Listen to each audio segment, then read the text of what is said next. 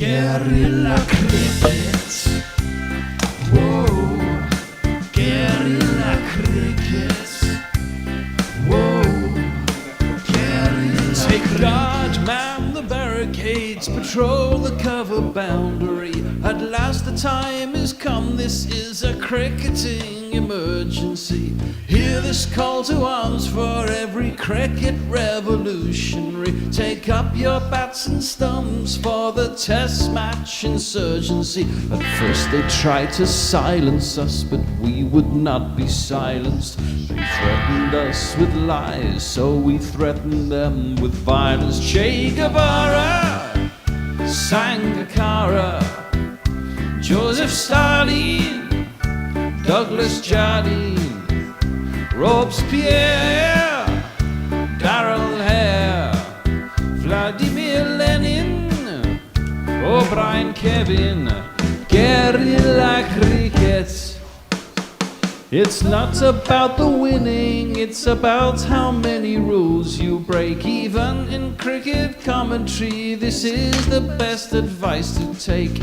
Pick guerrilla cricket, it's the finest choice you'll ever make. There's so much more to cricket than rev counters and a slice of cake. At first they tried to sanitize us and clean up our act, but people like it filthy, and we know that for a fact. Fidel Castro, Lenny Pascoe, Carlos the Jackal, Umar Akmal, Mahatma Gandhi, Grant and Andy, Brendan Behan, Austin Ian, guerrilla cricket.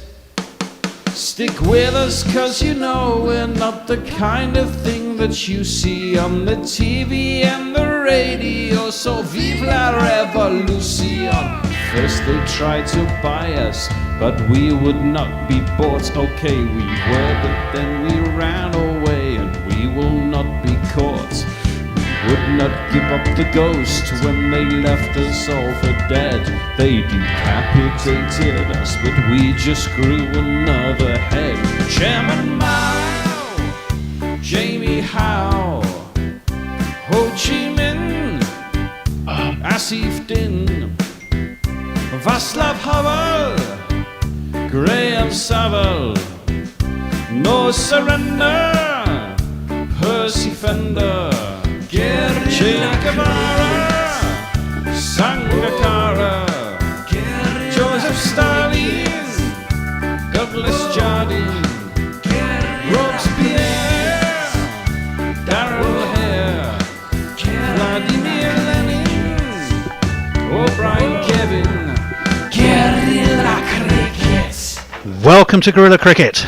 After snacking on an endless diet of T20s, we are finally back to the wholesome goodness of Test cricket with England and the West Indies at Lords. There is so much to look forward to with this series, and a rich history between the teams. 1950 was when the West Indies first won at Lords. Those two little pals of mine, Ramadin and Valentine, plus Clyde Walcott's 168 not out, of course.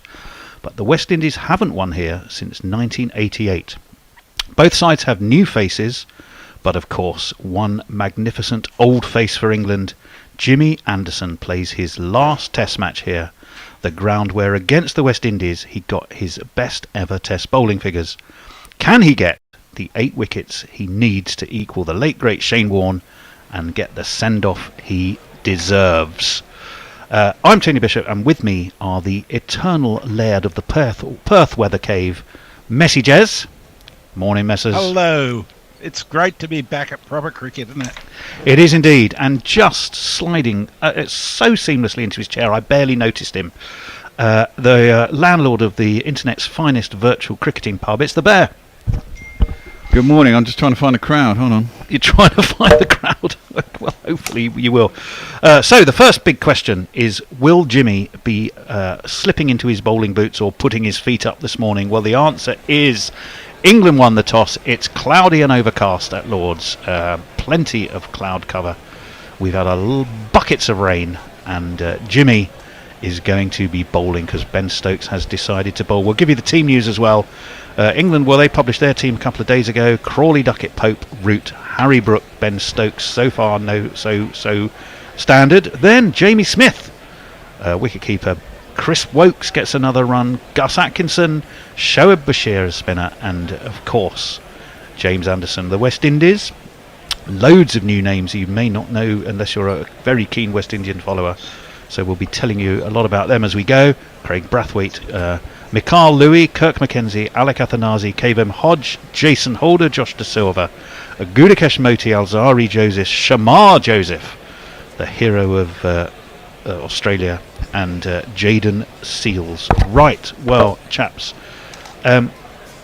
Messers, this has been billed by a few as England reaching Baz Point 2.0 with their selections. What do you make of that? So, I think it was entirely necessary for England to start re-looking at their team.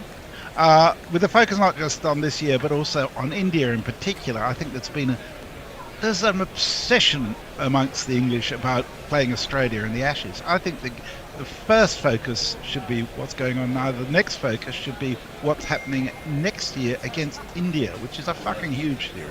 Anyhow, I have some views in relation to Jamie Smith, who I think is set to be a test batsman. I'm not sure he's a test wicketkeeper. And in that case, I would have thought that sounds like rinse and repeat then. He could come in possibly for Pope, and that Ollie Robinson from Durham, not the other Ollie Robinson, should seriously be considered as wicketkeeper if they're not going to go with Pope. I think Pope's been hard done by, but I think it's exciting to look at new talent in the team, and I'm really looking forward to it. I'm also really looking forward to the West Indies. I think after their performance in Brisbane against Australia, that was really exciting stuff. Well, I'm worried about the strength of their batting lineup, but their bowling lineup really is quite impressive in my view. Bear, we're looking at him on screen at the moment. It's impossible to divorce this match from Jimmy, isn't it? It's all it's a test match to be won, but it's so much about him, isn't it? It is, and I'm hoping he gets those 8 wickets or 7 wickets or whatever it is he needs. He needs 7 to tie, doesn't he, and 8 to get above him, or is it 6 and 7? He needs 8 to draw level with the great Shane Warne, 9, I think, to get one ahead. To have a 10 wicket match then, please. Well, that's what he needs to do. I found some interesting stats. You'd be pleased to know. Of course. Jimmy, since he bowled his very first ball for England, we've had 8 Prime Ministers now. Watford have had 28 managers. Wow. That's impressive. That's more than one a year. Well, there you go. He's done them well, hasn't He's running over 500 miles for England. Wow. So far in his... He's like the Proclaimers. He's like the Proclaimers. I would run in 500 miles. Apparently, according to 40, though, Brescia in the Serie B in the Italian football have had 43 managers. Fucking How the hell he found that out, I don't know. That's over 2 a year. Well, there you go. So don't go hurling rocks at Watford when you know. Certainly not if you're a Brescia fan. Right, what else? Plenty to talk about. So Jimmy. I think, Messers, they're better balanced sides than many people are giving credit for. Remember what the West Indies did to the Australians in Brisbane, and Shamar Joseph's magnificent performance there. Indeed. I do think that they have been underestimated in the past, and having seen the West Indies 2 years in a row in Australia, which was a bit weird, the team that came out last year was streets ahead of the one previously, and they had some belief, and I think that makes such a huge difference that they actually realise they can, if they get it right, actually win tests. The fact that they currently have beaten England in their last outing helps them a lot in that regard. Well, they did. It was a big win too, wasn't it, in the West Indies? Well, we haven't won in the West Indies since about 2008 something. I mean, can you turn yourself up a bit, Messi? Or get your mic closer to your mouth, whichever that works.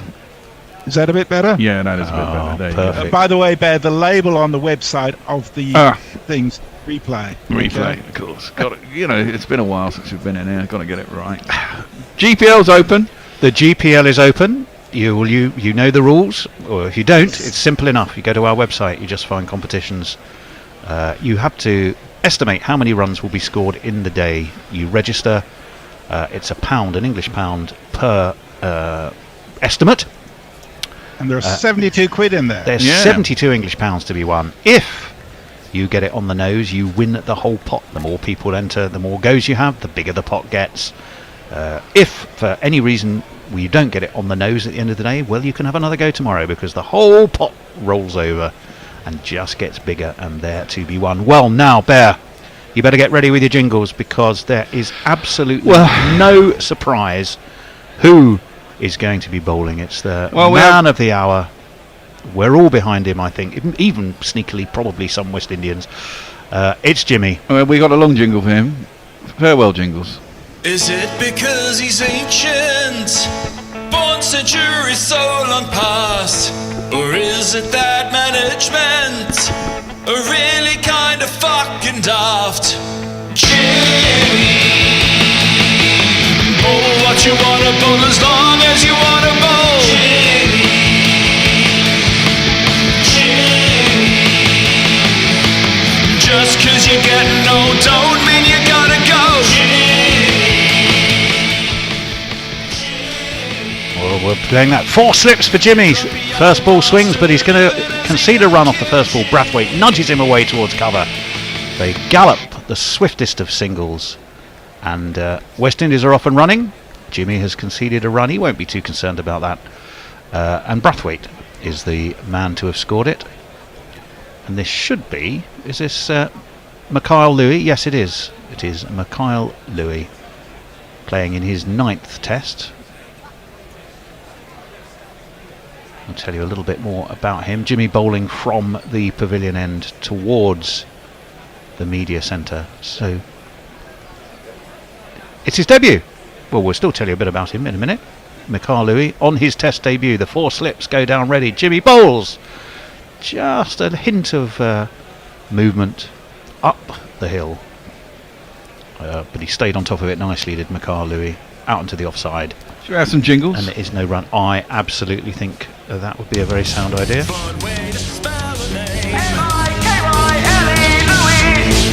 And what does this guy do? He goes to bat.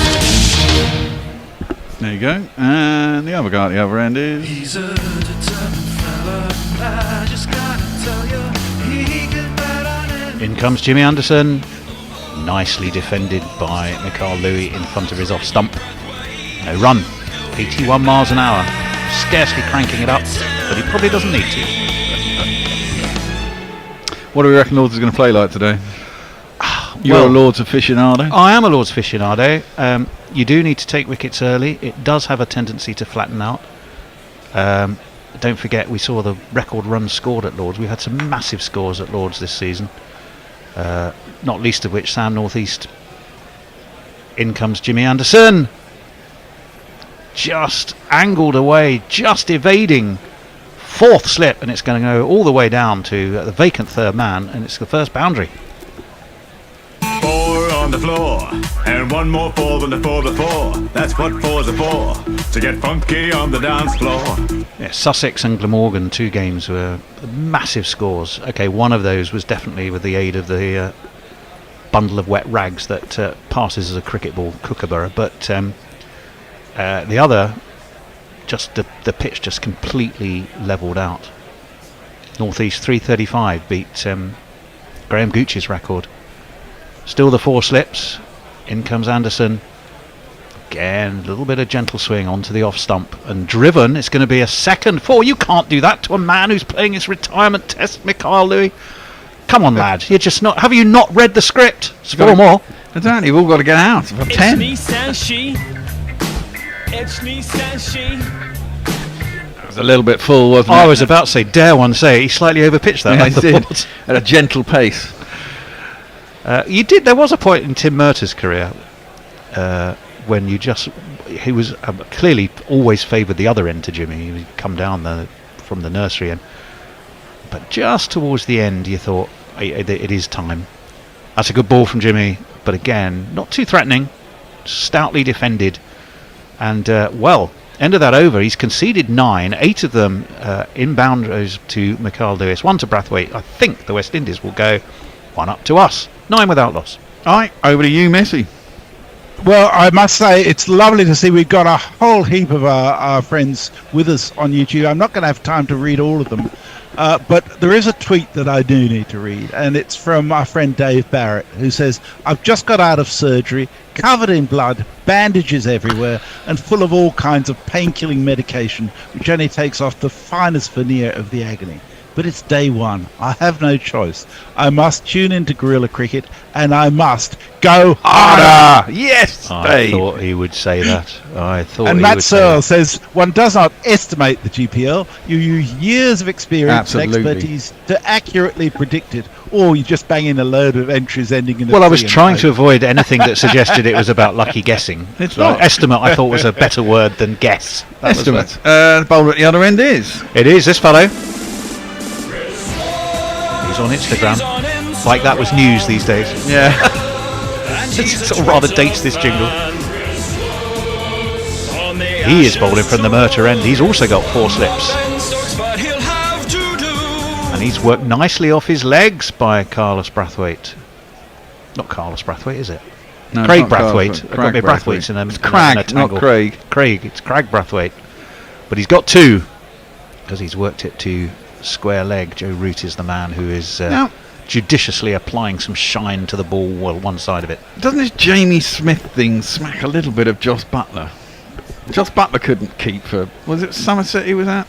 He's got black gloves. And then he went to Lancashire because he was going to keep. He didn't end up keeping there either. And we still had him in the England To side. be honest, the ball's hit the bat most of the time. He hasn't had anything to do yet. Yeah. That one is wide and swinging away, and this time he does have something to do because he dives in front of Joe Root at first slip and makes a good job of it. Tidy enough. Tony, you know, but Lord's much better than I. It does seem to me to be there's very little grass on this pitch for an opening day at Lord's. Well, as I say, it's the thing that has characterised most of this season for Middlesex. And don't forget, Middlesex have made a couple of scores of 500 and 600. Well, only one of which was severely Kookaburra affected innings. That's wide and swinging away, and again through to Jamie Smith, who deals with it competently enough. Remember, a man who doesn't keep for his county, but here he is keeping for England. And he's again, quite a there's good no keeper though, isn't he? Well, I'm sure. Yeah, of course, I'm sure he will be. I mean, I we'll don't come think on he'll to be that the long-term mentality. keeper, though. I think you'll find that within You think 12 Ollie months, Robinson, don't you? The he'll other be Ollie there Robinson. on his batting, and the other Ollie Robinson will be in the team. Is Ollie Robinson a good keeper? Yeah, he's done Yes, very well. very for good Durham. keeper and a very, very successful batter. Wokes is in, and that again is defended in front of off stump and out towards cover. I have to say, there at the moment, nothing that has looked remotely threatening. 2 bowlers trucking in at 80, relying on the conditions in the pitch. Exactly. And I was just thinking maybe we should have batted. it's not looking great. 11 without loss. The West Indies. I wonder how long the other Ollie Robinson is going to have to be known as the other Ollie Robinson, or will the initial first Ollie Robinson fade into obscurity, thus making him the only Ollie Robinson. That's on leg. It's whipped nicely, or just tickled round the corner. That's going to go all the way down to fine leg. I think it was off the bat. No given us leg buys. Up goes Nitin Menon. Hot from the World T20 final. He's hopped over here, and I think it's him and Rod Tucker. From memory. 1, 2, 3, 4. Don't know. Pretty sure it is. Well, the first 2 overs have been shit. Well, the first 2 Okay. overs haven't been great for England, that is for sure. I'm just going to give some shout-outs to people on YouTube. Kieran Roseblades here. Brown in Brisbane, of course. Jonathan Shawland, who can't watch it on TV in New Zealand, so he's relying Wokes on is us. in. Again, it's just straying onto leg, flicked away down to deep backward square. Atkinson, I think, was the fielder down there. They will take a single. It means Craig Brathwaite will keep the strike at the end of the over. It's 16 without loss, and after 2, that's an 8 and over is not. Well, England don't It's care. T20 scoring. England don't care about runs on the board. They care about taking wickets, but they've not looked in the first 12 balls remotely close to doing it, I have to say. Messers. Mayank's with us. Matthew Cullen's with us. Mog is with us. He says, I already missed the T20s. When are they coming back? Mog's done some superb new jingles for us. Oh, including as the has Jimmy Perko. celebration jingle. Yeah. Stephen Kelk just said, Jimmy, Jimmy, Jimmy. A cargo crew. who's New name Jimmy's to me. age. Sorry. Yeah, that's... Mog says, what a fucking awesome Jimmy jingle. I wonder who did that one. Well, it and was Leah's with us. Jimmy and Anderson Pirate Badge. in, and that has rather squared up Brathwaite, who just about gets a bit of outside edge onto it, down to backward point. There's no run. Let's carry on. That's you were mid-flow. Yeah, so Leah's with us. Not a pretty points thought. out today's Gavaskar's birthday. Pirate Badger's with us, Mr. P and Rene Keita. Welcome to all of you. I know yesterday was Louis Jordan's birthday, for anyone who loves the great Louis Jordan. Well, there was certainly one Louis, both Louis playing. That one squirted away into the offside again, short cover, no run. That's a bit more like it. 85 miles an hour. He's just, you know, when you These old men need to crank it up. You know, as well as I do, Bear, you don't just jump out of bed and you're at full speed, do you? You know, it takes a bit of time. Speaking of famous older men, we're seeing the fabulous Sir Vivian Richards. The guy next to him's a musician, isn't it? It's not his son, is it? The guy we almost but never quite managed to interview during the West Indies series that was defended back towards Jimmy. That famous, yes. He never quite made it. When David would be lining up all these fabulous guests, he was always on the guest list to come and chat to us, and never made it. Funny that. He does look so. The thing is, Viv Richards is not a hair on his head now, shades, grey beard. He looks the epitome of cool. He does. He absolutely does. I loved it in the West Indies actually in the World Cup. All the superstars of the World Cup. After Jimmy Anderson in. That's a better ball, and it hurries Brathwaite a little bit, who dabs it into the onside. And Stokes rushes into field. There is no run. They're like in most countries when people come out with, transporting the trophy and all that shit, they come out and they're all suited and booted. Chris Gale, Viv Richards, they all came out in jeans and a shirt. I loved it, and trainers. I was like, yeah, sorted, boys. Well, we've had lots of interesting chats recently about West Indian cricket. I'm sure, I'll tell you a little bit after this delivery from Anderson that's defended just outside of his off stump, maybe on a 4.5 stump line by Brathwaite. Better over from Jimmy this. He's found his range. I wouldn't say he's found his menace, but he's found his range, and has managed to deliver 4 dot balls after what was an uncharacteristically expensive over in the first over.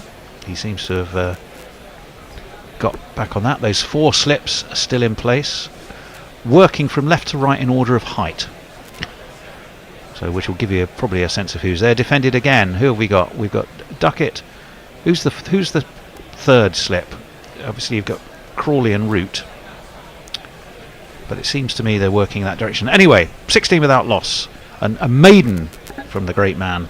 8 for Mikhail Louis, 4 for Brathwaite, and over to you, Messers. So there has been a super chat, But it's for you. and it's from a bloke called Jeremy Henderson, because I thought Mog's jingle was so good it required a reward. We have more. We've got a couple from Jeff as well. Or to be more accurate, we have one from Jeff, which has 2 slightly differing lyrics. And of course, I'm going to play the one that I prefer. We know the one you're going to prefer, which is the one with profanity in. Of course. Well, I think most of our listeners would prefer Well, that. exactly. Chris Woke's going to bowl again. Yeah, this place ain't no woke. Well, he's Chris Wokes. The camera draws back. We're getting sort of the media centre view, which is you see that slope. That's a much better ball. It's a huge shout. No, says Nitin Menon, and in the style of all commentary everywhere on cricket, it was a huge shout. It wasn't just a polite inquiry. It wasn't just a gentle shout.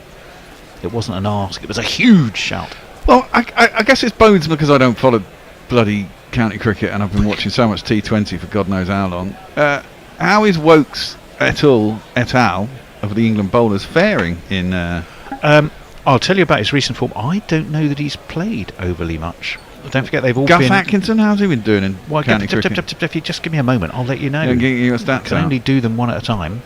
That one's defended. Out towards point. They take a quick single. Right. You want to know about Wokes? I'll give you some Wokes info if I can find him. What's he been doing this season? He's only played 2, got 1 wicket. So how come he's playing for England? Well, that's Because he's he's always good in England, you know that.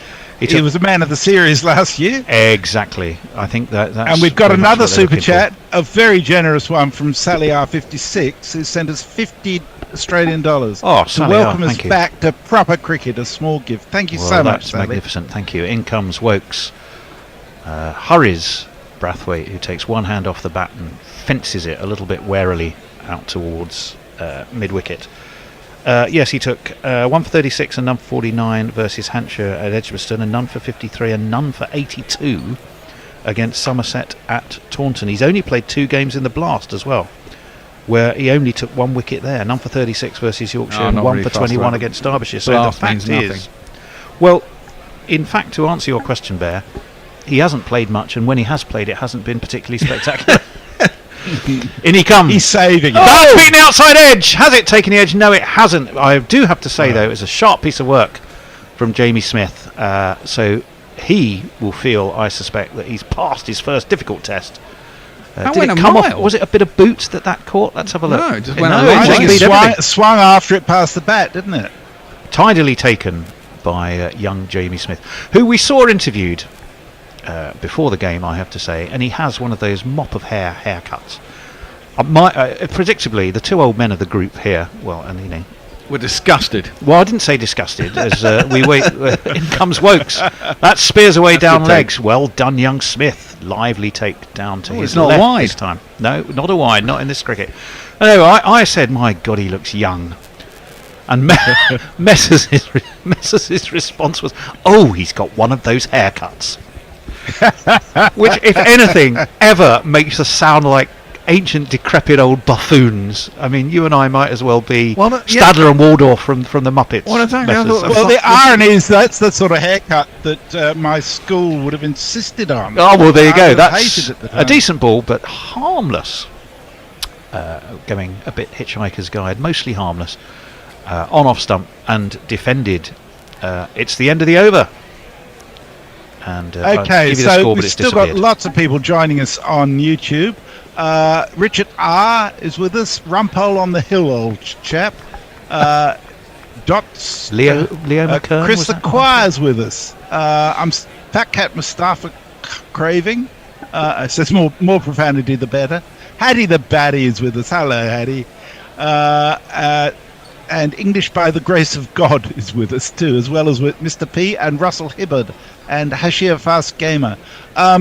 So it's wonderful to have you all. I'm sorry, there's so much going on that it's pretty much impossible to read. Well, many what's going versions. on is Jimmy, again, from the pavilion end, straying onto leg, worked off his leg to backward square. 2 fielders converge, they take a single. Louis will move on to 9. Well, English and by the Jimmy grace will of God concede a single. says that Woke's dad died, so he took a break. Wow, and that makes sense. Well, that is right. not a good thing, but it's helpful for us to know. Thank you. Jimmy's. Well, do you want to know how Jimmy's has been going in the county championship? Well, I know now? he got 6 for 30 odd in the morning session of one game. Well, he did. He's only played the one. He's limbered up for this test with one game, which I think was at Southport. In he comes. That's up onto his toes. Goes Brathwaite, defended into the offside. No run. Yes, you're absolutely right. 7 for 35 he took, and then 1 for 29. Absolutely blitzing knots at Southport. And also, in true Jimmy fashion, he got naught not out. Only with the bat. So I think they. Well, I said on our podcast, I'm dreaming that he goes out, his last shot in Test cricket will be a reverse sweep. Oh, For 4. well, or yeah, you never know. I don't think he's going to hit a 6 like Brody, but if he reverse sweeps a 4 for his last scoring shot in Test cricket, I'll be happy. Well, at the moment we're concerned with what he will do with the ball, because he's bowling to Craig Brathwaite. Still 4 slips for England. Wide, little hint of gentle swing, 84 miles an hour through to the so far impeccable JB Smith, who's been tested a couple of times with balls he's had to dive left and right, which he's done well. And the score still is 18 without loss. Jimmy has hit 3 6s and 184 4s in Test cricket, which is pretty impressive. Well, how many Test runs has he scored? 1,353. So he can be included as an all-rounder. Oh, that's a terrific ball. Now that was better. That was the famous corridor of uncertainty. And one thing we can be certain about is it's not a wicket. but it drew Brathwaite in. Seemed to He hoop in felt a he little had bit to and then play. straightened, didn't it? Yeah, it was. What It was was the classic. It was kind of a leg cutter, really. Nipped away off the pitch, and it was too good for Brathwaite to get a bat on, and tidily taken by young Jamie Smith of Surrey. Well done him. Nerveless behind the stump so far. Jimmy Anderson in, beaten the outside edge again. This is more like it, Jimmy. I was almost called him young Jimmy. Well, I suppose I can. Yeah, he's younger than us. He's younger than us. And again, he's beaten Brathwaite. Nicely taken by Jamie Smith. He is only 11 years younger than me. Well, he was. Well, he was. Remember, those England players, famously not born when he made his Debut. His debut for England. He's got a few more Ryan test Ahmed wickets being one than of you, though. There. In he comes, up onto his toes goes Brathwaite, nicely defended, stoutly and I wasn't given the chance, solidly. Messi. So, Not even in the IPL. Kieran Roseblade is with us, and he's been 18 waging a campaign for a long time. Sorry, Tony. He says, is everyone as happy as me about the omission of the Ginger Ninja? I've got to say, I'm not sorry to I don't say see happy, but I left do out. think the way that Rob Key kind of positioned it was, frankly, his stats have been going in the wrong direction. He needs to get back, he said, to where he was 2 years ago. I think the main question mark is, does he have the heart or desire to do that? And that only he can know. Chris Acquire says 290 people watching. We need more Patreons, please. Maybe We when do. get a break, get a chance to speak when we have to the that. first drinks break, we'll explain the situation. Yeah, we Yeah. do have some new Patreon levels to make it tasty and attractive as we possibly can for you, as if just not our company is not that already. That's defended off the bowling of Wokes. It's interesting, isn't it, though, when you remember England have craved the fastest fast bowlers, just bowling 80-mile-an-hour nibblers. Says the England management is not the way to go. And For so the we open future. up with So what are we? 80-mile-an-hour nibblers. Who do we have opening two 80-mile-an-hour nibblers? Admittedly, in both cases really, but in one definitely very much the best in the business. As in comes one of those nibblers, defended in front of his off stump tidily by, I have to say, a very assured looking Mikhail Louis, who's yet to play anything resembling a full stroke. Only Brathwaite, who's also looked relatively untroubled, but he has gone on in very Brathwaite-like fashion. He's not a quick scorer. He's an archetypal, old-school opening bat, and he's got 4 off 22. But Mikhail Louis has, on his debut, has looked as nerveless as young Jamie Smith has behind the stumps, which is encouraging signs for both the West Indies and for England, I would say. Yeah, he looks all right, I have to say. I'm not too displeased with him so far. And that, I'm sure, is the thing that is uppermost on Oh, his of mind. course. What the bear thinks is everyone should be Never- uppermost in everyone's mind. Never mind the 20-odd thousand people at Lord's, the million or so on the telly, and the listeners and to Guerrilla Cricket. Oh! As he a little waggle, but he didn't get anything on it. So there you go. Having talked him up, he doesn't move his feet. He dangles the bat like a fishing rod, and he was lucky to survive. As young Smith, who I can definitely call young Jamie Smith. What is he? 21, Jamie Smith? I'll have a look in a minute. I don't know. Somebody wants to be let in. I don't know who that is. 40, I presume. Oh, it might be the great 40.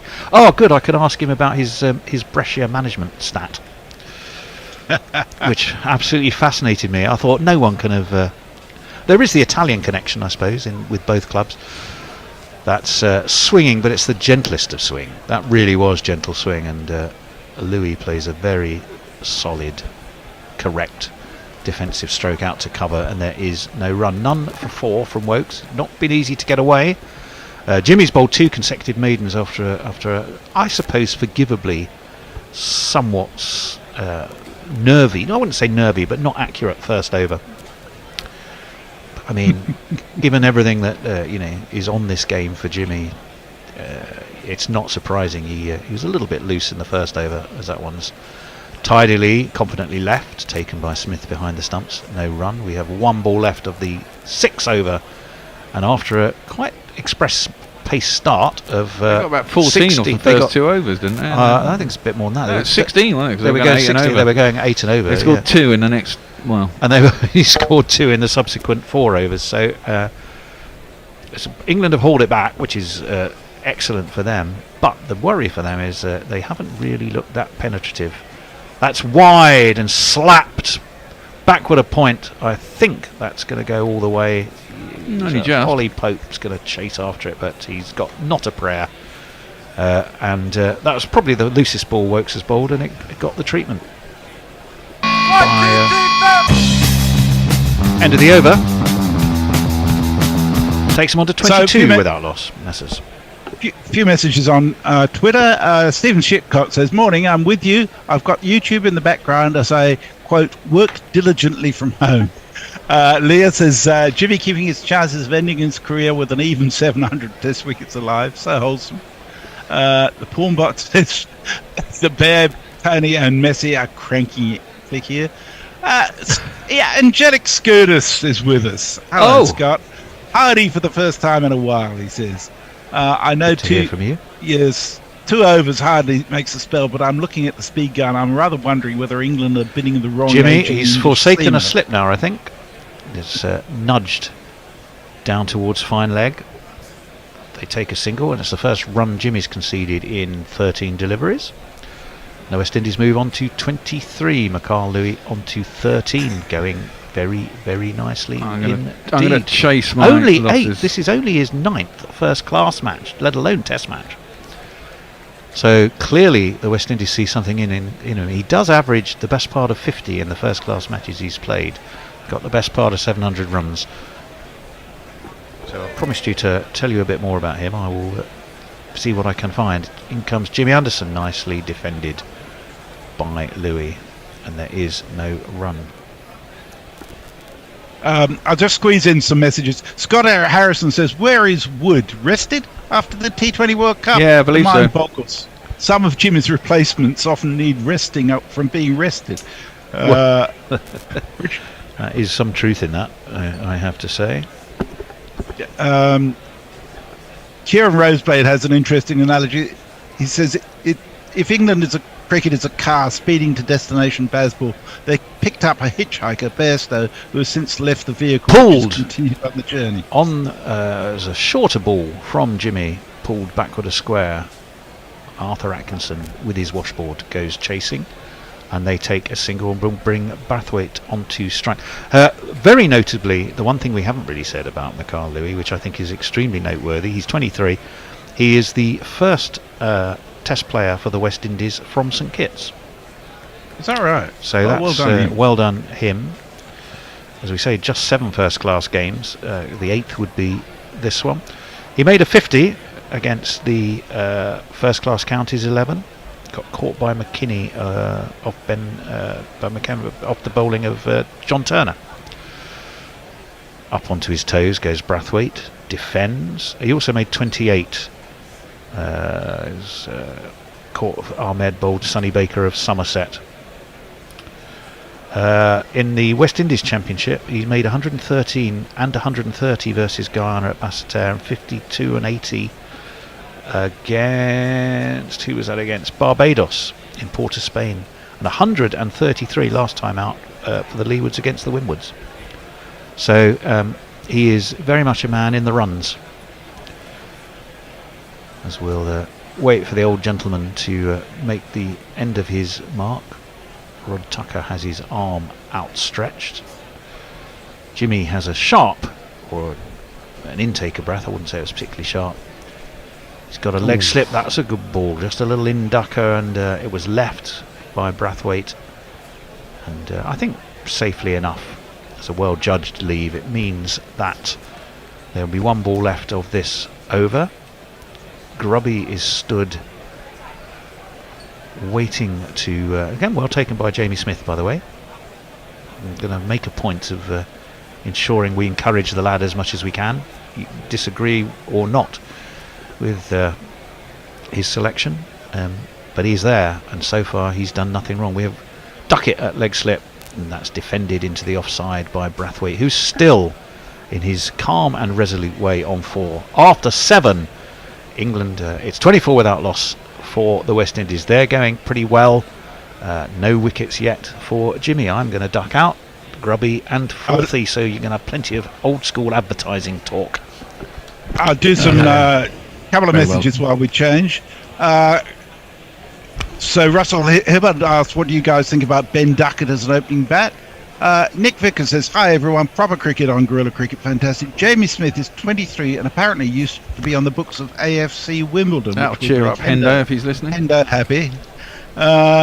And Chris Acquire says, I love it when Tony takes me back to my father's childhood with his cultural references. Arthur Atkinson.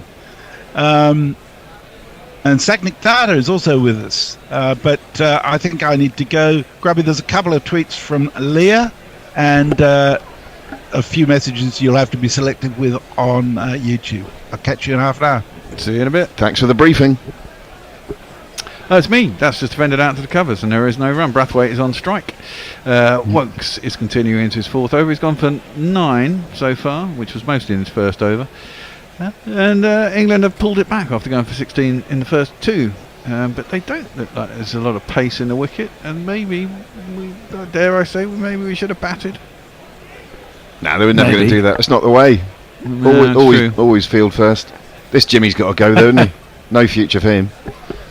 Wokes in. Oh, prodded at. Looked like he was trying to draw the bat away and ended up getting a bat on it. It's gone out behind Pope at point. Probably come back for 2. Yeah, an easy 2. Brathwaite finally moves on to 6 of 27 deliveries. 27 for none. Morning, Forthy. Hello there, Bear. How are you? I'm very well. How are you? Yeah, very good. Now, apologies if you hear any snoring. It's not me. It's the dog. It's Toby, yes, at my feet. I've also got another Jamie in the studio with me here. Jamie Forth is my eldest child, is watching with us. So he might add an expert comment from time to time. Okie dokie. Good day, Forthy Junior. Do you want to say shout out good day? Good day.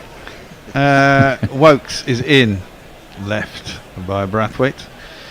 Through to keeper, there's no one. I like the fact that Brathwaite's bat has lots and lots of red on it, unlike the modern way, which is they basically either use a new bat or sand down their bat after every inning, so it looks exactly like it's brand new.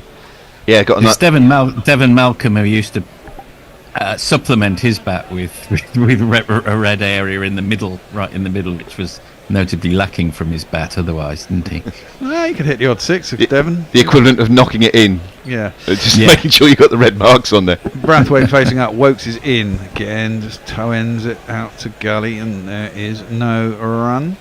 It's good to see everyone in and Test cricket back in. It's like we almost have 2 different squads for Test cricket and T20. It's a whole different ball game today. Just tap it a little bit, it'll come through. It's a bit some loose connections in the studio here. Yes. No jokes on that one. Yeah. Thank you very much. Always loose connections, which is why we will get onto this Patreon thing. We have changed the levels of Patreon, which sort of alarmed a lot of people because Patreon sent out an automated response yesterday. Patreon harder. Yeah, exactly. Patreon harder. Wokes is in. It's defended up to mid on by Brathwaite, and there's no run. Yeah, we've done that because, as you will have noted over the World Cup, I've got to get rid of the flat, and the flat has kept us going for like 10 years and has been quite cheap, but obviously interest rates have gone up and my situation has changed, and we are now going to have to move from the studio here, and we've got to rent a space which is going to be more expensive, and we do rely on you guys via Patreon and Super Chats and all the various channels we have that gets. Oh, that's absolute cracker from Wokes. Squared up Brathwaite. Somehow he didn't manage to get an edge on it. It's gone through to the keeper, and there is no run. 27 for none after 8. Let me just carry on. We can get some message in after. Jaffa, indeed. And so we have changed the Patreon levels, which alarms some people, and some people might want to duck out. That's fine. Hopefully you'll up your ante. We kind of need to double our Patreon intake a month, and then we'll be happily able to hire about 250 square foot. We'll be able to set up a studio. And manage to keep going. If we don't, it could be the end. I don't want to put it like that, but it could be, because I can't afford to subsidise it. I don't think anyone else here is prepared to subsidise it, and we rely on you. And if you want our great commentary, and we love your company, it's a small sacrifice to pay. I worked out $5 is basically it's a fucking Starbucks a month. $10 is 2 Starbucks, or Starbucks and probably only a croissant at fucking Starbucks because they're really expensive. So if you forgo one of them, and they're not very healthy, instead put it into us. We are very healthy. happy. We're very healthy. We're a healthy. Charities make all their money out of legacies in wills, don't they? If lot of you've that. got a very elderly grandparent who, of course, you cherish and love, but you know what I'm saying. Yeah, exactly. Do the right thing. Some people donate. Some people donate to fucking cats and fucking donkeys. Exactly. Donate to Forget gorilla that cricket then. instead. That one is a beautiful ball, prodded at by Louis, but it beats his bat and through to the keeper. And there's no one. England have certainly put the brakes on after the first 2 overs. Look reasonably good. They'd like one of these to just nibble the edge though and start with a wicket. This Mikhail Louis looks all right as well. He does. Gets right forward. Gets Tall over and the top of the ball. Time. Ooh, that one jagged a little bit off the seam. Played down inside the line. Is it Mikhail? Yeah, Mikhail. Yeah. Mikhail Louis lets it through to the keeper, and there's no run. Spelt differently from Gorbachev. Yes. I was going to say, that was famous Mikhail's. That was the one that came to mind. There's got to be sure. There's got to be a famous Mikhail footballer, isn't there? There sounds like there should be one. Of course, tonight is the big one. It is the big one. Mikhail Luzhny, ex-Arsenal. He was Mikhail. Yeah. True. Possibly. Yeah, he might have been. Oh, that's good deep knowledge of the Arsenal midfield from 20 years ago. Anderson in a little bit full, and Mikhail Louis gets right on top of it and defends it up to mid-off, and there's no run. What do we reckon to this new look? Well, it's not particularly all new look, but what do we think is going to happen with the new look Indian bowling attack? I mean, Gus Atkinson, happy with that? We'll see. Don't know enough about him.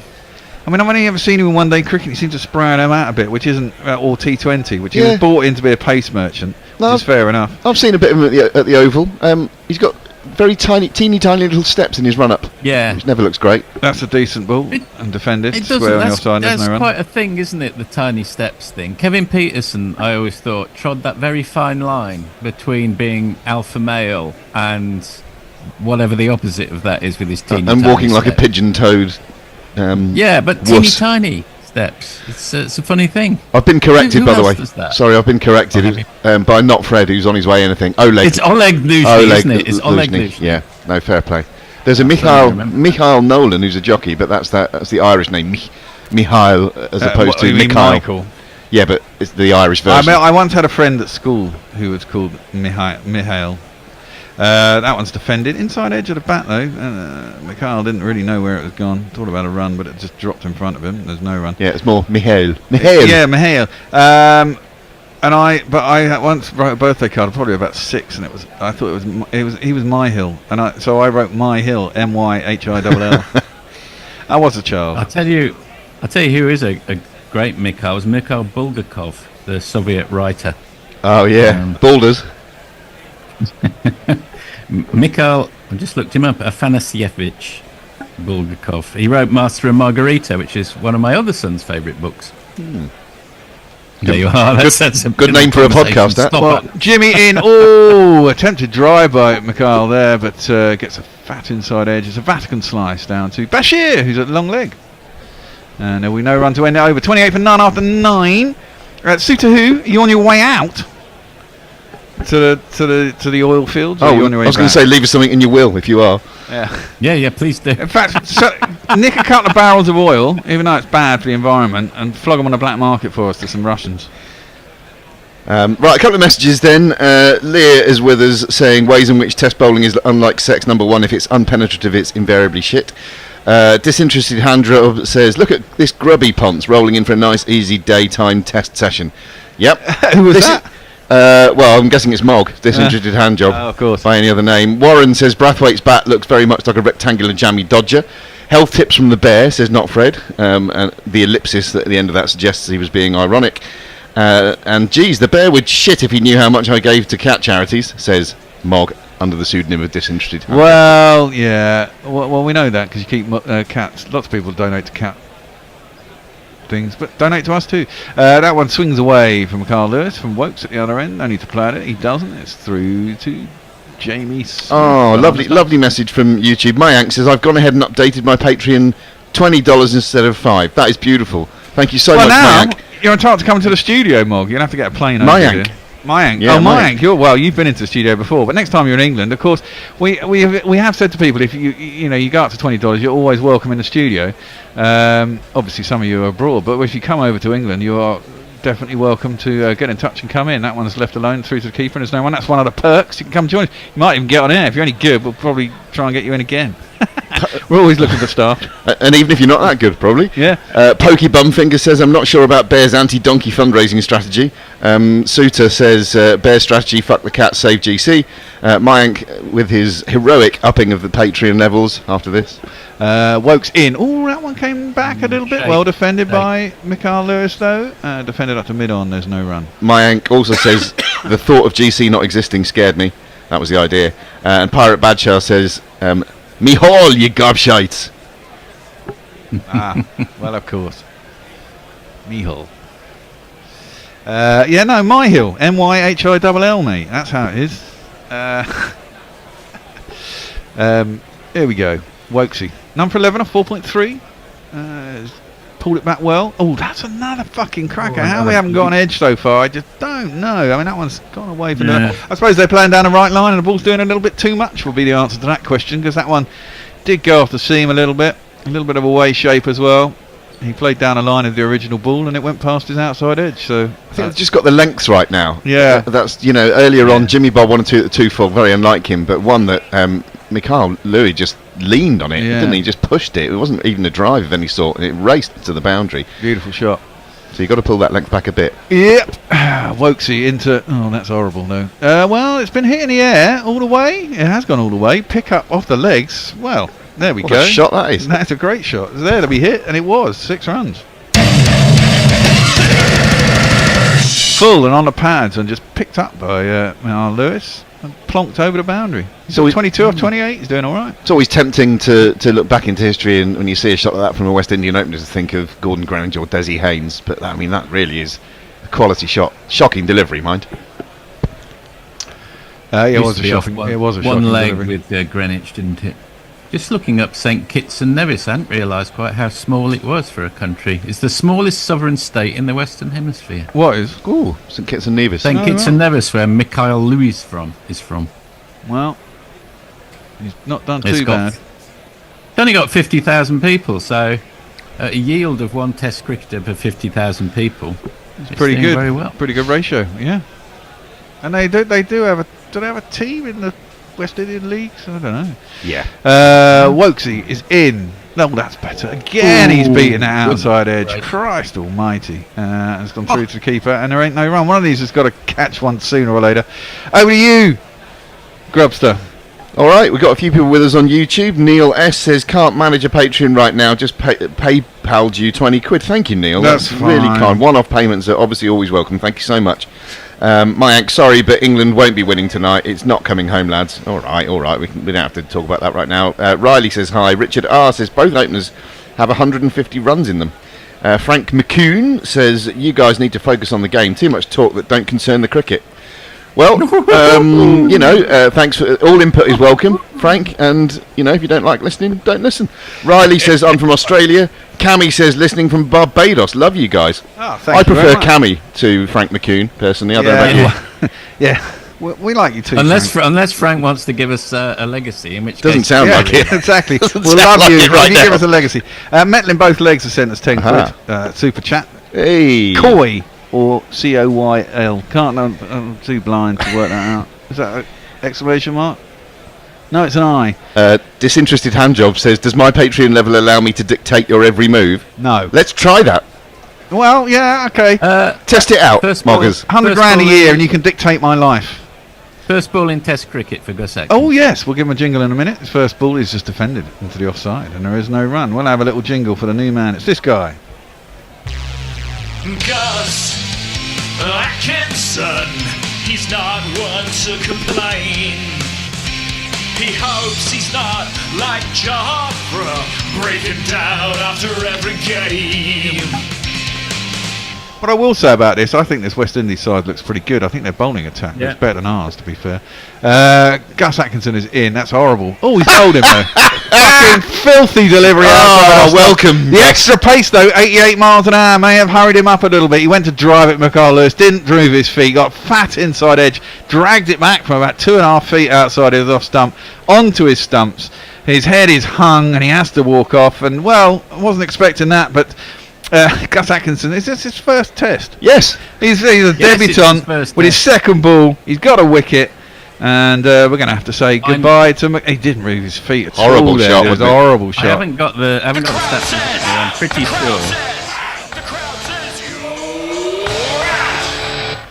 You're pretty sure that no one's got a wicket earlier in their Test career than that second ball. We're about to find out. Well, no, some people have got wickets with their first ball. It must be. In Test cricket? In Test cricket, yeah. In the history of the game. In the history of the game.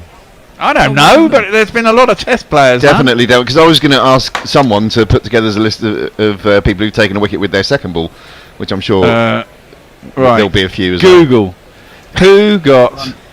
Google, what is this thing called Google? Wicket first ball Test cricket. I'm doing the same. Okay, you go because you're quicker than me. Well, no, I'm not. Oh well, I'm typing with one hand whilst holding a microphone. So. Well, it says first. Okay, 84 bowlers have taken a wicket with the first ball they bowled in one of the 3 formats of international cricket. In Test cricket, 24 bowlers have taken a wicket with their first ball. That's 24 more than I thought. I've got to be honest. Read us a few of them, Forthy, if you got the list there. The first was Australian Tom Horan. The most recent is South African bowler Shaper Mareko, 4th of February this year. Oh, there you go. So it's quite commonplace. Only Maurice Tate, Keith Miller, Intikhab Alam and Nathan Lyon went on to play in more than 10 tests. Oh, we got a lefty. Shoaib Bashir should go here. So, well, probably not this early. This guy. Kirk McKenzie has a secret, and all the cool kids laugh at him. Kirk McKenzie tries to side the track. This should get interesting because apparently his hero is Chris Gale, fellow Jamaican.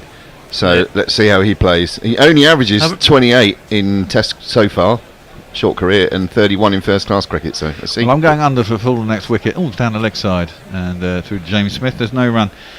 They're not giving me much for wickets here. 51.5, which is less than fucking 20 runs for the second wicket in a Test match. Well, you don't have to take their price if you don't want to. Well, I do. I feel compelled. Dennis Smith's only Test wicket was the one he took with his first ball. Wow. What about second ball? Well, that is pretty niche, but I'll give it a go. I'm sure they can tell you that on Google. That's very full from Gus Atkinson. Jabbed out into the offside. There is no run. I might be reaching for AI for that one. I'm going to pull out. GPL is open, of course. £72 it started out this morning. Guess the amount of runs. Not guess. Estimate the amount of runs. Calculate. Educated guess. There you go. That's the one. Educated guess. The amount of runs that was scored in the day. If you get it right, you get the pot. If you don't, the pot goes up and you get another chance tomorrow. Big pots are always good. Jabbed forward from Mackenzie. Up to mid-off, and there is no run. Like this, bit of pace, 88 miles an hour. Atkinson has started. Is Atkinson playing for Surrey now then? Yeah, okay. Yeah, no, I've seen him a few times. He's pretty sharp. He bowled a full ball, the ball before that one, which looked to my untutored naked eye like a slower ball, then it came up 90 miles an hour. Yeah, and he looks pretty effortlessly to get it up there. So yeah, it's always a good thing. He's in again. That one's through to the keeper, and there's no run. And of course, I guess Stokes is our full seamer. Yeah, he's up and running, isn't he? He's up and running now. Took a load of wickets against Somerset, of course. Of course. Your team. Thank you. 34 for 1 after 11. Over to you, Grubster. Go on, I was just going to very quickly say,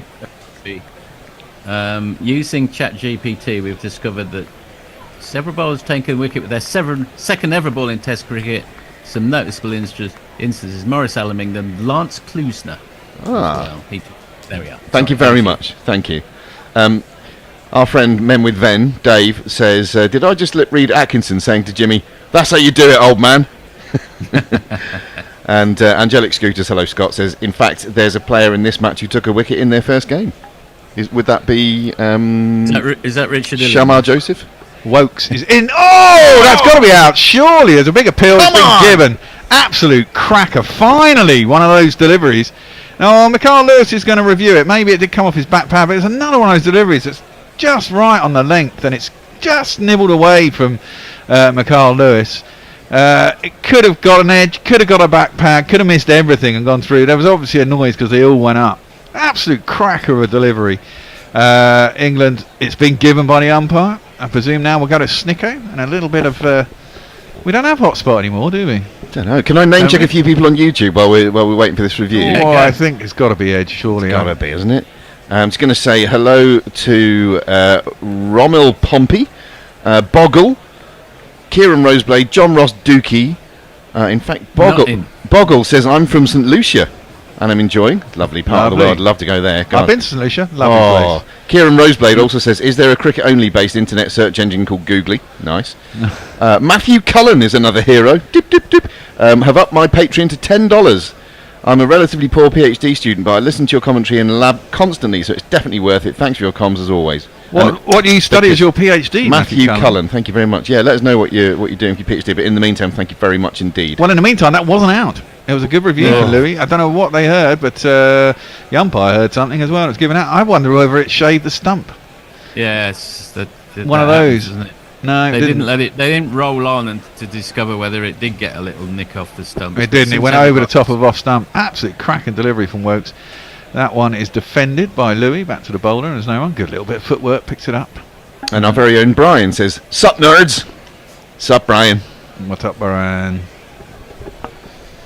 Which Brian's that? That's Brian, our Philadelphian friend.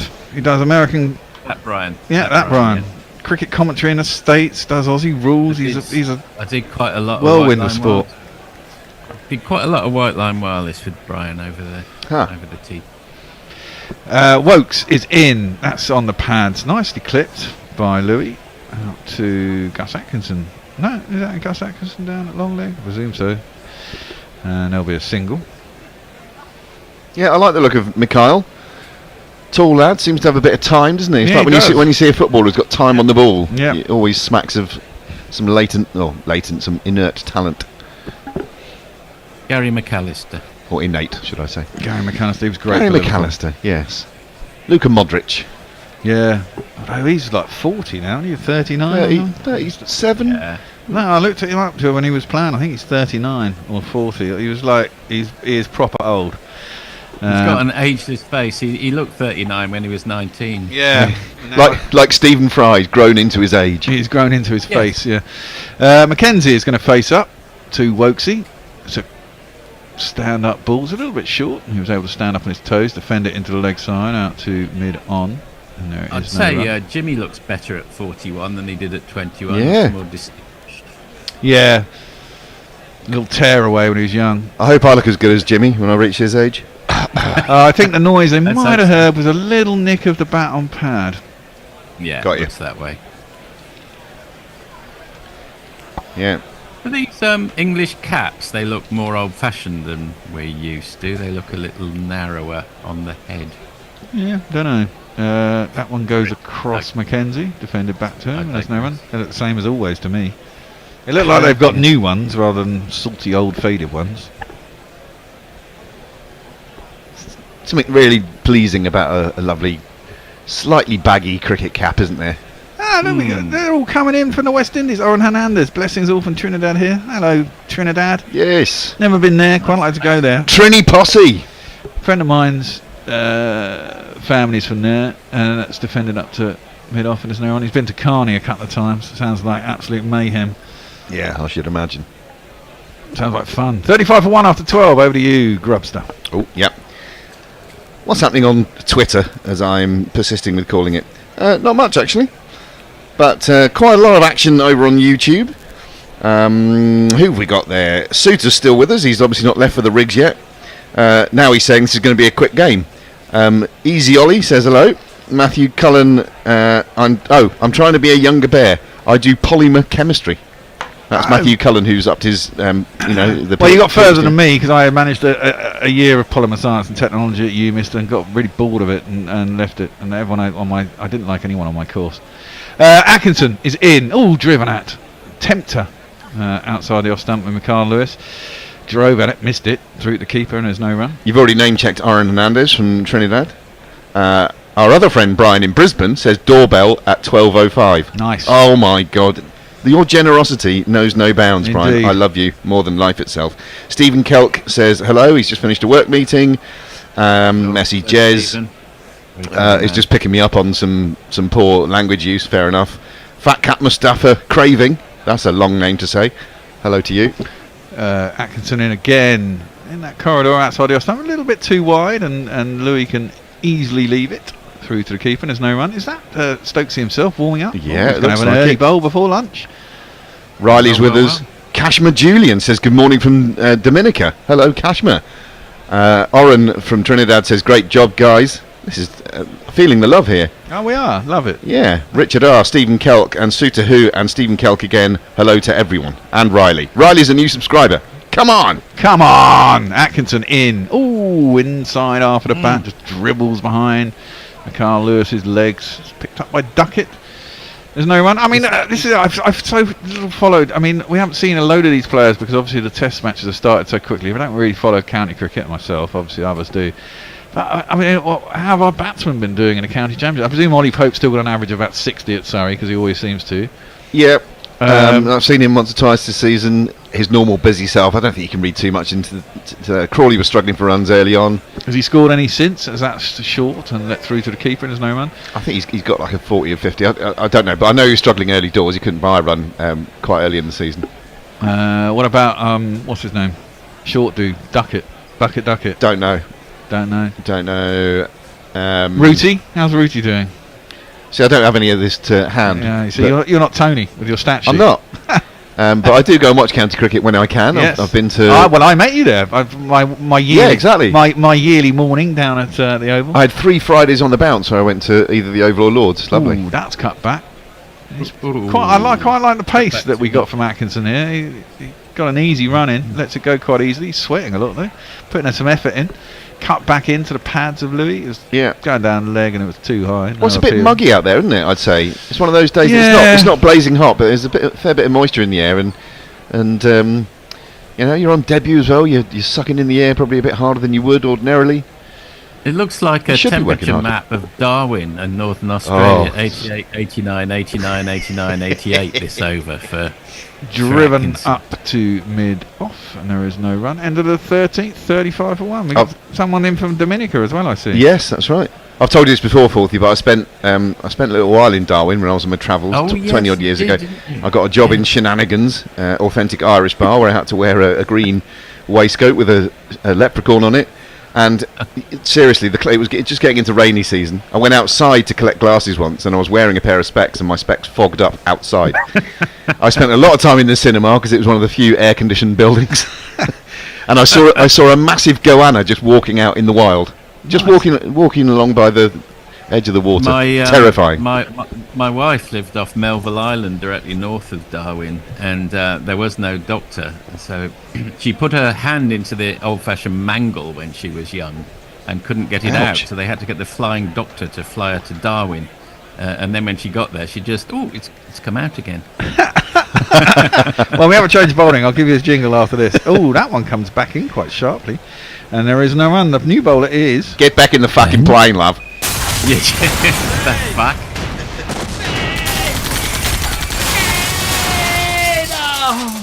Ben Stokes. The end is over. We're going to have a little switcheroo. There'll be drinks at the end of this over. Tony's going to come in and replace me. Grubby is going to take over from your ball by ball, and Messi is going to come back on your socials. Stokesy comes in.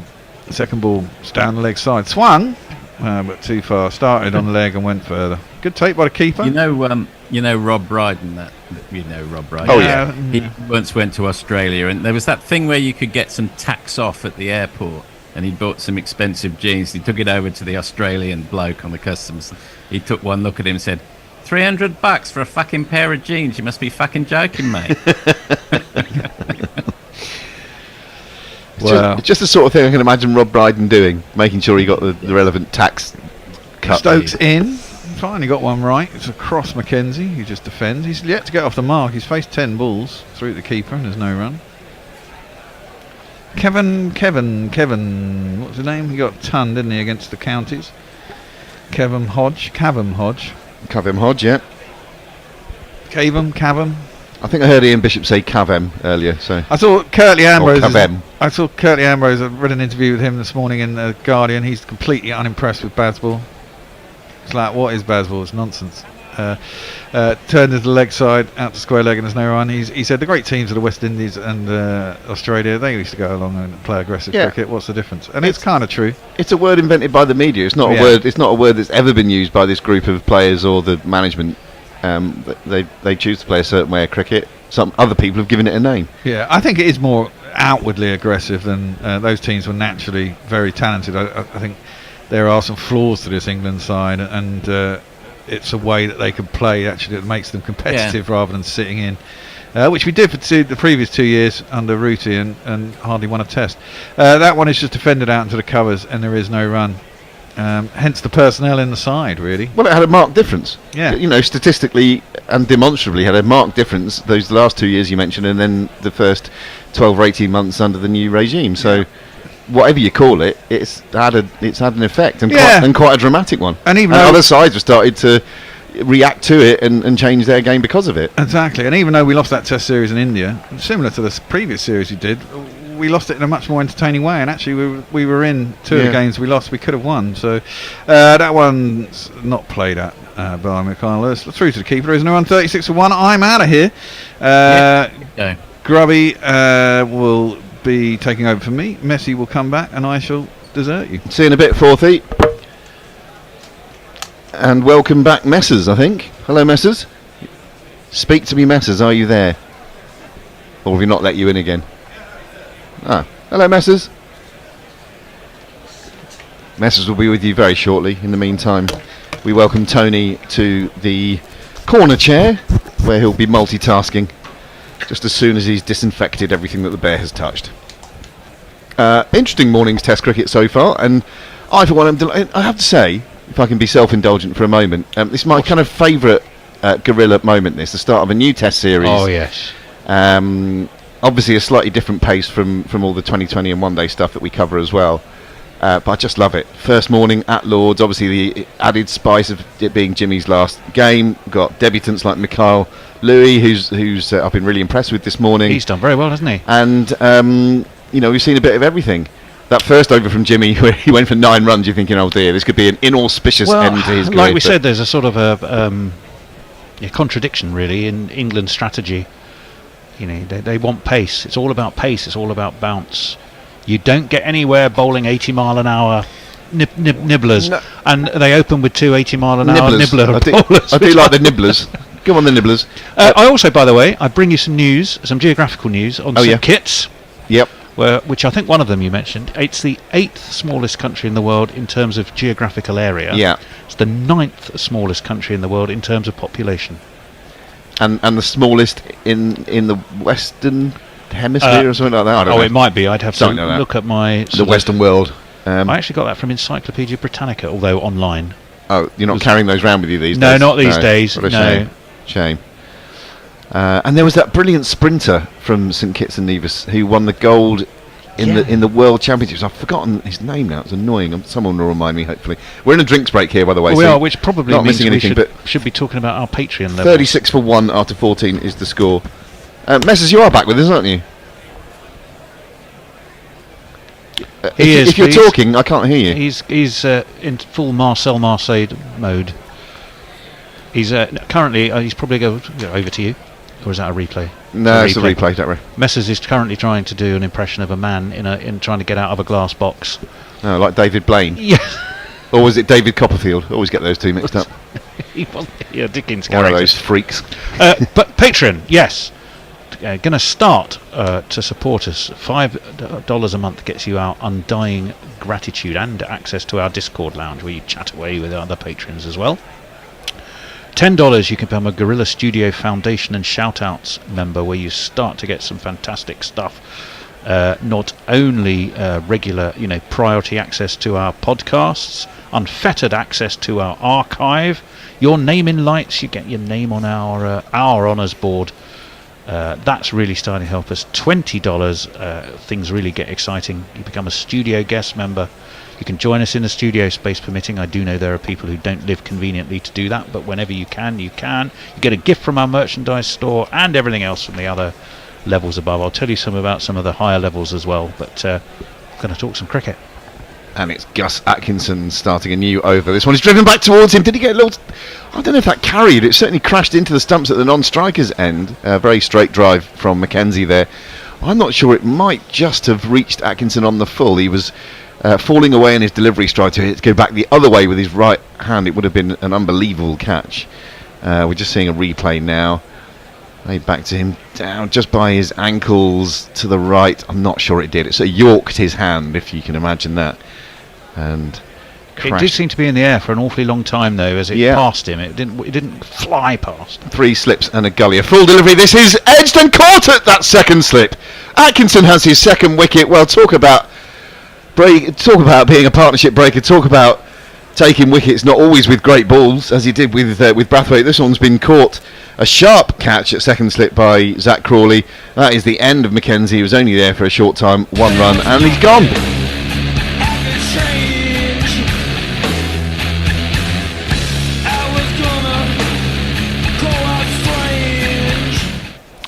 Well, bowling from the pavilion end, so a little bit of movement down the hill as we're looking at sort of the camera behind the slip cordon.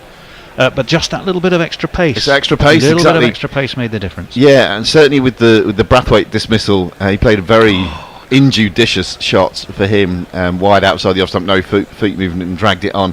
But yeah, as you say, Tony, it was that extra pace that did for him. And there, Mackenzie just sort of prodding at it really outside the off stump, the ball going across him. And it slid, and it went quickly, although at a comfortable height for Zach Crawley, right into the chest area. He pouched it, and now all of a sudden England are well on top here, 36 for 2. Well, they in the 15th are, over. but also all of a sudden the ground staff are starting to manoeuvre. There are spots of rain on the camera, and I think Rod largely Tucker and the Menster were looking up at the sky, going, "Oh well." The Nitster. We're we might have the odd light shower this morning, I think, but the rest of the day is set fair. I'm confidently going to say we're going to get pretty much a full day's play in here. Well, we all. Which is good that the game didn't start yesterday, because it was shocking yesterday, and my boys' under 11s game was called off. Oh, that's frustrating. Beddington. That's frustrating. Is that down near you, Beddington? Not too far. Yeah, it's not a million miles away.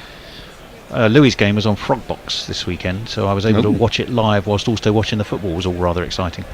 Now, new batsman for West Indies. It's this fella. Oh, he's the heckin' best. So frig all the rest. You will all adore Alec Athanase. One of a couple of Dominicans in the side. I know we've got a few Dominicans listening to us as well. So here's your man's first delivery. It goes across him, the left-hander, and through to England's new wicketkeeper, Jamie Smith. 36 for 2. We're in the 15th over. Quite eventful. Jimmy's first over went for 9. Gus Atkinson recently into the attack, and he has made the double breakthrough for England to put England currently on top, you'd have to say. Crawley's height definitely helped him there. Yeah, it was sort of chest height for him. Would have been head height for Ducket. Ducket would have been reaching up to tip it over the bar. Yeah. Oh, he prods at this one, does Athanase. Difficult to come in and face high 80-mile-per-hour bowling, particularly when, it's overcast. I wouldn't say it's gloomy or dark, but it's overcast there at Lord's. Yeah, how many Lord's games have I been to where I've looked at this weather and I've gone, oh, it's going to be tricky going. Yeah. and it has been.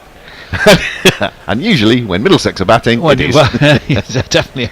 But Middlesex are normally not daft enough to bat on days like today. Atkinson has not conceded a run yet. That one is squirted by Athanase to 4th slip. So, yeah, Atkinson 2 for zip into his 3rd over. He took a ball with just his took a wicket with just his 2nd ball in Test cricket. Something that he shares with Lance Klusner, among others. I'm told, by Forthy when he was on, putting Forthy to work, looking up things like that. Yeah, I heard that conversation. I mean, the first name that sprung to my mind was Richard Illingworth when it was the first ball ones, because I guess I just know that nonsense. Yeah, no, it's good. Athanase is able to leave this one, completes the Atkinson over, 36 for 2. It remains.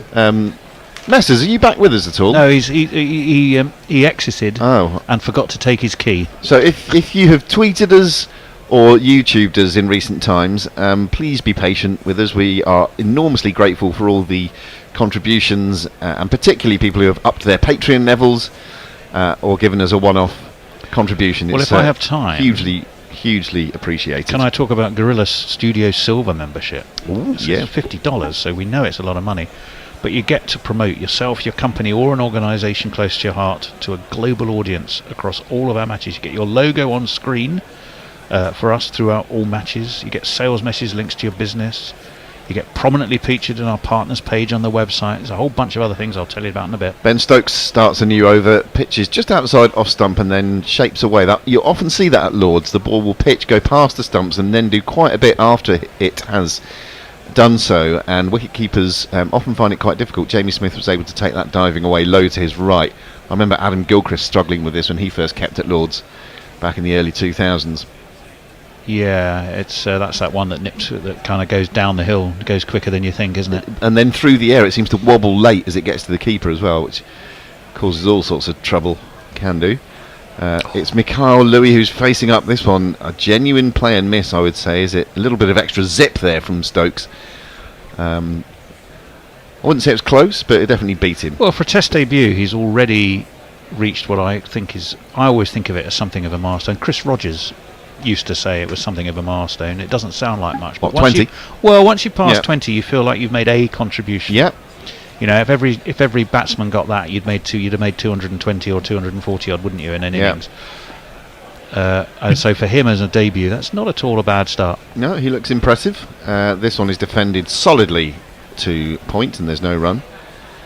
Gentlemen, can you let me know if you can hear me okay? Well, we can hear you, but you're now in your bathroom or a very large hall or an echo chamber. My microphone has shed itself. Oh, that's not a pleasant thought. No one wants that. What you might need to do, the last thing you said there, I noticed you leant forward, you loomed. A cranial looming was what we saw. Stokes into the wicket now with 3 slips in place. Louis shoulders arms to this one. Right, yes, you get 5 guest appearances during match broadcast. If you want to come on and chat to us, you can come and join us, and gives you any opportunities you want to talk about your business or your cause. We'll to be in touch and figure out exactly how we tailor promotional messaging, all that kind of stuff. Plus you get everything else from our other levels. So there you are absolutely really helping to keep our show afloat and keep cricket free on the internet to the world. This shapes in towards Louis, looks to play it leg side, a bit too leg side. I think Stokes is cross with himself there. It must have just clipped the pad on the way through. Smith couldn't quite take it cleanly and just parried it, and they come through for a leg bye. Well, it was that one that went away, actually that went up the hill the other way, didn't it? Yeah, it seemed to do something off the pitch, that one, as well as being angled in. Yeah, I think Smith might be just a bit disappointed, although it was down Tricky one, and it did flick the pad on the way down. Anyway, it's a leg bye and not a bye, so at least he's kept that ledger clean for himself. 1 ball left in this, the 16th over, being bowled by England's captain Ben Stokes. 4 slips now. I'd say they've taken the gully out and made them 4 slips all close together. Although the first slip is a bit wider than you often see. Well, it's for the new batsman. It's a conscious decision to attack when it's a new man at the crease. And a slightly bigger gap between a wicketkeeper and first slip. Tone flings a hand to his head thinking that was close, but it's turned into the leg side by Athanasi, and he's going to get off the mark with 1. He'll keep the strike for the start of the next over. It's 38 for 2. Do we have any messages there, Messers, and are you able to relay messages if you can hear them? I'm pleased to tell you that my tech support team is currently digging up another microphone for me. Can you hear this okay? Yes. As I say, you're resonating. Let's say that it's a bit shouty and echoey, but you carry on. Mog says, "Good to see Uncle Rod still umpiring on the big stage." Yeah. Also, who wants to guess how many minutes that Athanasi jingle took to do? And PJ Mead says the first wicket was an awful shot, but the second was a treat. There's a spot of rain in the air. Athanasi drives this one. It goes through the fielder, who's Ben Stokes. He will be very disappointed with himself. because he's conceded 2 runs that should not have happened there. I think he got himself nutmegged by that, and he will be disappointed. Oh, a swoony intake of breath there from Big Tone. Big Tony! I've got a mate called Big Tone. I always call him Big Tone. It's a mark of respect. Anyway, as we see a close-up of Sangakkara, who's got a gorgeous head of glasses. A gorgeous head of hair, intellectual glasses with thick rims and a slight tint to them, and a beautiful, looking very cool. A beautiful swatch of grey in his hair as well. This is a good line and length delivery from Atkinson across Athanasi, who sort of prods forward. You could call that a play and miss. Isn't it funny how you have a massive? Oh, this looks amazing. Oh, we've got Grub from Brian in Brisbane, who's an absolute superstar. The bear has got his arms absolutely full of goodies to nosh, and we are so grateful. Thank you. Where was I going in this? Brian. No, what I was going to say was, you have this incredible expectation. I'll hold that thought for a minute. As Atkinson is in, and again he beats him on the outside edge. He was looking to play that through the leg side there, Athanasi, and he should have been looking to play that more straight, I think. No, it's all about Jimmy, and he got that bowled that absolute stinker of a first over, and then really found his range, but not his penetration. But it was all about Jimmy, all about the old guy, and then what happens? You get Arthur Atkinson, where's my washboard? And then all of a sudden he's got himself 2 wickets and sort of stolen the show a bit, hasn't he? Jimmy will not begrudge him that one scintilla, I'm sure. Here comes Atkinson again, and more solid looking shot here from Athanasi on the back foot and defending it to point. Great start from Atkinson, just the 2 runs conceded, and that was from a misfield from Ben Stokes, and the 2 wickets taken, those of Captain Brathwaite, who played an awful shot, flashing it with no feet and dragging it back onto his stumps, and Mackenzie wasn't there for very long before he edged one to second slip, where Crawley perhaps the chance. That was the one with just that little bit of extra nip and paste did the trick. A full delivery, slightly slower, I think. Athanasi just leans on that, plays it to backward point. There's no run. You got to be impressed with Atkinson, though. I think. Yeah. Remember, it's his Test debut. I certainly wasn't convinced by anything he'd done as a white ball bowler. Did he play a few games in the World Cup? I think. And he's been in and around the squad. He went on the tour to India, didn't he? And I think in the West Indies tour, he bowled a few. I'll have a look. So he's obviously been considered as one of the next cabs off the rank, and he was preferred in this match to Matty Potts as well, who's made a promising start to his Test career, I think. This one is turned to the leg side by Athanasi, and that completes the 17th over with the score on 40 for 2. Messers, anything? Plenty of stuff. My replacement microphone hasn't worked either. So sorry about the echo. Hopefully I'll fix that by after lunch. There was some discussion around how to let Tony know that I wanted to get back in. Somebody suggested sending you a fax. Carrier pigeon. Riley says I'm going to play cricket 24. Carrier pigeon is exactly what Nick Vicker suggested. Oh, there we go. Sudo says, imagine... Oh, no, sorry, that's an internal one. 531 watching us on YouTube, says Kieran Roseblade, and 61 likes. Can we get more likes on the YouTube, please? Yes, that's a good idea. This is defended by Mikhail Louis into the offside. There's no run. It's Stokes who started a new over. Back to you, Messrs, if you've got a couple more. Speckled Jim, wasn't that? Yeah. A test series in Cricket 24. That'll keep you busy for a while, Riley. Some great I don't know 24, but it's busy. So we've got a few greats. And Mark Nicholas. And Mark Nicholas, yeah. Courtney Walsh and hold up a sec. It's Ben Stokes running in full outside the off stump. That's what I would call in one-day parlance. That's a wide ball Yorker. Not necessarily what you want to be bowling in Test cricket, I don't think. But anyway, there's no run. Justin Langer also on that balcony, chatting to Mark Nicholas, who I do like as a commentator, by the way. I know he can get a Justin Langer? No, Nico. Yes, that's the very best Harmison, that's the very best of, yeah. Well, Harmison with a slower ball, one of the great balls. Love that. He's a big master of hyperbole. I don't mind a bit of that. Too wide from Stokes. I see what he's trying to do, but it's allowed to pass through by Louis, who looks pretty cool, and his technique looks okay to me. He stands not totally square on. He stands with his front foot just ever so slightly pointing to mid-wicket, so he's opened up a little bit. But his movement and everything, everything's in line. Him so far. He's doing St Kitts, the 8th smallest country in the world. Proud. I want someone to tell me who that sprinter was, who won the world gold medal for St Kitts and Nevis. I'm sure somebody will. It's annoying. I can't remember his name. Very similar.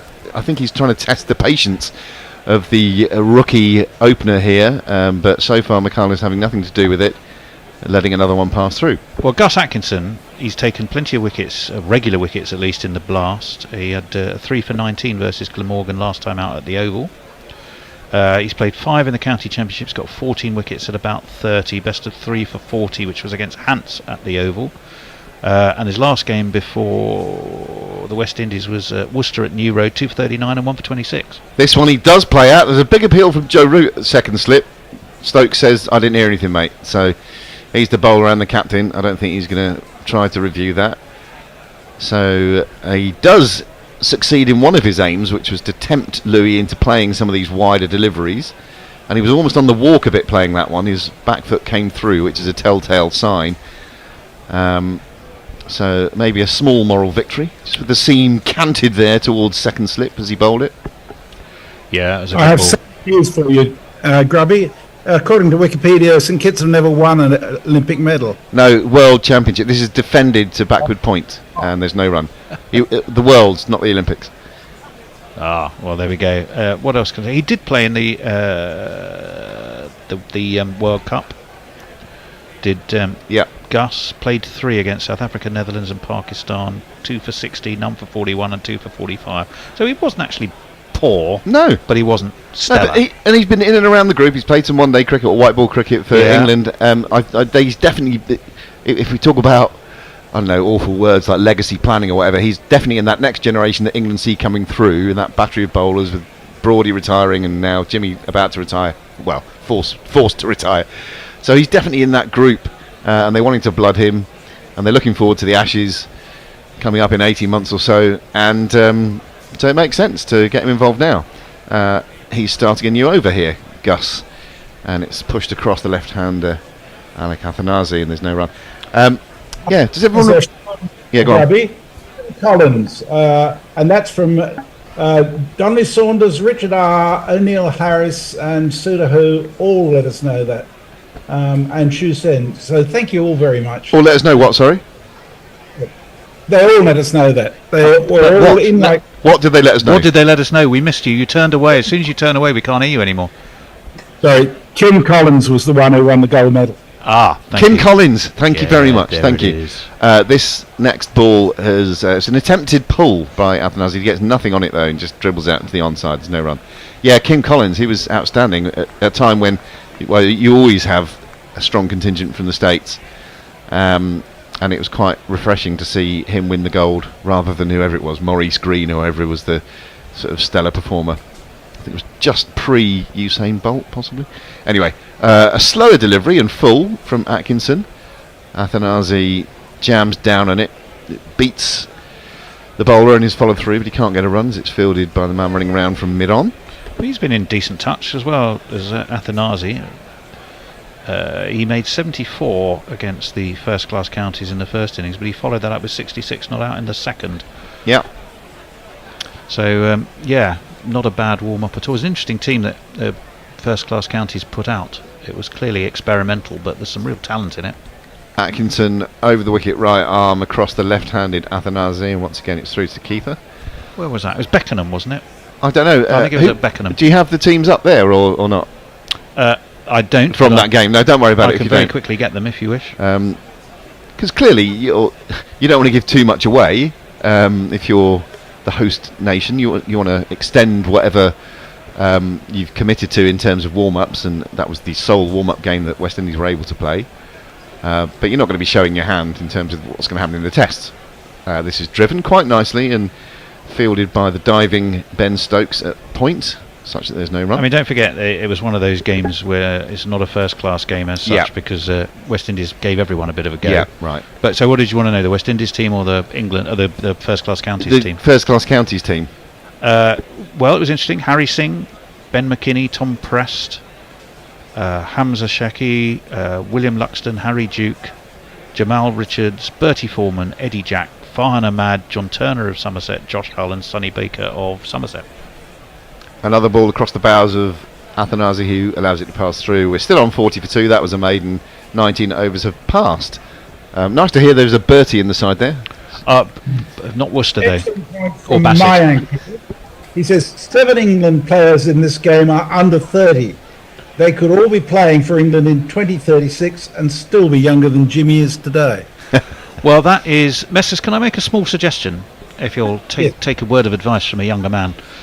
And that is, because you've got whatever screen you're reading your social media on kind of away to your right, you turn your head to read that, and then we basically hear every other word, because as soon as you move away from your central mic, we stop hearing you. I think it's probably better for everybody if I cut out, come back after lunch. Okay? Well, no, we don't want you to do that, because we're happy for you to stay. We just want to hear you. Louis leans on this ball, gets an inside edge as the first ball of Stokes' new over, and it runs away, trickles away to the long leg boundary. For one of these. One of these. Sorry, I was giving technical advice to Messrs and forsaking my duty as a jingler.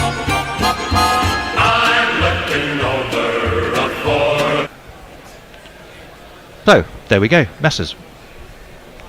Okay, I've found a solution.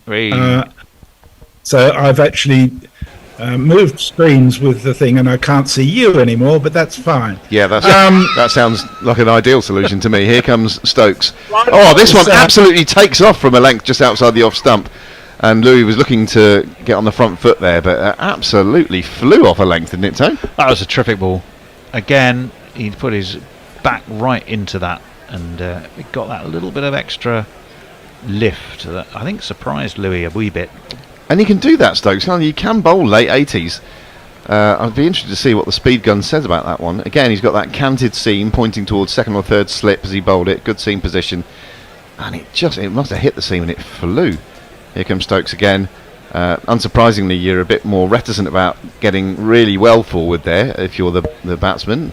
And Louis just sort of played inside the line of that one as it late 80s, we're sort of into Britpop then. I mean, no, not into Britpop. No, not still new romantic. No. After new romantics. Well, a great time for music. Stone Roses. Oh, okay. Happy Mondays. Yeah. The Pixies. I mean, these are things that I liked at that time. You also had Kylie and Jason ploughing their furrows in the charts. A lot of Stock Aitken Waterman. This is full angled in towards Mikhail, who leans on it quite watchfully, played it under his nose. A bit impressive, the young man. 27 he has from 54 deliveries. Standout performers, not in the late 80s music scene, but at Beckenham for the West Indies. Very much Cavum Hodge with his 112. But there was a 50 for Mikhail Louis, who's batting here, the 74 for Athanasi. Yeah. So both the batsmen here who are in at the moment had very decent run-outs. Yep. Who made... William Luxton made 112 for... Stokes bowls a very good ball. It's fuller, and it did a bit through the air. Louis saw it was fuller, and his eyes lit up a bit. He's trying to caress it through the covers, but it beat him again on the outside edge. And I think possibly what happened earlier in the over with that one really spitting off a length has impaired him a bit trying to play that shot, because you're not quite sure, you're not quite fully committing to get all of that weight on the front foot as you would need to play that shot really corridor, right in the corridor. Yeah, it's clever bowling, and it's great to see Stokes back with the ball. I think here he is again, pushing this one same length, threatening it. This is what he does so brilliantly when he's on song, Stokes. Because of the angle he approaches the crease, he's always threatening the stumps, but often the ball holds its line. So he comes wide of the crease, his action suggests that it's going to be coming at you if you're a right-hander, and then it just holds and you play inside it, as happened there. Yep. Very good over. He's got none for 6 from 4, and we're going to see... Neil Harris has a suggestion for you. He says, Messi, please tell Grubby it's Athanase, not Athanasi. Oh, okay. And Riley brings us up to date on the Cricket 24 series between England and the West Indies. It's 0-0 in the Test series. You sure you're not playing soccer, not cricket, Riley? Seems to be the standard score, as far as I can tell. Should we give Jimmy another quick one of these. Is it because he's ancient? Born century soul unpassed. So he started the over to Athanase, who turns it into the leg side. There's no run. Oh, what you wanna bowl as long as you wanna bowl.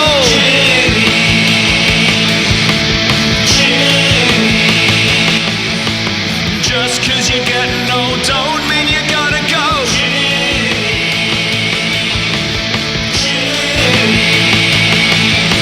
You grumpy old bastard, even as a young kid. Into the crease again now, and Athanase turns this one into the leg side again, and there's no run. It's interesting. I mean, I don't know about you, but in my career, I've been to meetings where you look at who you've been invited to a meeting by, and you think, I'm not sure this meeting's going to be the sort of meeting I want to have here. And HR director. Yeah. There's a mate of mine, one very good mate of mine, said, 2 of you, 1 of me, as he walked into a meeting. Yeah. He says, I don't think this is going to go well, is it? Yeah. And he was right. But he got that invitation to it. Was it Stokes, McCullum, and who'd flown over specially, and went for a game of golf, didn't he? We went for a game of golf with Baz as this ball sort of beats Athanase on the outside edge. It's that lovely direction that Jimmy gets to the left-hander. So he's coming over the wicket as the right armour, and it's just threatening across the left-hander here. And on this occasion, Athanase. I don't know if that's new, but we've Messrs. But we have is that the shut up message? We've got a super chat jingle available. You what? Sorry. A super chat jingle. Is that available? Yes, I do. I just need to remember where we keep those. So full delivery met with a full face of the bat by Athanase up to mid on, and there's no run. Here, do you have one of these by any chance? YouTube Prime Super Chat. And we have $20 Australian from Mog, who just says, "Shut up and take my money." I think if we shut up, it sort of defeats the object of us, doesn't it? It's kind of like being mugged in reverse. Hands up! I want to give you money. This is a bit wayward from Jimmy down the leg side, but a good take from England's rookie wicketkeeper with the black gloves, Jamie Smith. And obviously a huge, huge thank you to Mr. Handjob, who's extraordinarily generous.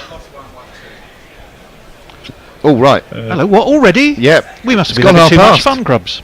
Shall I just finish this over, and then we'll have another swap up, and I'll go and eat some of the lovely food that Brian in Brisbane has given us. Thanks again, Brian. Unless these 2 greedy bastards have troughed it all. Athanase 3 from 22 deliveries so far. Jimmy bowls to him, and it's another ball threatening to go across him, but it's straight enough that he just is back in his crease and defending it. That's the end of that over. It's the end of our stint. I'll just keep talking for a moment while Bear goes in there, shall I?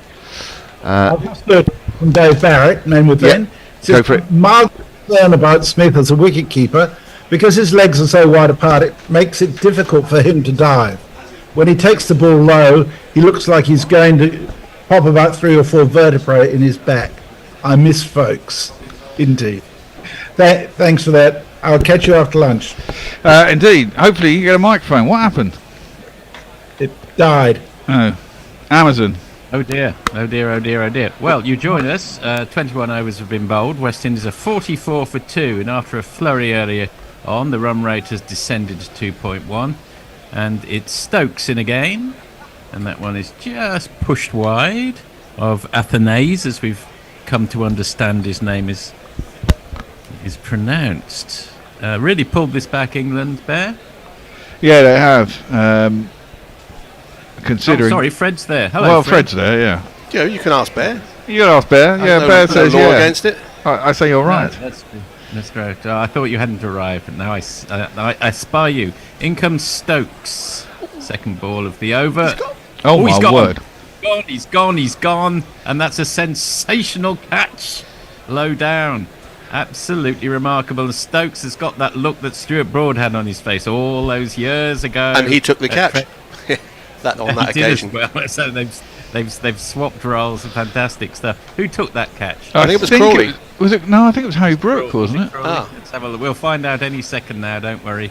He was engulfed, which prevented me identifying. It was Harry Brooke. That's a fucking fantastic just throw. inches from the ground. No doubt they'll check it, but it looks perfectly sound. Yeah, he just stuck out his hand and he managed to hold. Yeah, that's fine. Oh, yeah. Oh, that's a brilliant catch. Well, I'm giving a jingle.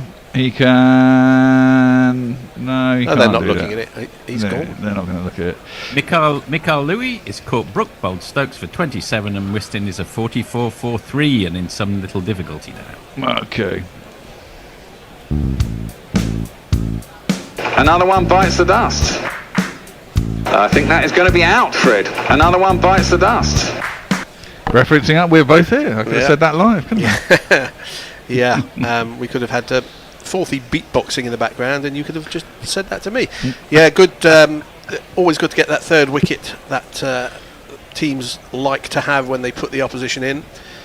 3 wickets before lunch is generally considered to be a good morning for the bowling team, and I think it has been a good morning for the bowling team. It has indeed. Would you get my next under? We've had food porn from Muttley. He sent us in. Today's on gnocchi and a mildly spicy tomato sauce. Warren Davis has given us a super chat. Thanks, Warren. In half profile, Messi looks like a bust of a Roman emperor. Well, yeah. Which one? Julius Caesar? I'm trying to think. Cavan Hodge has come to the crease, meanwhile. Forthy, you might remember this. Who did Yes, Christopher Biggins play in I, Claudius? Nero. Oh, thank you. So maybe that's who Messi Jez looks Wow, okay. Jingle for the new batsman. It's not a chicken or a cow. Cavan Hodge is here right now. Is it Cavan Hodge? Cavan Hodge? We believe it's Cavan. Cavan. In comes Ben Stokes too, the aforesaid Cavan Hodge. He whips that off his toes, so he's off the mark. That'll settle him down, settle his nerves a little. I think that's Gus Atkinson down at long leg who does the honours, does the fielding. I get the feeling the score remains at 45. The West Indies selectors, there's probably I don't pay much attention to domestic cricket in the West Indies. There's probably some really good players called Viv and Gordon and Desmond, and they say no, we're not picking them. We have to pick people with names who've never played for the West Indies before, which is why we end up with Michael, Cavam and Alec. In comes Stokes again to Athanase, and he's surprised him there with a shorter ball. He went to hook, but it was past him before he'd even come to a decision one way or the other, so he just stayed frozen. It went through neck high to Jamie Smith behind the stumps. Yeah, this you got to say this. I don't know, this West Indies team started off all right, but it looks a bit rabbit in the headlights and a bit callow. Is that maybe that's a bit harsh early on? Not surprising, I suppose. Not that much experience. That's defended by Athanase down to mid-off, dot ball. I mean, I think they've got a good bowling attack. Don't get me wrong. I think their bowling attack will stand them up. But this was what Curtley was saying in the article I was reading this morning. What he worries about is they've got good bowlers, but the batsmen have got to put on runs. If they don't put on runs, it's a bit like England were a few years ago. You've got a great bowling attack. Doesn't matter if you're out for 180. Well, that was you're always struggling. Yeah. In Australia a few years ago, isn't it? Stokes, who's on 1 for 7 off 4.5 overs. It's the last ball of his over, defended off the back foot by Athanase. At the end of the 22nd over, West Indies are 45-4-3. What have we got here? Suit Who Simpson's carbon dating. Don't know what he's on about. Riley says, see you on day 2. He's off. I've got something to do. Lloyd Gomez says, I'm watching from Guyana. Hello, Guyana. I'm just seeing Rage commentators. I need to see the players in action. You can't see the players in action on here, I'm afraid. We're at radio only. Don't be worried, just remember what happened in Australia, says Imran Hussain. Nice. We seem to have a lot of new listeners from the West Indies. I'm imagining it's possible that there isn't much coverage in the West Indies. Perhaps somebody could let us know. Yeah. How's our mate Barry doing? Well, Barry's now a lawyer, isn't he? Oh, yes, he is, yeah. He gave up because there wasn't any money in it. And so, funny that. Jimmy Anderson, about whom much fanfare this morning, completely understandably, but wicketless so far off his 6 overs, but he's gone for a very Anderson-like economy rate. He's just 11 runs. And that is classic Jimmy. Pitched off, missed off, but well played, in fact, by Hodge, who is not tempted to have a nibble. Well, you know what? Cricket Info has offered slowly deteriorating from about 19 runs down to now 16 runs for a wicket. And yet, funnily enough, I made them all, bar the first one. Pretty full at Lords, judging by the wide angle, as it generally is. Anderson in again. Second ball of the over to Hodge. He's got a... Just defends that one down on the offside dot ball. It's hard to believe, isn't it? This will be the last time we'll be congathered, so to speak, to watch Jimmy do this. 2001 was his first international entry into the scene. In a one-day international in Australia, I think it was. Somebody said he played his first game with Alex Stewart, who made his debut in 1981.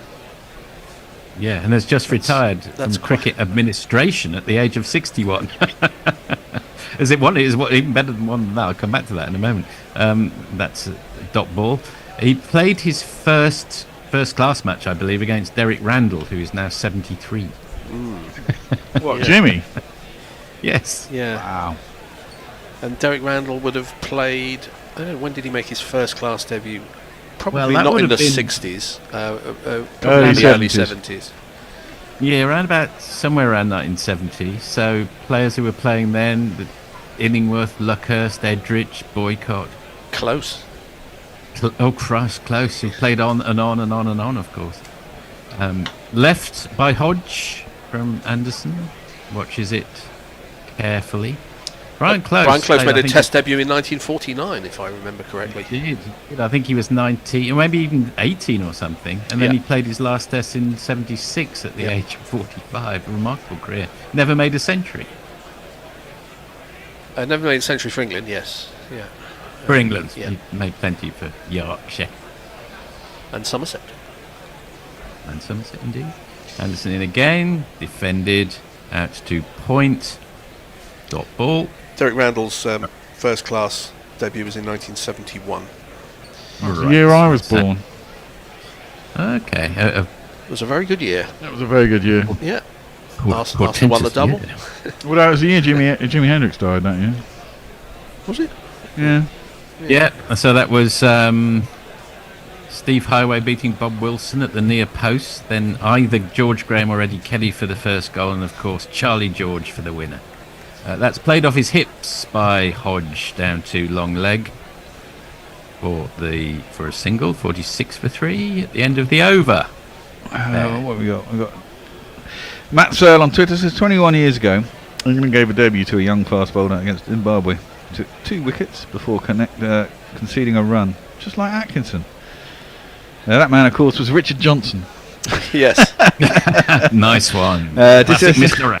When he first came into the side, I thought he looked all right. Richard Johnson. He was a good bowler in English conditions. Yeah. Maybe the last person to take 10 wickets in an innings in England, Richard Johnson. He did it in a county game at Derby. He got injured. He slowed down. His star was only bright for about a year and a half, 2 years, but he was pretty good.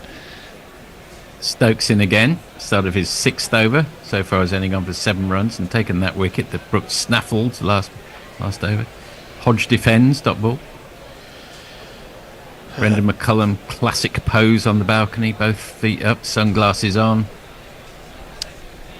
Looks like he's waiting for a bus at a rural coach station or something along those lines. The whole balcony has sunglasses on, but there doesn't seem to be anything in the sky that would necessitate that. It's just cool guys. Stokes in again, and when Hodge leaves the ball, he really leaves it. The bat disappears over his shoulder. He would have struggled to catch up with that one. It was a long way wide. It was. Hodge, obviously Brad Hodge. Brad Hogg. Who was the Hodge who played for Australia? There was a Hodge. Both. There was a Brad Hodge and a Brad Yeah. Hodge got a double century, and then one test later was dropped, never to appear again. But Brad Hogg, I think he got a few tests late on in his career, in the post-war era maybe. Left by Hodge. That one was pushed wider by Stokes. Dot ball. Brad Hogg was on a 2019 World Cup tour. At the Yes, he start of was. it. Yes. He was a bit of a madman. Didn't like anybody, and he had this idea that we were going to take the show and go around in a camper van all around England following it. Yeah. He had a very odd bowling action, didn't he? Yeah, he was like Tabrez Shamsi, wasn't he? He was a left-handed. Yeah. Leggy. Yeah. It's just basically a weirdo, a bit like Greg Matthews, one of those real odd bods. Yeah. Well. And comes Stokes again. My screen is frozen, so would you mind describing that? Just slightly short and defended by Hodge. So, yeah, we're talking about this West Indies batting lineup. I will admit to not knowing all that much about all that many of them. There are a bunch of new names.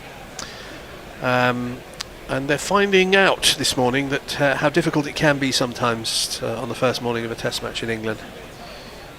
Indeed. Stokes in again, and that one played wide of the man at point. I think it may go all the way. My screen is not being particularly clear, but yes, that's one of these. Yeah, it was thrown up wide, and he drove it nicely actually over the top of point. He threw his hands at it. Yeah, he certainly threw his hands at it. It was there to be thrown your hands through, to be fair. It was a wide half volley, but he didn't hold back. He threw the bat at it, and it cleared. Even a very tall man standing at gully, I don't think would have had a chance at that. If you're going to go hard, go hard. Got a tall man. That one's left by Hodge with his extravagant leave straight through to Smith. That's the end of the 24th over. They have pulled up the 50 with that 4. They're 50 for 3, and I'll throw over to Bear to see if anything's happening. Well, Mark, just interesting hand job, says Messi clearly looks like one of my favourite emperors. Pupienus. I don't know. Pupienus. Pupienus? Don't know. Don't know Pupienus. Maybe he's just trying to get say Pupienus. Who knows? Yes, I would imagine that's one of those that needs to be pre-read. I don't read pre. That's why you shouldn't put me on fucking social. Well, they haven't put me on socials for about 5 years. No, I didn't want to go there. I was going to say GPL. Ooh, GPL is coming up. We've got 10 minutes left. Let's see who's in. We had 16 entries today, so the prize fund will be 80 quid, ranging currently from 263 all the way up to 367. Well, and that's how many runs in the day. It doesn't matter which team scores them. It's the total number of runs in the day. You have until lunchtime, which is 10 or 11 minutes away, to get your entries in. Round the wicket, Jimmy, now. Round the wicket he comes, and that's pretty straight, defended off the back foot by Athanase. And just before that, there was a little bit of business with the sight screen, and no morning at Lord's would be complete without a little bit of business with the sight screen. Well, when you change from over the wicket to round the wicket, the sight screen has to move. Well, yes. But people don't, because the sight screens at the pavilion and at Lord's are see-through from the... You can sit behind them and watch the game, which is a tremendous improvement in technology. Anderson in again, round the wicket once more. That one kept a little low, and Athanase had to jab his bat down on that one, round to square leg. Fielder comes round, and they just take the single. He moves on to 4 of 28. So slow going. I'm going to be a slightly contrary take on this, the question of this being Anderson's last Test match. As anybody who has captained a cricketing team knows, the time to take a bowler off is before he has the bad over. Any idiot can take a bowler off after he's had a bad over. And the same is true of selection. Or break off. Anderson in again, this time over the wicket to Hodge with his extravagant leave. Dot ball, back to Fred. It's less important in home series when you have everybody to choose. You have the whole country's worth of players to pick from. But as far as tours are concerned, if you pick somebody and and he's having a bad tour. There's nowhere to go often with bowlers, especially with with the limited numbers they take on tour and with injuries and whatever. I'll break off again.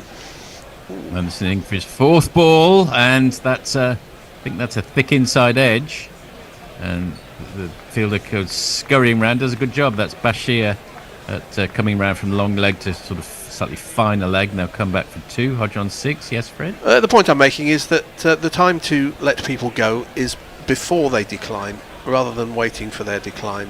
And I don't think that's an unreasonable shout as far as Anderson is concerned. What I do object to is looking at everything through the prism of the Ashes, and whenever the next Ashes is. I think that's bollocks. But if you play free and just select the best bowlers, you'll eventually settle on something that works and has longevity. Pick the best players for every game and every series. Yeah. Like it's a World Cup, which I understand you would. I mean, I think it is a bit weird for English cricket. A year after Broadbentice, you've had 2 guys who have been stalwarts of English attack for best part of 15 years, and then suddenly they're both gone within a year of each other. I think it's quite hard to replace. Again. And there's a yes, no, yes, my God. Just manages to get back into the crease. Hodge, he's sent back by Athanase. There's a throw at the stumps which misses. I think he would have been home anyway. We've got Imran Hussain, who I don't know. You did tell us where you are. Are you in Guyana? I can't remember.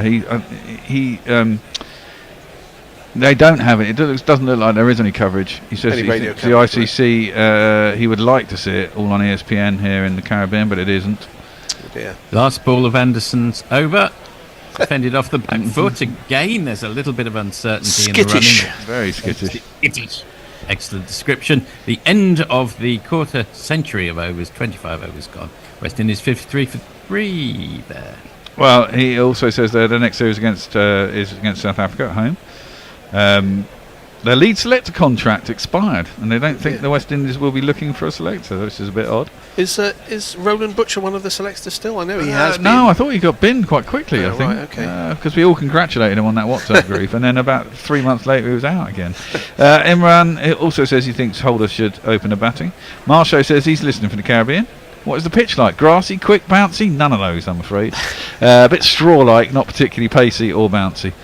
Lords is quite a flat track these days, or does tend to be. Yeah, but not a good batting track in the sense that it comes on. No. It's quite low and slow, but it doesn't tend to break up, so it's much the same on the 5th day as it is on the 1st. Stokes round the wicket, and that's pretty straight. And Athanase just follows through with the shot and gets it between the 2 men on the offside. They scurry back for 2, think about the 3. They will come back for the 3. That's good running. So Athanase has surged to 7, but off 29. Yeah, I think Anderson's decline as well was pretty quick. I mean, he bowled really what was last year, 23.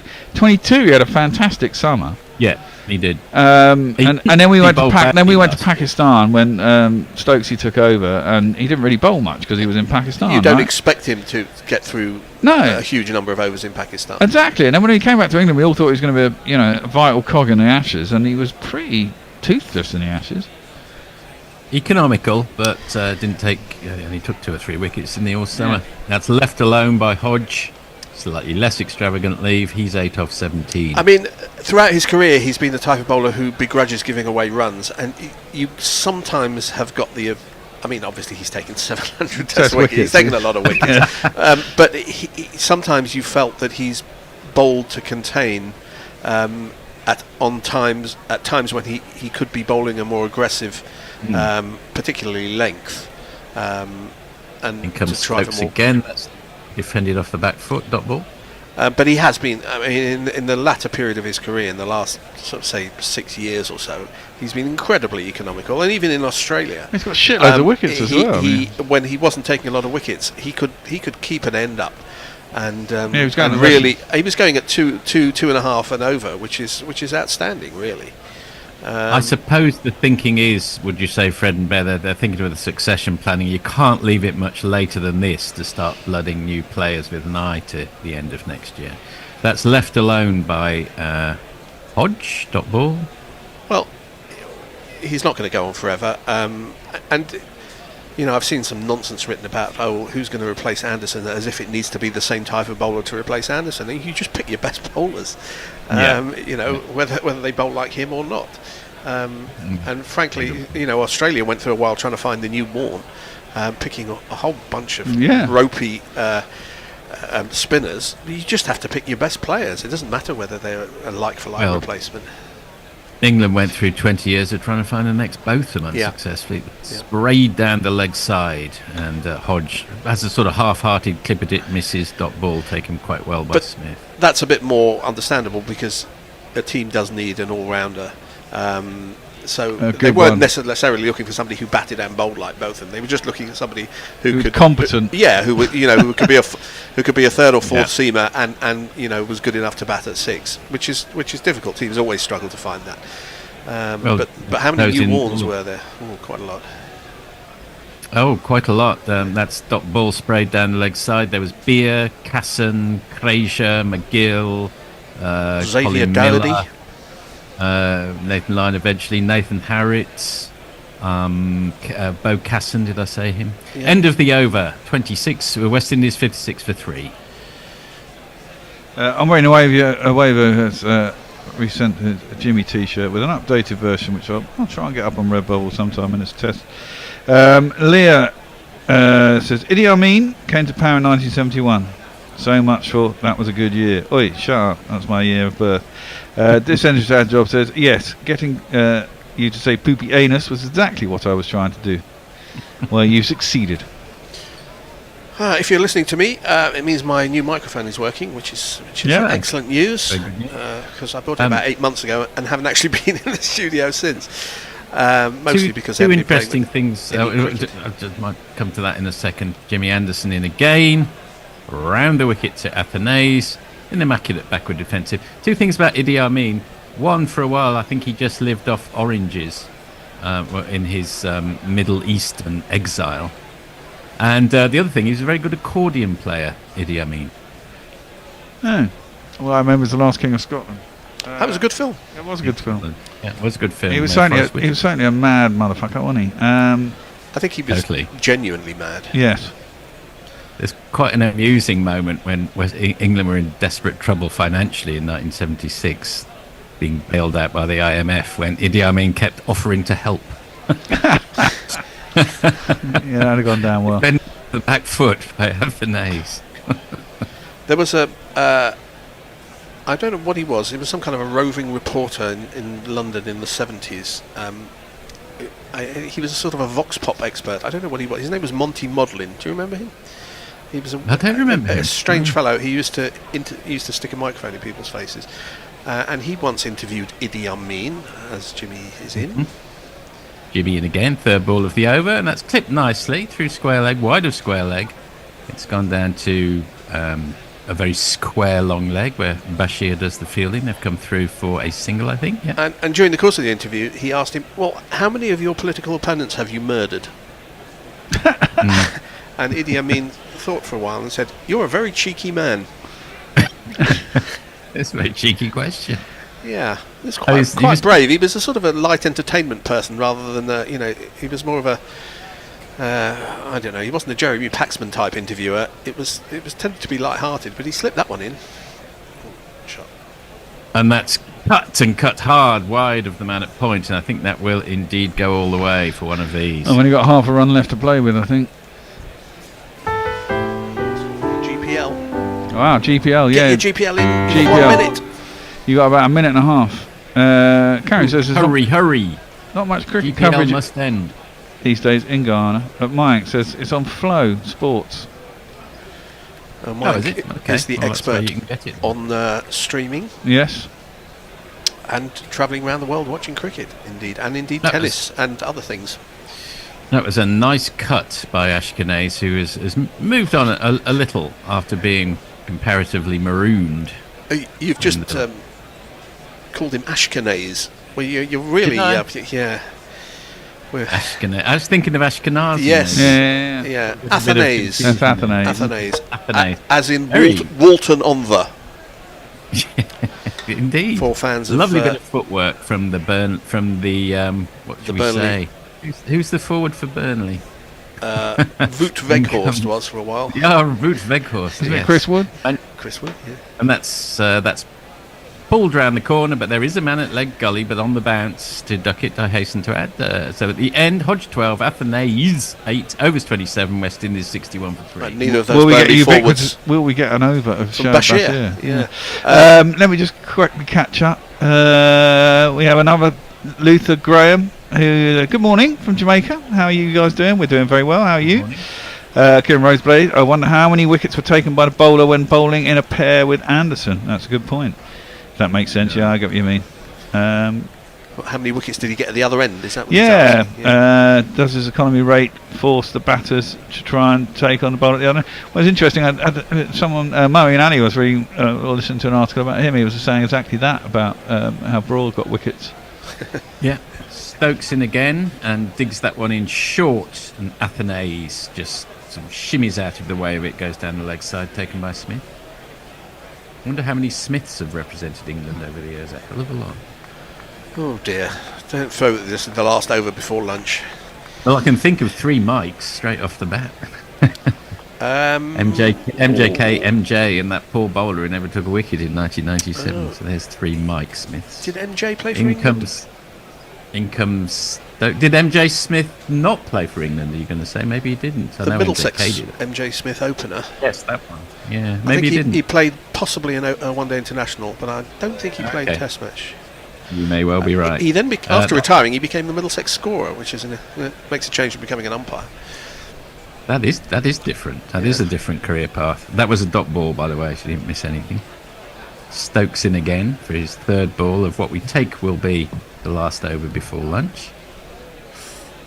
Ooh, and that was a little close to be being left, but it was. So dot ball. When Mike Smith was Middlesex scorer, I was once at a Northamptonshire versus Middlesex game in Northampton, and they scored from the back of the pavilion where people were sitting.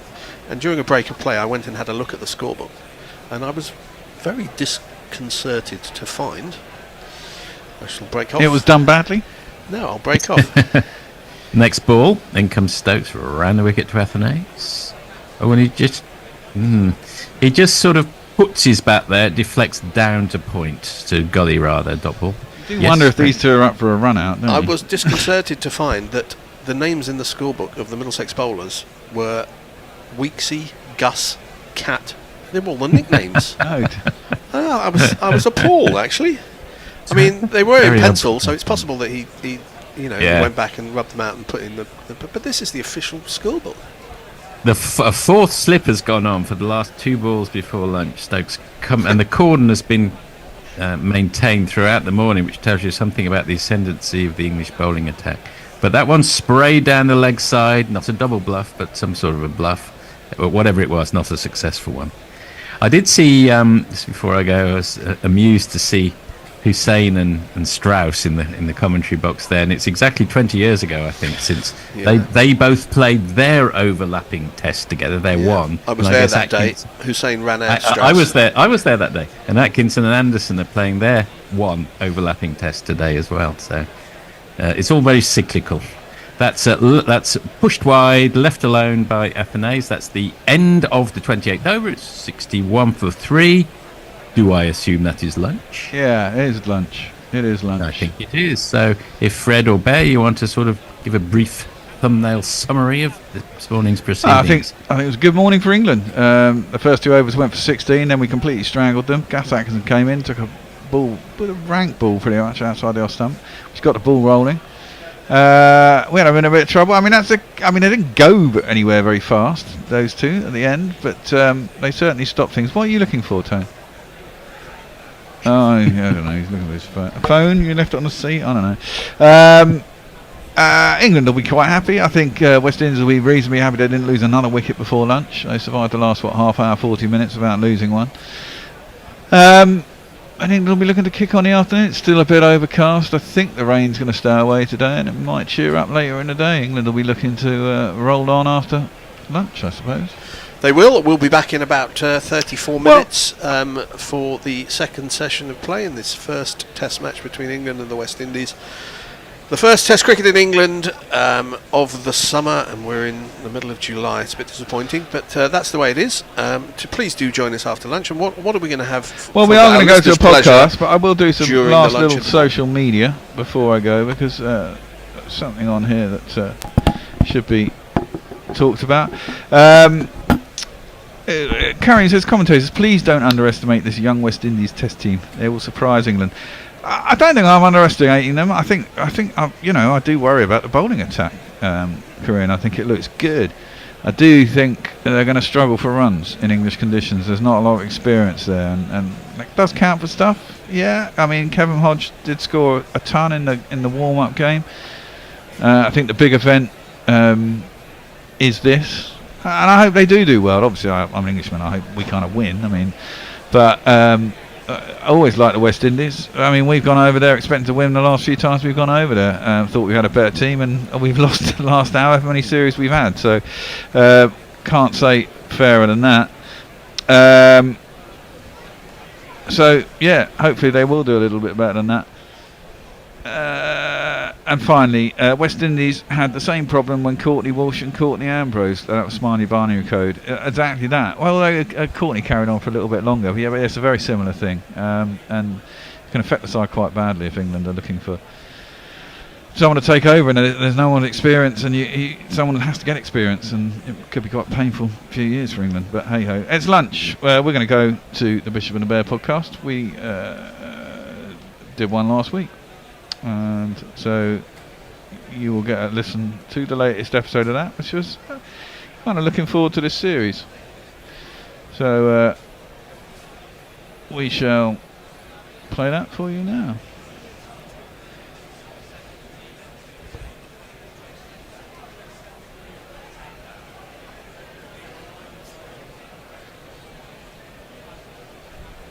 All the big names are here. Ooh, who is that? I think she was in the movie about that really big shark. No, not her. The florist. Oh, she's automating invoices on the go so she can spend more time on that flower wall. QuickBooks could save you up to 8 hours a week, so you could bring your vision to life. That's how you business differently. Intuit QuickBooks. This episode is brought to you by Hellmann's. Have you got the whole crowd coming to yours to watch UEFA Euro 2024? Up your barbecue game in time for the big match with Hellmann's. Enjoy the rich and creamy taste of Hellmann's Real Mayo in your burgers and barbecue sides. Or try Hellmann's Tomato Ketchup or Hellmann's Burger Sauce for a kick of flavour. This barbecue season, up your game with Hellmann's, official barbecue partner of UEFA Euro 2024. This episode is brought to you by Capital One. There are no guarantees in football. 1 minute you're on for an easy win, the next it's nail-biting penalties. But with Capital One, you can find out if you're guaranteed for a credit card in just 60 seconds and it won't affect your credit score. That's one good thing. Search Capital One Quick Check to check if you're eligible today. 34.9% APR representative variable. T's and C's apply. The Bishop and the Bear, the Bishop and the Bear, and to the delight of everyone, they are here to share jokes and rants and guests and things. Who knows what any fun they'll bring? Not affiliated with the Mad Bishop and Bear pub at Paddington Station. The Bishop and the Bear, bats beyond compare, buckets of savoir-faire. The Bishop and the Bear. Welcome back to the Bishop and Bear. It's raining outside our pub window, which can only mean one thing. There's an England Test match starting next week at Lord's against the West Indies in Jimmy's farewell.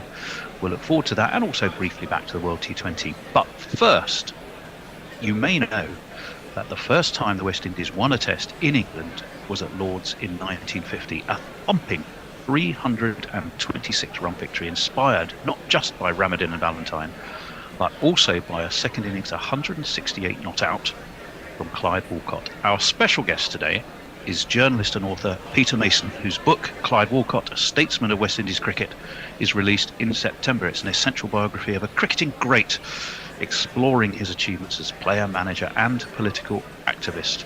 Peter, a huge welcome to the Bishop and Bear. What can we get you to drink, first of all? Well, if you've got it, I'll have a slumbering monk. A slumbering monk? We have everything. It's my favourite beer. It's a virtual pub with a limitless bar, mate, so you can have one of those. Great, thank you very much. And as well as Peter, we're blessed today. As a regular guest when it comes to all matters West Indies, our own David Brooke. David, I would imagine your usual Bayesian Mount Gay might be appropriate, given that we're talking about the 3 Ws. It would be appropriate, but I'm afraid I've got a year's supply of Blackwell's dark rum from Jamaica. Oh, okay. Well, Year's you're saving us supply? money then. A year's supply, which I'm happy to share. Nice. Oh, I was about to say. Well, I'll check which days you're in for the West Indies series.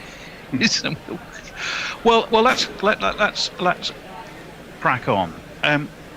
Peter, I guess let's start. We want to chat a fair bit about Sir Clyde. There were 2 autobiographies, I think. One called Island Cricketers in '58, one called 60 Years on the Back Foot in 1999.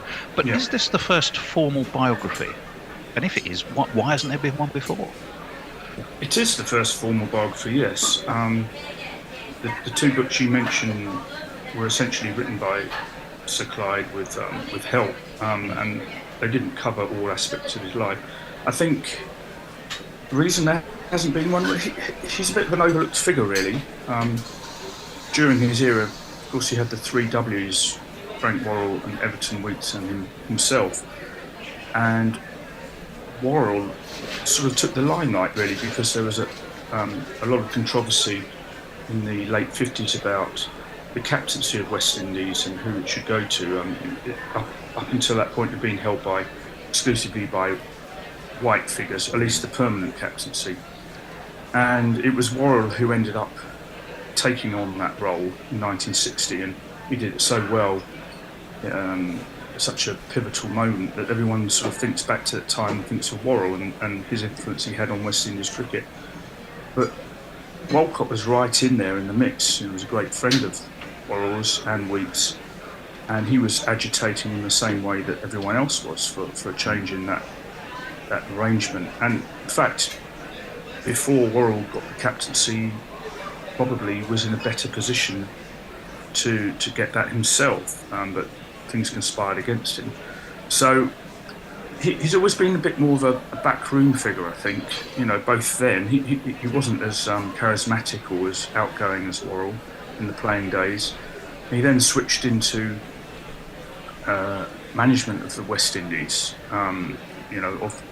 including of the great side, from the late 70s to the early 90s, with Clive Lloyd and then Vivian Richards. And he was a hugely influential figure in that role, but again, he was in the back room wearing a suit, and he would talk to the press and so on.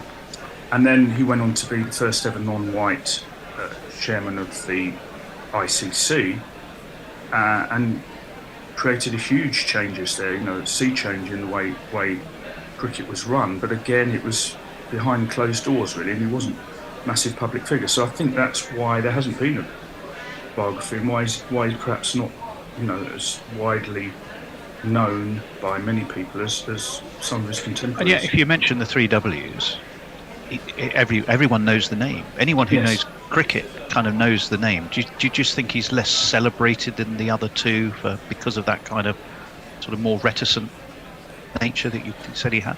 Possibly. I think as a cricketer, I wouldn't say he's necessarily less celebrated. I think that Weekes, whereas Worrell and Walcott both took on other roles in cricket and had a sort of wider, as my book suggests, statesman-like role. Weekes was much more content to stay in Barbados and do his thing afterwards. So one perhaps wouldn't have expected Weekes to have the same profile over a long period of time as Walcott and Worrell. But I think at the time, Walcott was one of the greatest batsmen of all time. He essentially was an even better batsman cricketer than Worrell or Weekes, and so over the period of time, I think his reputation there as a cricketer stands up. It's just perhaps the other stuff he did in the game has not quite been recognised in a way that you might expect. Well, I think we'll come on to that between us, but there was a lovely. We read a sort of an interesting article by Sir Garfield Sobers that was talking about the three of them and how he used to run to school and was listening to that test match on his way to school and stuff like that. And he, in a description which I think turned out to be John Arlott, described Sir Clyde as the bully beef of West Indies batting. And he sort of compared him to the more silky skills of the classic shots of Weeks. Do you think that's fair? It kind of made me think of of a powerhouse in a sort of the manner of Clive Lloyd, really.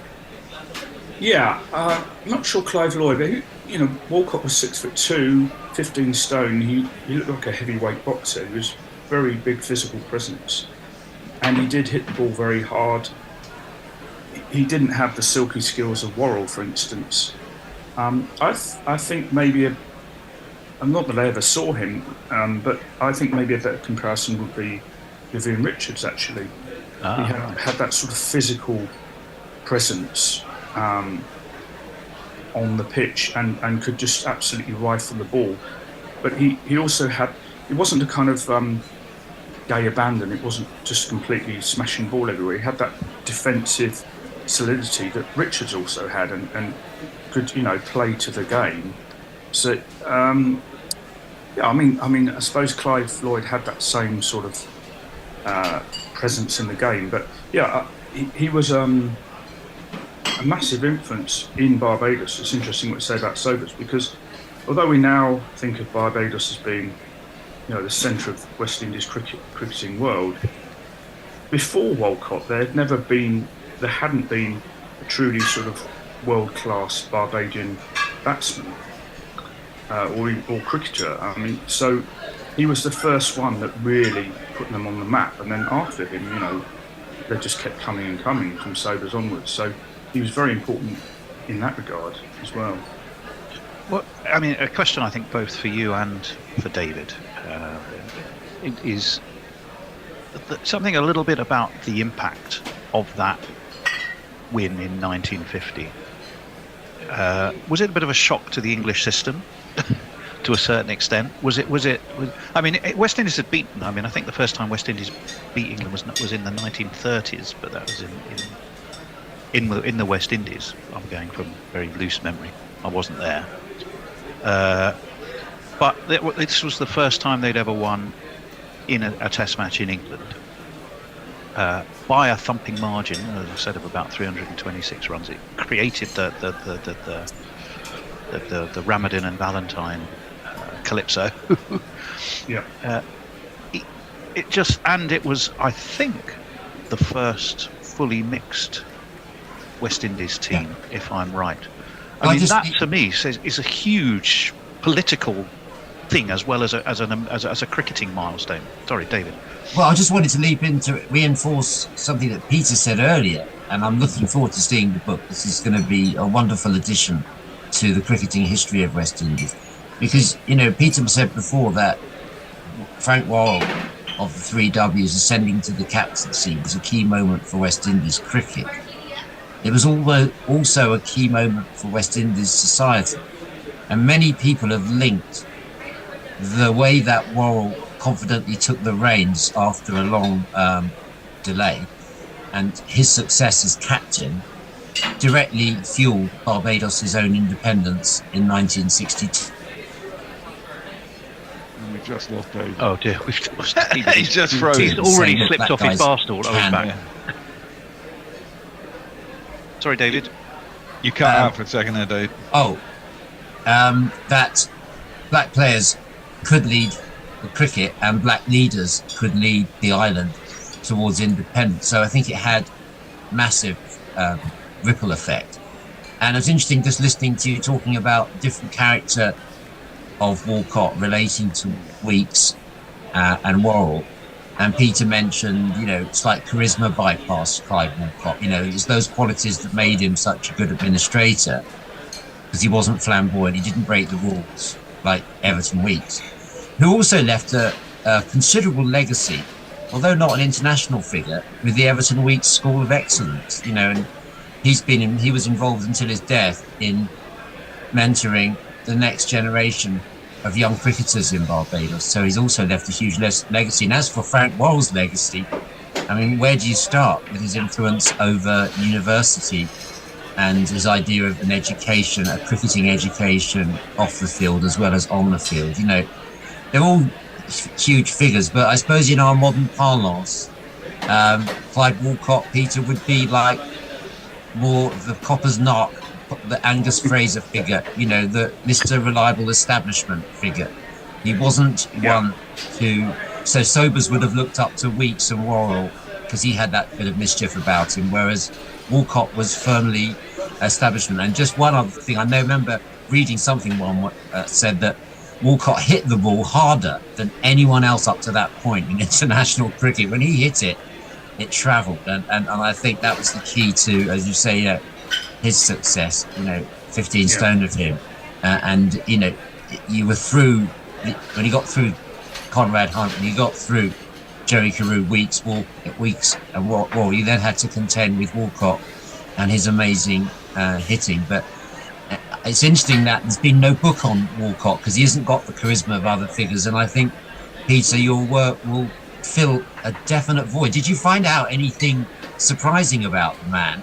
Because the last time we saw him, he came out to field for West Indies at the age of 57 when he was a manager, and they were so short of players because of injury that Walcott came out and fielded for a session at the age of 57, I believe. Yeah, I don't know whether he appeared against Ireland, the famous game in Northern Line, when they lost. That's right. West Indies lost. They were out for less than 50, I think. Yeah. But he was just filling in then. Yeah. Yeah. I think something that a lot of people don't know about Walcott was that he had this other existence as a social welfare figure in what is now Guyana, was then British Guiana. So from 1954 to 1970, some of that time when he was still playing cricket, he was a cricket organiser and social welfare organiser for basically the whole of Guyana, at least all the big sugar plantations on Guyana, which dominated the economy and the landscape. And over that period of time, he had a huge influence in that country and therefore the West Indies by organising cricket, getting cricket grounds made, introducing coaching systems, organising the teams because it had all been pretty haphazard.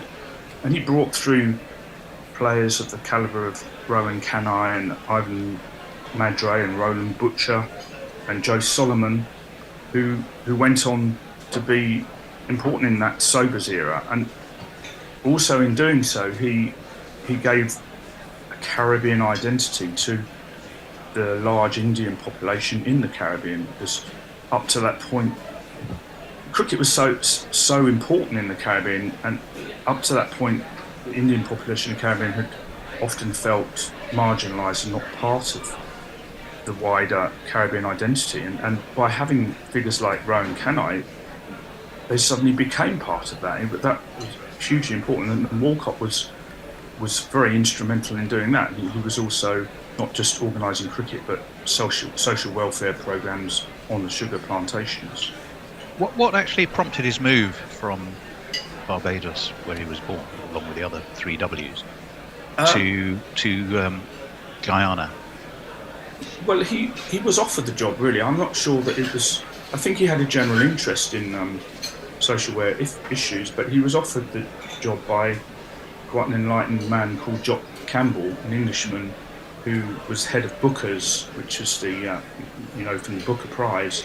They were the biggest sugar plantation owner in Guyana. And he was a enlightened man who wanted to make changes on the sugar plantations, deal with the poverty and the social dislocation and everything. And one aspect of that he thought would be to organise cricket across the sugar plantations. And Walcott, it chimed with the kind of thing he thought, the kind of thing he wanted to do. So, British Guyana at that time wasn't particularly nice place to go, particularly. It wasn't sort of particularly attractive, but he had that mission, and he took it on. He was there for 16 years. Well, I mean, one of the things that you'd mentioned, there's a couple of things. I mean, one was he becoming the president of the ICC, chairman of the ICC, first black person to fulfill that role. What were some of the things he did in that role that we might still be seeing the kind of impact of today? Well, I think the main thing he did, and this is something that because he was president of the West Indies board before he took on that role, and something that he was angling for well before that, was to get rid of the English and Australian dominance of the ICC, and indeed the MCC dominance. Because up until the point that he became chairman, essentially, although Colin Cowdery had been chairman before that, and I don't think had been head of the MCC or president of the MCC. Up until that point, the ICC chairman had always been president of the MCC. So he broke that link, but he, not just in taking on the position, but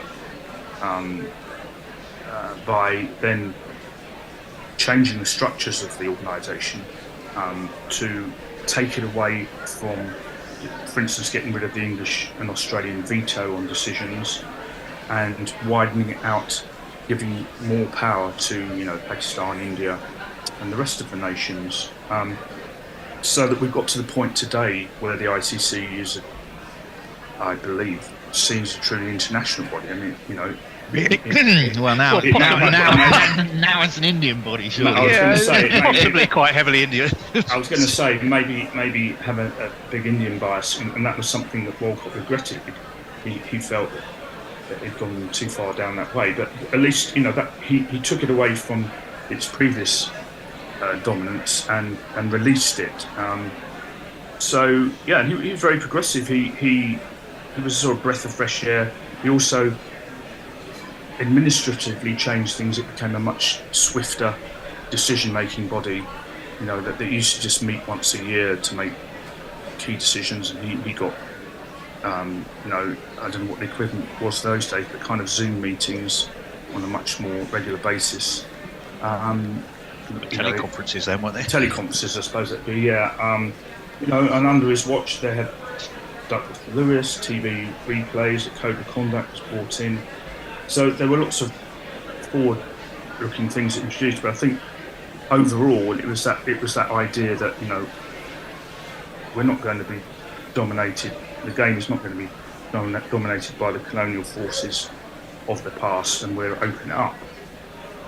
We found, I can't remember where I read it, but Michael Holding, after he'd sadly passed, and the other two W's didn't passed away quite frequently. I think recently, not frequently, but recently. I think that Weeks. Worrell died early, 21. And then Weeks was the last one to go. Yeah, 21, I think. But anyway, the quote by Michael Holding, which was on the after he died, was, "Another good man gone. He's not only a West Indies legend, but a legend of the world." What do you think prompted that? I mean, that's a big thing to say. Yeah. I mean, that's quite. I mean, possibly some hyperbole, but it seems to me we've uncovered, a man of stature way beyond just the game of cricket. Yeah. Do you think that the book really brings that out? Well, funny enough, I used the phrase "world citizen" somewhere in the book there. I can remember. I think he was, not just because of his ICC role and ranging across all sorts of territories, but he had that sort of outlook. So I think as a cricketer, he was a global figure and brought the West Indies to the wider world. But then in everything he did after that, he showed that he wasn't parochial. He wasn't just a West Indies figure and interested in what happened there. He was more interested in taking the game forward, and underlying all of that, though he was often not very explicit about it, was this kind of social and racial equity that he was deeply interested in. One of his biggest legacies really was his stance on South Africa in the apartheid regime, and in both as president of the West Indies board and at the ICC, he held firm when lots of other nations were quite keen to get South Africa back into the fold even before apartheid fallen.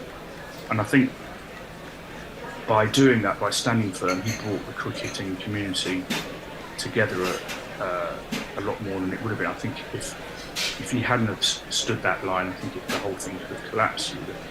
Peter, would you say that was his biggest achievement off the field? Because that's a huge achievement, and I agree with you. If there hadn't been a black head of the ICC at that moment, there's nothing to suggest the ICC would have supported the, sporting boycott, etc. Yeah, I think they would have done the old backsliding bit. I think that key to it was that he was so well respected across the board. So, of course, one of the reasons he became chairman of the ICC was because at that time West Indies were a world force in cricket. I don't think if they were just muddling along and not doing much, I think he would have had a slimmer chance of getting that role. But he did get that role because he was so widely respected everywhere, and he was a great diplomat. That was the plus side of his lower profile, if you like, was that he was a great diplomat behind the scenes, and he could smooth things over on numerous occasions. There's all sorts of, in Packer, South African boycott, all sorts of things. The World Cup in Sri Lanka, when Sri Lanka had to come in Sri Lanka, all sorts of instances where he was the key man to sort of find a solution. So yeah, I think I have a quote in the book which I can't remember exactly, but he said that if South Africa had been allowed to come back in, that really would have been the end of world cricket. That it would have just divided on racial lines, with one set of teams on one side and one set on the other, and that would have just been a horrible situation. So hadn't he given up when he stopped playing?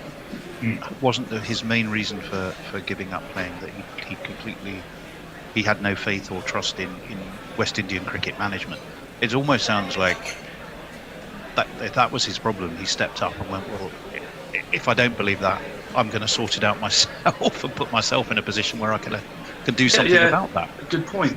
Yeah, that may well have been part of his motivation. He essentially gave up in '58, just 2 years before Worrell became captain, and he'd been vice captain. Walcott had been vice captain shortly before that, but been playing under a white captain who just wasn't up to the job. He then lost the vice captaincy, and both him and Weeks they'd had years of this, along with Worrell, of playing since the great Test of 50. When they beat England at Lords, they'd kind of underachieved because there was no internal unity. There was always this nagging thing of the captaincy going on, of white players, sometimes decent white players, not getting the captaincy above the three Ws, who were far more, like they were far more qualified to do the job. And in the end, it just wore him down. I think he'd had enough. So yeah, I think he did take that viewpoint with him into his administrative jobs. Yeah.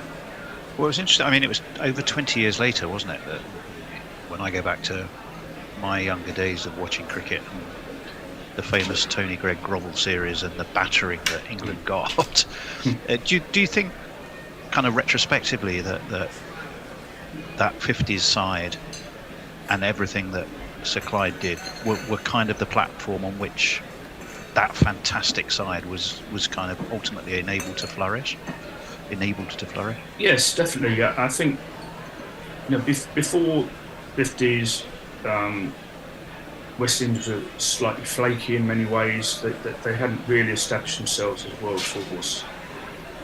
With the three Ws and Walcott, they did just that, and not only that, they did it in their own image. There was a kind of clear West Indian way of playing cricket. Yeah, and that's what came through to the Clive Lloyd side, and crucially, Walcott was there at the helm, as manager. So there was that physical and emotional link. So no doubt he would have imparted, you know, a lot of the stories of what happened in those days. And there was certainly, to my eye anyway, most people's eye, a consciousness about that great Clive Lloyd team, Richards team, and that was a big part of their DNA and why they were so good. I think it's perhaps no coincidence that after Walcott left and some figures like Richard left, that some of that was lost, you know, some of that connection was lost, and then they didn't play so well. I get the impression from what I've read about him, which obviously, you know, the book is not out yet, it's available in September. You can pre-order it, by the way, on Amazon if you search it. Just as a reminder to everybody that we're talking about Clyde Walcott, statesman of West Indies cricket, with Peter, its author. If you go onto Amazon and search for the book name, you can pre-order it now, and we'll obviously include a link in the podcast notes. But I get the impression he was a selfless man, because I mean, there's one of the things Gary Sobers said when Sobers got his 365, which was at the time pre-Lara and stuff, the world record test score. I think Clyde was at the other end, wasn't he? And he kind of wandered down and said, "You get the runs, I'll keep you going." And he finished on 88 not out. Sobers got 365. And it's almost as though, you know, he was very happy there just to be the support, the rock upon which Gary Sobers was able to flourish and break that record, which suggests a kind of selflessness in his way of thinking about things. I think he was, yeah. And what we have to remember is that most of the jobs he did administratively after he played cricket, he didn't get paid for. You know, it was all in those days on a voluntary basis. He was helped by the fact that he had a good job in Barbados latterly for the shipping company as a personnel director, and the company was, you know, quite happy to let him jaunt off to be a manager of England for 2 months and so on. But he was never motivated by money at all, and even a lot of his cricket career, he was an amateur, kind of enforced amateur. So what he did, he just did because he wanted to do. And you know, at the end of his life, he said that, you know, cricket owed more to him than he owed to it. That I think, sorry, the other way around. That you know, he owed more to cricket than that. But I think if you look at the sort of emotional balance sheet, and you know, he was well in credit, really. It's kind of like the ask not what your country can do for you, but what you can do for your country. Kind of similar idea. Similar idea for cricket. I mean, he was an incredible player. I think he's 6 on the list of runs scored in a series for the 1955 series against Australia in the West Indies and other things. And he was. Yeah, I mean, just briefly on that, because we can overlook how great a player he was. He scored 5 centuries in 5 tests in that series. His test and first class average were both 56. Yeah, that's just looking amazing. And I think even in the averages now, he's still in the top 20. And if you look at the ICC adjusted average sort of table, he's in the top 10. So he's one of the greats, absolutely. Well, just a reminder, it's Clyde Walcott, a statesman of West Indies cricket. It's written by our guest here, Peter Mason. It's available in all good bookstores. You can pre-order it. It will come out in September. Peter, I'm thoroughly looking forward to it. If Manchester University Press don't send me my complimentary copy, because normally we get the books, read them, and then chat to the author. So here we've done it the other way around, but that's fine. We're promoting. We're promoting and thrilled to do it. So look, Peter, stay with us. Yep, thank you. Well, we're back. And Messi's back. You got a microphone there, Messi? I have. Can you hear me okay? Yeah, it's not as good as your headset, I have to say. Well, a new one should be arriving from Amazon tomorrow. So marvellous. That's the great thing about Amazon. Oh, did they send that quickly to Perth? Well, they say they will. We'll see. We'll see whether it comes. It's like when you buy things online in the UK, they specifically exclude certain postcodes which are out in the Scottish Islands and things. Yes. Say, we're not going there. You know, I would imagine that Perth is somewhere similar. If I use data post, it'll take 2 weeks to get here from Sydney. So if it gets here tomorrow or the next day, I'll be pretty happy. Yeah, I'm sure it will. Amazon are quite good at that. If you have Prime, they generally do so. As long as you click it says next day delivery, they usually deliver it. Which is all well and good. Right, we're back. It's post-lunch. The cricket hasn't started yet, but it's about to. England, I've got half a run to play with on my next under, so I'm hoping for a wicket with the first ball after lunch. And it's quite nicely poised, really, to be fair. West Indies could have done worse than 61 for 3. Got some runs on the board. Ball is 20. Did we get 30 overs in there? No, we got 28, which is pretty good actually for an England side. Yeah. It'd be interesting if Sherb gets an outing this afternoon at all. Well, I presume we'll have. Well, I mean, this is the thing. If your bowlers are only doing, maybe one's doing 2 spells per session, but if everyone's only doing 1. Well, if it stays overcast, and the fact that England put the West Indies in, you would think they're going to keep going with the seamers as long as they can. Yeah. Until the ball gets really soft. And there has been. I mean, the ball's gone past the bat regularly, even when all the way through the morning session. So let's see whether that carries on or how long it carries on during the afternoon. It's still overcast. We're about what are we, about 4 or 5 miles away as the crow flies. And you think a couple more wickets and you're probably through most of it. Jason Holder's next. He can hold a bat, and Josh De Silva can certainly more than hold a bat. Yeah, exactly. Especially against England, he has a very good record. I don't know what Moti Gudakesh is really like. I mean, people say he's all right as a batsman, but he's 8. Alzarri Joseph can give it some Humpty. Yes, and we saw in their game in I can't remember where it was, in Australia recently, where they did much better with the bat than I think people were expecting. So they've lost 3 wickets, but there's still every chance they could get a good score on the board. Yeah. And with their bowling attack, they're always going to have a chance against England if the weather stays overcast. One of the things that strikes me as really significant is England have basically got an extra player on their team now that Stokes is bowling again. Yes. Because as good as any of the other fast bowlers, if not better. It's been a bit erratic this morning, I'd say. Better than the others. He got a wicket. It's a good catch by Brook. Quite a bit sprayed down leg side though and wide. Well, you're right, Messi. That makes a huge difference to the balance of the team. But as a bowler in general, I think he is as good as any of the others. His record's pretty good in that regard. Yeah, he is. I've got to ask you, Fred, as someone who shares my passion for good wicketkeeper, you actually see counter cricket, so you can tell us the comparison between Folkes, Smith, and Ollie Robinson from Durham. Well, I've never seen Smith keep wicket. I have seen Surrey a few times, but Folkes has been keeping. I rate Folkes' keeping very highly. I also seem to rate his batting more than the England selectors do.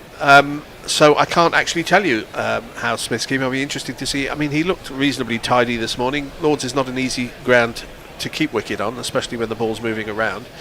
But time will tell. If they are saying that they've picked him and he's going to be the England wicketkeeper now for these summer tests, and particularly, I mean, England are going to Pakistan. I mean, talk about a test for a wicketkeeper against the spinners. So time will tell. I haven't seen anything of him, so I can't comment, Messi. Right. Thank you. Well, yeah, same here. Straight after lunch, England are going to start with Gus Atkinson. He's not one to complain. And his first ball is pulled aerially, but behind square. And England start much as they did this morning, 4 runs. And my bet went down. I had half a run to play with. Yeah. Well, at least they didn't keep you waiting for a couple of overs before losing the bet. No. That was a loosener. Yeah, it was a short ball. He made no attempt to get on top of the ball. He was quite happy to pull it aerially. There was a fielder somewhere within the vicinity, but behind square, he pulled it dead square, didn't he? Hodge moves on to 16 off 26. Next ball he gets behind, defends, back down the track. There's no run.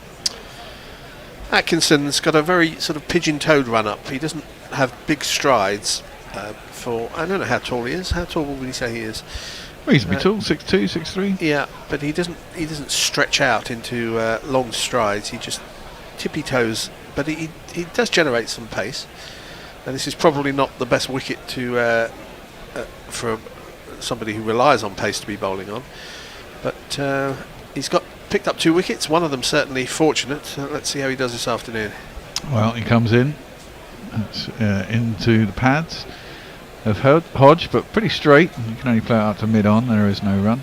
See, that was 87 miles an hour on the clock, which is at the upper end of the certainly of this England attack. I mean, it's well above the upper end, but it looks fairly rhythmical, fairly easy. It doesn't look like he's straining to bowl at that pace and above. No, which is good. Unlike Woody, who's falling over left, right, and centre and falls apart after a couple of overs. Defended out to the offside. Think about a run, but it's not there. There's no run. I said these 2 are on for a run out. I might have to. You have to dig out your odds on the next wicket being a run out. Well, they've been caught twice, I think,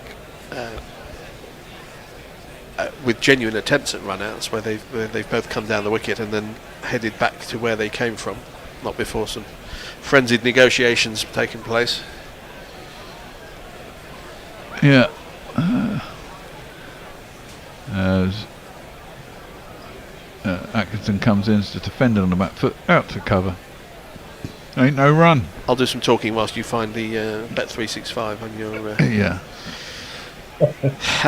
So, Messi, despite being many thousands of miles away, you're our go-to guy as far as the weather concerned. How does the forecast look for this afternoon and beyond? Well, according to the Met Office, it's 10 to 20% chance of rain this afternoon. Dark clouds most of the afternoon is what the graphic shows. Well, if it stays overcast, that will help the bowlers. They always say at Lords, look up, not down. The last ball of Atkinson's over was defended slightly edgily towards the gully at the end of the 29th over. It's 65 for 3. Messi, are you doing the social media? Indeed. Stephen Kelk says wicket for Jimmy, please. Kieran appropriately asked, is it raining? No, it's not raining at the moment. And I think it probably won't rain. But at the moment, I think most of our listeners are just having a bit of a lunch break, starting to rejoin us. The numbers have suddenly increased. So let us know how you're going and check in with us. I've just gone for a run out, 25 to 1. Oh, that has to be the next wicket. Yeah. I got 1 in the World Cup at 18s. I got 20 to 1 in the World Cup. Excellent. Oh, occasionally it comes in. It's 20 more over cricket is much more likely. Exactly. Well, it's you, Bear. It is me. Yeah. Wokes is going to come into the attack, and he has a jingle that goes like this. It's a jingle like the batsman too, really. He's on Instagram. Coming in to bowl to Athanasian, who plays it out to cover. There is no run. Ben Stokes, but he'll have to do. The batsman are. Cam Hodge, he's not a chicken or a cow. Cam Hodge is here right now. Oh, he's the heckin' best. So frig all the rest. You will all adore Alec Athanasian. He gets behind that next ball and defends it. Once more up to mid-off. Actually, it's cover who comes in and picks it up. It's heading towards mid-off. There is no run. Of all the talk of the various changes in the England team with a new wicket-keeper, with Atkinson coming in for his debut, it's slightly overlooked that Wokes has found his way back into the team. He's not played a lot of cricket this year. He's had some family issues. Family issues, and bereavement in the family. But he's got a tremendous record in England, particularly on this ground. Well, doesn't look to have any zip today, has he? That's defended off the back foot up towards cover, and there's no run. And I was talking before lunch about this nonsense about England always looking towards the next Ashes, and they've worked everything out scientifically and this and that, and the last Ashes tour England went to, and they'd already rested somebody from the first game. It was the first ball of an Ashes series, and England had Chris Wokes opening the bowling, and you just thought, I think you overthought this, mate. Yeah, exactly. You've screwed this up.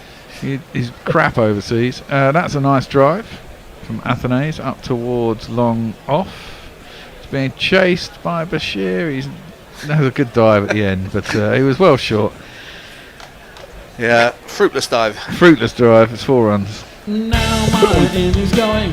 Great They're all taking the piss out of him in the slips. 4 runs.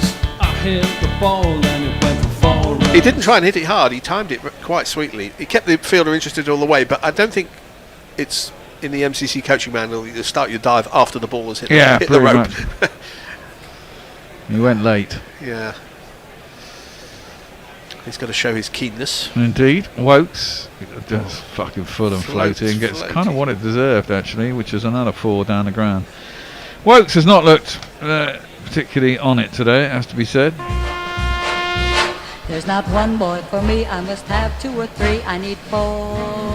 Starting to get a grey little thing. They've all got side partings these days. I don't like this, man. It's all 1920s, you know. Yeah.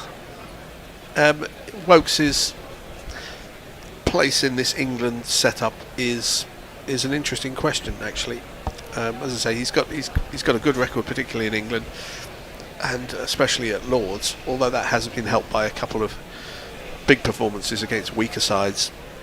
I'm not specifically mentioning Ireland, but that's who I'm thinking of. Ooh, dropped his bat on that, did Athanase.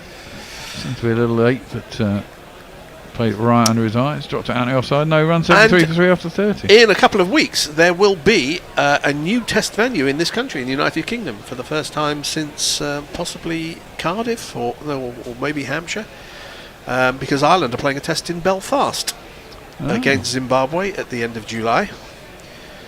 Hope the weather stays good for them. It will only be, I believe, the 10th test ground in the United Kingdom. Is there any radio coverage for that? Can we bid? I think this is an off-air discussion. Bear? We have a new listener. It says, I'm a first-time listener, loving the broadcast. Says, Flying Turd Nugget, which is an... You sure it's not another Mog pseudonym? love the handle. All right, Hodge is going to face up to Atkinson, who has 2 for 6 off 6 overs. He's bowled pretty well. Got a lucky one with his second ball. Generates some decent pace, and he's back up there now. Second over, 86 miles an hour, his first ball.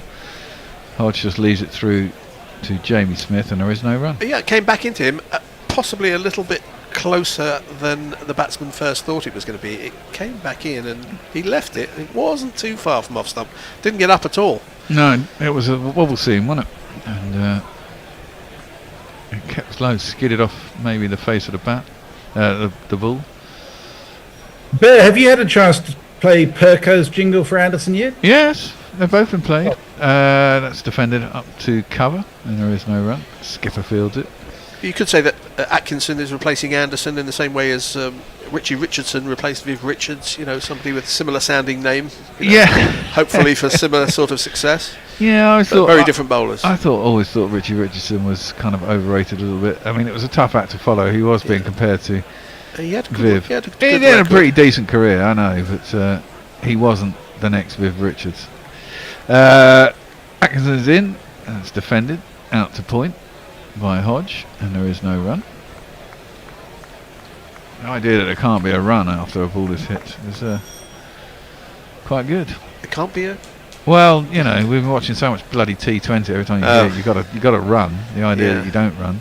Can someone get a door, please? We're looking at a test match, Australia versus the West Indies earlier this year, where West Indies won by 8 runs in an absolutely terrific finish. That's been pulled. It's gone straight up in the air, but it's gone over the keeper. Is it going to be 6? I can't see where it's landed. It is 6. Fuck me. A little bit lucky. It was an attempted pull, big top edge. I guess there's no one down there. Safe shot. Well, yeah, he wasn't in control of it, but as you say, there aren't going to be many fielders there unless Brendan McCullum is batting. And scoring the fastest test century of all time when there was about 4 men behind the keeper because that's where most of the balls were going. Yeah. It's a rather unusual scenario. That's doubled the amount of runs against Atkinson. This one is pulled again out towards deep square leg. There is a fielder out there. It's Jimmy. Yeah. Been sent out to deep square leg. Bloody hell. There was it'll be a single. I'm trying to remember who that reminded me of, because he played that pull. Here, Gordon Greenwich is on the screen, and okay, it was a pull with the leg in the air, so it was quite a flamboyant pull for a single out to square leg.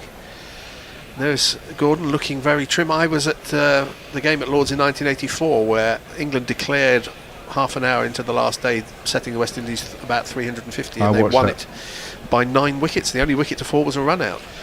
I remember that. 214 not out, Gordon Greenwich. I fielded a couple of them, and I was in the front row square of the wicket. Athanase gets behind that and defends it out into the covers. They go for a quick single. They thought about it and stopped and thought about it again. I thought Bear's bet was into play, but you don't have the clearest relationship when it comes to running, it seems to me. There's a chance. A 25-1 shot. Yeah, it'll happen approximately once in 26 times. Yeah. Here's the end of the over, and over to you, Missy. Just in relation to Gordon Greenwich, his highest first-class score ever was scored in Eastbourne at Saffron's, when he was so hungover that he couldn't remember any of his innings, but was surprised to discover how many runs he'd scored by the end of it. The word about Greenwich in the old days was when he was limping, that's when you had to be extremely worried, because he didn't want to run. He just wanted to hit boundaries, and he got some of his best Test innings were when he was actually not physically at his peak. What a great player he was. He was great. And of course, his opening partner, Desmond Haynes, spent many happy years at Middlesex. Scored lots of runs at Lords and elsewhere. Scored lots of runs everywhere, let's be honest. Yeah, they were a great partnership. He particularly loved Uxbridge, was an outground that Middlesex played at, and he seemed to hit hundreds there every time he played. I may be over imagining that. Oh, yeah, it's me, sorry. Yeah. Played off the back foot by Athanase. Thought they would have gone for a single there, but they didn't. He toe-ended it just in front of point. Well, you're hoping they would have gone for sort of 9/10 of a single there. Well, absolutely. I'm looking for a tight one, aren't I? So here's a terrific advertisement for becoming a Patreon. Matthew Cullen says, "Hi all. It's now been about 2 hours since I upped my Patreon to $10 a month. In that time, I've grown 2 inches, received a promotion at work, had much clearer skin, and stopped snoring. Try it today." Well, there you go. Where have the 2 inches been added? This is the question. Well, defended back to the bowler, Wokes, who is coming around the wicket to Athanase. Well, we are plugging our Patreons. We are plugging our Patreon appeals for our new listeners and for our old listeners, because for us to keep going, we're going to need an influx of cash. It's fair to say.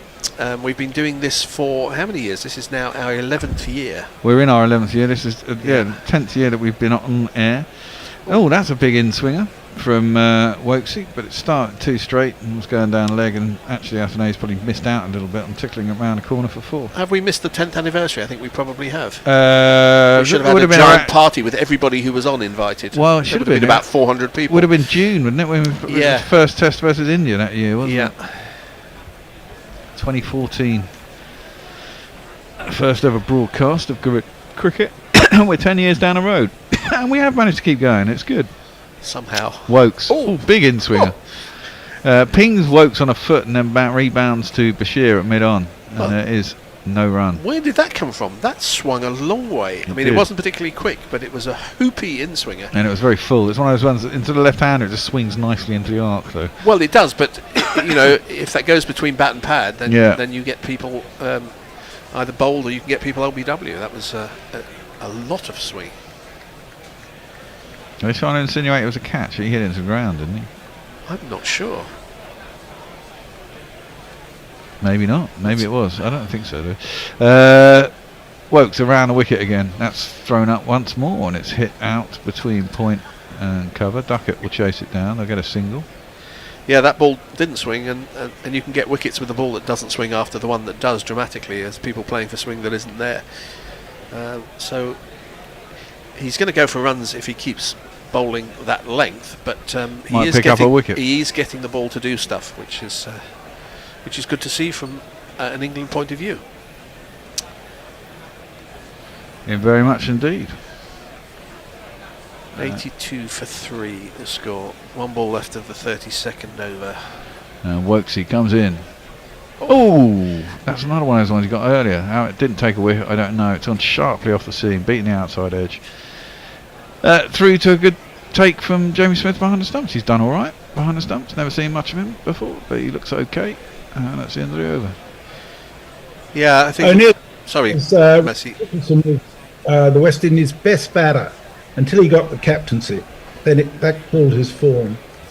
Mayank and Kieran Roseblade are both very keen for guerrilla cricket to get the rights to cover the test in Belfast. To the extent that Kieran Roseblade is even prepared to offer €2 per timed out wicket as sponsorship. Not sure that is entirely covered across. Might be enough to get the rights though, Kieran. Have there ever been a timed out in Test cricket? I don't think it has been. I think you're right.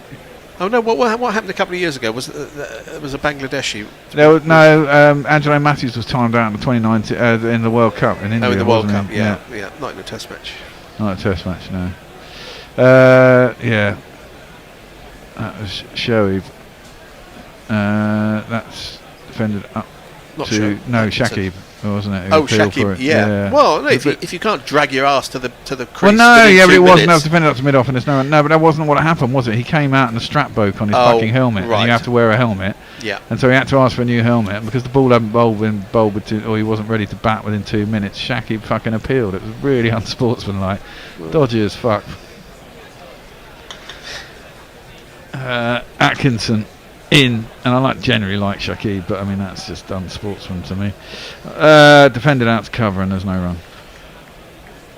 For wrong won't like me saying that, being a Bangladeshi supporter, of course. But Athanase jewellery watch. He's got 2 thickish gold chains around his neck, plus there's my old taxi mate. Cross on the chain, and as Clive Lloyd is picked out in the crowd, friend of the show, it's fair to say. Friend of the show. Yeah, very much so.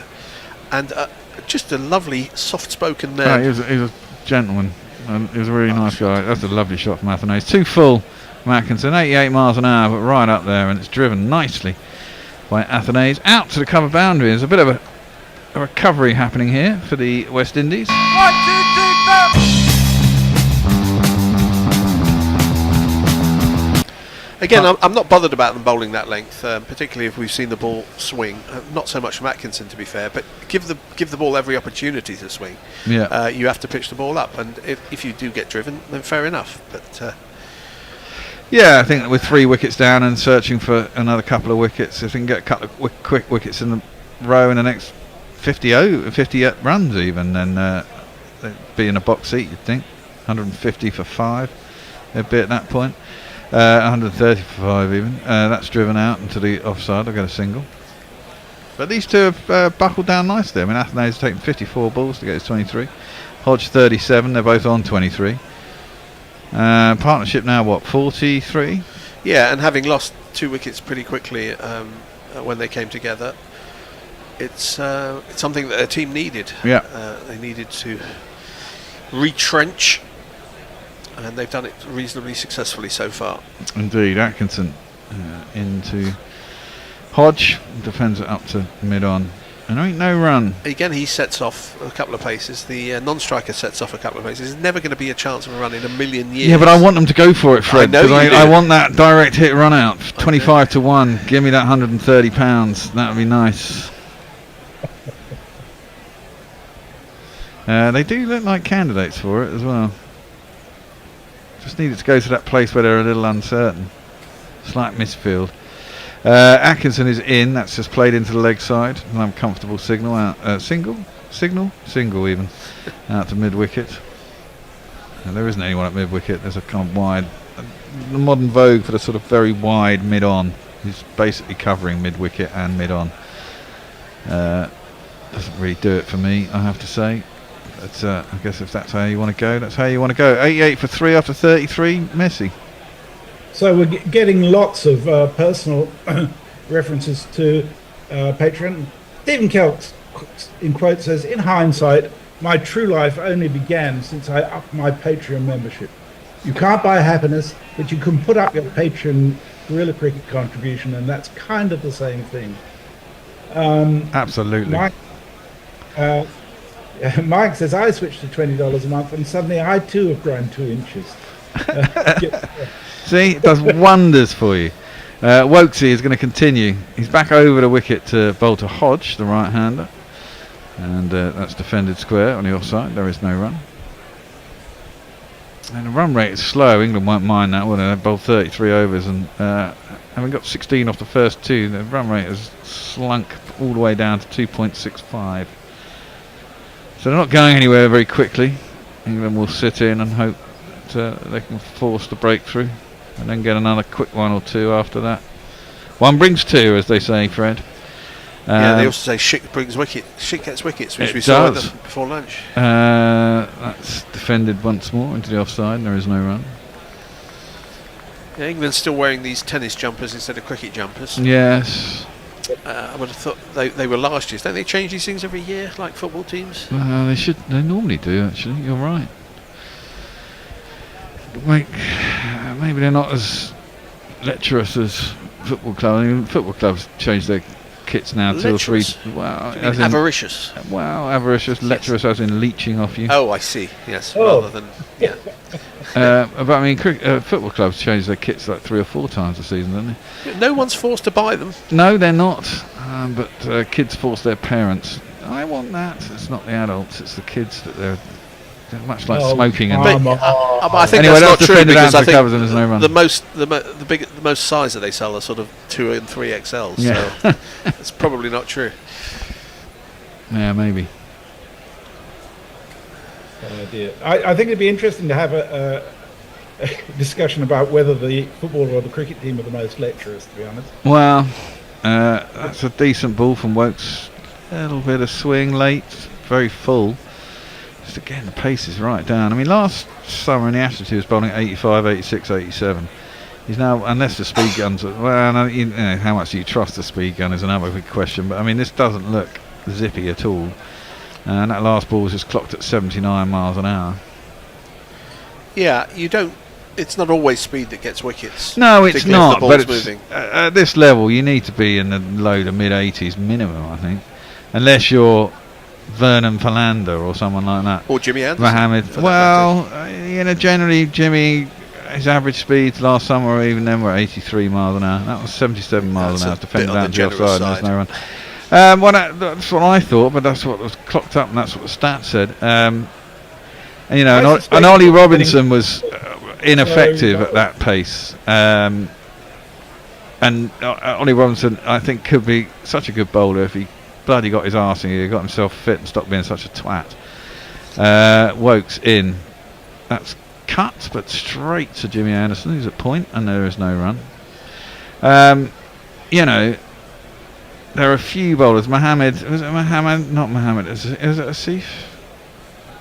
There was Philander, and then there was another. There was a Pakistani bowler. Abbas, you talking Mohammed about? Abbas. Yeah, he used to bowl sort of high 70s, but in English conditions, well, he wasn't at the end of his career. He was bowling at 78, 79, but I mean, he'd get 8-9 wickets a game. He was not just at the end of his career yet. I mean, he's still bowling. Yeah, you know, you do need to know how to bowl, and sometimes.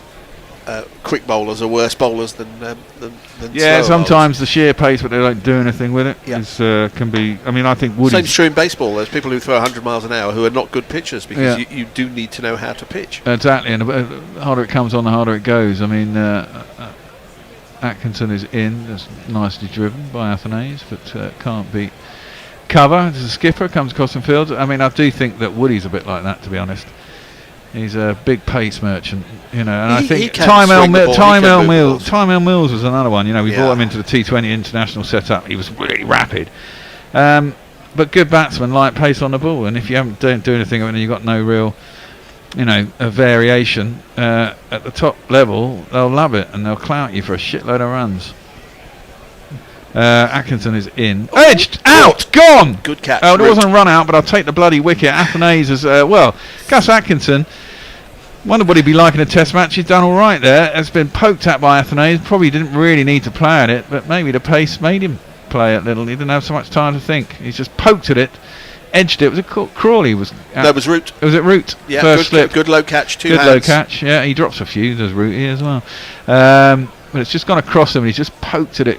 helped it on to Root, and that is low, good, 2 hands out. Another wicket has fallen, the 4th, and just when the Windies were fighting back as well. And we have to say goodbye to Athenaeus.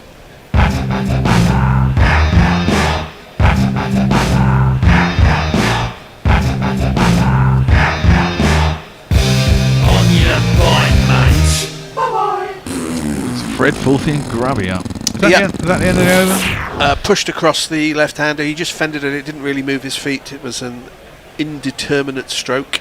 He wasn't quite sure what he was doing. He got the outside edge. It went low to Root. It was low to his right-hand side. He got both hands to it. Very well caught. For some reason, it's harder for slip fielders. It can be harder. Who used to used to standing at slip to right-handed batsmen. When left-handed batsmen there, it's a slightly different angle, and it can be a little bit harder. Was it Graham Hick, who was a fantastic slip fielder and could never catch them off left-handers for some reason? But he caught it well, and good wicket for England, 4 down. Indeed. Right. I think the pace did have something to do with it because he was late on the ball. It was 87 miles an hour. Yeah. I think it does have a little bit. I think we might as well do a little switcheroo now whilst there's a wicket. It's the time has ticked past. Fred will take over. Garovi's going to come in.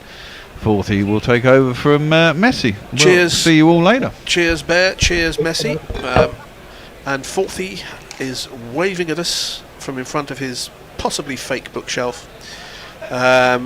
Oh, it's real. Do you want to zoom in? I'm sure he's very carefully curated what books are on show behind him. He's hidden all the Nazi memorabilia and other stuff. And funnily enough, it's my backup bookshelves that people go into the main room. I curate that. This is all the second division. This is the Championship, the Premier Leagues in the front room.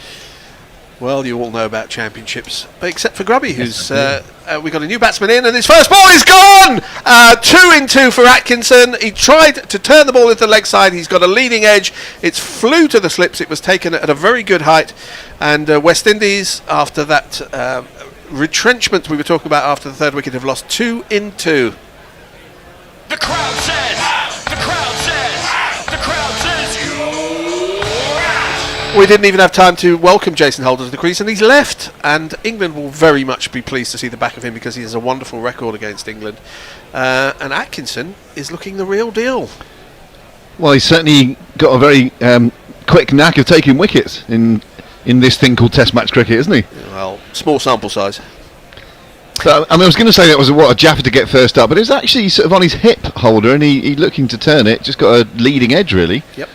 Caught a slip, and obviously the first wicket he took this morning, Atkinson, was from that horrendous drag on, really, by Brathwaite, just the extra pace doing for him. So it's a lovely knack to have, Forthy, isn't it, when you take wickets with not necessarily fantastic deliveries. Well, we talked about Ian Botham this morning. That was his great trick. That wasn't a bad ball. That was a perfectly cromulent delivery. But we're now... Well, he's on a hat-trick. Which means you've taken 2 wickets and 2 balls. You're on a hat-trick. I always claim when you've taken 1 wicket, you're on a hat-trick. On a Blackman. Because, a hat-trick is 3 and 3. But why is on a hat-trick? I don't like it when people claim that 4 in a row is a double hat-trick. Oh, no, mathematicians probably. Well, anyway, who's come in? We're going to have to jingle him up because we didn't have time to last night. Is it Josh De Silva? I think it is Josh De Silva. Mustn't it? Yeah. Friend of Gorilla Cricket. Yeah. And he will be facing the hat-trick ball. Someone's bowling looseners. Watch him hit a bounty again. See the runs Josh De Silva's counting. Well, he's 8 runs short of 1,000 in Test cricket. He has hit 100 against England in a Test match, but Gus Atkinson on his Test debut will be trying to prize out De Silva. First ball to be the first Englishman to take a hat-trick since probably, was it Moeen Ali a couple of years ago? Just 696 short of Jimmy. Handsome ball, it's full and straight, and De Silva comes down a little bit inside out, but plays it back to the bowler. And he will be getting a big round of applause, as you always do when you don't take the 3rd wicket with consecutive deliveries. You get a bigger round of applause for the 3rd ball than sometimes you do for the 2nd. Anyway, 88 for 5, and we thought at lunch it was slightly England's morning, but now England are very much on top of this game, having won the toss and put the West Indies in. It looks like there are 5 slips. I may have miscounted, as Atkinson bowls again, and this beats the inside edge. It came back. He's got an edge. He has. He's got a little inside edge. The first catch behind, I think, for the New England wicketkeeper. And Atkinson has taken 3 wickets in the over, and West Indies are in disarray at 88 for 6.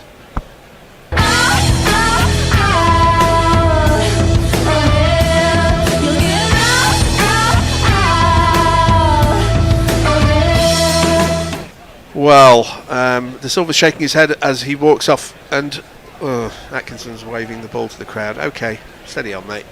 5-wicket haul in your debut just after lunch. Come on. Yeah, he's entitled.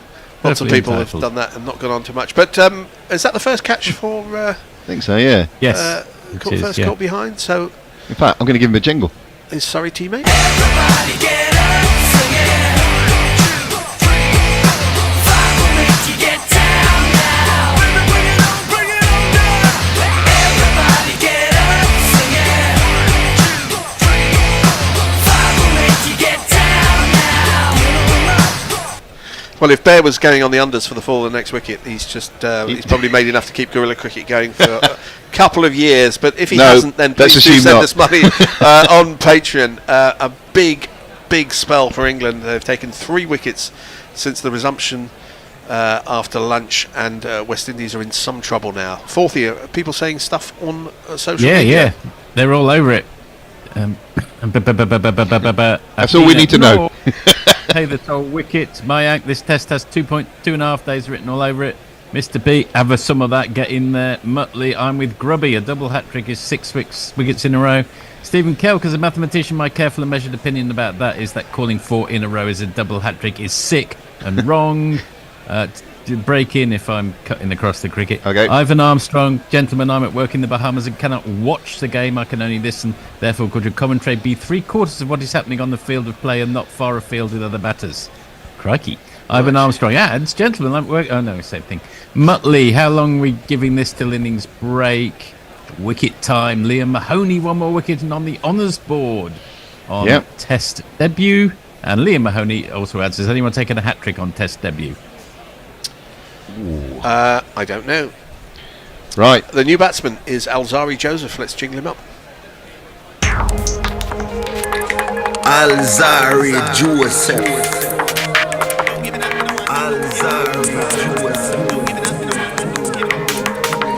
Alzarri Joseph. I think that jingle was done when we need a lot of jingles quite quickly. Last ball of Atkinson's eventful over. He bowls to the new batsman, and it's he ducks into a short ball. Didn't get up very high. Where has that caught him? On the shoulder. It ricochets back down there. Having a look at the, he either took that on the arm or possibly the shoulder. He's taking off his glove. It wasn't a wicket. It was a dot ball, but it may have done some damage to Joseph. He looked like he was ducking under a bouncer, but it never got up at all. It was a predetermined duck by the looks of things. Yes. And that can spell trouble, and he wasn't looking at it. Quite fancy some predetermined duck. Oh, yeah. Yeah. Now then, this is interesting. Moderately interesting. 3 players have taken a hat-trick on their Test debut. English medium pace bowler Maurice Allam in 1930. Indeed. New Zealand off-spinner Peter Petherick in 1976. And most excitingly of all, a man whose wife, my wife, had a conversation with in a cafe 2 days ago.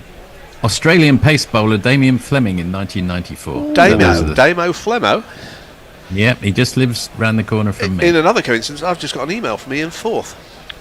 Just a click on spam. Sorry, hold on a second. It's not spam. First you insult my bookcase, then you insult my...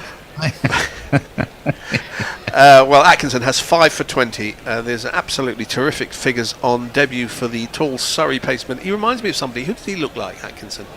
I can't quite put my finger on it. I don't know. It doesn't really remind you. Yeah, go on. Yes. There is somebody there. I just can't. Yeah, a cricketer or just someone? Well, I don't know. That's the thing with you can never really tell. It could be a footballer. Is it Tom Hardy? A slightly thinner Tom Hardy? He's got the slight look of my cousin James about him, but you won't know him. Oh yeah, yeah, I can see that now. Yeah. Yeah, James Bowden. 88 for 6 James. of 35 overs. England very much in the box seat at the moment, as Wokes will be resuming the attack, bowling to Hodge, who's watched a clatter of wickets from the non-striker's end. Let's see whether he can continue his... Oh, he fends at one outside the off-stump, a ball which moved away from Wokes. Unsurprisingly, wickets have this effect of galvanising the bowling team, and Wokes has just bowled a good one, but Hodge managed to keep his bat inside that one, and it went through to the keeper. There's probably been a clatter of a lot of throwing stuff around in the West Indies changing room. You know, when 3 wickets fall very quickly, you know, there's people saying, where's my thigh pad, you know, quick, get padded up. Where's what's his name at number 10? He should be padding up now, as Wokes comes in and bowls, and a late decision to leave an outswinger there from Hodge. And I've forgotten his name. What's the keeper's name? Jamie Smith. Jamie Smith, yeah, Smith. It should be a difficult name to remember. I don't know why I call him Davis. I think it's the Middlesex wicketkeeper's Davis, isn't it? Yeah. Yes. Anyway, 88 for 6. We're a professional outfit. We should know at least the players who are appearing in front of us. Atkinson has 5 of the 6 wickets to fall. Stokes the other one, as Wokes comes in and bowls, and this is cut and slashed into the hands of Point. Has it gone there on the full? It has. That's a terrific catch by Pope. The batsman can't believe it. He's on his knees. He has just slashed a short and wide one to Pope, and I'd like to see that catch again, because it must have got there very, very quickly, and dragging himself off. He could hardly be walking any slower, is Hodge. A 7th wicket has fallen.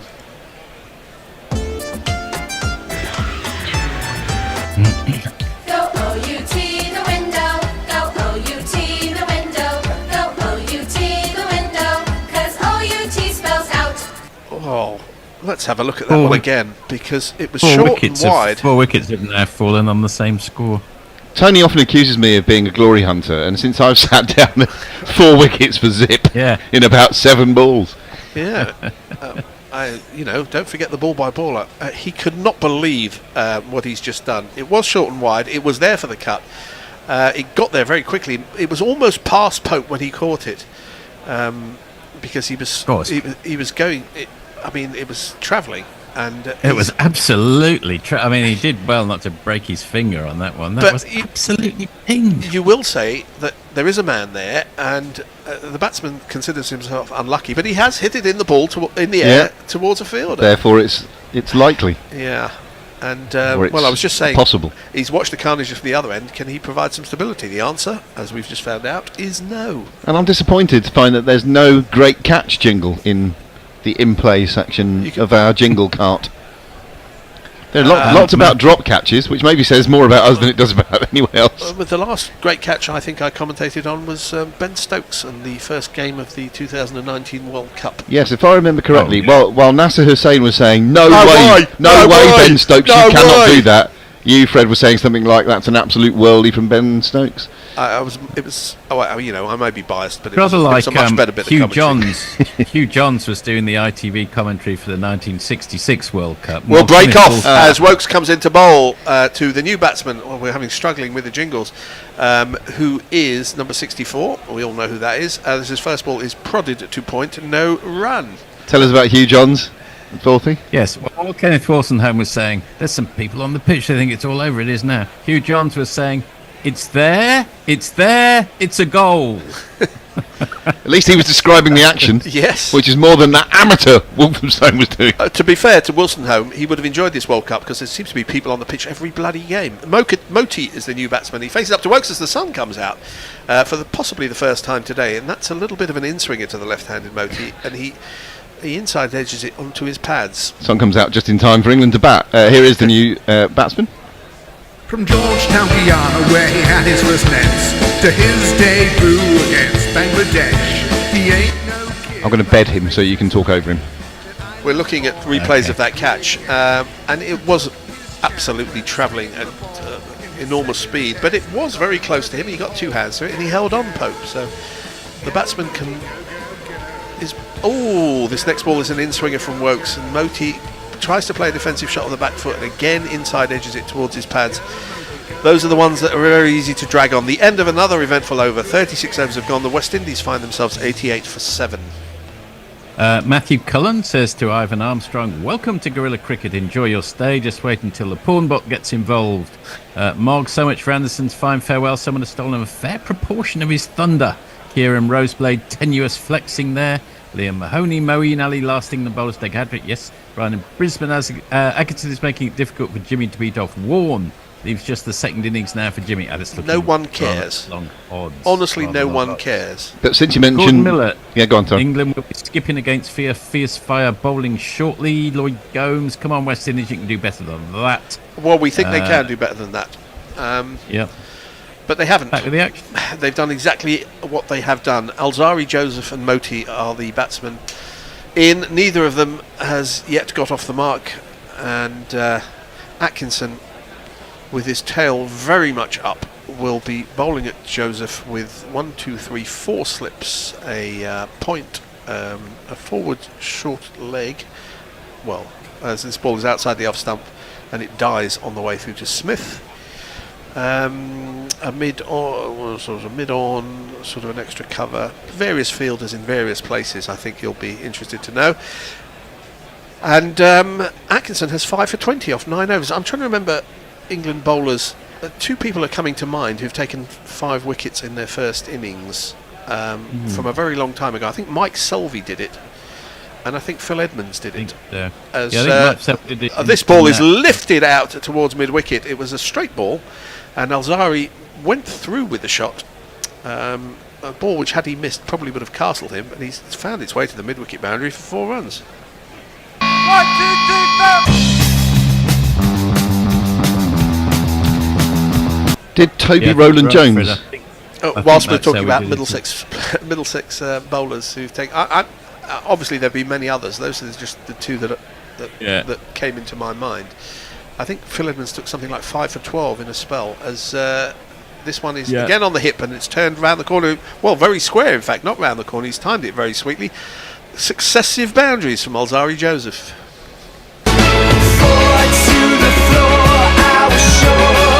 Oh, and Atkinson's walking back to his mark with his head bowed. Steady on. Well, he had his tail up. Phil Edmonds got 5 against Australia in 75, didn't he? Including a long hop against Ian Chappell, which was hilarious. And Mike Selvey got 5 against West Indies the following summer, but England went. That series. Thank you very much. Yeah, no, did Toby Rowland-Jones get 5 on debut? Richard Johnson, maybe, as well? All Middlesex, lots of Middlesex players. Oh, this is driven beautifully. It was slightly uppish, but very, very well hit by Joseph through the vacant mid-off region for 4 more. 3 in a row. That went like a trace of... My name is Lakhan. My name is Lakhan. Well, it's a hat-trick of boundaries. Can they get a double hat-trick of boundaries in 4 balls? People who say 4 wickets is a double hat-trick, the explanation is that you've had the first 3, and then the second one is 2, 3 and 4. Yeah. Which just... We know what they mean. It feels like an artifice to me. Artifice. They've all got it artifice. This next ball is shorter and down the leg side, and Joseph resists the temptation to try and get a double hat-trick of 4s and lets it through to Smith. 100. The 100 has been brought up for the West Indies in the 37th over. They'll be happy for that, but less happy that 7 wickets have fallen. The last of those 3 boundaries went pretty close to Atkinson, but it was absolutely timed to perfection, and he then held the pose for seemingly 20 seconds as Atkinson bowls again. This is driven up and over mid-off. It bounces once, twice, and then rolls into the sponge. 4 more.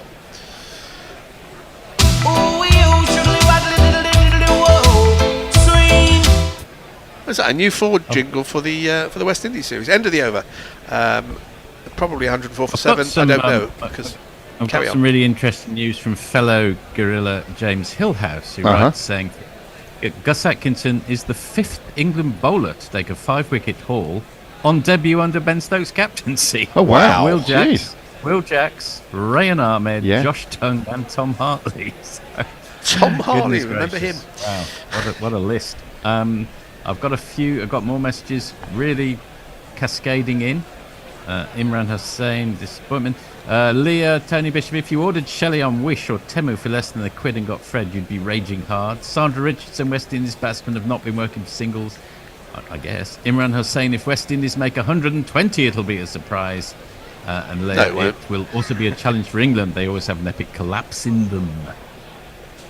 Yes, as this first ball from Wokes' over is well wide of the off stump and moving further away, and Moti is not interested. Nice to hear from some of those people, as we're seeing the replays of Alzarri's frenzied assault. Oh, and there's that Viv in the crowd who's standing up and acting as cheerleader. There is a tremendous portrait of Viv in the Lord's Pavilion. It is a very, very large portrait of just his head as Wokes bowls again, and this is again, I mean, it's not particularly quick, 79 miles an hour, but there is distinct swing through the air for Wokes. It's guided by Moti to backward point, no run. An unusual portrait of Michael Vaughan. Yes, there's some weird portraits in there, some very good ones as well, and some, I mean, every style known to man, including, let's be honest, crap. Some are better than others. That's always going to be the case when you get different styles. The Viv one is absolutely beautiful, imposing and impressive. And also Inzamam, a similar one, as this one is an in-swinger, or an attempted in-swinger, from Wokes to the left-handed Moti, which he defends to mid-off. There's one, as we've mentioned before, possibly grubby, in the bowler's bar upstairs. Not the bowler's bar, in the bar on the top. The members' bar, yeah. On the top level, where somebody seems to have drawn action on a cricket pitch without actually understanding what goes on a cricket pitch, because one of the fielders is standing on the cut strip. The pitch is about 3 yards long. Yeah, and fielders are on the pitch. It's not a faithful representation. It's not a Canaletto. It's more of a Picasso, I think it's fair to say. As Wokes bowls well wide of the off stump, and that possibly bounces twice before Smith takes it. Sort of 1.5 slip. It was very, very long. He was a bit lucky not to get called a wide for that, I think. Also, the thing about Viv is oh, go on. You go on, Forthy. No, I was going to say, if you ever go to the Vatican, there's a splendid picture involving a camel painted by someone who's never seen a camel. And it's 8 humps. Was it designed by committee? That's that old. We've got a leg slip in now for Moti, which is fair enough if the ball is swinging, as this one is a little bit shorter, turned into the leg side behind square. Moti gets off the mark with a single, and does he keep the strike, or is there one ball left of the over? He does. No, he doesn't keep the strike. There is one ball left of the over. 105 now for 7. Every time you mention Moti, I think of Ralph Moat, the nutter who went off with a gun. Oh, yeah, Raoul Moat, not Raoul. Thank you, yeah, Raoul Moat. To whom Gaza delivered a chicken curry to try and entice him out of the bushes. Was it a can of Stella and some fried chicken or something? Weird story that was. He was quite a nasty piece of work, actually. This next ball from Wokes is taken from a very straight off-leg stump by Joseph, out towards deep backward square leg, takes a single, keeps the strike. The end of the 38th over, 106 for 740. What are they saying? Well, things have calmed down a little. Gordon Miller says, enjoying your commentary. Great fun. Do you know what these West Indies had for breakfast and lunch? And Sandra Richardson says, from St. Lucia, the captain should still be batting. Lead by example. This is all YouTube, where all the action seems to be happening. Let me just have a very quick look. While you're looking, I'm so happy that we've got so many people from around the Caribbean. So it's St. Lucia, Trinidad, Barbados, Jamaica, Guyana, Dominica, Guyana. It's terrific to have you all with us, by the way. Caribbean, but welcome nonetheless. Well, okay, but part of the West Indies fold, shall we say? Who was the one of the West Indies batsmen who was from St Kitts, the first from St Kitts to play for the West Indies? That's Mikhail Louis. As first ball from Atkinson is hit up in the air. Where has this gone? It's going to find its way to mid-wicket and is caught by Wokes. That is a pretty shocking shot by Joseph. He just tried to hit the cover off the ball. It went straight up in the air, and the 8th wicket has fallen, and I'm afraid the wheels are coming off for the West Indies.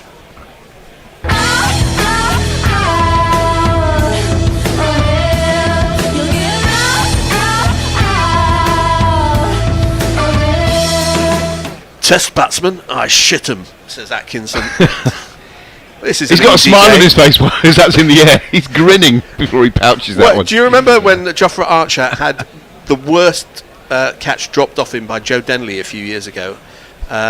He was standing. It gently lobbed its way into his midriff, and Archer ran off celebrating without even looking at the catcher, and they had to turn round and see the disbelief as hapless Denley had put down. Well, there was no chance of Woakes putting that down. He's got a good pair of hands, okay, he'd hit 4 boundaries, but I'm not sure this was particularly the best thinking from Alzarri Joseph, who's no mug with the bat. It's quite a good category, isn't it? Michael Carberry once dropped the dolliest of dollies. This Denley one is the worst. Is the absolute worst. Do you think worse than Mike Gattings in that? Oh, Pakistani? not even close. Not even close. I mean, a small child would have caught it. It was. I think my mum would have caught that in her pinny. Yeah, but you can't take a catch in your pinny. It'd probably be. It would make it more difficult, wouldn't it? It'd probably be 5 runs, wouldn't it? Yeah. Also, playing anything with a stick of rhubarb. Oh no, that does work because that would be difficult. We have got a couple of tweets I've just spotted. Wiggy says proper cricket, which means not Fred back on commentary. Happy days. Oh, you've got a fan, Fred. That's nice. Wiggy's one of my oldest friends, and he himself has been doing some footballing comment on radio somewhere in the world. So that's nice. I stopped halfway through. I faltered because I thought, oh shit, is this someone being a bit rude? No. Well, it hasn't stopped you before. A genuine fan. Let's be honest. Another Joseph has come in. Let's jiggle him up. Armchair Cricket Podcast. Clearly, Jesus, Mary, and Shamar Joseph. Who's this coming up out in the lists? Is it a warrior of times gone by? My Christ, it's a... Oh, his first ball is full and swinging as an appeal for LBW. I think it was missing leg stump, but the batsman didn't have much clue where that was going. Left-handed batsman. Atkinson is over the wicket to him, so there shouldn't have been any problem with the line, but I think it did a bit too much. And there's no question of review, even though England have loads of them. It pitched outside and was going further down, I think. It was close, though. Yeah. I think Gus Atkinson's the guy in the Thriller franchise who you think's the good guy. He's peaked too soon. By the end of it, he's not. He's peaked too soon. That's what you're saying. Atkinson bowls again. How the hell has he? What's he done there? He's chipped it up in the air in the most ridiculous, indescribable shot. Pope has taken the catch at backward point. The 9th wicket has fallen. I don't think any broadcaster in the world could describe that shot.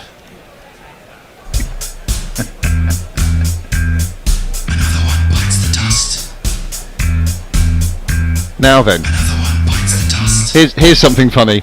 Gus Atkinson, on debut, might have better Test match best bowling figures than Jimmy Anderson in his 1,000 Test career. Well, he went down on one knee. He tried to pull it, and it's found its way to backward point. That's about the best I can do, but I'm not doing it justice. Yeah. It is an extraordinary dismissal. If you thought... Well, Gus Atkinson currently on an average of 5.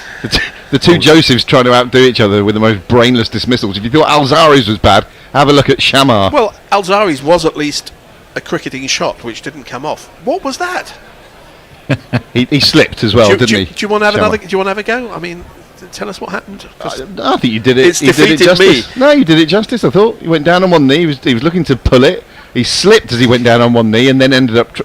He was still trying to play it through mid-wicket, but it slid off. Then he was trying to cut it when it eventually reached in. He tried to ramp it. I think that the last thing that went through his mind, other than a bullet, was maybe I can ramp this over the slips. I mean, what on earth? I don't know. Can you get Nasser on the phone? Ask him. No way. No way. You can't do that, Shamar. Well, there are only 1, 2, 3, 4, 5, 6, 7, 8. There's only about 8 or 9 people who have ever got 8 wickets on debut, and I don't know how many of those were first innings either. Well, let's. How many have got 7? Because that's what he has at the moment. 7 on debut innings, really? You're about 20 looking at this list. Ooh, okay. Dominic Cork did, for example. He got 7 for 43 on debut. Blimey. John Lever got 7 for 46. Oh, yeah. Oh, yes. Yeah, that's a good one. Yeah. Darren Sammy got 7 for 66. Did he? Jim Laker got 7 for 103 on debut. Huh. Those are innings or match. They sound like match figures. Yeah, no, exactly. I don't know whether they were Best figures in an innings on debut is the heading of this. Well, so is I it don't the know whether internet? that's Because you can't second rely on it, innings. to be honest. I once saw a whole article explaining that Bob Willis had never bowled a no ball in his career. Yes. I suppose Bob Massey comes to mind, doesn't he? Oh yes, of Was course. that his debut? 8 and 8. Yes. Yes, he got 8 and 8. Yeah. At Lords, so he's not the best bowling figures by a Long way to debutant at go, Lords. Gus. Now, presumably this guy's come to the crease. Well, I hope so. He's the last one left. Oh well, wherever you are, Seals Jaden's gonna get ya, no matter how far. See the blow flow watching it, shed upon my head. Seals Jaden wants you for dead. Well, Seals is facing up to Atkinson, another left-hander. It's full and straight, and he does get an inside edge on it. It finds its way to Bashir at long leg, a single to Seals. Shelley has a reputation on guerrilla cricket for taking wickets, doesn't she? Yeah. I think the three of us are knocking her into a cocked hat. I don't know what that expression means, but Tony's emerged. Tony's glory emerged from hunter. his slumber. We're going to have a change. For some reason, we're being taken off, which is bad captaincy in my book. But we're going to be leaving at the end of the over, if indeed they last that long. Shorter ball outside the off stump. Moti, who's again, he's faced 8 balls. He seems to have been in for about 6 wickets. Leaves, and Atkinson today. We're seeing one of these pointless graphs that Sky loves so much. Well, with various coloured markings on the pitch. I think Jimmy's best bowling is 7 for 60 odd, 62 maybe. In his career? In his Test match career, that's his best bowling figures, 7 for 60 odd. So Atkinson will do well not to better that from here. You're saying he should retire? As this one is a potential slash outside the off stump from Moti. He doesn't get any bat on it. The end of the over, 39 overs have gone. The score is 107 for 9. We're having a 3-person change and welcoming Tony Bishop into the hot seat. And just while Tony's coming in, I'll let you know the other 8-fers. Trott, back in the 19th century, he got an 8 for. Bob Massey got 16 in the. Hiowani, of course, got 2 8-fers. Lance Clusner got an 8 for. Valentine of West Indies got an 8 for. And the one you could be justified for forgetting was Jason Frazier, got 8 for 215. Well, the other thing, don't forget, the Lord's bowling record, which could have been in danger for a while, was Ian Botham's 8 for 34. Well, yes, but talking about debuts. I know you were, but I was thinking about Lord's generally. Jimmy's going to continue. Oh, well, sure. He's over the wicket, swings it back in to Seals. Now, well done, young Gus Arthur Atkinson. Fantastic effort from him, but really, he clearly didn't get the memo that said, this is all about Jimmy. What on earth was he thinking, just taking all of those wickets? It's conceivable that West Indies could get rolled here for, well, highly likely under 150, very likely under 130, and Jimmy won't have taken one of them.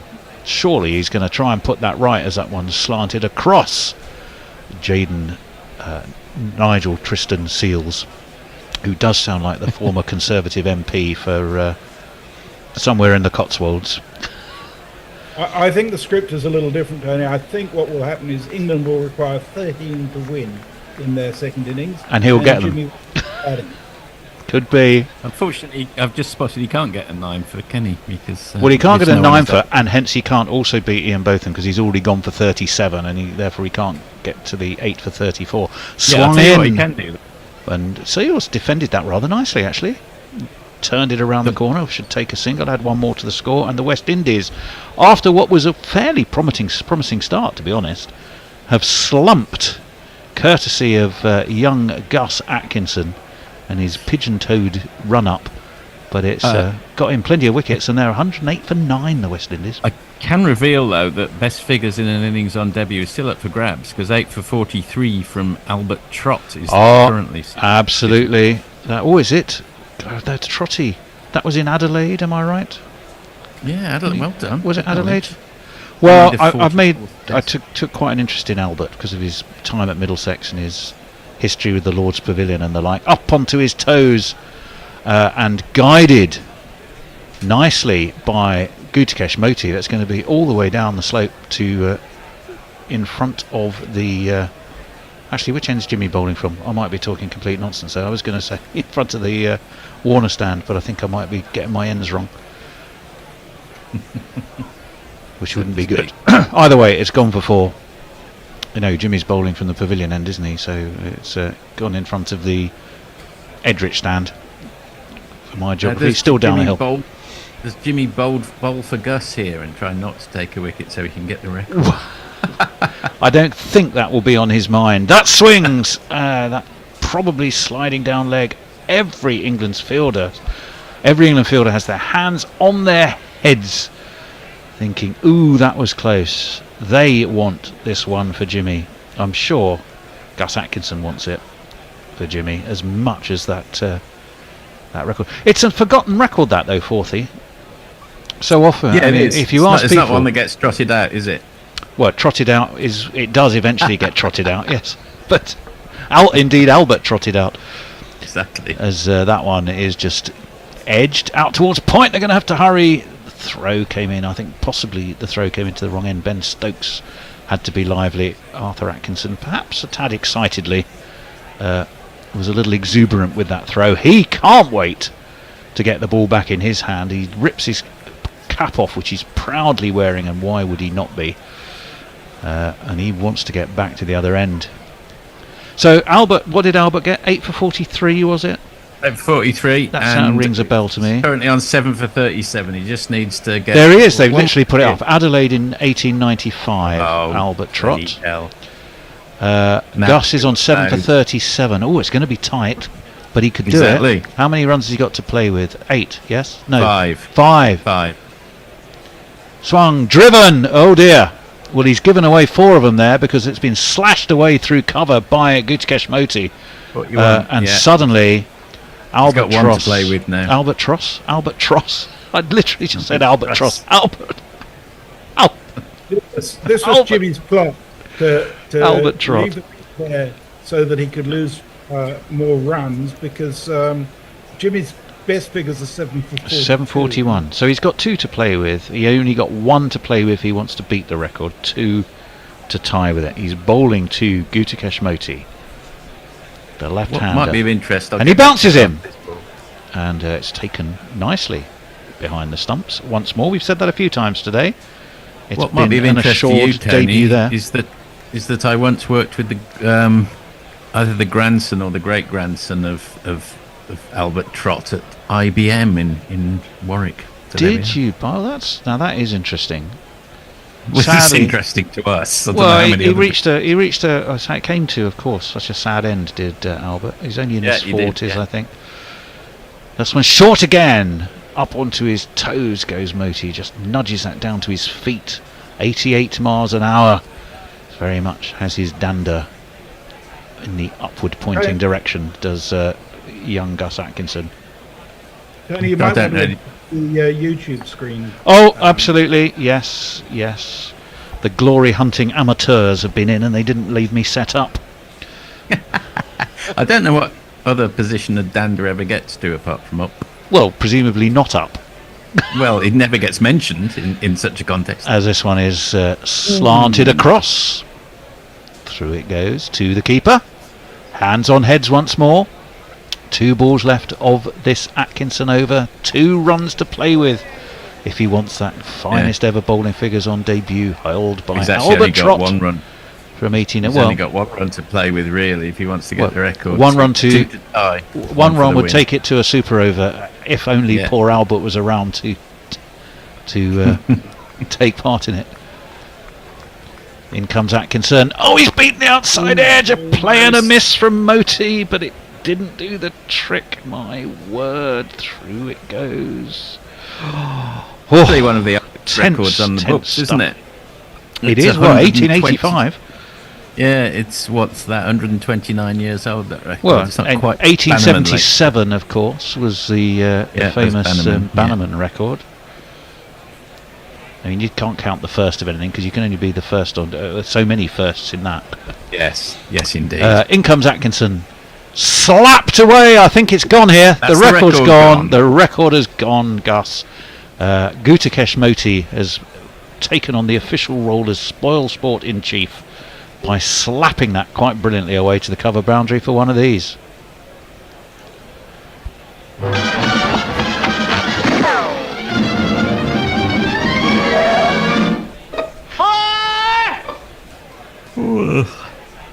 Right, hopefully we should be sorted out on Zoom now.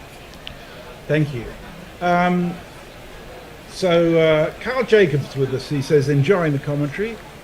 Stephen Kelk says, come on, Jimmy.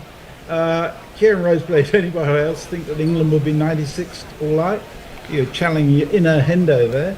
I was trying to think of the best thing to do here by England after last wicket falls. Go harder or just bat for 3 days?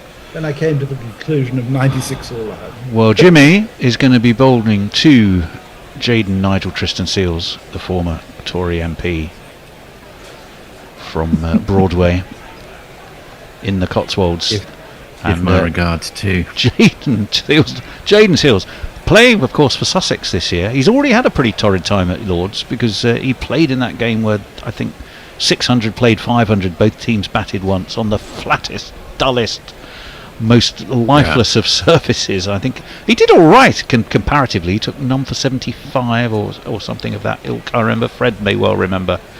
But it's his job with bat in hand at the moment to just try and extend this West Indies score as much as he can. He's got 2 at the moment, and he's facing the great Jimmy Anderson, who swings that in. There's a big shout. No, says Nitin Menon. I don't think he's got sympathy for Jimmy, that well-known Rolling Stones album, on his mind. That looked like it was going down leg for me. Indeed not. It's not an album. It wasn't not an album. It Not was an album. yes, I know. Please allow me to introduce myself. It's a song, of course it is.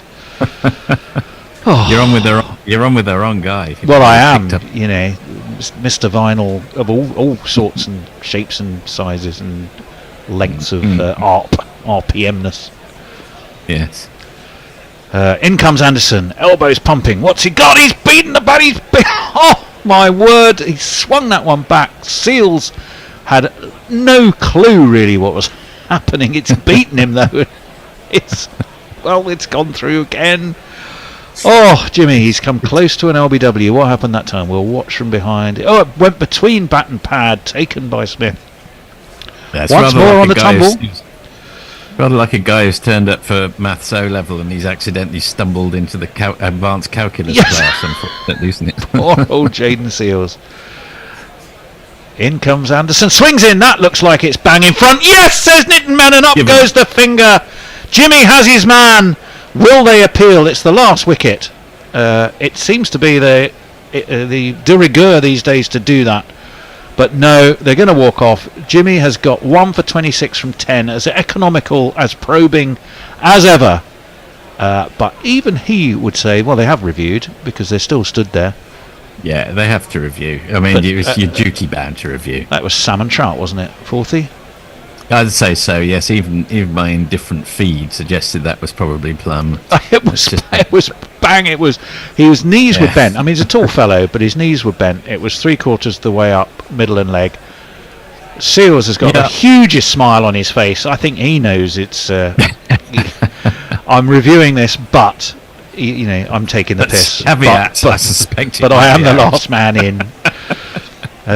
So Jimmy, we're confident we'll have his man after this review. 1 for 26 for him, and he's bowled well. He had a slightly take out the 9 that went off that rather first, perhaps over enthusiastic over.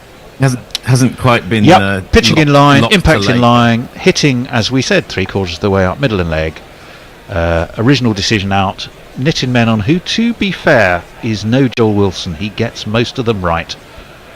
But as they walk off, the camera's on Jimmy, but the England players, including Jimmy, are standing back because walking off proudly, sporting his England cap with ball in hand, is young Gus Atkinson, who so nearly beat the long-standing 1885 Test record of Albert Trott with the best ever figures on Test debut. He just by a whisker failed to do that, but not by much, did he? Not by much. Augustus Atkinson, well done you. And just having a quick look, is that the... It's the best at Lords, though, because Bob Massey's was 8 for 53 and 8 for 84. Well, 8 for 34 was... well, if you're on debut, yes. Best on debut at on Lords. Debut, definitely. Because Bob Massey's was 8 for 53. It and he was on indeed. debut at Lords, so Yeah, that's something. And it's the second best of all time. 7 for 45. It's the best in England. Fantastic. It's the best by an Englishman. It's various bests. Are you appointing him as a Caesar as a result by making him Augustus rather than Angus? Yeah, I feel he should be an Augustus. Yeah, he looks fair like enough. an Augustus. Yeah. Well, I don't. Does he? With well, one of those kind of sort of after what do they call those today? Gold crown things made of leaves they put around? What do they call those? Wreath. A Octavian was promoted to Augustus. I feel we should promote Angus to Augustus after today. Well, anyway, look, the story of this first innings on Jimmy's final test. England chose to bowl. The cloud cover was there. A country expected, as much as they expect against the Dutch tonight, they expected wickets for Jimmy.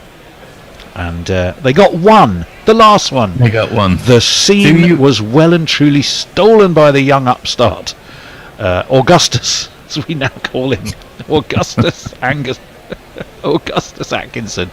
And the West Indies have been rolled here really for 121. But let's not get too excited too soon from an England perspective. It's not that easy. Lords is playing its early morning tricks under cloud cover.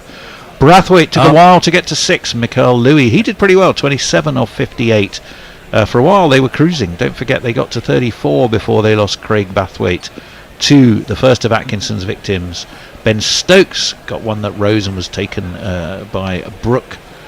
Crawley snaffled Kirk Mackenzie fairly early at slip. Atkinson saw off Athanasi, he saw off Chris Wokes saw off Caven Hodge.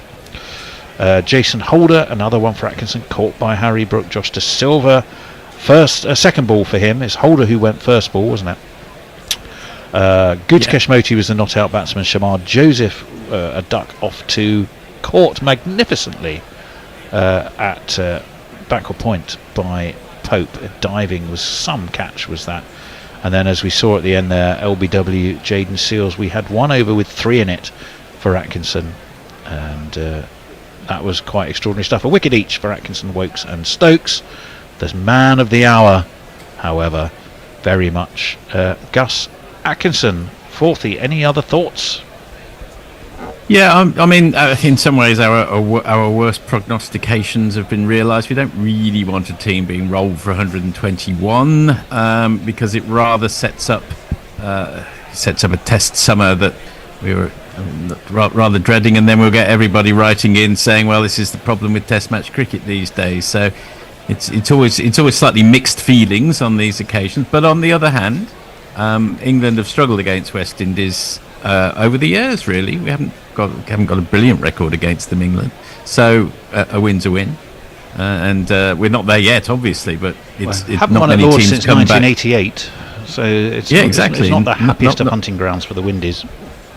No, I was actually there when the long drought was broken in 2000 when Ambrose and Walsh's last match, and that was the end of an era at the Oval. Well, 121, you're not going to win many test matches from there with a top score of 27.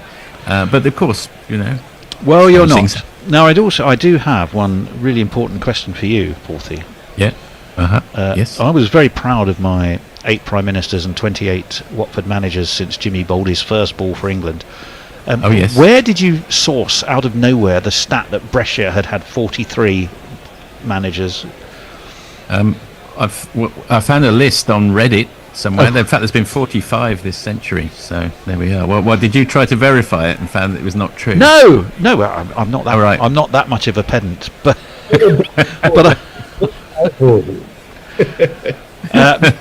anyway, it was an extraordinary stat. I do have a question though. Rather than promoting Atkinson to a Caesar. I'm wondering, given that his name is, in fact, Angus Alexander Patrick Atkinson, maybe he should just be Alexander the Great. Oh, that would do it. Well, there are some fabulous cakes at Lord's. Am I imagining things? It was Gus Fraser and Angus Alexander as well. Wasn't his second name Alexander? Wasn't he an Angus Alexander Fraser? I mean, obviously I could look it up, but it's more fun to speculate. Well, we can ask. We can ask people.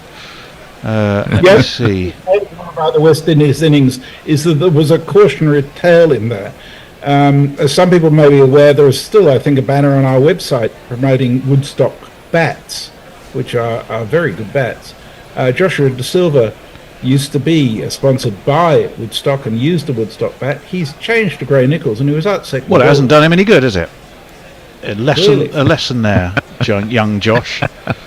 You know, I love it. Be true to what works. Tony goes into deputy headmaster mode. Well, it hasn't done him any good, has it? Indeed not. Messers, whilst we wait for the players to re-emerge, have you got any messages for us? Matley demands that Mog gets on an Alexander the Great jingle. You know what I'm thinking. Poor Mog. He is the horse in an Animal Farm when it comes to jingling. We need a jingle to celebrate the first catch by a wicket keeper with black gloves. Can you knock one up for us, Mog? Just keep working. Yes. Is Boxer, is he Boxer? Boxer was the horse in Animal Farm, yeah. Just work harder. The jingle sweatshop has to be kept busy or it will atrophy. Yeah. Oliver Richardson says, the match is still a good way to go, but I expect much better from the English batsmen. I would imagine all English supporters would. Cornelius Davis. There's some new names here. It's lovely to have you all on board. It's a very low score. It's a shame they should stay home and keep on practicing. Well, this is practice. Every test match they play. People said the same about them coming to Australia last year, and they ended up beating Brisbane in a... Well, and don't forget, Shamar Joseph took a 5 for Adelaide, didn't he? And then he took the famous 7 for at Brisbane. A win that there was nobody. I challenge anyone who wasn't like a dyed-in-the-wool hardcore Aussie fan, and frankly, plenty of them were just so delighted and thrilled. It brought Brian Lara to tears. It was just an extraordinary, incredible thing, and the story of young Shamar Joseph. And his previous job as security guard and logger, and where he comes from in Guyana, and near-death experiences on lumber camps, and here he is at Lord's playing in a test match, having had such a astounding debut tour. Just the 2 tests against Australia. The players are out. I guess we keep going, don't we, for a while? We've got 10 minutes, so we'll do the first 10 minutes, 8 more minutes of this innings. Somebody asked what the West Indies had for breakfast and lunch today. If you want to see, I've actually posted the players' lunch menu on our Twitter, which includes the main courses: pan-seared Scottish salmon, chicken and wild mushroom stir fry, or miso glazed aubergine and almond and pomegranate. They do all right at Lord's. Possibly the stir fry. I certainly don't mind the sound of the salmon either, I've got to say. The long and short of it is very much that Zach Crawley's walking out with Ben Ducket as we speak. You know which one is which. It's either that, or they're 2 players of the same height standing quite a long way apart from each other, but they're not. They're walking on next to each other. Near, far away. Near, far away. Yes, exactly. And poor old Ben Ducket. Poor old... he did take a catch, though, didn't he, if I remember rightly? Did he? Did I dream that? I remember that. Maybe I just remember him chasing after a ball. Well, we're going to see the other Joseph. I may have got that wrong. I just remember him chasing after it at some point. But he maybe Crawley, Root, Pope, Brooks, Smith, Wokes, Pope are the catchers. So, no, he didn't. Right. Well, who's going to be facing... It's going to be this chap. Zach Crawley was a cricket player. A damn good cricket player. But he was moved from the middle order to and the man now trapped in the English professional cricket circuit. Well, we'll let him bowl. 3 slips go down. In he comes. It's left. To survive. Actually goes through to Josh De Silva on second bounce. Now this is really helpful. You've got 2 Josephs playing for West Indies, haven't you? Alzarri and Shamar. Yeah, it's not helpful at all. Well, as I look, there's one in the right hand corner just called Joseph bracket 1. Which one? How am I supposed to know from that? So I'm going to play this one for safety's sake. Alzarri Joseph. Alzarri Joseph. And in a minute we'll have a sneaky peek and try and figure out which the other one is. In comes Alzarri Joseph. Down go those 3 slips, and it's a loose drive from Crawley. We're not unused to seeing those. Not full-blooded. It wasn't like he really chased after it. But it was a bit of a non-committal shot, really, Forthy, wasn't it? It was neither here nor there. Perhaps he should have done. I think part of the problem was he was a little hesitant. Is that Crawley a Zechariah? It'd be quite nice if we could build an entire England team out of names from 2,000 years ago. Build it around a Zechariah and Augustus. Well, it's an interesting thought. In comes Alzarri Joseph. It's very full, looking to York. Crawley, who edges it. Short of 4th slip. Oh, there's a yes, no, after you, Claude moment. They thought they'd run on the misfield. The throw came in pretty rapidly. Crawley sent Ducket back. The Duckster, whose wonderful white cable net jumper is smeared with Lord's wicket. Crawley would have gone there. He went forward, he stopped, he took 3 more paces. Yeah, by that a time, the ball was in the fielder's hands. Is a shy at the stump, smashed into whose the ground. call was it? We'll get to the bottom of that in a minute. Should have been Ducket's in call. comes Joseph, down leg. Josh De Silva dives to his left. There is no run. Well, yes, it was behind the striking batsman, and the striking batsman being Crawley. So yeah, we get a better view here. In came the throw. Crawley was gone by a country mile and a bit more. I mean, just walking back, he knew he was gone if it hit, which it didn't.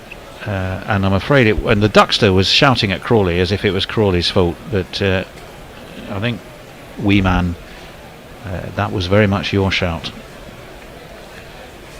In comes Joseph.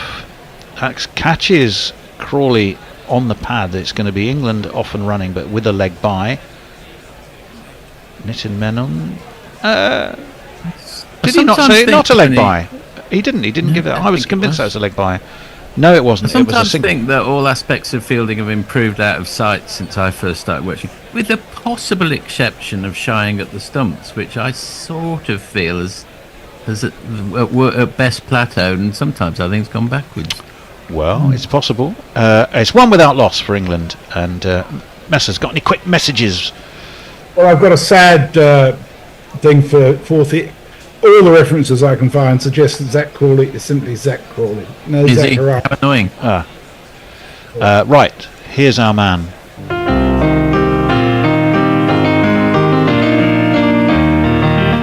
Lowest player plays this, swung into him by Alzarri Joseph. And that is the end of the over. I actually thought it was the end of the over. It is now. Some people thought the over was over. It is now. Well, some people being me. It's 1 without loss. And Zach Crawley will be back on strike. Presumably it'll be either Seals, who's been going pretty well for Sussex, bar his wicketless trudge at Lords on the flattest of flat feather beds. Mr. P says I have my Ducket bucket at the ready. Good to know. Don't forget you can buy Ducket bucket hats on our website. We'd rather you became a Patreon, but if you fancy being a style icon, you could do worse than a Ducket bucket hat. It is Jaden Nigel Tristan Seals. Currently man of Sussex, well currently very much man of West Indies. In he comes, 3 slips down, defended by Crawley stoutly and correctly.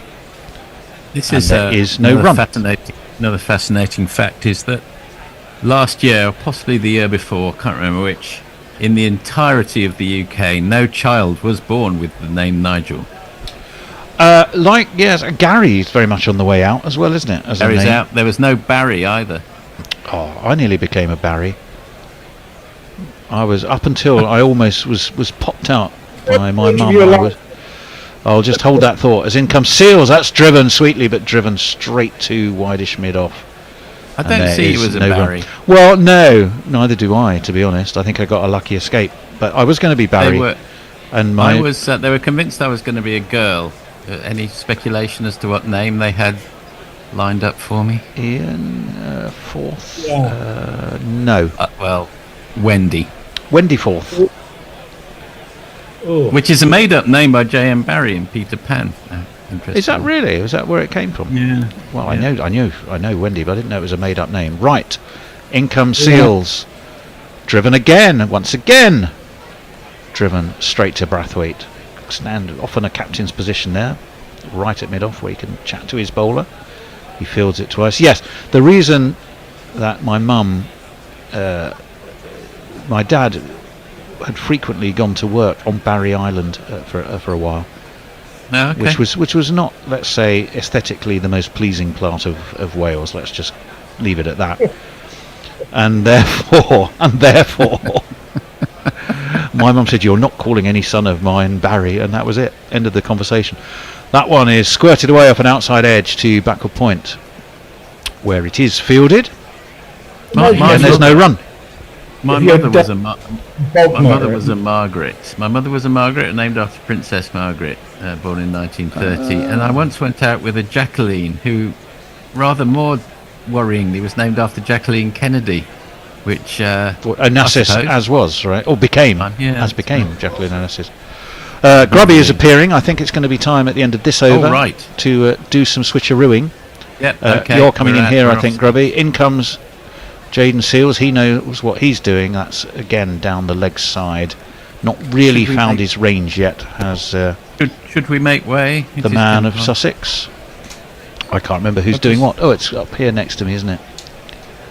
Fred Forthy and Grubby are going to delight your God, ears. I'm still on, right? Okay. No, you're still on. I thought you were on, Tone. I thought it was the three of us.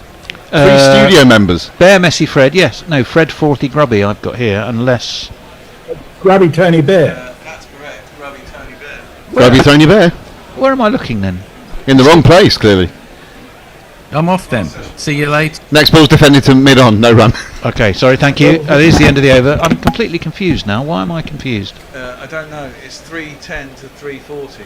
Bottom of after lunch. Oh, because I've missed 2 sessions. Yes, no, I am still very much on. I'm doing social media, so I might as well stay here, Bear. Yes, you do that. That's why I sat over here. I only write them. I don't remember them. It's one of these lovely instances where we have the three of us in the studio next to each other. Well, and we need more of those. And in our new studio, when we find it. Yes. Who knows where that will be? It'll be exciting, though, whatever happens. And it'll be all up to you, dear listeners. It will be. You'll have to patron us to get there. When you go to our website soon, we're going to find even more detail. We've made the sort of introductory section on our website very much about our need for Patreon support. I know we always say it. You always come to our help and rescue, and we're grateful for it. But this time we really need it. Oh, yes. Not that we didn't before. Existential. Here's Alzarri Joseph starting a new over to Ben Ducket, who tucks one off his hip down to long leg, and he's going to get his first run of this innings. After a bit of a harum-scarum start, that near run out was an absolute mess, wasn't it? It was. I don't know what happened there with the calling, but Ducket appeared to call Crawley through when he couldn't actually see the ball. Crawley was halfway down the track, and if they'd hit from the slips, then he would have been run out by a good few yards there. And I'd have got my under. I generously offered 32.5 for the first. Bears on the unders. Probably made a killing already today. I did. I actually did go on an over when Alzarri Joseph was out there. I got one, and I just missed the second by 2 runs. Crawley is now facing up to Joseph. Gets one outside the off stump. Looks to smash it through the offside. Under edges it to point, and another run. A little thumbs up there from Crawley, as if to say, "Please don't run me out again." Well, that run out. Or near run out. Yeah. I mean, the ball had been misfielded at sort of third slip. So, I mean, when I went to school, it's the non-striker's job to call if it's behind the batsman. And if you can't see the ball as the non-striker, then presumably you're at least saying wait, if not no. And yet, Ducket had a right old go at Crawley, or certainly gave him the evil eye. A full delivery going across Ducket, and he is forward, bat right next to pad. One of the rare times where he's defending the ball. That was 92 miles an hour. I'm not trusting the speed gun today. No? No, because we saw what looked like a slower ball from Gus Atkinson, which apparently was 90 miles an hour. And now I've just seen that one. 92? Really? Didn't look it, did it? No. Sometimes those really innocuous deliveries. Shoaib Akhtar years ago, the 100 mile an hour delivery, which Nick Knight just sort of battered into the offside. Anyway, this is played defensively once again into the onside this time, and there's no run. Seeing some earlier footage of Gus Atkinson, who already has best bowling figures in Test cricket after one innings than Jimmy Anderson after 170 Test matches. Well, yes, that's true. In his career. 7, because he got them at Lords, didn't he? Against. But it was 7 for 60. Against the West Indies. 7 for 62, something. He did indeed. He did indeed. I love that. The vagaries of cricket stats. He can retire now, Atkinson. He's probably never going to do any better. Ducket has one to his name. Joseph's going to come round the wicket to the stocky left-hander who tucks it off his hip to square leg, and there's no run. Stocky, squat, compact. Yeah, all those things. We're going to trot them all out for the Duckster. He's short and a bit wide, but we love him. He doesn't look like you'd expect an international sportsman to look necessarily, but again, another thing I love about cricket is that it is a sport for many different shapes and sizes. Well, Alzarri Joseph's up in the 90s.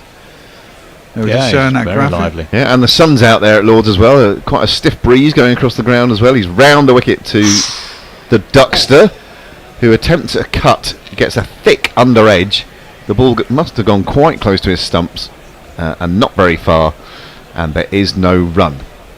3 without loss in response to West Indies' woeful 121, you have to say, from their point of view. They started off okay, didn't they? Got to 30 odd without loss. Yeah. And then Atkinson came on, and it all... Well, and they had that little stand before and after lunch. They had a 40. Yeah, they did. Got 40 for, what, 4th wicket? Right, a few messages. Russell Besai, as West Indies still searching for a test team. Stephen Kelk said, smeared from the Lord's wicket. The Pawnbut's antennae surely shot up after hearing that. Terence Brown, Brian Moore Bravo, and said yes, and at 33 the Haynes said it was too old, although he had been topping batting chart. Interesting sentence construction, rather fooled me for a moment or two. Seals starts a new over. His first one was a maiden, and Crawley is forward and defending this back to the bowler. Stephen Kelk has said Barry Bishop sounds a bit like Cockney rhyming slang, and Muttley said I was literally thinking about Barry Island, aka Barry Bados. When you mentioned it was almost your name. What would Barry Bishop be rhyming slang for? What on earth rhymes with Bishop? Exactly, nothing. Not many things, I'm delighted to say. Like purple and orange.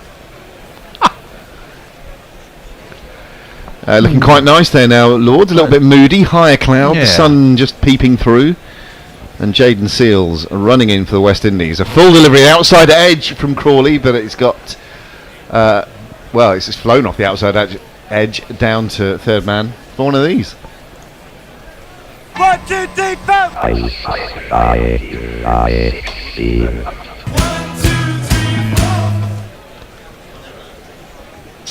Turn. You're really remiss. What have I done now? You forgot to. Or not done. You didn't. You switched. We're still. Well, I was left having to do it when I was in here on my own.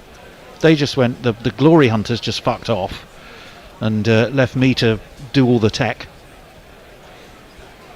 I must admit, when you came in, I thought, probably not my job. I see you up here. I think it's no longer my job. Seals falling outside the off stump, and Crawley this time does get a proper shot away through the covers. One of his trademark shots there, and it's 4 runs. 4 on the floor, and 1 more 4 than the 4 before. That's what 4's are for, to get funky on the dance floor. That was a nice shot. Yeah.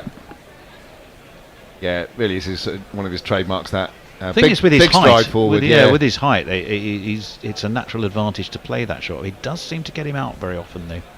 Of course. Well, that's often the way, isn't it? David Gow used to get out. Cover driving. James Vince. But if you... James Vince. There's a long list of players who beautiful cover drives that sometimes catches them out. This one is down the leg side from Seals, I guess looking to go straighter so as not to be driven through the offside, and as so often is the case, overcorrecting, but Crawley doesn't manage to get anything of it, and a tumbling Josh De Silva takes it behind the sticks. That was a really nice shot. Oh yeah, and we're just seeing a replay of the famous first ball of the Ashes series from Cummins to Crawley, which he crashed through the covers for last year. And very similar it was, wasn't it? In execution. Well, he does play that shot frequently, and frequently very well. 11 without loss now, England. That lead just 110 for West Indies, who will be feeling rotten about their batting performance earlier on. An unusual looking shot here, quite straight, and he was looking to... At first, I think he was aiming it through the offside, then as he realised it was a bit straighter, perhaps looking to turn it wristily through the leg side, just dropping it in front of him actually, as it turned out. And there's no run. Yeah, not a all guns blazing start that we might have expected. I think first couple of overs have been pretty well bowled by Jaden Seals and Alzarri Joseph. Seals into the crease again. Good line and length, just outside the off stump. Defended to backward point by Crawley. And there's no run. That completes that over. It remains 11 without loss. Well, a point of order for you, Grubby, and all of us, in fact. Jimmy still got better figures than Gus, because Gus got 7 for 45 in the end, was it? Uh-huh. And it was 7 for 42 for Jimmy against the West Indies. 7 for 42. Yeah, I beg his pardon. On to them. Right. I thought it was 7 for 60 odd. So fine. Okay. Well, good. Obsocki says at Myrtle Chapman, how would a common sense coach have prevented middle order batsmen from getting out for naught after facing 1 or 2 balls? Good general question, although that's obviously directed at someone in particular.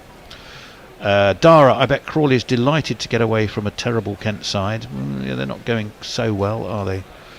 Oh, here's Myrtle Chapman, who answers that question. Common sense should tell them. I'll have to hold that thought for a second. As Alzarri Joseph starts a new over, it's just on the hip of Ducket. He looks to the skies as if to say to himself, should have done better with that. Yeah. I think that might be a leg by, actually. I don't think he got bat on it at all. Should have tucked that away for 4 nicely. I think Myrtle's a person after our own heart. Common sense should tell them that this is Test cricket, not T20. That you are in a hurrah for runs in England. Middleton will not fall through like that. Middle order, I think. That's the point I'm making. Well, yes, it's not T20 is the point that we definitely got. Great reply after lunch for England, says George McPherson. They simply ripped through the West Indies. Yes, they did. Gus Atkinson in particular. 3 slips and a sort of wider, deeper 4th slip. Unusual position that. Crawley gets one just outside the off stump. Plays it to cover point. And they scamper through for a quick single. You'd think they might be a little bit circumspect on the singles after that early scare. But generally speaking, I can't remember them having too many difficulties in terms of run-outs, these two. In their burgeoning partnership, I suppose, in Test matches. But it's worked well for England overall. The partnership between these two. Usually we get off to a decent start when they're at the crease, even if each of them might only get 25-30 runs. Quite often they're put on a quick 40, which puts us in on the front foot quite frequently. Aye. Alzarri Joseph trots into the crease, round the wicket to Ducket, who slaps this one to backward point. Don't know if that reached the fielder there on the full or just in front of him. It's been stopped though, so no run. I'm thinking it travelled in the air for quite a long period of time. And the debutant Louis is the fielder there. We're just going to have a look at the replay here, tell you what happened. Short, just wide enough for Ducket to cut, and it was dropped. Yeah, actually, up this level, got to be taking those. He's a tall man, Louis, and he was going. It looked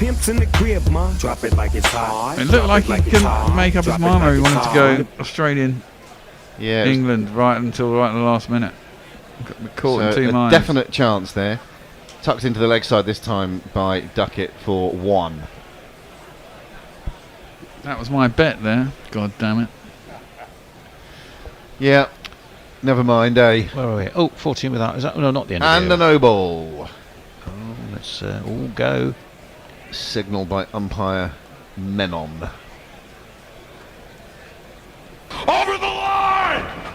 Huh? I'm sorry, Smokey. You were over the line. That's a foul. Was it over the ball? It didn't look that far. No, that was the previous ball where it was dropped. I was going to say right. no. Yeah. Yeah, you've got to be taking those, I'm afraid. Backward point, debut or not. A let off, a life, followed up with a no ball as well, just to rub a little bit of salt into those wounds. Here comes Joseph again, bowls a ball on mid and leg stump. Crawley whips that to square leg. Feel That like does complete the over. An eventful one, a drop catch, and it's 15 without loss. Come on, Seals, time for a wicket, says Nicky. Muttley. The missus said to me the other day, what rhymes with Bishop? I said, no, it doesn't. Very good, Mutters. Terrible. What a debut for Atkinson, says George. Getting a 7 for on debut, 7:45 and 12 overs, 5 maidens with an economy rate of 3.75. Yeah, it was some effort. Pull, didn't quite get it, and it's just out of reach of the man at mid-on. It's probably going to trickle to the fence. It does indeed, rolls into it now. So rather sketchy 4 runs.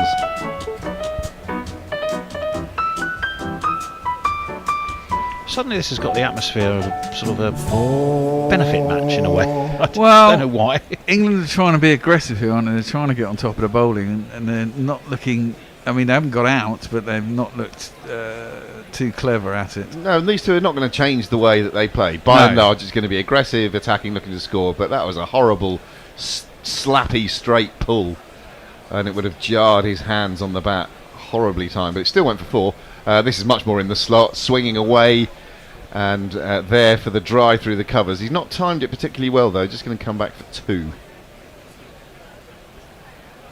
His hands probably still ringing from that terribly timed pull, the previous delivery. Yeah, I did think he hit the last shot of the last over, though. Sweetly, the one that got filled at square leg. If he'd have got that straight at the raceway for 4, he's probably feeling... Yeah. Well, I think he's an intimidating batsman, isn't he, Zach Crawley, with his height, his stride. He sometimes makes good length balls look like over-pitch deliveries because he's got that stride length. And yeah, a bit like when Matthew Hayden was in his pomp, when he's coming at you as the bowler, it is intimidating. You've got to do something about it. True. But it's international cricket, and you've got to find a way. Old Father Time watching over proceedings there on 1926. He's been doing that since. Yep. Not always there. I think for quite a few years, and he was over on the top of the grandstand, if I'm right. Yeah. Does he ever get taken down for a clean? He does. He also survived being bombed in the war. And presumably the hurricane in '87. Yeah. He's also not Old Father Time, although everyone, like we including me, calls him that. But, what's his real name? There's no Dave. Old. He's just just Father Time. Most people know him as Dave. Yeah, no, just Father Time. Yeah. Right. I suppose it's because he's got that stooping. Well, it looks like he's got a big beard as well. Yeah. He looks like an archetypal silhouette of an old man. Here comes Seals, starting a new over to Ben Ducket. This one cramps him for room a bit, just jabs his bat down. No feet, as is his way, really. Jabbing down on the ball that was rearing up into his rib area and keeping it out. Slippery, quick, good seam position. I mean, the bowling attack's good. It's their batting that lets them down. Well, they're very callow, though, aren't they? Yeah. They're callow across the team, really. They've only got Brathwaite and Holder with any Alzarri Joseph playing his 32nd or 3rd test, you know. So apart from that, they're all in single figures pretty much. Josh De Silva maybe's got a few more than that. Ducket is back in the crease, playing it to cover points for a single. It's not hard to see why he takes wickets, certainly at county championship level for Sussex. He's been doing a very nice job. He made plenty of wickets for Trinidad and Tobago in the West Indies championship. And he's taken, let me see, we got one. I know he got 154, 5 for 29 against Derbyshire, 5 for 100 odd and none for 21 versus Glamorgan. So he's got a couple of fifers in the county championship season so far. Got an average of about 26 or in all, 24 wickets at 25, the best of 5 for 29 versus Derbyshire. Full delivery outside the off stump. Crawley just leans on that to point, and there's no run. Sussex do seem to be very good at picking up interesting overseas players. They've had Pujara, they had Rizwan, they've got Jaden Seals now. Yeah, well, since you mentioned Pajara, there was that quiz on the BBC website. Spoiler alert, if you haven't yet done it, it's a higher or lower quiz. You have to... Oh, the Jimmy quiz. The Jimmy quiz. And I was amazed to find out. I mean, I don't know whether he's got any other batsman in world cricket out more times than Pajara. He's got Pajara like 12 times. Extraordinary stuff. Crawley facing up to Seals. Lets this one go through to De Silva, this time outside the off stump. But that's the thing, I suppose, when you're one of the frontline batsmen and you're one of the frontline bowlers, you're going to face off against each other quite frequently. Often, it just still surprised me that he got out that frequently. Obviously, he's played against and with some of the greats, so he's played a lot against Ricky Ponting, for example. Tendulkar he got out a few times back in the day, and Dravid. Incredible, really, when you think about the span of his career. I'm sure we talk about it a little bit over the next few days, won't we? Seals is in to Crawley, an outside leading edge this time, fetches up at point, can't get a run there. You're going to say, Bear? I was going to say, wasn't it last summer when Broad was in his last session? He had Warner out 17 times or something. Well, yeah, I mean that one for me at least is much more high profile and more understandable. Yeah. Maybe because I've taken more of an interest, or more of an active interest, so I've remembered that more. But obviously that famous, the famous spell, the 8 for 15, which obviously only one of those was Warner, but then the famous 2019 series where he just had him on toast and he couldn't get a run really. Warner, Crawley mistimes one through extra cover and gets himself a single. Obsocki is sort of positing the thought that Shai Hope may have been a victim of the insularity police, but I think it's about whether spreading the selections of islands from which the players come, rather than have too many Bayesian cricketers. That's a bold I don't thought. go. You got to play the best team. You can't be. Well, I think if he's one of your best players, then I mean, there's all sorts of ball room shenanigans, aren't there? In West Indies that don't seem to have a settled board, don't have enough money, which needs to come out of central pots and the ICC, etc. It would help a lot. But a lot of it isn't it down to central contacts, lack of pay, and opportunities that become available in T20 leagues around the world to pay more money. Alzarri to start a new over. It's outside the off stump of Crawley, who's back and forcing this one through point. Nice shot. Yeah, nicely controlled shot. It's not going to reach the boundary, but he's going to get 2. Brian in Brisbane said, "Thanks, Tony. I appreciate you, even though others there diss you." Do they? Do they? Maybe I'm just become so thick-skinned I don't notice it anymore. Every Tony, you even got a jingle, mate. Every time Brian in Brisbane is mentioned, I'm filled with joy and warmth and gratitude. And food. And food, yeah. Mainly down to the spicy chips that I availed myself of earlier on. Well, delicious. the ham and cheese toasty I had was magnificent, I've got to be honest. It was quite superb. I'm going to paraphrase what you said when you got that out of its wrapper. You said something like, "There's a heart attack waiting to happen," and then gleefully bit into it. Alzarri Joseph, nice looking delivery, did a little bit of shape outside the off stump, but Crawley has nothing to do with it. Sandra Richardson says, "And dropping catches makes it even worse for the West Indies." Bang on, Sandra. I think that's true enough. Yeah, he top scored on his debut innings, Mikhail Louis, didn't he? But then he did shell that one from Ben Ducket a couple of overs ago, which went. Well, as I say, he's a tall man, and it was dying on him a little bit, but it was really right into the midriff, and he's got to be taking it lowish as he bent down, but you can't be dropping those and expect to do much in the game. Another one outside the off stump that Crawley allows to pass through. He's moved on to 20. Ducket has 3. Score is 25 without loss. And the lead is already down to double figures, 96 only.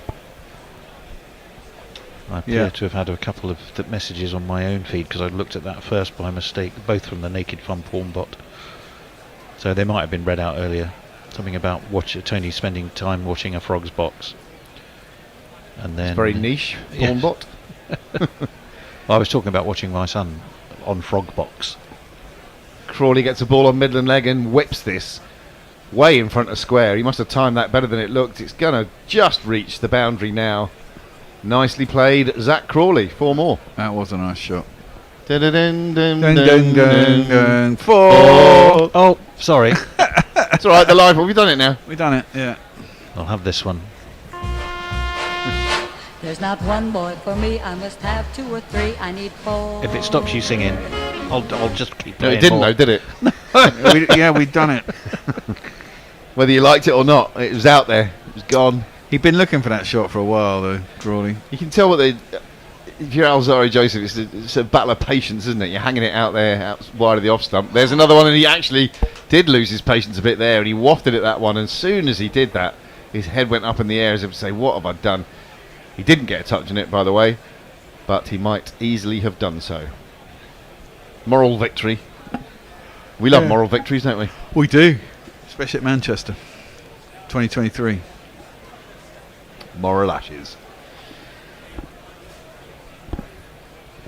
He's a Gray and Nichols man, Crawley. Nice bats. Remember the old scoop ones from years ago? Yeah. You know how much they cost now for professional grade Gray Nichols? 400 quid, I don't know. Double that. Is it? Bloody hell. He's looking to play this through the offside, but he just... Well, he sort of defends it from wide, if that makes sense, and it's back to the bowler. There's no run. It's the end of that over. It's 29 without loss. England trailing by 92. What have we got on any sort of searches? Well, yes, for wrong. I fully understand the lad. I already know where he's going with this. Probably won't bowl in this test. He's obviously talking about the Duckster. However, what odds for him to score more runs than the Windies? No Cronje Bingo on the go, I take it. No PJ Mead. The catching has been very impressive, particularly the one-handed efforts in slips. Yes, until poor old Mikhail Louis shelled what could prove to be a costly one. Armchair Cricket Podcast admits a teary-eyed farewell for Sir Jimmy. Where's Bazball at after those tours of Asia? Isn't it on trial? Well, I think we're seeing Bazball 2.0. I think Alistair Cook described it as that with the team changes England have made. Seals begins a new over. Oh, what a delivery that was. Beat Ducket on the outside edge, so Seals, the right armour, bowling across the left-handed Ducket, who aimed a drive, missed it on the outside edge, and then it did that Lord's thing, the ball. After it passed the outside edge, it then went back the other way in the air, and actually a decent take from De Silva, ultimately diving down the leg side. Extraordinary that the atmospherics make this happen at Lord's. I don't know what it is, can't explain it scientifically, but it certainly is a Lord's thing. It is a Lord's thing.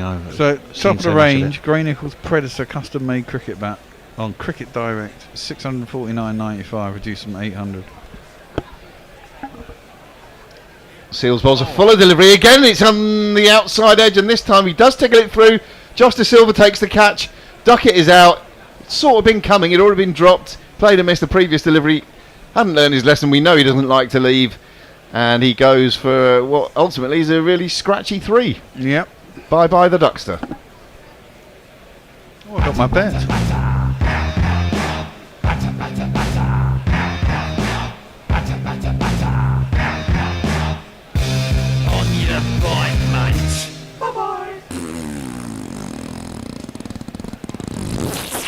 Another one for Seals then. It's good from the West Indies because they've stuck to their plans. Yep. You know, they've had a couple of false shots that they've induced. They had that drop catch that we mentioned. And they've had, well, both batsmen actually have played false shots. So I think they deserve that on balance. It won't please Ollie Pope as well. He's got to come out with, 6 minutes to go before tea. Will there be a tea watchman? No. Okay. I very much doubt it. A tea hawk? Tea hawk. Get the tea hawk in. Tea caddy. Tea cup. I quite like the idea of a tea hawk. I like the idea of a tea hawk. Yeah. Swooping down and bringing cups of tea. Leaving the bag in. With tea between its talons. Shall I comes jingle down him and up? plucks the tea bag out, surely. Well, that's true. That would be a trick, wouldn't it? Let's jingle him up in advance, in expectation of his arrival. In fact, here he is. We got a poke, take a good hard look at Solly Poke, it's Solly Poke, it's Solly Poke, take a hard look at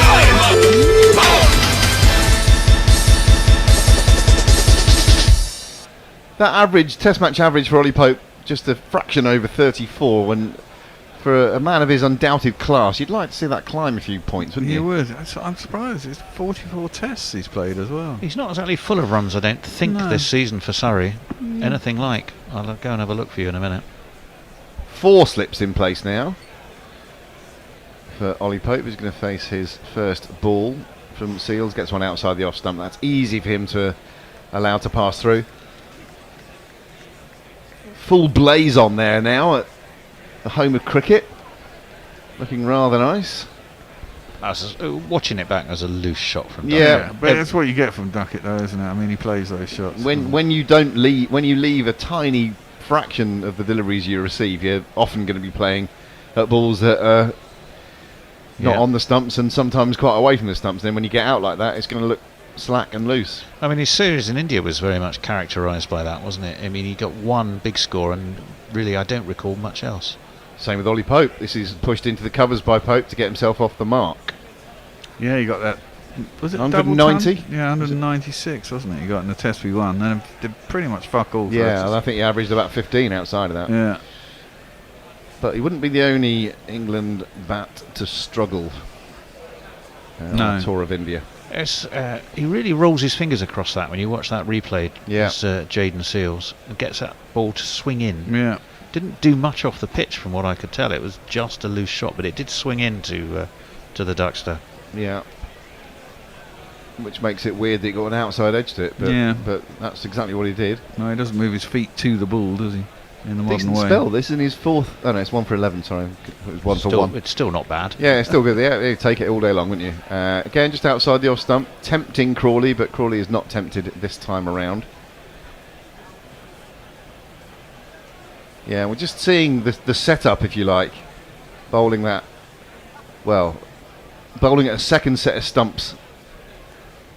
The off stump of a second set of stumps, if you can imagine that. So really tempting the Ducket in this case to drive at a wide one, and that's what got him in the end. So you have to say that plan worked. Yeah. Credit not just to Seals but to all the West Indian bowlers, really. Been pretty disciplined. This one tails in. There's a big shout for LBW. It looks like it's jagging down the offside. Rocking Rod Tucker. Very high as well. No, thank you very much. I don't think they'll review that. That would be a waste of one. I don't think it's. Don't know. It's too high. Is that T? Well, it definitely jagged though. So another, well, enthralling session really, in which we saw West Indies stumble their way to 121 only, and we saw 4 wickets fall.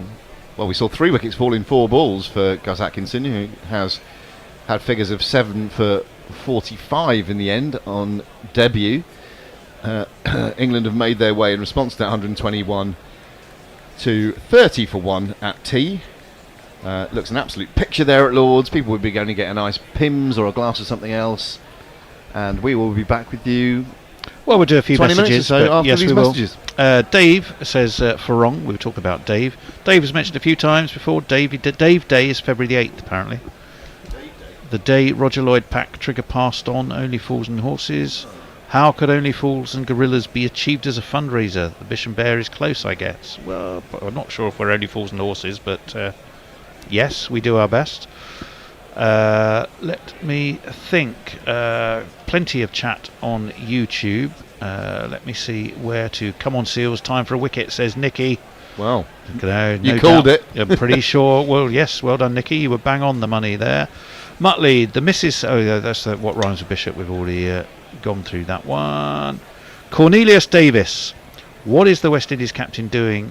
He's with Shamar Joseph. I think he wants to see Shamar Joseph. I don't think it'll be too long. Myrtle is telling me that when she said I got a bit confused in her sentence, she meant the England middle order. I love my cricket and I'm a strong West Indian supporter, and it hurts when they play like their brains are locked in the dressing room. Well, we know that feeling. Know that feeling. For many of the teams that we collectively support, we are feeling your pain. We all suffer. Matthew Cullen, are we close to a body of water? Someone called Gary. I think he's referring to the amount of swing. Yeah. George McPherson, there have been these two have been playing dangerously. Now it's cost Ducket a wicket. These two don't seem to have learnt from earlier in their careers.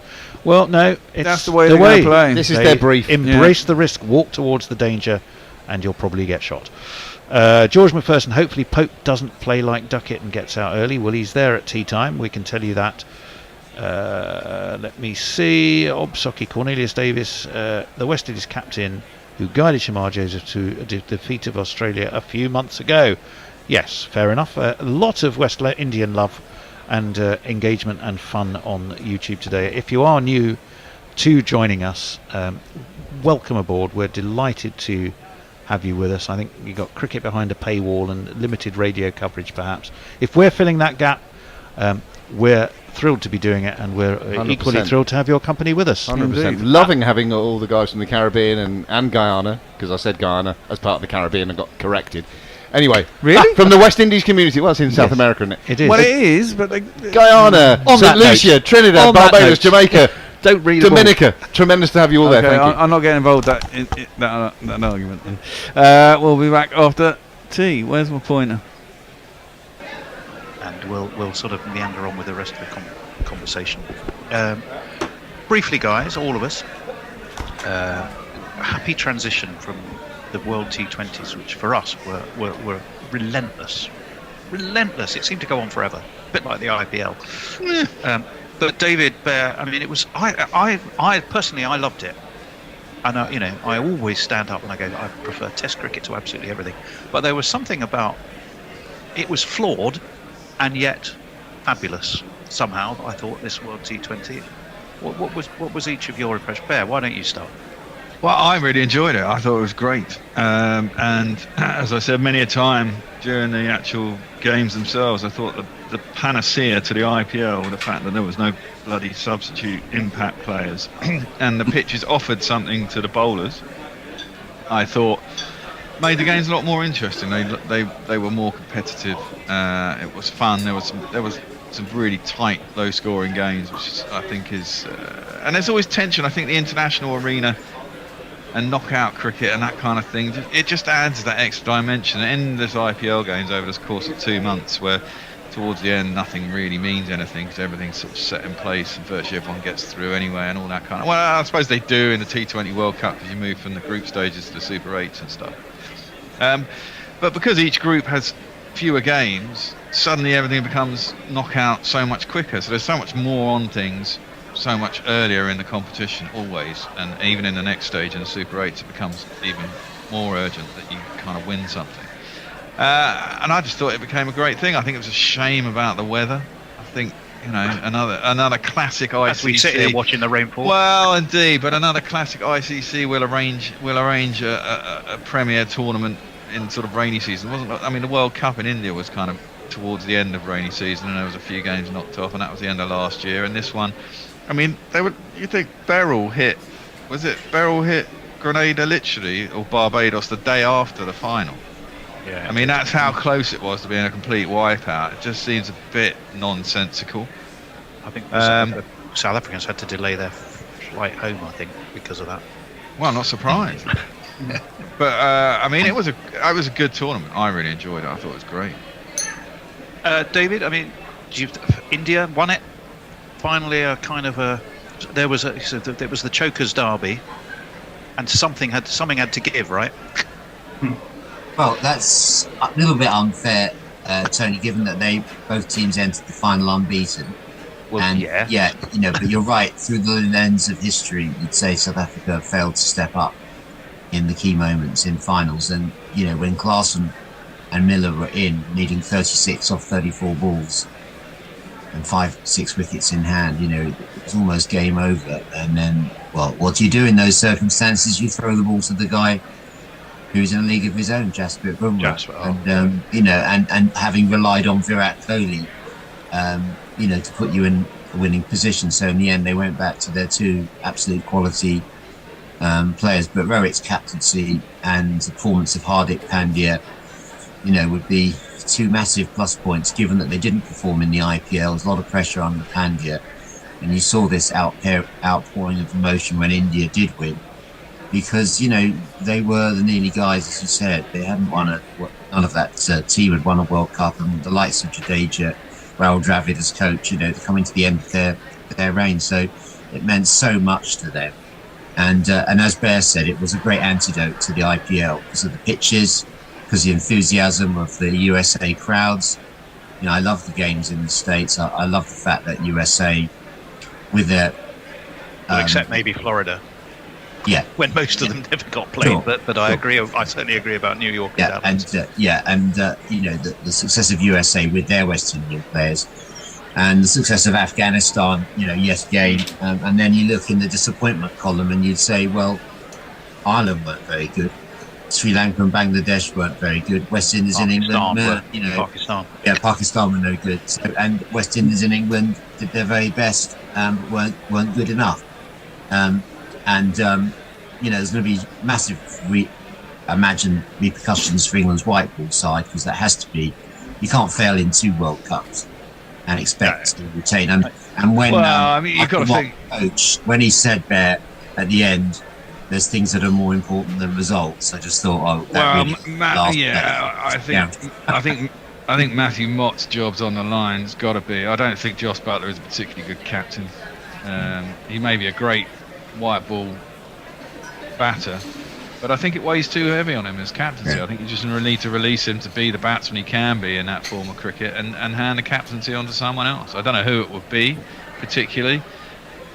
I think there's a couple of players as well coming to the end of their road, aren't they? We're seeing that in the Test selections, which we're coming on to for the series now. But you look at Johnny Bairstow as one example. His figures have been trending the wrong way for a while. Well, exactly.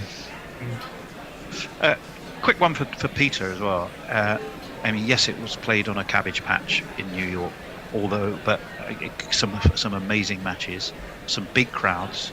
Very deliberately, they stationed India there for a lot of it, so that they get the biggest crowds and the biggest attention. In this kind of crazy pop-up stadium on Long Island, which then got dismantled and kind of disappeared and went back to being a park again. It was a bold move, and they're desperate. The ICC, where Sir Clyde used to be chairman, desperate to crack and make cricket big in the US. Do you think they've got a fair bit of the way to achieving that as a result of the World T20? Well, I think you've always got this problem in America of NFL and baseball, and they're not going to let you sneak in under the radar, really. I think whatever sport, even football, which has fared quite well, I think is at a high level, maybe, you know, in terms of amateur level, it may establish itself, but I think it's always difficult to get past those 2 sports, and they're not going to let you sneak in very easily. On a wider level, I think that I think it can't have done any harm. I'm sure it would have engaged a lot of people, but I just don't quite understand why the ICC wants to crack America, really. You know, money. Other than money. I was going to say other than money. Yeah, money. It's all about the moolah. Yeah, size-wise, it's already the 3rd biggest cricket market after Southeast Asia and England. Yeah. So sorry, I do understand, but I don't see the need for them to do it. You know, it doesn't have to be a global game. It's nice that lots of countries play it, but you know, we don't have to involve America, really. And if we do crack America, then there will be consequences, you know, in terms of power structures and the way the game goes. So, sort of that's an interesting dichotomy for a very Indian runner establishment. Just careful what you wish for, really, I think. Well, it's interesting you say that, isn't it? Yeah, because you can't see America going. I mean, this is why I guess the T20 works in the way it does. I mean, it was the fact that you had a 20-team tournament. You think there are only 12, 13 test playing nations. You know, it broadens the sport to areas where teams probably couldn't afford put up competitive teams at longer. You know, even 50 overs. 20 overs is such a kind of hit and miss game that it does allow that variability for minnows and underdogs to create upsets, which I think everyone who likes competitive sport, you know, seeing it in the Euros now, you know, teams that people don't expect to win, when they suddenly get a result, it creates a little bit of excitement and a little bit of kind of, sport can get bigger and exist, especially in something like cricket, where you're already tied down to the amount of good test nations now. is getting smaller and smaller, and the competitiveness because of the lack of money for teams like South Africa, the West Indies, where they're not so much interested in the long form game anymore because it doesn't generate any income for them, and the players don't get paid well enough, and therefore you can't get those teams to be competitive enough. And so something like T20, you can imagine, can infiltrate in America. They could create they've got to Super 8. So I think this in a has way been a big it challenge would for the West Indies, isn't it? Distribution of money, and the challenges for the West Indies, David, have been very much financial, and they're desperate for a larger slice of pie, global pie, aren't they? Well, yes, and I think you have to applaud West Indies for keeping concentration on first-class cricket. Unlike Ireland, they've managed to get their first-class cricket going again after the COVID. It's amazing that Ireland have failed to get any first-class cricket going in their own country. Even failed to put out a decent team against England, saying it wasn't a marquee event, Test match last year, which upset a lot of people who paid tickets. And I know we're about to come on and talk about West Indies Test series, and my contention would be, this is one of the stronger Test teams the West Indies have put out in recent years, notwithstanding the lack of players like Puran, Pope, Brandon King. They aren't there, but they've got guys who've got first class decent experience. For example, Shamar Joseph got injured last week, and they called up replacement Jeremiah Louis. He's not a youngster, he's 28, he's got 150 first class wickets. I saw him bowl at Beckenham yesterday. He looks good. And so West Indies have got 4 decent quicks, which in the past we've said they wouldn't, and of course they come off the back of that wonderful win in Australia, which would have been the last Test they played. So look, every West Indies tour of England, West Indies are written off. Non-competitive. It's not going to be competitive summer. This is going to be easy for England, not a proper Test, and all this. And every time, West Indies confound that. And Shea Hope was here with those 2 centuries up at Headingley. When we asked West Indies to play a day-night match at Edgbaston in May.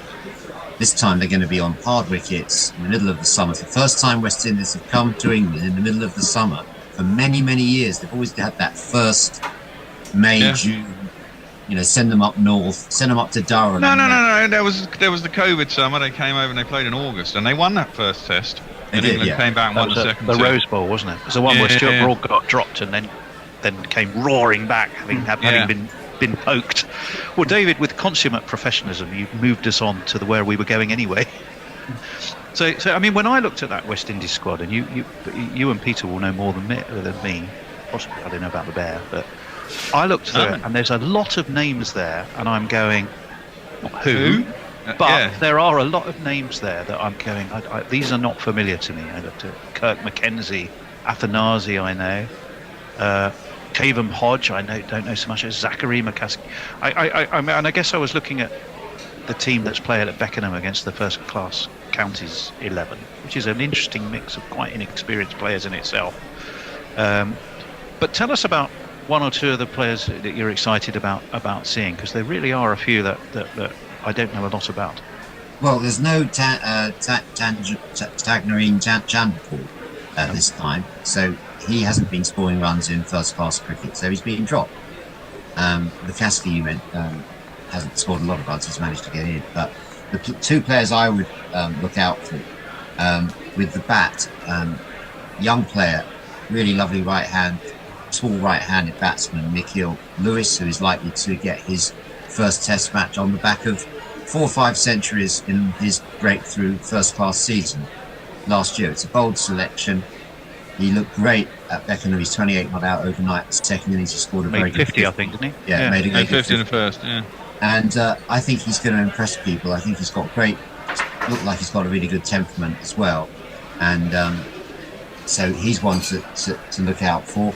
And Cavan Hodge, yes, he may not be one of the better known players, but he had a very good tour of Australia. He's a gritty middle order batsman who doesn't give his wicket away, which you can't think of many have fallen into that category since the great days of Larry Gomes, Geoffrey Dujon, etc. So Hodge has got real stickability, got a ton on his first match of the tour after a very successful series against Australia. So Cavan Hodge, and Jaden Seals, one of the your theme boy bowlers, from Sussex. Yeah, the boy from Sussex who topped the wicket takers in Division 2, 5-wicket hauls. Sussex rate him very highly indeed. He has been injured since his breakthrough Test match when he got a 5-wicket haul against South Africa. You know, he moves the ball. It's not just a question of the speed gun, but if you want speed, then obviously Shamar Joseph took all the headlines quite rightly in Australia's back playing Test cricket. Now Just the ex-security guard and logger now. Test match winning batsman, right? Carrying the drinks in the IPL and the World Cup, one outing in the World Cup. He's now able to express himself on Test matches, which he says is his preferred format. You know, and then of course, very underrated spinner in Gunaresh Moti from Guyana. I mean, he's incredibly underrated. He's absolute quality spin bowler. He's better than Bashir. Come on, Bashir is I think an odd selection. For England. I think they've got to go somewhere, haven't they, with Bashir? I mean, they've got to make a decision. I think in England with English spinners, with unhelpful conditions, you've got to pick someone and then try and... Well, look what they did with Leach. I mean, I was always a big fan of Leach. I think everyone underrated him, but if you look at his stats are equal. Well, he hasn't played as many games as Lyon. His average and his strike rate and everything, very similar to Nathan Lyon, and we all, rightfully laud Nathan Lyon as one of the great spinners in the game. But you look at Leach, and he's been unfortunate with the fact that he's got Crohn's disease, easily injured, gets ill a lot.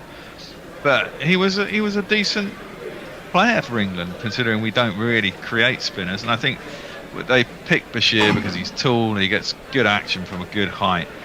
He's got to play more cricket in the country, but I think you've got to pick someone and put them in the side. I mean, I always say this about Nathan Lyon as well. I mean, he wasn't spectacular when he started with Australia, but if you stick with someone in Test cricket, let them play in conditions around the world, let them learn the game while they're on it. And it's a hard thing to do, but if you're English and you haven't got a lot of options, I think it's the best thing to do, much like Australia do.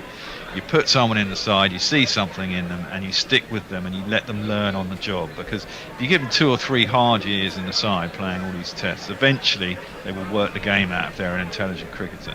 And I think that's what they've decided to do with Bashir. He's very young, he's got potentially a whole career ahead of him. And he could turn into, rightfully, England's Nathan Lyon in 10 years' time. Are we going, well, thank God we picked him? It might not turn out that way. Yeah, he's certainly got his whole career in front of him. He's got no stats, to support what he's doing at all. And but you say that. In pace.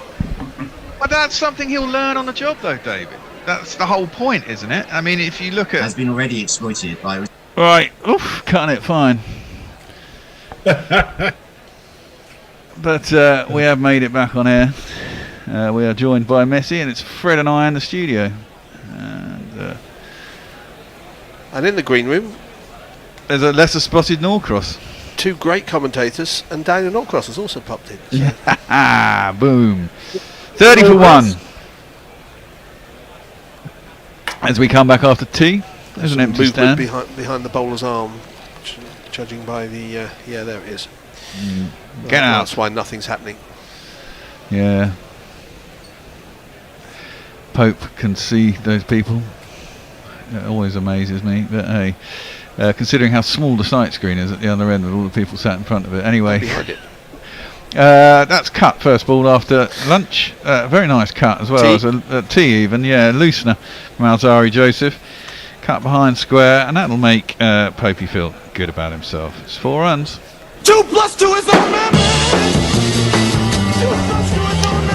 And if you're listening for the first time to Guerrilla Cricket today, welcome, and just put you on notice that the bear commentating in the last session of the day can sometimes be interesting, because he's been refreshing himself as the day goes on. Yeah, you see, those days are gone, Fred. Really? I don't refresh myself that much anymore. You're a picture of health. Not a picture of health, and that's probably why. Right. Pulling it back.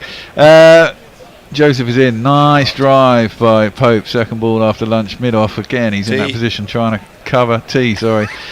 He's going to do this every ball. We're going to do this every ball. They've got that mid-off who's trying to cover 2 positions, either cover and mid-off, and therefore he's really wide and doesn't really cover either, and gets hit inside him. And again, races off down to the boundary for 4 more runs. 2 + 2 is our number. He's obviously had a good lunch with Stoke tea. Oh yeah, exactly. We should have some jingles for players out there as it's after tea. I'll get a little play. We got a poke. We got a poke. Next ball, oh, beats his outside edge. Goes through to the keeper and there's no run. What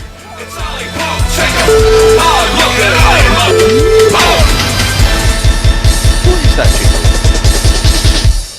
It's Ollie Pope, motherfucking Pope. No, I know, oh, what the tune is originally. Where's it coming from and who did it? Mog did it. It's not him singing though, is it? Yeah, I think so. What does it say? Ollie Pope, Mog. Yeah, it's Mog. Right.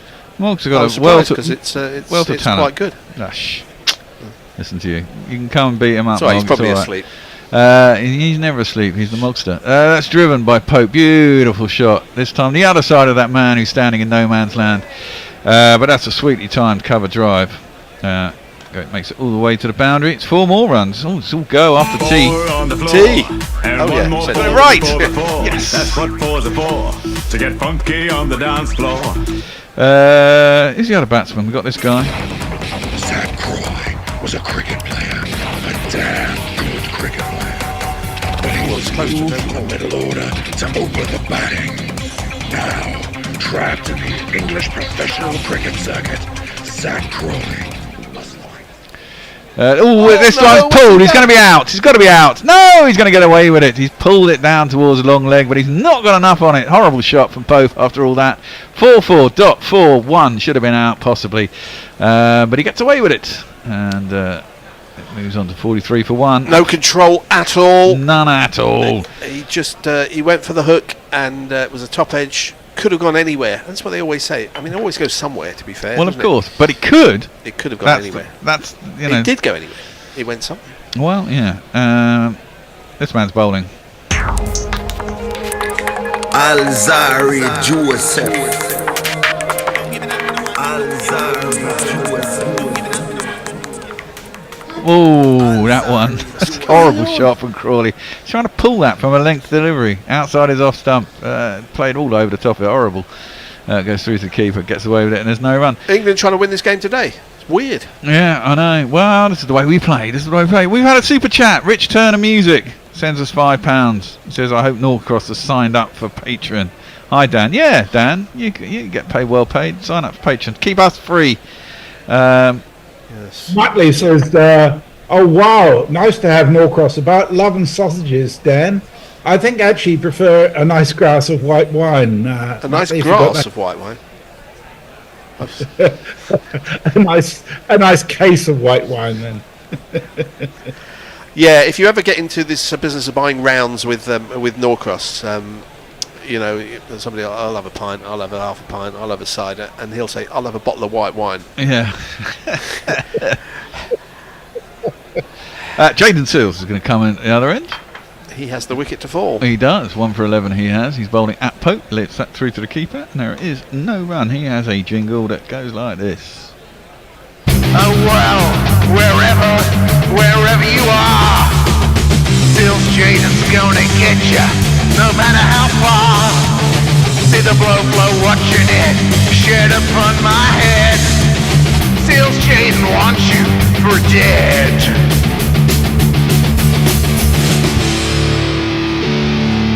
Rocking.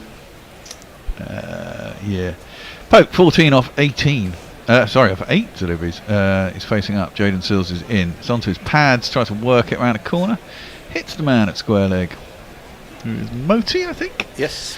And there is no run. England trail by just 78 runs. So how many did they get? 121? Yeah.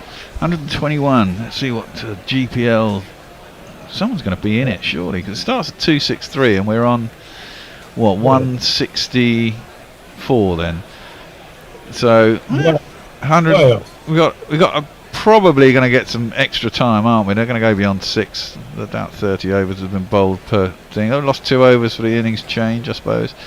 Jaden Seals is in, defended. That's the shot that for me Pope gets him out. He kind of drags his leg inside and plays it with his back coming down from a slight angle. And sometimes he gets edged, sometimes he then pulls it inside the ball and gets bowled. Anyway, he does defend that one out to point. So in theory, no there run. are 36 overs after this one. I think we'll just have the extra half hour and that'll be it. We'll probably end up at about 88. Yeah, something like that. In which case, if England, you see, the funny thing about games like this, if England get past that total, that's down legs. I think it's missed by Pope, comes off the pad. It's going to be leg buys, and just the one. Yep. Once England get into the lead, I think someone's going to come in and try and step on the gas, aren't they? It's a very English way to do it these days. I don't think they consider the match situation really. They just try and step on the gas most of the time, unless there needs to be a specific reason not to. Put it that way. I mean, that's the default. Oh right, so he has got a big score this season. He got 238 versus Somerset. Yeah, and nothing else And over. nothing And one else. other score over 20 out of 10 innings. Well, yeah. Must have been a flat deck then. Well, he got naught in the first innings. Yeah, true. Jaden Seals is in. It's just a thigh pad out to square leg. Josh De Silva chases it down, and there'll just be another leg by. England just bringing that score down now. I mean, they've only had. This is it. This is what was annoying me before tea. They had trail by all the way along where they've got overs now. It went all the way along there, and you wanted to know how many overs are going. So I wanted to know what rate they were scoring at. I mean, they're going on a fairly healthy 4.5, and not really attacked that much, to be fair. Well, Pope hit 3 boundaries. Well, he just hit 3 boundaries, but they were balls that were there to be hit. You know, it's not like they've gone out of their way to find ways of scoring. Pope pulls that one. That's a nice shot. Gets that behind square on the leg side. There's no one down there. There's a long leg, and it's going to be 4 runs. It's Nissan She. It's Nissan She. Yeah, that's a good shot. Unlike the one in the previous over where he didn't get on top of it, this one wasn't quite so high, and he played it right down into the ground. Rolled his wrist nicely, didn't he? Completely in control. Not a bad ball. The pace has come off a little bit from these guys. I know Alzarri Joseph was bowling up in the 90s when he first came on. Slipped back into the 80s more now. Certainly feels like that. Is that half an hour already? Bloody is as well. Christ. What? No, It's been about 10 minutes. 3 hours. It's been No, 10 10 minutes. minutes. Okay, so why are you coming in? Grubby's another one struggling at the last session of the day.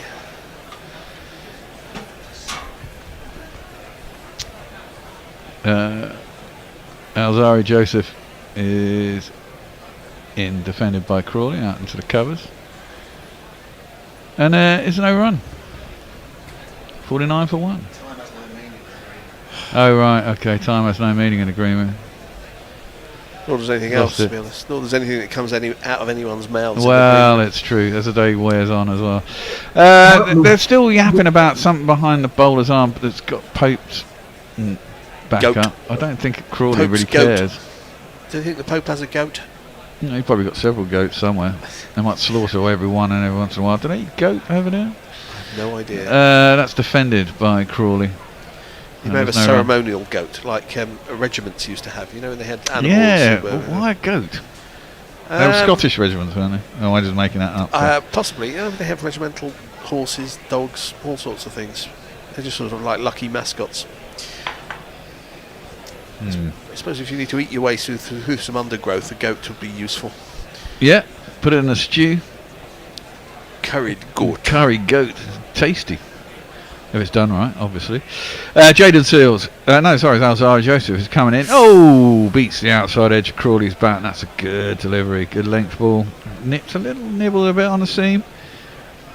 There is something there for the bowlers. Yeah. It's been something there all day. It doesn't necessarily excuse the West Indies capitulation of their last 7 wickets, but it's not exactly a dead track for the bowlers. No, there's a little bit in there. Overhead still. Yep. Although it's less cloudy than it was, there is still the sun is not out. All right. Jaden, sorry, I keep saying Alzarri Joseph. Oh, that one's gone off the seam, but it's pitched too short.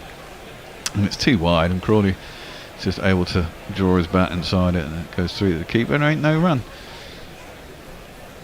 Muttley's wondering whether Dan will be gracing the airwaves later. No. Or does his contract a no-compete clause? Yeah. You can find them all over the place. It's been on the final word. Of course, it's on Zero Ducks Given, where I had possibly the most inebriated podcast I've ever heard during the World Cup. Oh, I think we should aim to beat that. Also, it's the worst name for a podcast I think I've ever heard.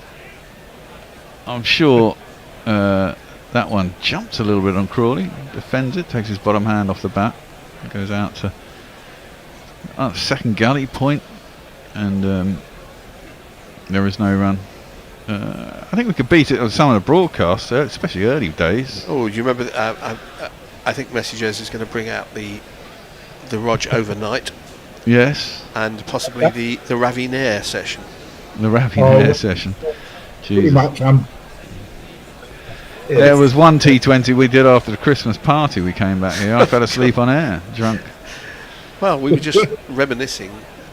That's a horrible shot by Crawley. Attempted pull. Did he pull out of that? I don't think so. He kind of. No, he went through with it, but not very well. Missed his bat somehow. It's gone through to the keeper, and then to no run. Poor shot. Over to you, Messi. Nicky says Alzarri Joseph is a terrible bowler. Bit harsh. She also we all know our selectors have shown favouritism to Barbados and Trinidad over the years, so roll with the punches. Obviously some inter-island rivalry going on there. I've got a tweet from Farong, but it's sort of a stream of consciousness thing, almost. Ah, well, I don't mind a stream of consciousness for Farong. But apart from anything else, he said Tigers had a beneficial tour of the US. Green card warm-up series. Yeah.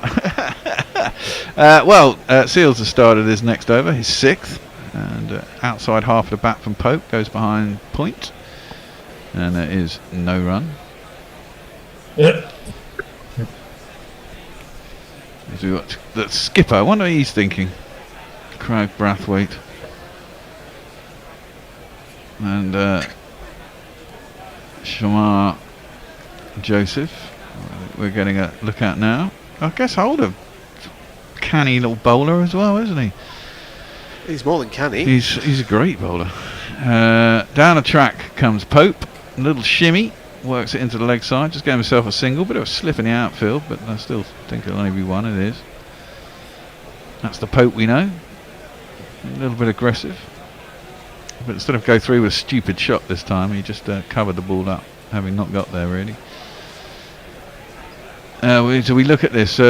Matches, Brathwaite's 90, Jason Holder 65, Josh De Silva 27, and Alzarri Joseph 33. Jaden Seals had 11. Everyone else is in single digits. Not a very experienced side. Crawley drives that on the out. That was a nice shot. I think he's going to... No, he's not going to have enough on it to get it to the boundary for 4. Should get 2. Nicely timed though. Has Jimmy Anderson played more than all of them put together? God, yeah. Quite. Not quite. No, I mean Jimmy's 188 or 100 something like that. 77, I don't know. 88. 188. Must be close. Yeah, it's close. Yeah. Because they're well over 250 there, I'd say, altogether. Andy Zaltzman, in a rather bizarre stat, said Jimmy has bowled more maidens in Test cricket than Phil De Freitas bowled overs. Really? Yes. Wow, that's quite mad. And he played 40 odd tests. Oh, that's another horrible shot. Crawley, pick it up off a length. Must have gone over the top of middle and leg stump. He somehow missed it. It missed the stumps through the keeper, and there's no run. He's living on his luck, but he's 26 off 44. Playing in a very English way. If you're going to miss hard. Yes. Miss harder, in fact. Sending our best to David Barrett, if he's listening. He's been under the surgeon's knife, I believe. Yeah, he's had another operation on his knees. There were pictures on the WhatsApp. That's nearly caught and bowled. I think that was a chance. I think it was a chance too. It's clipped back, hit reasonably well by Crawley, but he was trying to flick it on the leg side.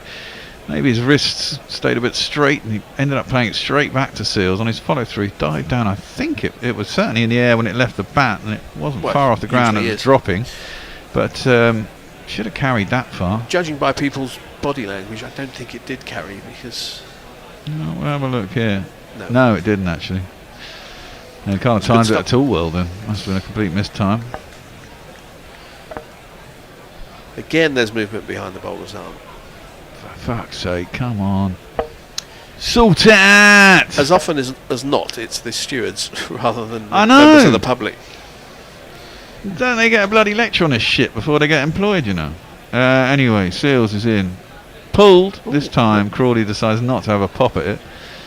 It goes through the keeper, and there is no run. That ends the 12th over 52 for 1 over to you, Messi. Sandra Richardson says, I'm just so disappointed with the batting, nothing for the bowlers to defend. And Cornelius Davis says, why can't they give those opening bowlers a break? Well, it won't be far off, I'm sure. Well, they are going past the bat. I have to say to Sandra, you know, we've been here. I mean, maybe the West Indies have been here they're longer than us, but I mean, that was certainly us 2-3 years ago. We could hardly get a score over 250. And every time we get ourselves into a position and then the batsman would fail, and you think you had quality bowling in Anderson and Broad, but it was just too hard most of the time. I mean, I think the last 2 years of COVID and Root's captaincy, we won one game I think out of 24 or something. It was hideous, and we got shitloads more money than you guys, and we still couldn't fucking do anything. That's worked into the leg side. Well, it's not actually. It's come off the thigh pad and drops into the leg side, and there is no run. You can't buy talent.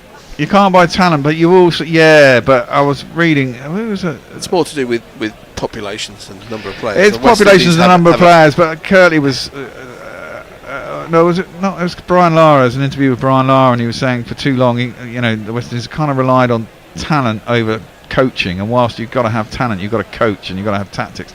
But all that stuff is infrastructure, and it is difficult over a bunch of islands, I suppose. That's pulled by Pope nicely in front of square. Not sure the man's going to get round. He's not. And it's 4 more runs. How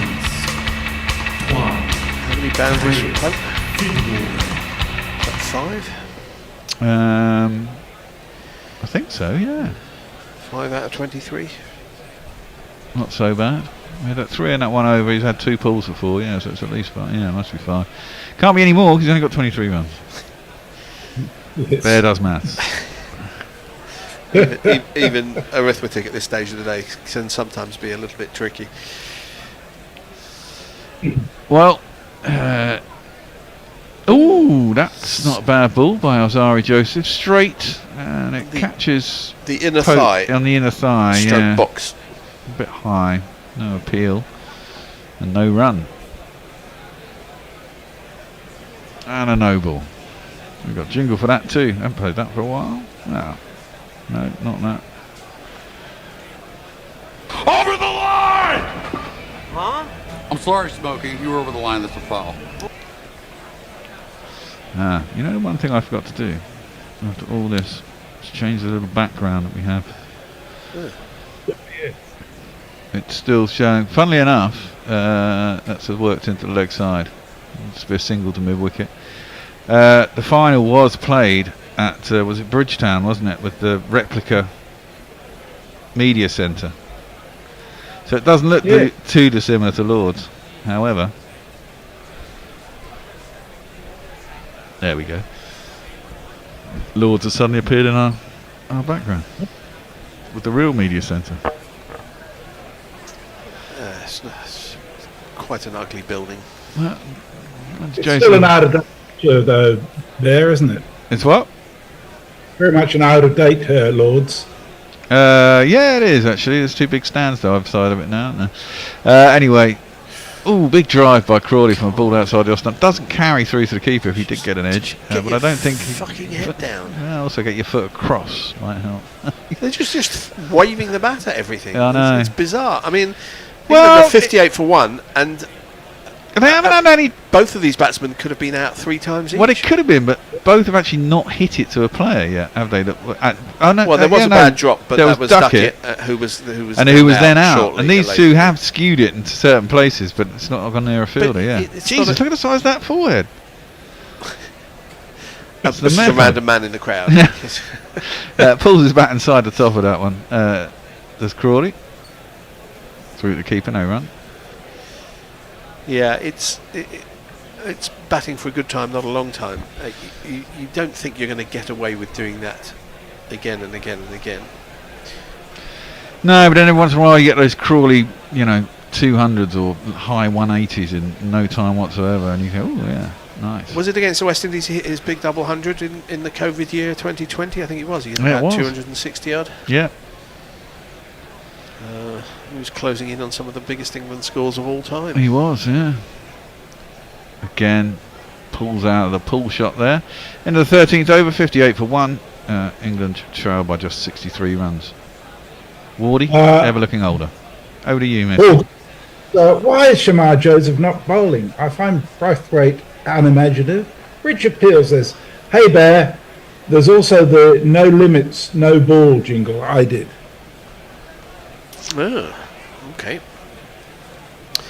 Well, that jingle that you play for no ball is only good for front foot no balls. There are so many other types of no balls nowadays that we probably need more than one. Oh, and Hendo's with us. He says, shocking lack of cable knit amongst the West Indies fielders wearing sweaters. Yeah, neither teams have great jumpers. Well, at least ours does have an attempt at cable knit. Wait, it's tennis cable knit. It's not cricket cable knit. No. Well, here we go. You asked for him. It shall be delivered. It is going to be Shamar Joseph. Jesus, Mary, and Shamar Joseph. Who's this coming up out in the lists? Is it a warrior of times gone by? By Christ, it's a West Indian quick. Shamar Joseph. Who we've yet to see live. Have you seen him on any I don't think so. Did you not watch? You didn't go to Kent to watch the warm-up game? It was in Beckenham. It was in Beckenham. around the corner from I you. didn't even know that. I was thinking of going one day, but the weather forecast was so dreadful, I decided not to bother. Yeah, I saw Dave Brooke went one day. I thought, maybe I should go there. Oh, jeez. First ball. Pope has a big swish at that one, and he plays outside it. Poor. It's just through the keeper, no run. It's just weird. They're just trying to hit every ball, and 3 out of 4 they're missing. Yeah. It is weird. It's, I don't know. Well, if they're not going to hit the stumps and you're not going to hit them, then you're not going to be out, I guess, is the theory. It can look ugly. But they've still got to get you out. And as long as you're not getting out, you just carry on going. Because eventually, you assume if you get your eye in, suddenly all these shots actually get hit. That's the theory anyway. Same as an ODI and a T20 or whatever. Worked off the hit by Pope, out to square leg, and there's no run. Do you get your eye in by missing the ball? I'm not sure that you do. Well, no, but as long as you're not out, you get another chance, don't you? To get your eye in by hitting that ball. And that's the theory. Because once you do get your eye in and you're used to hitting the ball rather than letting it go by or whatever, then it becomes more natural and you score quicker. Because you're being positive and on the front foot. And, at the end of the day, we're going along at what? We're going along at 4.5 and over, and we're not really doing very well. So it's not so bad. And we've only lost 1 wicket, so that's left alone outside the off stump by Pope through to the keeper and so on. Well, are you so I don't think you really can complain about it. No, but I mean, are you saying because the West Indies only got 121 in their first innings that England batsmen can do what they like, or would they be playing it differently if they were facing I don't think 300? they would be. No, I don't think they would be playing it differently if they were facing 300. And I think that's not a bad thing. I think everyone gets too caught up in that, and I think that's where Stokes is right. I think if you're playing a strategy, you're playing a way, you play it and you fall or you live by it, and it's proved to be pretty successful. Driven out wide one by Pope, was aerial for a while, just wide of the man at third slip, who's diving to his right, trying to grab it out of the air, but he doesn't. And it's another 4. So we're going along nicely. I haven't been looking at the speed gun on Shamar Joseph, to be honest. No, nor have I. I shall have a look. He's supposed to be pretty quick. It was aerial for a while. It was well for wide of actually third slip. He was never going to catch hold of it. If you're going to go hard. Which is exactly what Pope did. It was a thick outside edge. Yeah, I think there's too much said about that, Fred. I think, as long as you're not out, fuck it. But when you get when you get out, then you can say manual? say fuck it. But Yeah. you know, you're a good batsman. Trust your It's a technique. different sort of fuck it. Yeah, exactly. Clipped down too long leg by Pope, gets himself a single off the strike. Because exactly that, you know, eventually one of them's going to, if they don't get out, well, eventually one of them's going to click into gear and they're going to go along at a good rate of knots, and that's what England want to do. They want to put the foot down and put the pressure on. And you know, I hate to say it, it's the West Indies with a side that's inexperienced. But a good bowling attack. And a good bowling attack, but precisely that. But if you can put that good bowling attack under pressure, day one of the first test, having rolled them for 120, you're putting yourself in a position for the rest of the series. Yeah, true. You know, you're at home. Fuck it. As I said, fuck it. Just go for it. You seem to say fuck it to everything. Oh, well, I do, you know. In that one, I'm with Joss That's Butler. your family motto. Yeah, off the back foot, that's a lovely shot from Crawley. Stood up, punched it through the covers. And there's no one out there. And it's made itself to the boundary. It's going to be 4 more runs.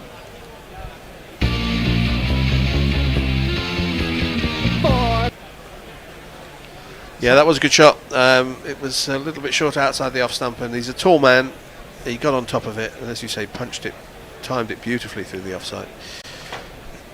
Anna Forsyth, who is probably acknowledged worldwide as Stephen Finn's #1 fan, says, you guys got dangerously close to insulting Finney's podcast there. I think, to be fair, Finn... I just said the title. I don't know how bad the podcast is, because I don't listen to it, but the title is awful. Is that the No More Ducks one? No, yeah, zero ducks given. Yeah. That's with Toby Tarrant as well, isn't it? Or is that a different one? I think that is. I saw him play last week, actually. He's a good cricketer. He's not a bad cricketer. He played against him a few times, I think. Because we used to play at Stoke Davenham quite a lot, and that's where he played. He's a decent bowler. Yeah, he's quite quick. Yeah. Quite tall. Comes off a mighty long run up, I seem to remember. Yeah, it probably plays its havoc with the batsman's thought process. We've got another change of bowling. Yeah, it's this guy. It's the former captain.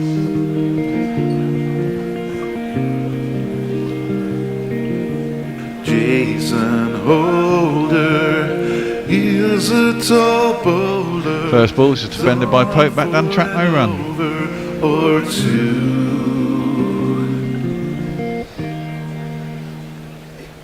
Yeah, he's not as quick as the others, but he should be very good in these kind of conditions, you would have thought. Exceptionally high delivery point. Yeah, just needs to nibble the ball a little bit in or out and get whatever help from the conditions there are. He could be a handful.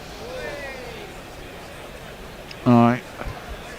England 67 for 1. Trial by just 54. 14.1 overs. Holder is in again, and Pope gets right behind that. Defends it out to the offside. There's no run. I guess you've got to adjust to a different speed. I mean, this is high 70s. And you've been facing 90s. Yeah, but I mean, they may all be sort of right on over the wicket bowlers, but very different trajectories and speeds. Yeah, and I'm pleased to say Pope didn't try and waft his bat at the first. Yeah. Let's have a look. And Pope's not a very tall man, which is as you say, a different angle coming to you from a tall bowler. A little bit shorter. Holder is in. That's full though. That's driven nicely down the ground. That's a beautiful drive. It's going to make itself to the boundary, and it's going to be 4 more runs. 1, 2, 3, 4. Only slightly overpitched, but leaning into an on drive. They used to say that was the hardest shot in the game. I don't know if that's still true. Maybe the reverse scoop over the keeper's head might be a little bit harder, but that didn't exist in the days that the MCC coaching manual was written. But he timed it sweetly, and it was always going to be 4. It's defended. This time up to mid-off. There won't be any run. This time you have made the right Grubby time. has returned into the room, this time correctly. The correct, rather than 20 minutes too early. With a can of Hobgoblin Ruby beer. What's that like? Is it good? It's alright. It's alright. It's alright. It's got booze in it. It'll do. I might have another one before the end of the day, but I'm not going to have it right now. Who's going where? Grubby's coming in to take over from... Oh, no. Fred, you're going to take over from me. Grubby is coming in to do some social. And Richard. Richard. Asher.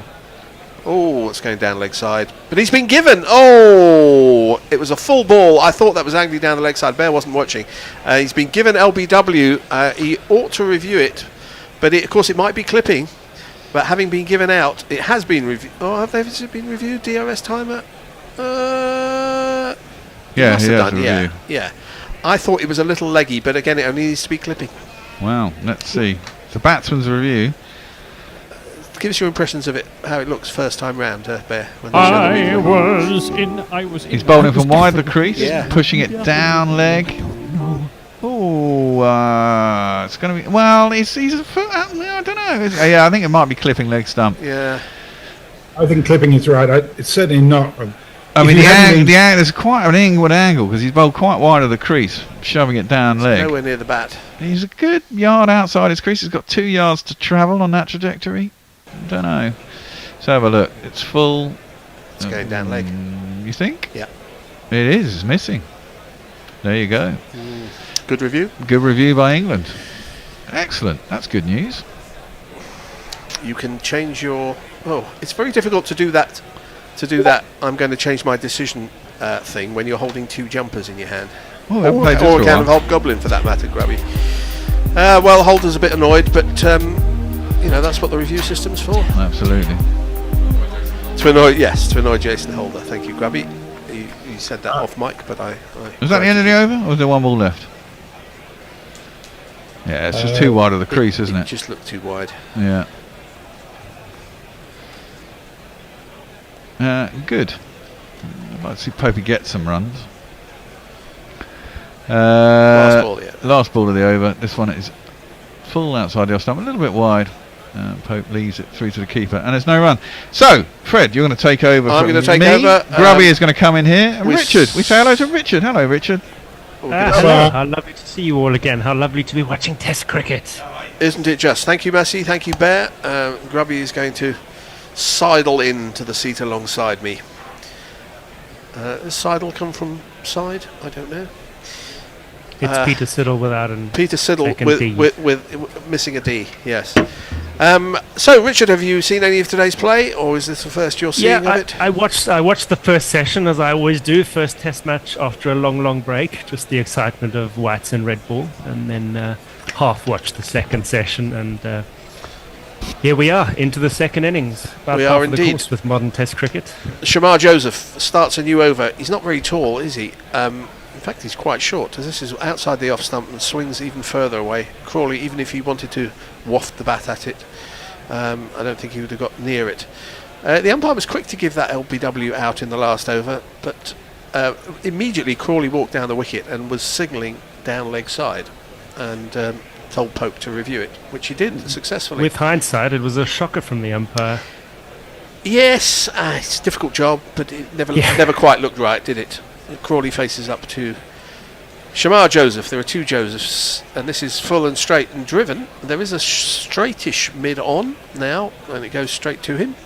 Straight to straight, mid on. No run. We have to specify our Josephs. Yeah, I was just looking him up actually to see how tall he is, because you said he wasn't very tall. He doesn't look very tall. And what does Google come up with? 5'8". Right. Kevin Keegan. That is short for an international fast bowler. He bowls now, and this is driven sweetly by Crawley, slightly inside out to extra cover. I think it's got enough. No, it hasn't got enough to get to the boundary. It is retrieved by that fellow out there with number 11 on his back. In the days of knackle, we used to have the fielders' numbers put up in front of us. But swings and roundabouts, we don't have those numbers, but we also don't have knackle. 74 for 1 now, as that was how many runs? 2 or 3? Just 2, I think.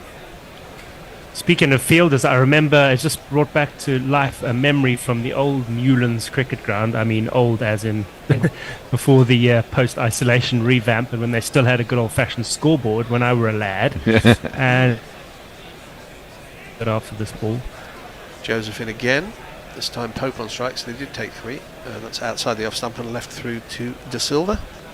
Yeah, so when somebody did the fielding at Newlands in the old days, a little light bulb would glow next to the name of the relevant fielder. I don't know if that was probably standard around a lot of old-fashioned cricket grounds once upon a time. Yeah, but I remember the that old Lords specifically from my youth. The old Lords scoreboard used to, and nowadays it flashes up the name of the fielder, Yeah. and very quickly too. And prior to that, Richard, maybe someone just ran round and pointed. Well, I like the light bulb best because things from when you were 9 are always best. Ah, sure. Joseph bowls short and attempted cut, and he gets a bottom edge. It wasn't close to off stump, but he wasn't in control of it. De Silva has to make some ground to his left to field that ball. Pope is not well. The ones he's timed well, but there's been a number that he has either missed or not timed at all. It was a bit of an odd shot. His footwork was all over the place. Really there. trying to force it. Yeah. And I think you mentioned earlier it's a missing 3 out of 4. Yeah. Looks quite ugly, but he's playing himself out of form. Yeah. Last Still ball there. of the 16th over, and England are 74 for 1, only trailing by 47. You look at the bare bones of the scoreboard, it looks very good for England as this is tucked off his legs by Pope. He's got this quite square. There are 2 men now back, and there's a deep square and a long leg. So it's just a single to Pope. He keeps the strike. He's on 34, 75 for 1. Let's have some social media messages.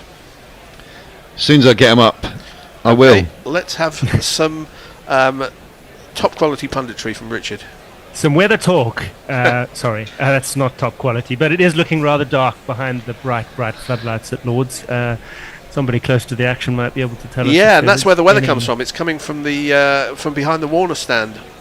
If you know your Lords, That's where the weather comes from. No, it does. That's generally The prevailing wind. Yeah, Oh. well, that's generally where it does. I just noticed as well that the pitch that they're playing on here seems to be framed by. It's got stripes on it. It seems to be framed. Do you see what I mean? Oh, It's yeah. got a green frame around it, not just the whole pitch. by It's the way. sponsored by Faux Frame. Sponsored by frame manufacturers. First ball of the new over is short and cut outside the off. Cut into the ground. Not timed again by Pope. And Gully Fields, no run. If you have a look at an overhead of the wicket, there are actually bands on it, like a football field. You know, there's usually like 3 bands in a penalty box. Oh, like the groundsman they're showing off. They're like 6 yards wide. Presumably grass cutting equipment as holder bowls again. This is full and driven square by Pope. This time he has timed it. There is no sweeper out on the offside, so it's another boundary. He's hit quite a lot of them. 1, 2, buckle my shoe. 3, 4, shut the door. Yeah, well, Pope, I believe that's his 8th boundary. Muttley's with us on YouTube, says Hobgoblin, which is what I'm drinking here, is my favourite pint. Then brackets when I was still drinking. I am still drinking. Are you seeing the stuff you come out with nowadays is not under the influence of alcohol? It is indeed Pope's 8th thaw, and he only has 38 as this next ball is outside the off stump. A bit of a steepling bounce there from Holder, but Pope is not interested in playing that ball. If somebody has a favourite pint, do they necessarily have a different favourite half pint? Yeah, probably something you like a bit less, so there's less of it. Or it's so strong that you can't have a whole pint of it. Well, like Gold Label. Half a buck fast. But what? Buck. Don't wonder what you said there. bit late in the day. Half a yeah. Holder bowls again. Full, and this is an outswinger which gets the outside edge of Pope's bat, or does not get the outside edge. They thought it had. The umpire is unmoved, and oddly enough, after throwing their hands in the air in celebration, they're not reviewing it. So. It's a bit odd when that happens. You celebrate it, it's not given, then you say, no, we're not going to review it. He never got near it. Well, it was an outswinger. He played a drive, and there was some gap between bat and ball. Odd. Nice swing, though, isn't it? Late swing. Yeah, actually, I mean, he made the batsman look very silly with that shot. I think if the ball hadn't swung, it wouldn't have looked as terrible as it did in the end. Yeah, the bats hit the ground, and that was where the noise came from. The next ball is an in-ducker, or one that just holds its line from wide of the crease, and Pope doesn't play at it. There was a slight mark on the snicko, but it was after the ball had gone, and the bat obviously grazed the ground, so that was the noise they heard. But again, not even discussing a review. It's a bit odd, isn't it? It is. A few people with us on YouTube. I'll just name check if that's right. Sagnic Data Easy Ollie, Jehan is with us, and Kieran Roseblade, who's been there for much of the day. Hello to all of you. Holder bowls again. This time Pope plays a genuine forward defensive shot. We haven't seen very many of those. And that completes the over. Well, it's a good over from Holder, even though there were some runs off it. But yes, as we were saying earlier, these conditions could be good for Jason Holder's bowling. You don't have to be that quick to get help from the elements at Lord's. Well, he's a canny bowler, Richard. Would you agree, Jason Holder? He doesn't. You don't always have to bowl at 90 miles an hour. I mean, he can crank it up. He can crank it up a bit. Well, not to that, but I'm saying he's a clever bowler, Richard. Do you think? I haven't seen a lot of him, partly because West Indies barely play any Test cricket these days. Yeah, and I think he's been out with some injuries. So I know him. The last time I watched him closely, I've known him for his economy in Test cricket. He was spectacularly good at that for a period of time. We'll see if he still manages to go for 1 or 2 and over maximum in this game. Shamar starts a new over. Shorter ball, and Crawley plays an ugly shot to a ball outside the off stump, and he drags it into the leg side. And the mid-on fielder has to make his way to his right to field a single to Crawley, who's I would suggest has only faced about 10% of the last 5 overs. It does feel like Pope's on the strike a lot. Yeah. You called that shot ugly. There's a fine line between ugly and sort of elegantly rolling your wrist on the ball. He played that like a sort of windscreen wiper type shot. But he'll call it manipulating the field. I mean, it's worked for him. He worked it into a gap. I think it was what he was trying to do, so it was legitimate in that way. But it aesthetically, there was something lacking as Pope faces up to Shamar Joseph and cuts or guides this between point and gully. And there is no third man. He's going to pick up yet another boundary.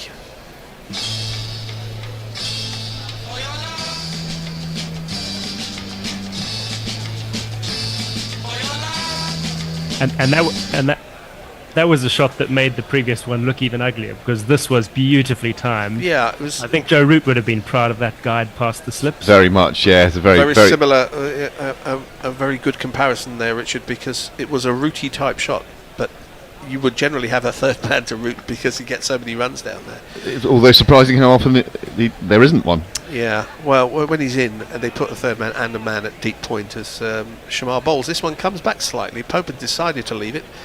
It did just come back a little bit, but not in any way close to threatening the stumps. Is your first look at Shamar, Grubby? What do you make of him? He's very slight, isn't he?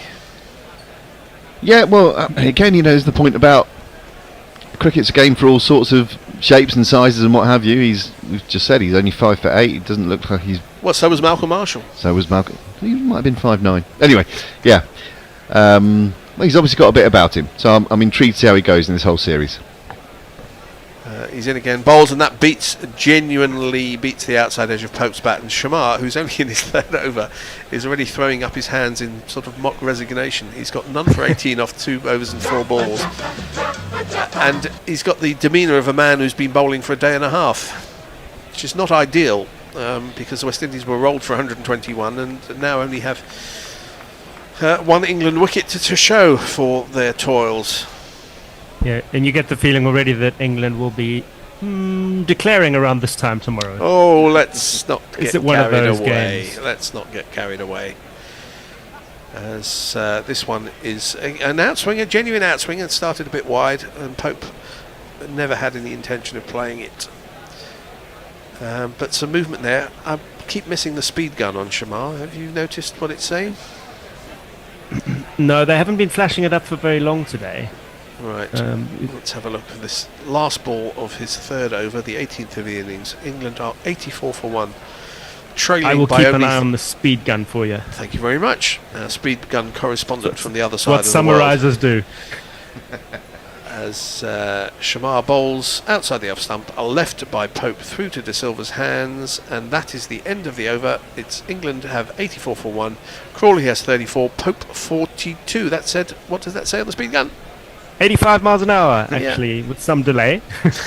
They had to think about it and then stabbed at some random numbers, and that's what came up. Have we got any tweets or YouTube messages? We've got Pirate Badshaw with us on the YouTube.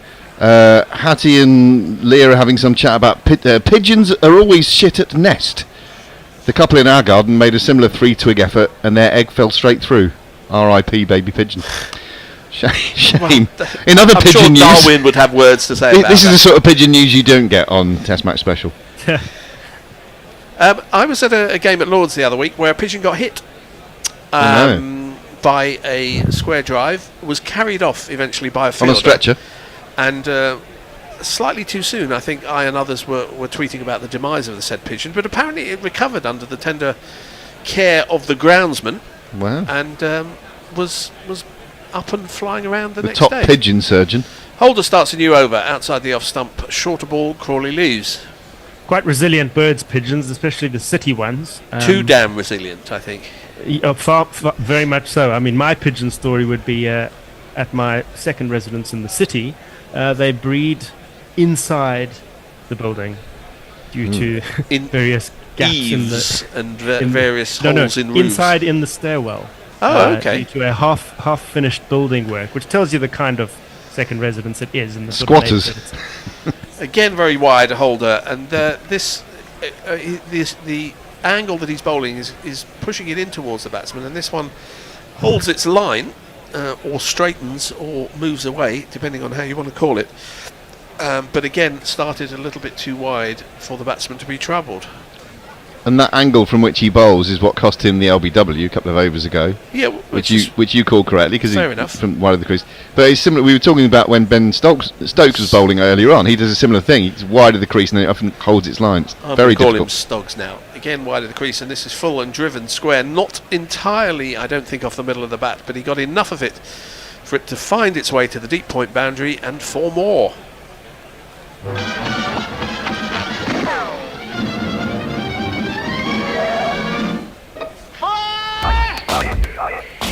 So there have been, I believe, 15 fours in this innings.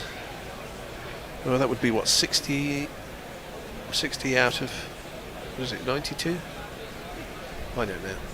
I like A lot of boundaries. He caressed that through the covers and then motioned with his hand as if to say, "Oh, I didn't quite hit it where I wanted to hit it." Well, he didn't, because it was just the slightest bit of outside edge. Let's see what Holder's. I wish I miss hit him like that.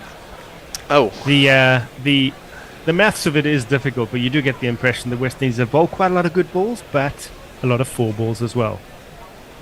And this is an airy, wavy drive by Crawley outside the off stump.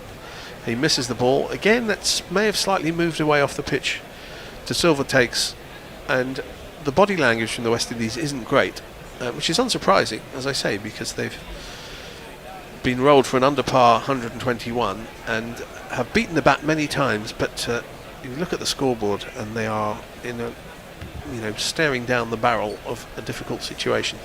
If difficult situation have barrels. Next ball from Holder must be LBW. Oh, it's a full ball and it's beaten. If it hasn't got any bat on it, I'm very surprised that's been given not out. They are going to review it. He's going to discuss Maybe it height. with his captain. No, not height. It was very full. Very full. Maybe he got outside the line of off stump. Maybe he got some bat on it. We don't know why it was given not out. But has it been reviewed? They must have The reviewed body it. language says it must have been reviewed, but the clock went down to 0. So what's going on?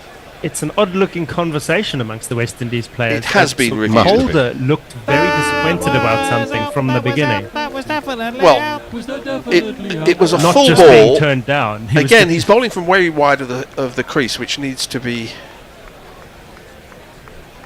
Oh, it's hit the front pad and then gone onto the back pad. So it's got it's a familiar look possible about it. that it may be leg side issues. There's no bat involved. Is there any bat involved? No, Nope. no bat at all. Front pad, then back pad, which can be slightly confusing sometimes for the bowler if he sees it hit the back pad in front of leg stump. Let's have a look what Hawkeye tells us. This is closer than the last one. Missing. Missing again. That's Missing the old again. angle again, isn't it? Yeah. It wasn't too high, but this time the umpire has got the decision spot on. Not a howler, Richard. Not a howler at all. Rightly given not out. Yeah. But why Holder? I'd love to hear what he's been saying to his teammates and the umpires, because He looked very exasperated in a kind of smiley, not too upset kind of way. Well, you can't argue with. It's not like it was grazing or something like that. It said it was missing. It was hitting another stump. So the West Indies have lost a review. Yeah, he thought so. You thought so. I mean, to the naked eye, possibly because we saw it because he is off the coming in back so pad. wide. It's just like this is again a very full ball. Crawley just drops the bat down on it. It finds its way to mid-on. No run. And that's the end of the 19th over. 88 for 1. Crawley 38 and Pope 42. What are they saying on the interwebs? Well, who else is with us? Cornelius Davis is with us. Watch Crawley bat against Australia and make 180. If he gets going, it's going to be trouble for West Indies. Yeah, I mate, you're right. And he's had not a life. He was correctly given an eye out just then. Mr. Rolite, how come all city pigeons only have 1 foot? That's a great question. Is there somebody going out and stealing them? Some weirdo's got a whole collection, a bag full of individual pigeons' feet. And Muttley says, you see those lines on the pitch? I have a vested interest in this. The lines on the pitch, I can't look at two things at once. Oh dear. Well, we've got shadows on the pitch now. Are they walking and there's a off? conversation amongst the umpires. I think they're walking off for bad light. Off for the light. Yeah. Oh, this is disappointing. Shadows on me lungs. I'm being eaten away. They've got lights, for crying out loud. He's holding various pieces of equipment, either that or he's checking his Instagram feed, the umpire, and he's showing some of the West Indian fielders what the reading is. He's suggesting he take a reading from under his armpit. I think they want to go off, the West Indians, let's be honest. Oh, they won't mind getting off at all. No, because even though the bat has been beaten many times in this England innings, as I say, if you look at the match situation, England are very, very much on top. The first light reading of the game is the one that then becomes the benchmark for the rest of the match. So, I mean, we're 5 miles away in Sydenham, and we've got sun and blue skies. So there may be just some sun around the corner. So there's no suggestion that this is necessarily the end of the day's play, but you never can tell. So disappointed to relay the news that the players have come off for bad light at 5 to 5 in the afternoon, London time, British summer time. If you'd pop down for the final session after work in the city, I don't think it works like that anymore, because they're usually sold out. They don't let you in for free after tea anymore. True. That was a very old-fashioned thing to say. Well, you're in good company, Richard. We're nothing if not old-fashioned. I'm in the right place. Yeah, the umpires are walking on the Get off the cut strip. Get off the strip, you umpires. Warning. Oh, it does like look quite dark. Yes. Gazing lovingly into each other's eyes and paying absolutely no attention. Yeah, and there are some drops on the camera, so I imagine the covers will come on. It's a very odd-looking pitch, isn't it? It almost looks like it's been scarified or something, because there's some little holes in it. The players, some of the West Indian players have not left the pitch, and assuming we're going to come back any moment now. They're showing, I have to say, commendable attitude. I would say so. Considering they're behind the 8 ball, you would think, let's get in the bath. And we've been rolled for 121, and we're 1 wicket down and only 30 ahead or whatever it is. I'd be scurrying off. They're still getting under the duvet. Maybe they've discovered there's a flaw in the technology. Well, to be fair, if they think it is dark and they want to try and get the umpires to play, because that would help the bowling team in this situation. Especially if they've just gone off and they have to come back out straight away, that can play havoc with the batsman's concentration, not conversation. What would really help the bowling team would be something to bowl at, like 350. They can't 400. change that, I'm afraid. Oh, I thought you meant actual batsmen out there. You definitely need them. No, cardboard cutouts. We should stick them at the some Madame Tussauds waxworks. It's only about a mile away from Lord's. There is some moisture in the air, but who's staying out there? That's Shamar Joseph, I think, to the left, number 70. And we also have, I'll tell you in a minute because it's going to go behind and we're going to see the name on the back of his shirt. It's the new opening batsman who did so well, Louis. Yeah, the man from St. Kitts. Mikhail Louis. There's not many Mikhails in sport, are there? Not spelt like his is spelt. And certainly not Oleg Luzhny. Certainly not. Who we didn't even check what his middle name was, but I don't think it was Mikhail. You called him a midfielder. Fourth, he called him a midfielder. He was a right back. What's wrong with you people? I got his name wrong and Forthy got his position wrong. So between Apart from that, you were absolutely between us, spot we did on. quite well. So, if you're wondering why there's no play, they have come off seemingly temporarily for bad light. The match situation is West Indies, who were asked to bat by England, were bowled out for 121 earlier this afternoon. In how many overs? Not very many overs. 41.4 overs. In reply, England are 88 for 1 off 19 overs, a run rate of 4.6. With Crawley, another 30 overs today, still in theory. We're not going to get another 30 overs No, today no, because we're they not. have to stop at 6:30 regardless. I was quite impressed with England in the first hour. They managed 14 overs. 14, only one short of what they ought to do. Which nowadays actually passes for an where's Gary Naylor when you need him? overrate.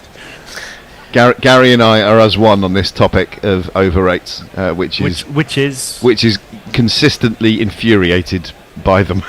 By the slowness. prescription or the slowness? By the slowness. But on the other hand, is there not an argument? I always think. I mean, there's. I suppose I'm influenced a little bit by being a golfer as well, and some of the expectations there. But if nobody ever manages to bowl 15 overs an hour, could you not also argue that is an unrealistic expectation? And where was this figure? No, because if it was 14 overs an hour, they'd bowl 12. because look at the breaks in play and the time between overs, and historically how teams have bowled 28 overs an hour.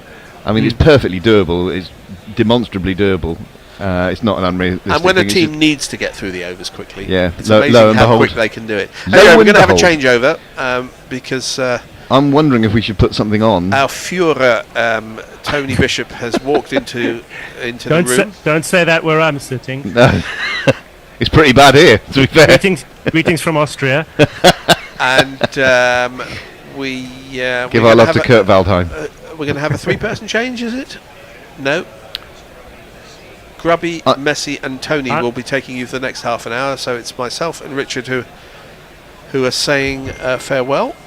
See you later, to maybe. leave you to commentate on Good the to see you, bad Richard. light. Thank you very much. So We'll long. see you in a bit, weather permitting.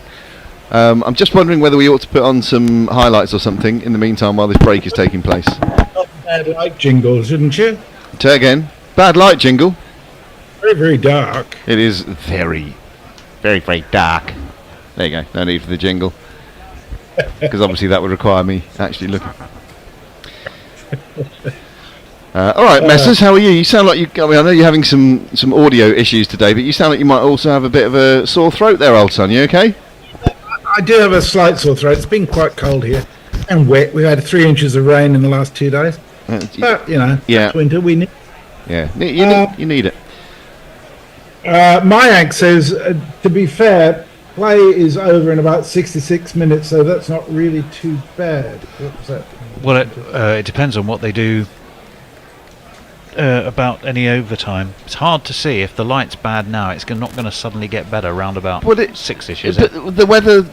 It's closed in here for quite a lot, isn't it, with the wind? The weather is quite changeable at the moment, though. So not that long ago at Lords, we had bright sunshine and high cloud, and then it's clouded over quite quickly. The lights went on, and that's always tricky when you're playing with a red ball and when you've got natural light and now we got some sunshine unnatural light, and now outside. we've got lovely sun here in Sydenham. So it can change, and obviously it's not due to get dark for another few hours, so that's not going to come into play just yet. You would hope, and it's quite windy, so it's going to blow the clouds across. You'd hope that sooner rather than later we're going to get back on, but it always takes a bit of time to do They that. haven't brought covers out, so it's not an issue of rain. The West Indies clearly didn't want to go because they obviously think if there's a good time to bowl at England, this is probably it. So why would you, as the bowling side, want to go off? Particularly as they'd had a very couple of close calls, mainly against Pope, I think, from recollection. But I think it's been a fascinating day. I mean, 121. What is it? What the West Indies made? They were 61 for 3 at lunch. They got to 88 for 4, so they effectively lost 6 wickets for 34 runs. Yeah, I mean, they went down in an absolute avalanche, didn't they? And then 3 in 1 over, of course, from Gus Atkinson, who didn't quite get equal Jimmy's test best, because that was 7 for 42 at Lords 2017 against the Windies. He got 7 for 45. It was all pretty much over by 3 as far as the West Indies were concerned. England have just lost the 1 wicket, but they could easily have lost more, I think. Yeah, I mean, close calls and reviews and what have you. Yeah, two close-ish LBWs. One that was given out on the field and was proven to be missing by some distance, actually, mainly due to Jason Holder's angle of delivery wide of the crease. And then the second one that wasn't given out on the field that the West Indies reviewed, that looked a bit closer but still proven to be missing, again thanks to his angle. So yeah, and then obviously had the catch earlier on that was shelled by the debutant Louis, backward point off Ducket. I mean, Ducket only went on to get 3, so but they've had chances, they've created chances, they've not taken all the chances, and they've had a couple of close LBW calls. We're seeing a few quite interesting things, or we were, till they took it away and went to some highlights of something else. We could see the West Indian flag not exactly billowing, but fluttering healthily. Yes. We could see the floodlights, so we were looking up at the... If you were stood looking at the Lord's Pavilion, you'd be looking at the far right-hand side of it. Yeah. That billowing West Indies flag, and then a big black cloud, but plenty of blue sky. So although the lights were very bright, there was blue sky about to appear in front of them, and crucially, as Fred departs the scene, having taken a hatful of wickets, he basically buggers off. Crucially, the coats of the umpires seemed extraordinarily bright for a while. Yeah, you know, if they were, they looked like a pair of butchers out there, didn't they, or ice cream salesmen? Well, I remember going to the Oval years ago with work. We took an American colleague, and she'd never seen a game of cricket, I don't think. And as they walked on, all the players and the umpires, she said, "Who are the little butcher guys?" The little butcher guys, which I enjoyed. That I thought it was a nice description of them. Well, there we go. Yeah. Well, so yeah, interesting little time really. Once you've taken that light reading, of course, the other problem is, as you all rightly said, that's it for the test. That's your measure. I noticed that Apple has come up with a solution to why there are so many one-legged pigeons in London. Well, that'd be good to know. What's that? She says pigeons like to pretend they're flamingos when they're on camera. Which, yeah. Okay, who's given us that tidbit? Hattie the Batty. Hattie, nice one. They are. Andrew Richardson says it's heartrending when you compare how well England is playing at the moment. And Mayank says it's sunny and brilliant looking at Wimbledon. Yeah, it's so English to have dark clouds at one place and sun at the next, no distance away. It must be frustrating if you're at Lord's, because as far as we know there's no rain. There might have been the odd little spot in the air, but it's certainly not drizzling or raining in any meaningful way. It's a question of the light. The light and the conditions look to be quite changeable to me. Clouds sort of skidding overhead, and on the upside, do you know what I mean? So you're never far from a bar. On the downside, it will cost you an arm and more than a pigeon's leg. Yeah, I mean, but if you're there primarily to watch the cricket and you think they could be playing in this and they're not playing, that is frustrating, isn't it, for people who have paid, let's face it, a king's ransom to be there. Well, we can all hear the words of Gary Naylor in our ears, can't we? Finding reasons not to play cricket. Yeah. I wasn't hearing Gary Naylor until just then. And now you won't go away. He's become an Gary's at the ground today. Gary the earworm. Annie is at the ground also. Annie is got at a the ground. little guerrilla contingent there. Yeah, I decided to do this instead. Annie is very well practiced at staying at Lord's when there's no player at all. Well, I think they must have to pour her out the Grace Gates at the close of play. I think. I think that drunk as usual. I think. Come on, Annie. Time to go home now. Hadn't she been invited to some hospitality breakfast and there was literally no play?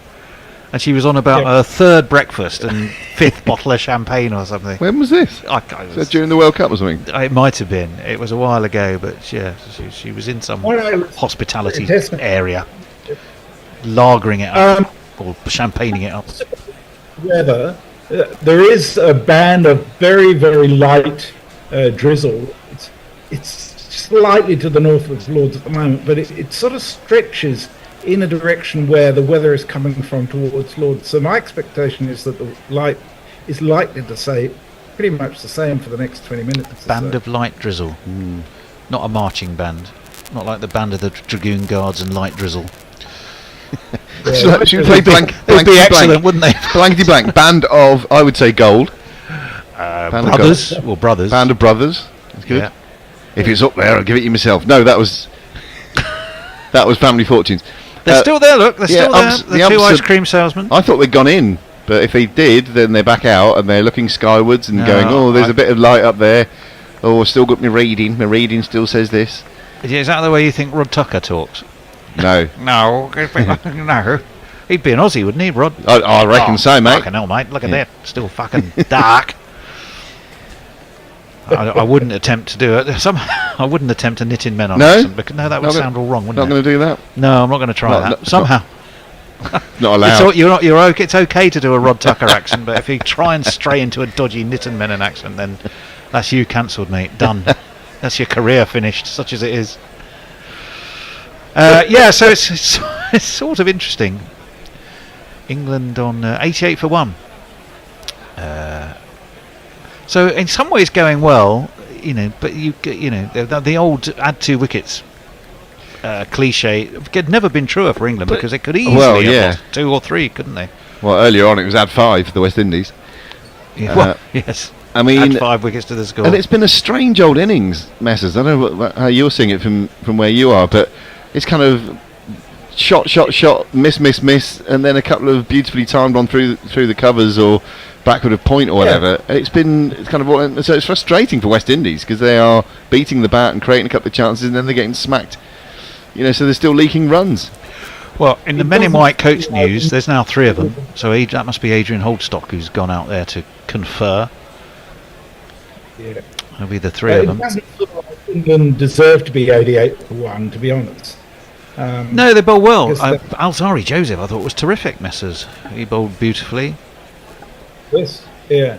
I mean, if they'd hold that catch early on, that could have made a big difference. Yeah. And the run-up, first over, God, that would have lifted them a lot. Crazy that was. Yeah. So the reason we are chattering away is because although they've gone off for bad light at Lord's, it doesn't feel like anyone thinks the day is done. Umpires are conferring. The crowd seems mainly stayed in their place, and they haven't all gone for a beer at the same time. They've sent someone else to do it, thinking they're all going to see some cricket. And we're optimistic that hopefully you're going to hear us talk you through something fairly soon. They're repainting the white lines on the crease, are they there? Yeah, looks like they are. So it has the general feeling, Grubby, of stuff about to happen, doesn't it? It does, but by the same token, it doesn't feel like they're sort of ready to be unleashed. I can't see players on the boundary edge or anything like that. So we're in limbo a little bit here, I would say. We are in limbo. Well, limbo is limbo is actually the place somewhere between heaven and hell, isn't it? No, not heaven and hell. Between different stages of hell. Am I right? Aren't you thinking of purgatory? I thought limbo was sort of the life and death difference. Cold, and they stay there forever. So it's sort of like heaven, but not quite heaven. Almost like West Virginia. I don't know about that. Well, that's a John Denver reference for you. I think it's going to be at least 10 minutes before anything happens, but maybe more. Maybe. Well, maybe it is then time to admit defeat, and we'll give you something else to listen to for a while. Temporary defeat. Yeah. Can you direct me to where I need to go? I can. No, it's all somewhere different now. No. It might be easier if I come across and do it. I've got to be perfectly honest. Messers, if you've got any messages to read out, maybe you do can do that now while we're doing a switcheroo. That'd be all right. Indeed. Hang on, I'll just see what's going on Twitter.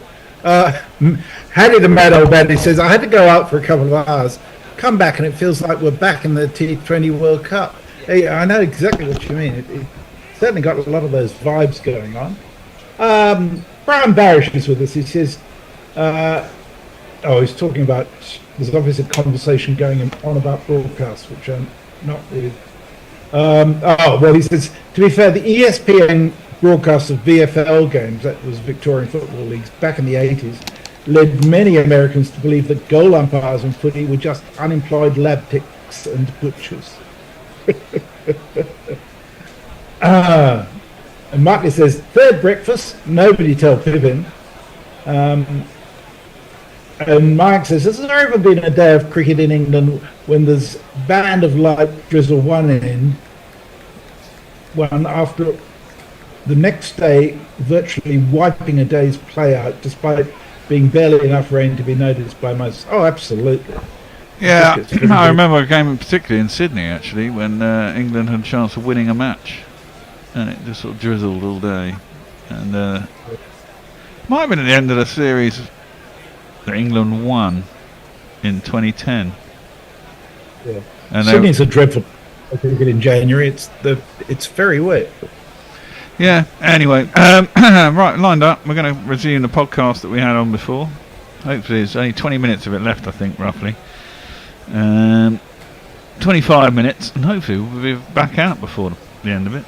So, hey, let's hope so. See you all in a bit. Tell us about one or two of the players that you're excited about seeing, because there really are a few that I don't know a lot about. Well, there's no Tagnerine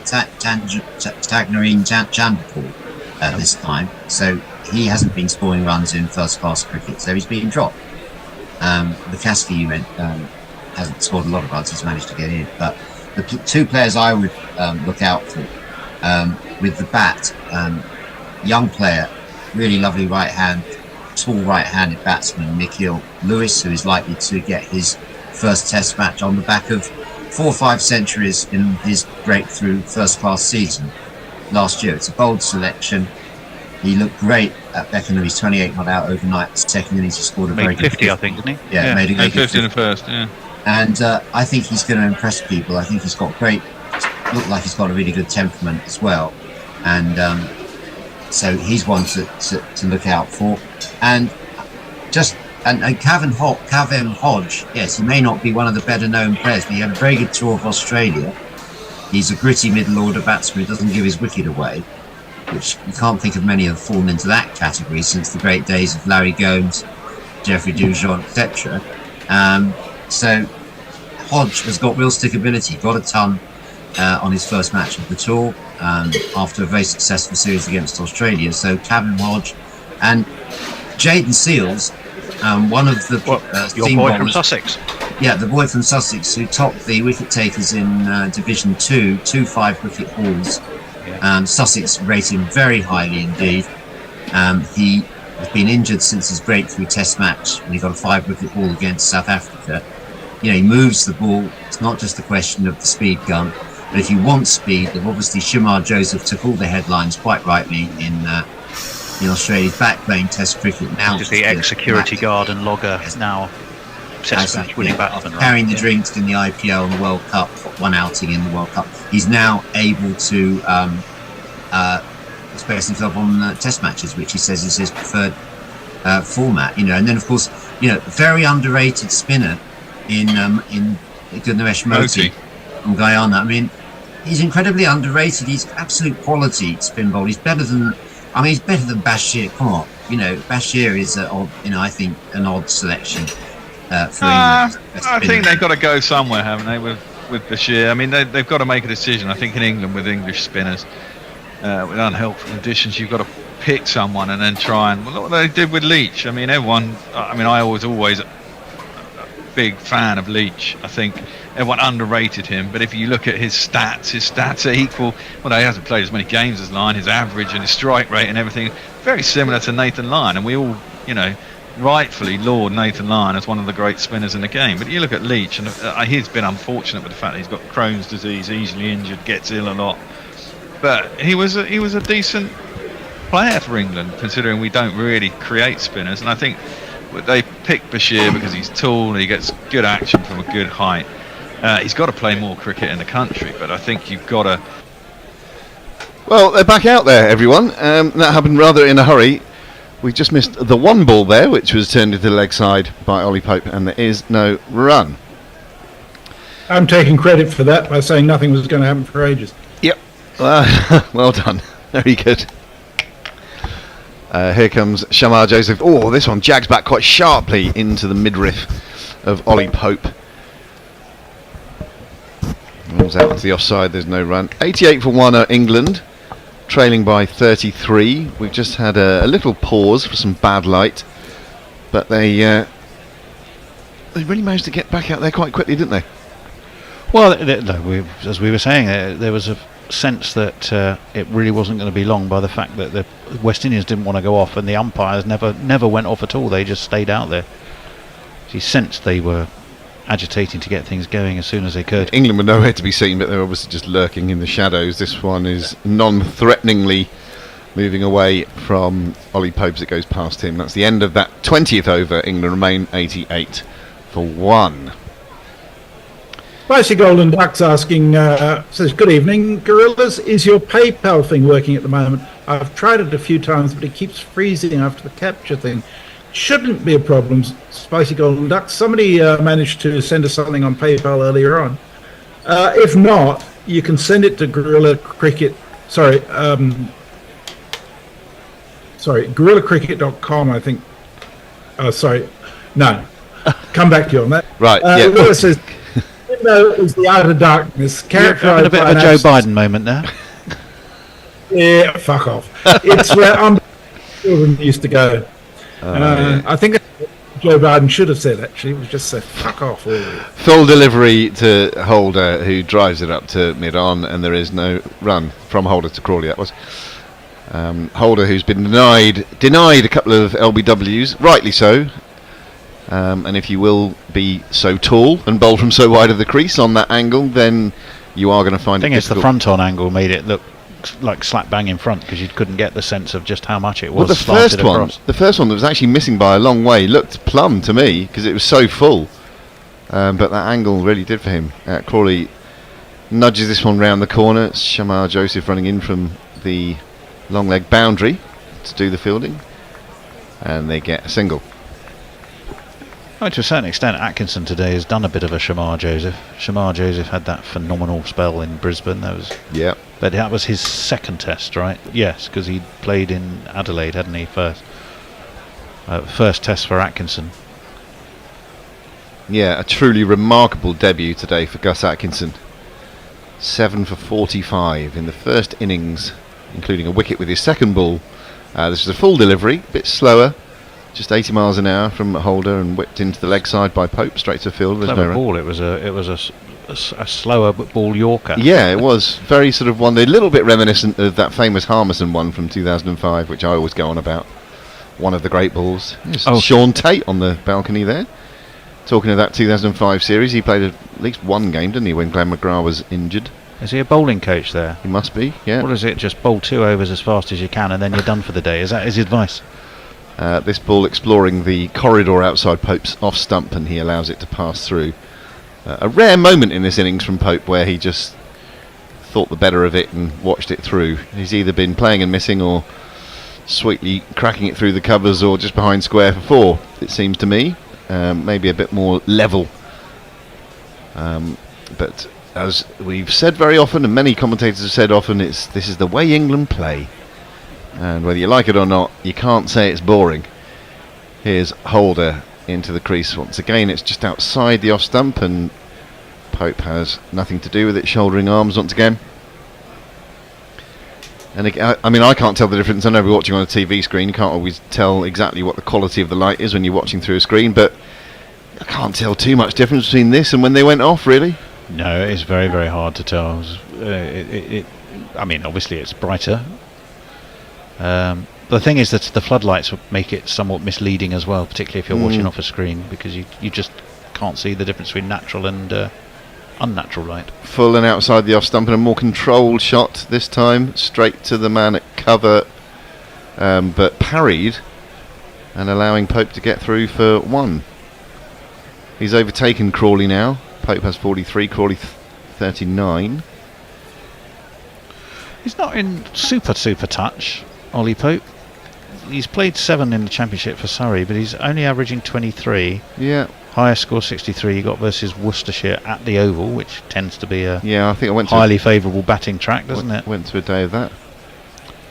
He's admitted to himself, I've been struggling a little bit for rhythm with the red ball this season. I've been working hard, but things haven't quite clicked. He had a little run in the middle of the blast where he got 40 versus Somerset, 99 not out versus Sussex, 48 versus Gloucestershire, but then not much else either side of that. And now he's facing up to Shamar Joseph. A big shout for LBW. Full delivery, hit him in front of leg stump, probably sliding down. They're not going to review this one, I don't think. Again, it looked, first glance, you thought, oh, that's got to be close. Well, I think when we see the replay, we'll probably see that you can see his off stump, his middle stump, and probably a bit of leg stump, which tells you something about the direction of the ball as it hits him. Yeah. Does hit him in front. It must be sliding down that one. Yeah, they didn't even think about reviewing it, I don't think. But a good delivery, and certainly beating Pope. Almost knocking him off his feet, actually.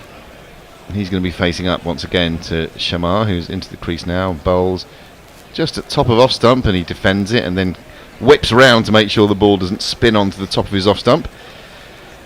Whatever happened to proper good red wicket keeping gloves? We've had pure black from Jamie Smith, and we've got, you know, lily white from Josh De Silva. What about the proper brown leathery ones that Alan Knott used to wear? Yes. Oh, they were delightful, Brown, weren't they? leathery ones. I don't mind the black ones. For some reason it reminds me of Mike Tyson in his black boots when he boxed. Yes. Mike Tyson in his pomp, I believe the best heavyweight champion, certainly in my lifetime. Full and outside the off stump and pushed up towards mid-off by Pope, and there's no run there. 90 for 1 England, just 31 behind West Indies, meagre 121 in the first innings. We have a lovely message from someone whose handle I can't read because it's in another script, who says, "Who are your makeup team? Looking good, lads. Love the coverage." Thank you for that. That's well, may I recommend a name of a good optician?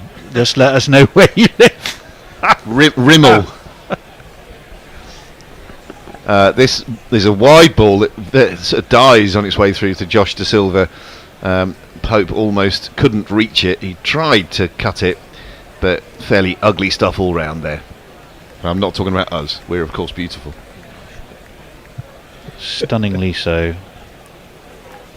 Thank you for that comment, by the way, that compliment. I'll certainly take that on the chin along with my foundation. Yeah, we don't, you know, it takes a lot of work to look as good as this, let me tell you. Yeah.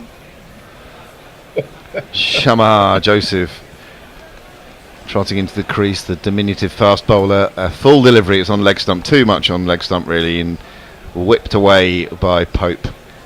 Backward of square, and they come back. Good running there for a couple of runs. Wasn't that Dolly Parton who says something? It takes a lot of time and money to look this cheap. She's got some great quotes, Dolly. She was asked by one interviewer, she said, "Oh, you've got really small feet, haven't you?" And she said, "Ain't nothing grows in the shade." I was gonna say, I thought the answer was going to be something like, "It's a long time since I've seen them." Yeah.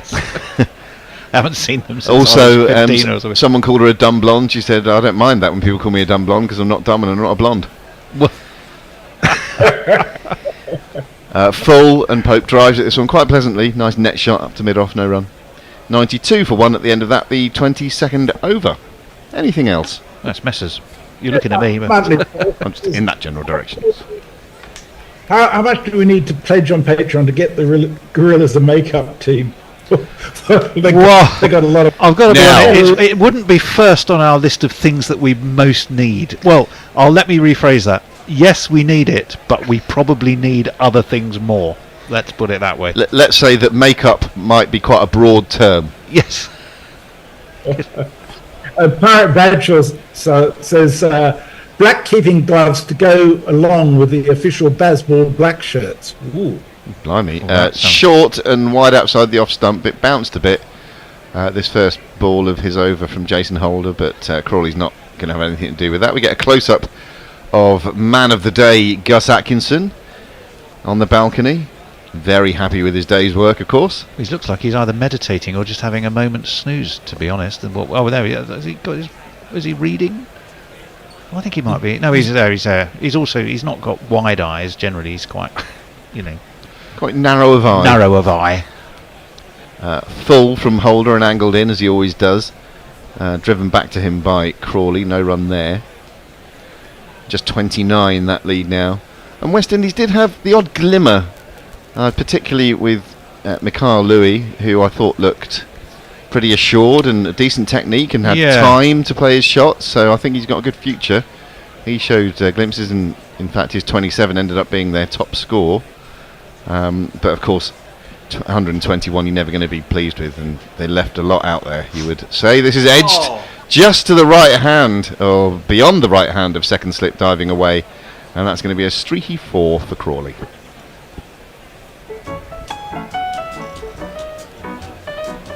Did that go between second and third? Because it looked like it was a highly catchable height. Well, I don't think they had a third slip in. I think it was to the right hand of second slip, quite low, but definitely at catchable height. And they've got. Well, there's like a fourth slip. Well, there's a fourth, but where third slip would have been is where that ball went. So which is hugely frustrating. Very frustrating. Really frustrating having gaps like that, but it's just your luck when you're in this position in a game. Just outside the off stump, this one from Holder. The two slips that remain there have sort of shuffled along a bit to try to close those gaps. Always the way, isn't it? You always say don't follow the ball and don't set the... I mean, sometimes you say don't set the field for bad bowling, but how many times you see it, a ball goes somewhere and then you put the fielder exactly there, like it's going to happen exactly the same time the next ball. It never ceases to amaze me how naive captains can be in that regard.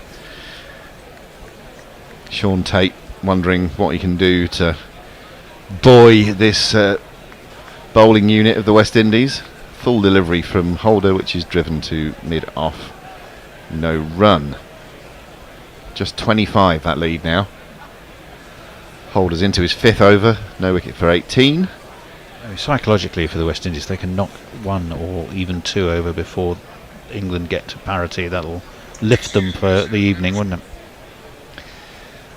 Yeah, just got to keep plugging away. It's a long old game, Test cricket. Stay in the game. Another one just angled in just outside the off stump. Crawley allows it to pass through. That's the end of the 23rd over. 96 for 1. So Leah says, I hope he never changes or washes those black gloves and just patches them up with duct tape. I remember the horror on Atha's face when Russell came in with his gloves for a masterclass. Oh, but they were battered old things. Ducket tape.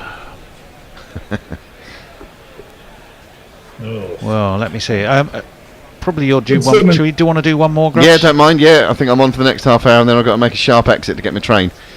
But you don't need to know that, dear listeners. Shamar Joseph it is to bowl this over, which is the 24th of the England innings, 96 for 1. Pope it is who's on strike. It just flicks his thigh pad and races away. Oh, it doesn't.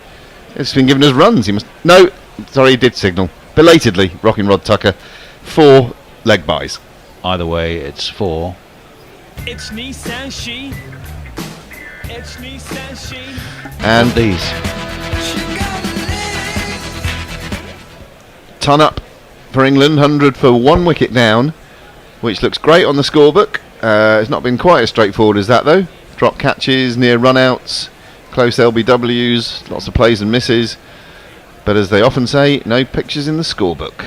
Thankfully for England right now. Pope facing up to Shamar once again. Outside the off stump, and he just stands there. He does that quite often actually. Not really any feet movement other than to transfer his weight onto the back foot and then just leaning really to play the shot as opposed to getting his foot across. And it can look a little bit ungainly. Not usually a word you associate with Ollie Pope. No, it was Athanasi there, and it was Athanase, isn't it? We had this conversation earlier. Are you suffering from pollen? It's hay fever treatment. Yes, you need Athanase. Shamar again going to bowl to England's Ollie Pope, who watches that one through to Josh De Silva, the keeper, and then gives a cheeky boyish grin up the track.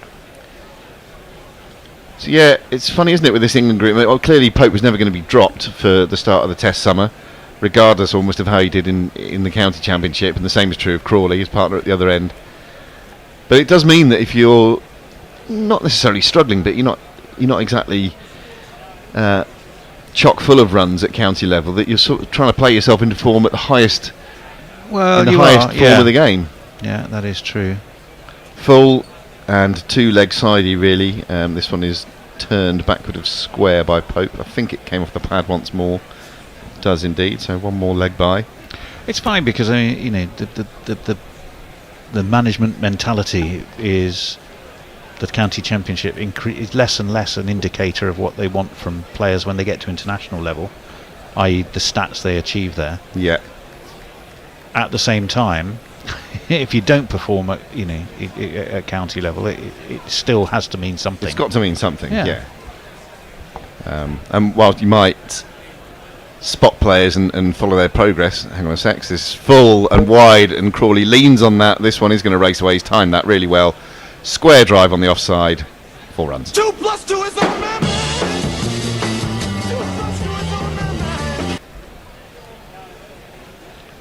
member. Bat, about a long way from the body when he plays this. He's almost like kind of reaching for it, isn't he?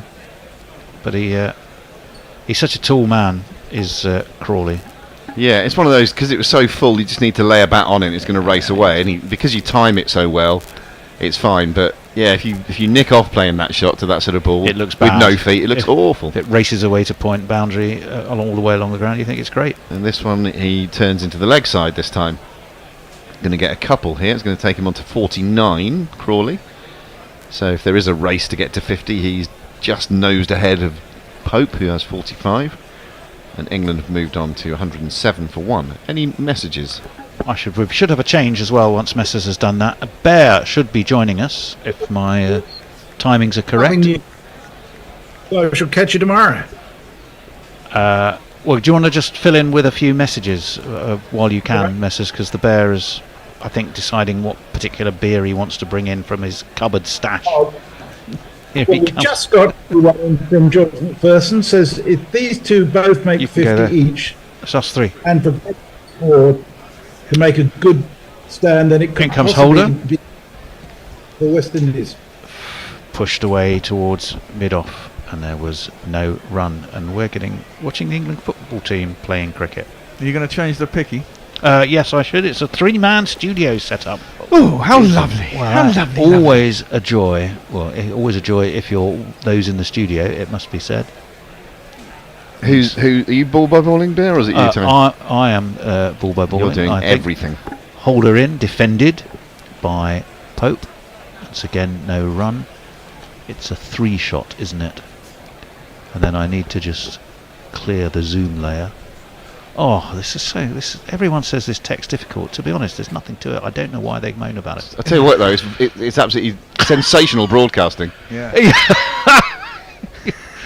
That's what I do now. I do that at home. I get told off all the time for commentating. Basically, I'm just going when you're making a cup of tea, feeding the cats, just bending down to as that one's pushed nicely away to mid-on this time. They take a single. Ollie Pope's on 46. Crawley on the cusp of his half-century. He's on 49. England 108 for 1, just 13 behind that West Indies score, who went to lunch thinking they might have lost 1 wicket more than they wanted to. They didn't even get to tea after that absolute Atkinson blitz. And on his day of days and celebrations, or the first of a few, only the 1 wicket for Jimmy. This one's stoutly defended by Crawley out towards mid-off. There is no run. Bowling from the nursery end is Jason Holder. He's got 2 balls left of this over. We're seeing plenty of blue sky now. The sun, it's rather pleasant there now. Bravely, well, it's almost like Lords is split in 2. Really, imagine if you're looking at it from the nursery end, kind of from the around the old tavern area is beautifully sunny. That's nicely defended. So from the sort of pavilion away past the Allen stand and around through past the tavern and halfway across to the mound is all beautifully sunny. On the other side, a little bit grandstand side, not so sunny. So can't help. But yeah, as we actually look over towards the media centre, Compton and Edrich either side, very high clouds and plenty of blue. It looks fabulous. It's a perfect evening for cricket as Holder is in. It's wide of the off stump. It is left alone by Crawley. Now, had that been Ben Ducket, he would not have left it alone. And he'd have been a foot shorter. And he'd have been, as we've already remarked several times, stout, squat and generally shorter. 25 overs completes, 108 for 1. England starting, dare we say it, from an England perspective to go nicely. I think the West Indies will be ruining a few missed opportunities for sure. And our man on social who has got his finger on the pulse and his foot on the ball. I was looking at horse racing. Who's looking at horse racing? Well, there we go. So, do we have any messages you'd like to impart, Bear? I got a free £10 bet for Friday at Newmarket. Fantastic. That's good to know. Well, maybe next over. Alzarri Joseph coming back into the attack. Is indeed back into the attack from the pavilion end. There's plenty of egg and bacon ties behind him. That's short and attempted pull from Pope, and it got him on the arm, and he walks away trying to style out a Brian Close style. It never hurt really, but I think it did. It's only on you for a second. Aye, that's what they say. What a stupid thing to say, honestly. Well, technically it's true. That's the same as true of a bullet. Well, that's it goes through your head. Yeah. Well, this is true. Oh, the way Kumar Sangakkara has combed his hair as well, with those glasses. Getting a funny feeling in your tummy. Well, fortunately, it's my tummy. Yeah. Any lower, I'd be wondering what was going on. As that one is left alone again, or actually just cut towards point. I beg your pardon, by Ollie Pope, who seems to be in deep conversation after just about every ball at the moment with Zach Crawley. Oh, there we are. See that's we're now as we look across over the. Well, actually, yeah, it's the back of now, so it must be moving. That breeze is moving things along pretty quickly. Yeah, very heavy cloud back and of the sunshine. Stand, goodness me, it's dark as anything as that one is defended again towards point by Pope, and again there is no run. Yeah, it was interesting when he had that little run of scores, Ollie Pope, in the blast. They were all at the Oval. Second he moved away from the Oval, I think he got a 0 of 5 balls at Sussex. I mean, it's not quite Jack Leach can only make it turn at Somerset territory. Stop it. But you're saying that Ollie Pope's a home bird? Well, no, that's why I'm saying it's not quite to that degree, and he certainly proved that in India. In comes Joseph, driven. Bit of a loose drive. It went sort of backward a point. I think that is going to be his 50 though. Yes, wins the race. Away it goes. Well done, Ollie Pope. It's a 50 for you via one of these. Pass me the iPad. We'll say one of these two.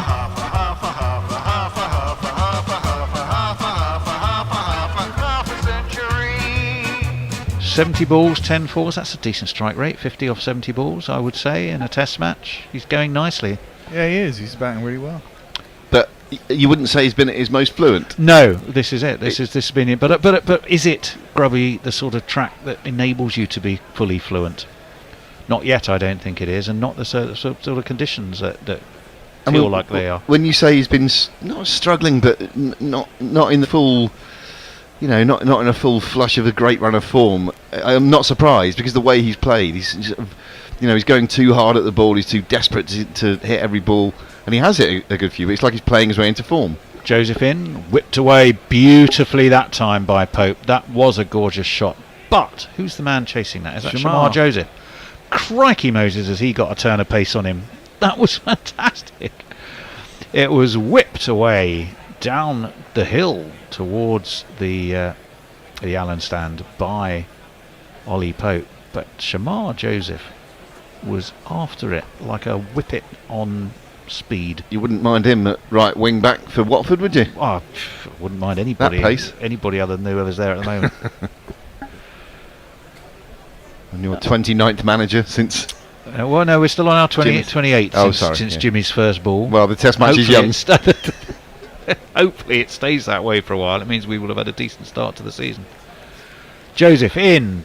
Pulled nicely by Crawley. That'll be his 50. That's all the way to the mid-wicket boundary.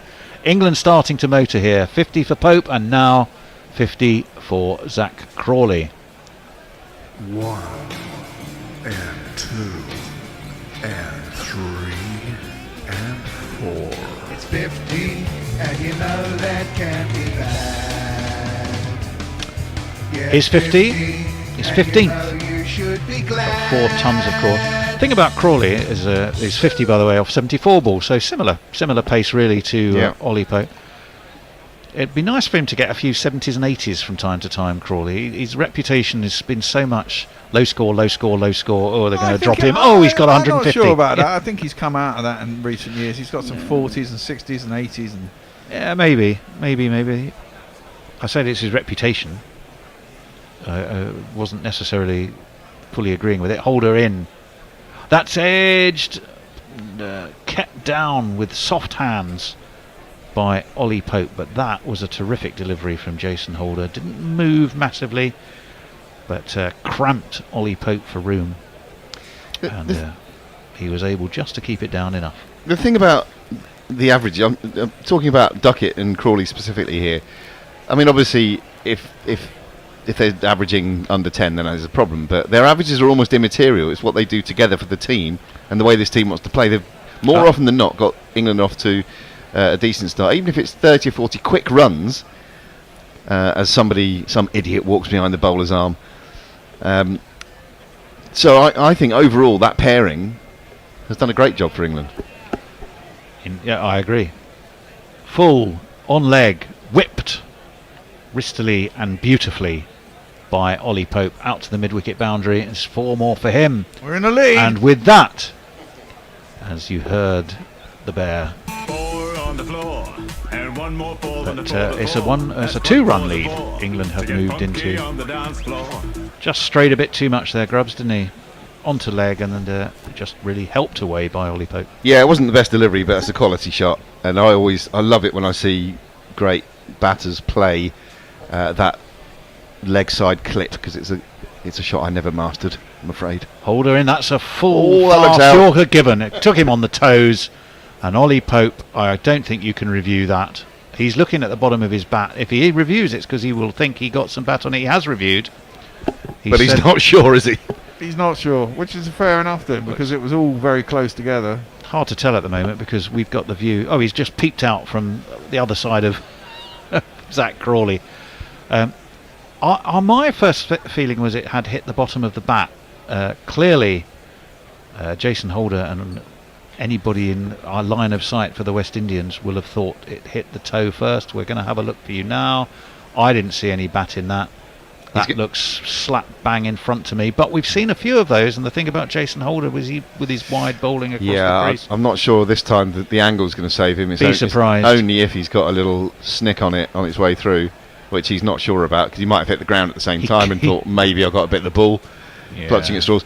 Holder going for his hat trick of you won't want that. Of all of them, that one, I'm with you, Grubby, looks a lot more likely. We're watching now. There's nothing on ultra edge. It's going to be out, and rightly so. And I think, unless that really is a deceptive angle, that looks somewhere between middle and leg to me.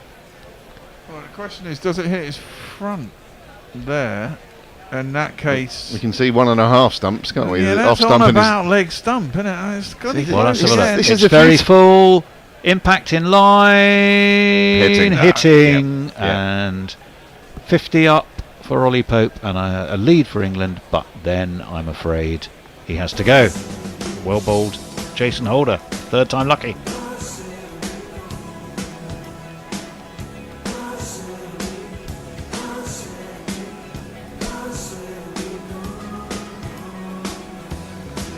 Well, now this is such a crucial time now for the West Indies. First of all, Ollie Pope, 57 off 74 balls.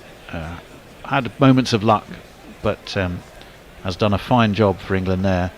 But if you're the West Indies now, you want to limit that lead as much as you can for England.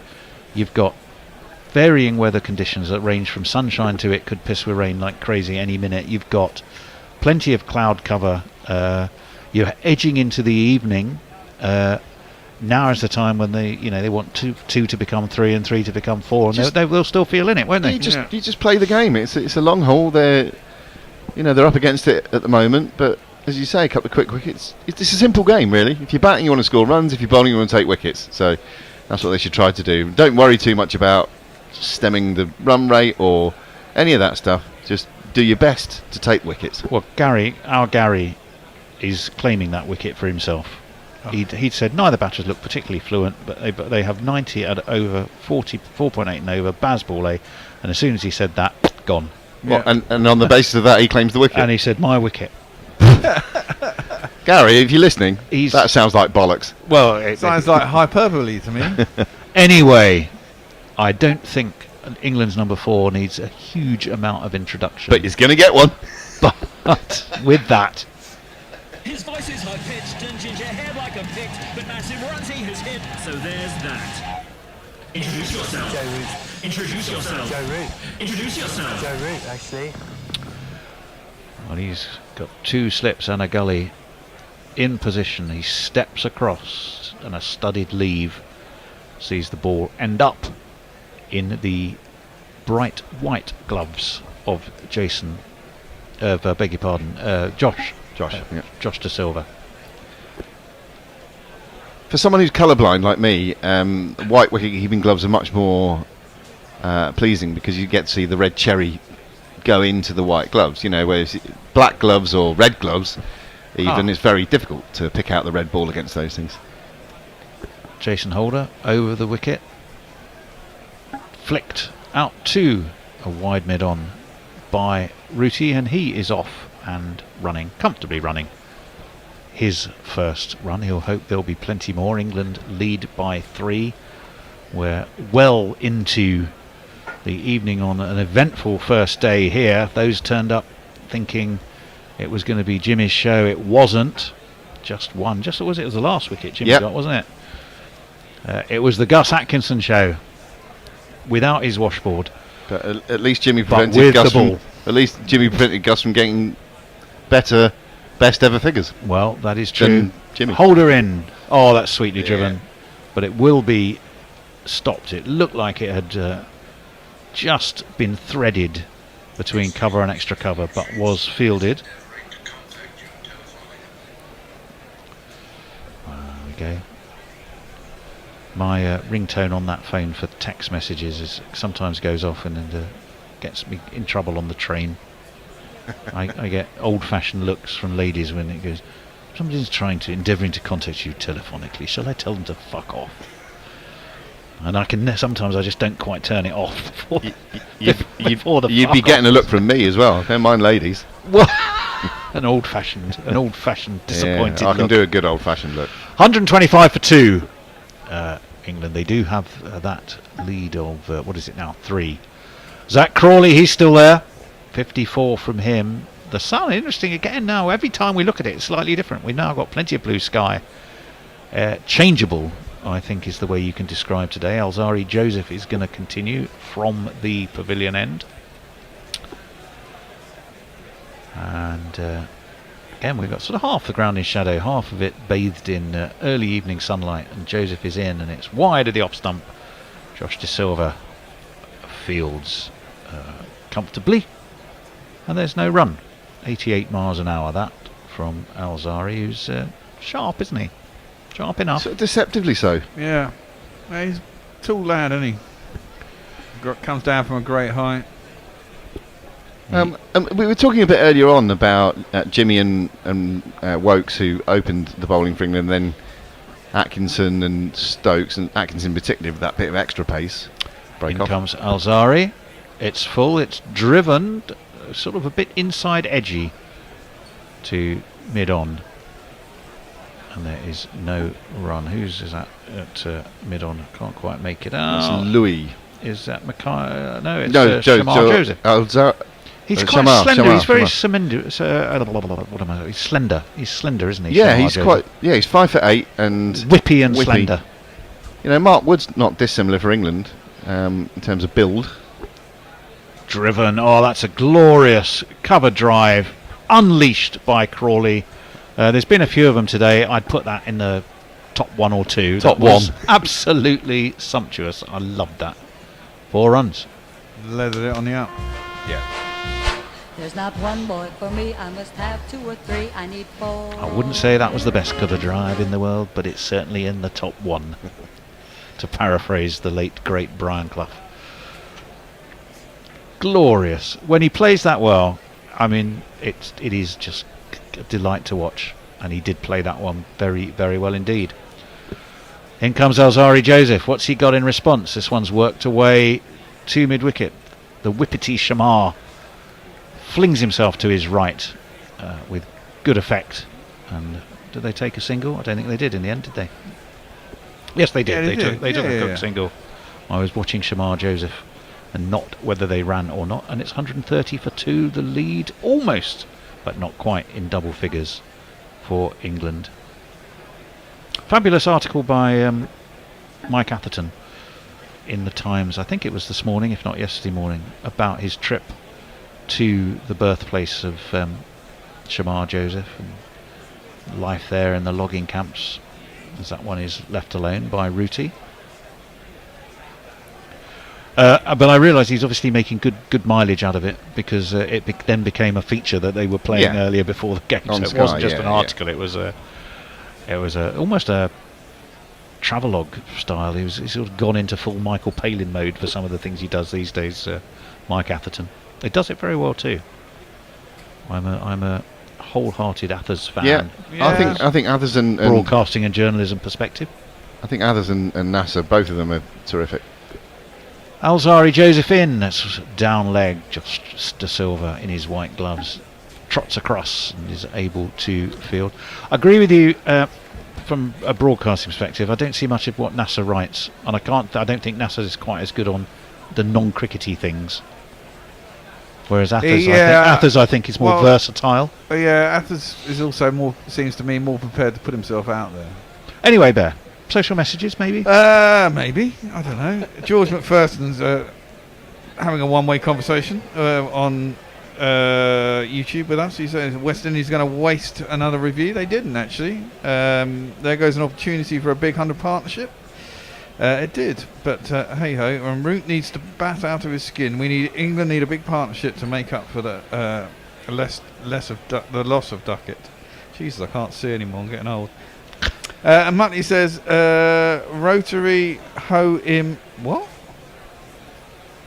He's off to watch his local club play. Okay. Is that with Love and Sausages? Woof. Jaden Seals, man of Sussex, in he comes.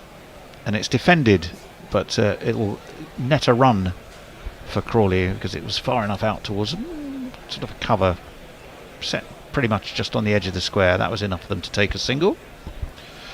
And the score moves on to 131 for England. We haven't had a tweet for 29 minutes. It's all the actions on YouTube. All the actions on YouTube. All the actions on YouTube. Give us a super chat, someone. Come on. Well, time probably as we go through this Seals over to tell you, please, if you can, find a way to help us on Patreon. I'll give you a little information about how you can do that after this delivery. In comes Seals, defended into the onside. There is no run. You can go to our website. There's a big button on the right, the homepage, which says support us on Patreon. When you go there, there's a new range of choices that will help us find a new studio, because we have to move from our studio, and help us stay on air. Like everywhere, costs go up. It's not a good time to be moving, but we can't do anything about it. We have to, and it means we're going to get some incur some new costs. Unfortunately, Joe Root is going to face Jaden Seals. He waits, he cuts superbly. Now that might just go down the hill. Gutikesh Moti, who didn't seem to have the greatest amount of enthusiasm for that chase, I don't think. I don't think he did. And it has gone indeed for one of these. 1 and 2 and 3 and 4. Yeah, I think he was rather hoping that it would be stopped at gully. It wasn't, and when it wasn't, did he dive, and then was it him who dived and then had to get up and do the chasing? Might have been, but I think if that was the case, that might explain why he was so far behind it. Possibly. Seals in. It's a good ball ducked into Joe Root, but he defends it in front of his stump. When you do, Bear, honestly, if you can imagine if life at home with your kids was the same. You say somebody super chat, and instantly they do what they're told. Yeah, I bet you don't get that at home. Metal in both legs. Press the fucking button for fuck's sake. What button? What button? Oh, Yes. right, okay. I think he means the button to get everyone across. Oh, right. I thought I'd done that. Oh, shit, I haven't done that, have I? Yeah, you have. Oh, I did do it. Yeah. Yeah. Oh, well, the only thing is we're I missing think it our might be taking the middleman. piss. In comes Seals. Oh, that's Close to route, but he cuts straight to backward point. And there is no run. Oh, The you're doing a grubster's runner. gone. Oh, I didn't realise the grubby had gone and left us. Yeah, he had to run off. He's got to get a train. Oh, right, okay. Where are we? We're at 6 o'clock. We're going to go into overspill. How many overs are left today, Bear? I think we're going to go to 6:30. I can see. Who's that appearing? Who should be with us? It's me. It's Richard. If Messers, are you there, Messers? Messers, Earth to Messers. If you are there, it would really massively help me as that beats the outside edge of Joe Root's baton. Through it goes to Josh De Silva. Of course, Messers is there. Is Messers there? He is the eternal, like the eternal flame. What a question. I'm not a lot tonight. That said, he's still got a dodgy fucking mic because we didn't hear anything about it. But yeah, he's still Australia's there. gone to the dogs. Messers, can we do a sound check for you? I'm going to try yet another mic. Hold on. Well, that wasn't bad actually. Hold it there. Don't do anything different. I think you're in good shape. And not bad is about all we can hope for from Messers today, sound-wise. Are you ready to go, Bear? Or shall I do one more over? Do you want me to do one more over and then you take over? No. Well, I know, but Messers is taking over from me, Richard, and then you're going to see us through to the close because I have to run. Well, basically, yes. Me, who has an hour and a bit's drive home, versus you, who's 10 minutes round the corner. Yes. That's absolutely fine. 135 for 2. I will do one more over then. Crawley on 60. Who waits for Alzarri Joseph and defends him into the offside towards cover. No run. Joseph continuing to get a little bit of nibble outside off stump there. Yep, just enough. Well, we saw a lot of nibble earlier. Plenty of it from right from the start of play, really. Yeah, and the West Indies have, I mean, every time I've looked up, they've been bowling, well, not every time, a lot of the time they've been bowling decent nibbly balls, but giving away the regular 4-ball that's prevented any build-up of pressure. In comes Alzarri Joseph. Oh, that's beautiful. We saw one sumptuous cover drive earlier from Crawley. That was a glorious on drive. Wristy, flicked, away it went to the front of the Allen stand, and it's one of these. 4 on the floor, and one more 4 than the 4 before. That's what 4's are for, to get funky on the dance floor. Richard, when he's on form, he just looks fantastic, doesn't he? Yeah, I mean, just after I've been saying they've bowled a lot of 4-balls, you wouldn't necessarily call that a 4-ball. It was. Do you want to wait to the end of the over now? Alzarri Can you Joseph. hear me? Pardon? Can you hear me? What? Yes, Messers, we can hear you. As that one is defended away to cover again as well. We hear you, Clem Fandango. Actually, the microphone you had when you first said, I'm going to test a new mic, I thought that was it, because that worked perfectly. I've gone back to that now. Oh, have you? And it's handheld. You look like a nightclub singer is about to sort of go into a quick rendition of My Way or something like that. What's the trouble, Messers? Is it your Optus or your Telstra? I mean, we've never had difficulties with you before, sound-wise. Joseph, in he comes. Oh, driven outside edge. It's beaten second slip, and it's gone all the way down to the third man boundary. Oh, and here's one we haven't used today, so we're going to play it now. Like to see how high did you see that go past there? We'll have a look now. What did you reckon there? Oh, close-ish. Well, it was. Let me have a look. There's the 2 slips, aren't there? Yeah, that was wide of third slip. That's yeah. wide of slip and just not far enough, close enough to gully. Well, I guess Crawley will say that this isn't his greatest innings ever, but it's been effective. Well, in a way, yes. It's the ugly batting runs, conditions, like ugly goals. The conditions have not been great, and whoever it was said it earlier. They don't draw pictures in the scorebook. 68 he is off 84. England, as is their wont, have been going at a very decent lick. Has he edged that? No, it just swung away. That wasn't so clever, Richard. Not quite. That did look ugly. It was quick, I'll tell you that. It was 93 miles an hour, so he's cranked it up. Didn't look that fast. And in cranking it up, he got a no he's bowled a no ball. So I think that might well be his fastest ball of the day. But in the process of trying to bowl it, he has overstepped, hasn't he?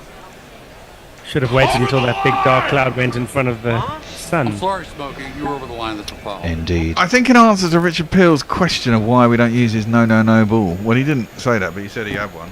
That's another wild slash from Crawley, but it's a wild slash that's netted in 4 more. It was up, it was past that third slip area, and away it raced to the boundary. Ain't no one going to be chasing after that one.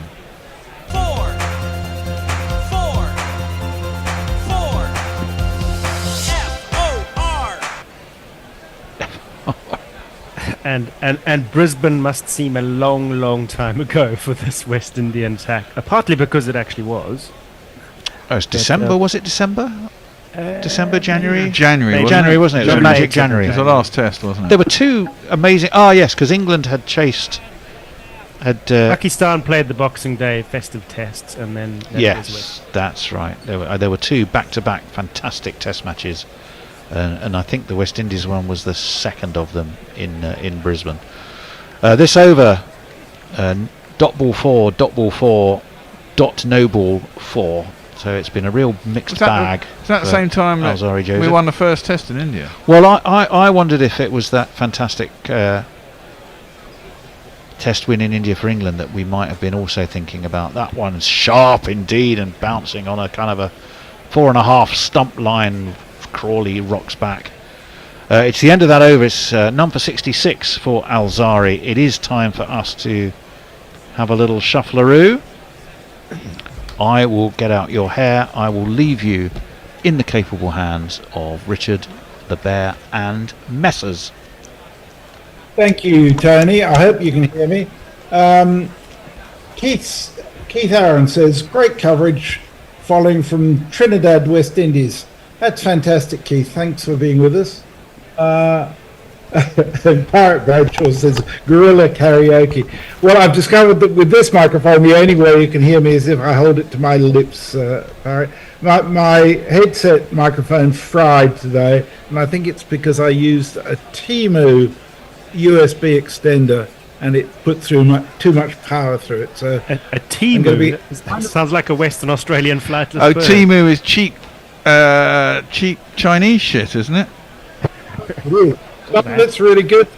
Shit, and this one was shit, and it's cost me $150 as a result. Yeah, that's a pain in the arse. Send Bear your invoice. No. I'd have told him to get it somewhere else. I take no responsibility for these things. I send my money. That's how it works. Yeah. And then he said, "Oh, by the way, GPL entries. So what are England on? They got 121. We're on 148, so we're on 269. Ooh, we've just entered the Messi Jez territory. So you need it. If it ends on a 2, there's a good chance you've won. Yeah. Well, I did put in 10 entries. Yeah. Somebody's got to. So you're looking for anything to end on a 2, which of course the bank requires that it doesn't happen. As we all know, Is this another drinks break with 20 minutes left in the day? Or I don't know what's going on. Because we're into overtime now, and I think 25 minutes to the cut-off. If I'm it's cut-off is 6:30. Yeah. Well, something's going on. Maybe there's a streaker. Some pissed up fool.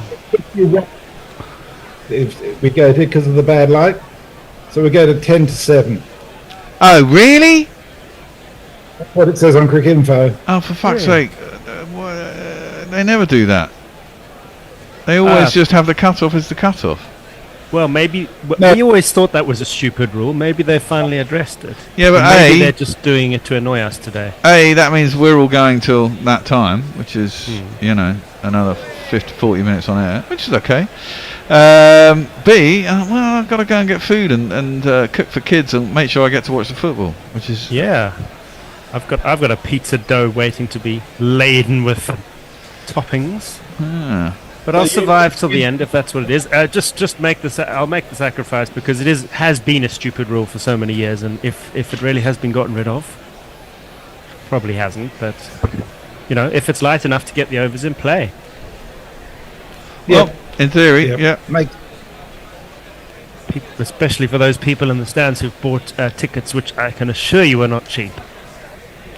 No, that they yes, weren't. It is by the way.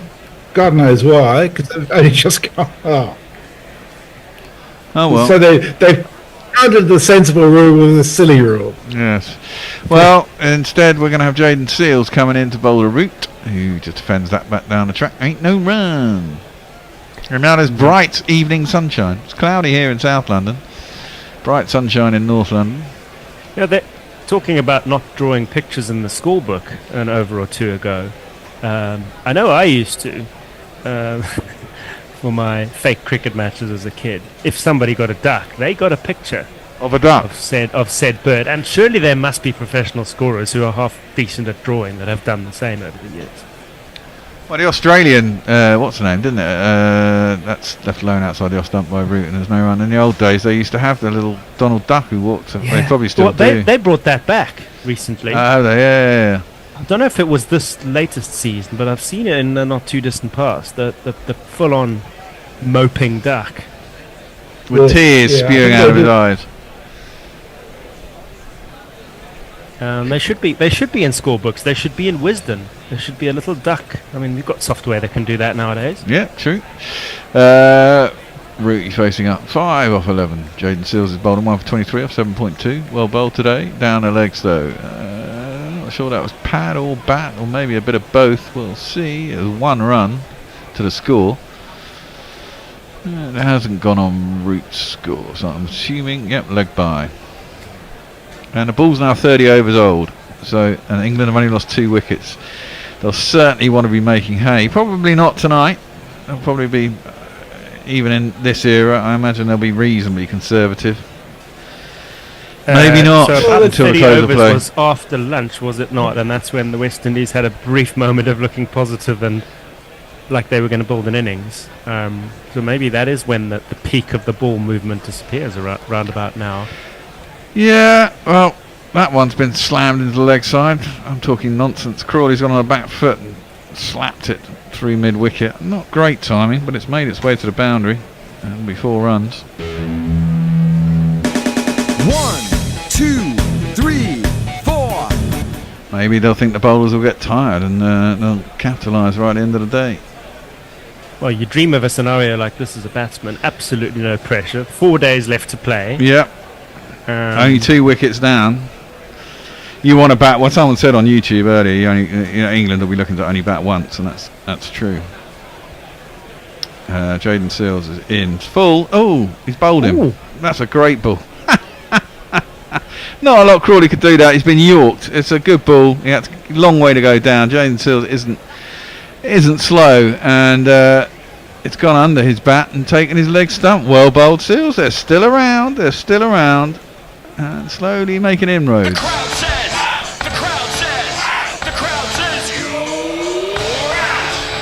And whoever was calling for some 60s and 70s for Crawley has got their wish. Well, it's 76. There you go. Which will mean next man in is this dude.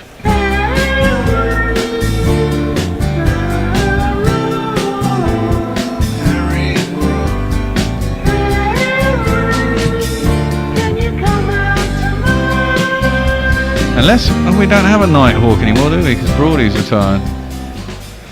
The Nighthawk has joined the ranks of the commentators. Well, yeah. He had to make the step up at some point. Well, no, Rayan Ahmed took up the role, didn't he, in India?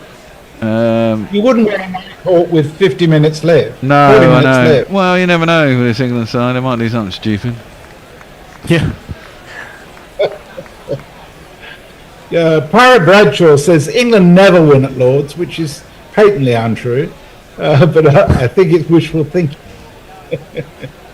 Well, there's a reference to Lords' ability historically to inspire touring teams. There is something in that, but yes, England win often enough at Lords. Yeah. Well, they're not having a night hawk. They're having Harry Brook, who I just played his jingle. First test in 2024, is that correct? He missed the whole India. He missed the whole India series. His grandma was really ill, and he was really close to his grandma, so he decided to spend time with her, which is fair enough. I don't have a problem with that at all. Obviously felt able to do it, confident enough to do it. It's a shame for the team, but you got to do what you got to do. Absolutely. I think he would have made a difference in India, having said that, but by the by. Yep. There's always next time. Where the margins were reasonably fine. Yeah, compared to the indeed. previous one. Yes, exactly. Well, that's down leg side first ball to Harry Brook. I think we got rightly hammered in 2 tests. We won 1, and I think the other 2 could have gone either way, and we ended up losing 4-1. But it was closer than that scoreline suggested. Good series. Crawley there can't believe it. It's proper Yorker. It is a proper Yorker. It's actually gone right under the bat as he's been prodding forward. He's a tall man. He has to get down a long way. Yeah. But the bowler knows he's bowled a corker there because this is a batsman who's very much in. Yeah.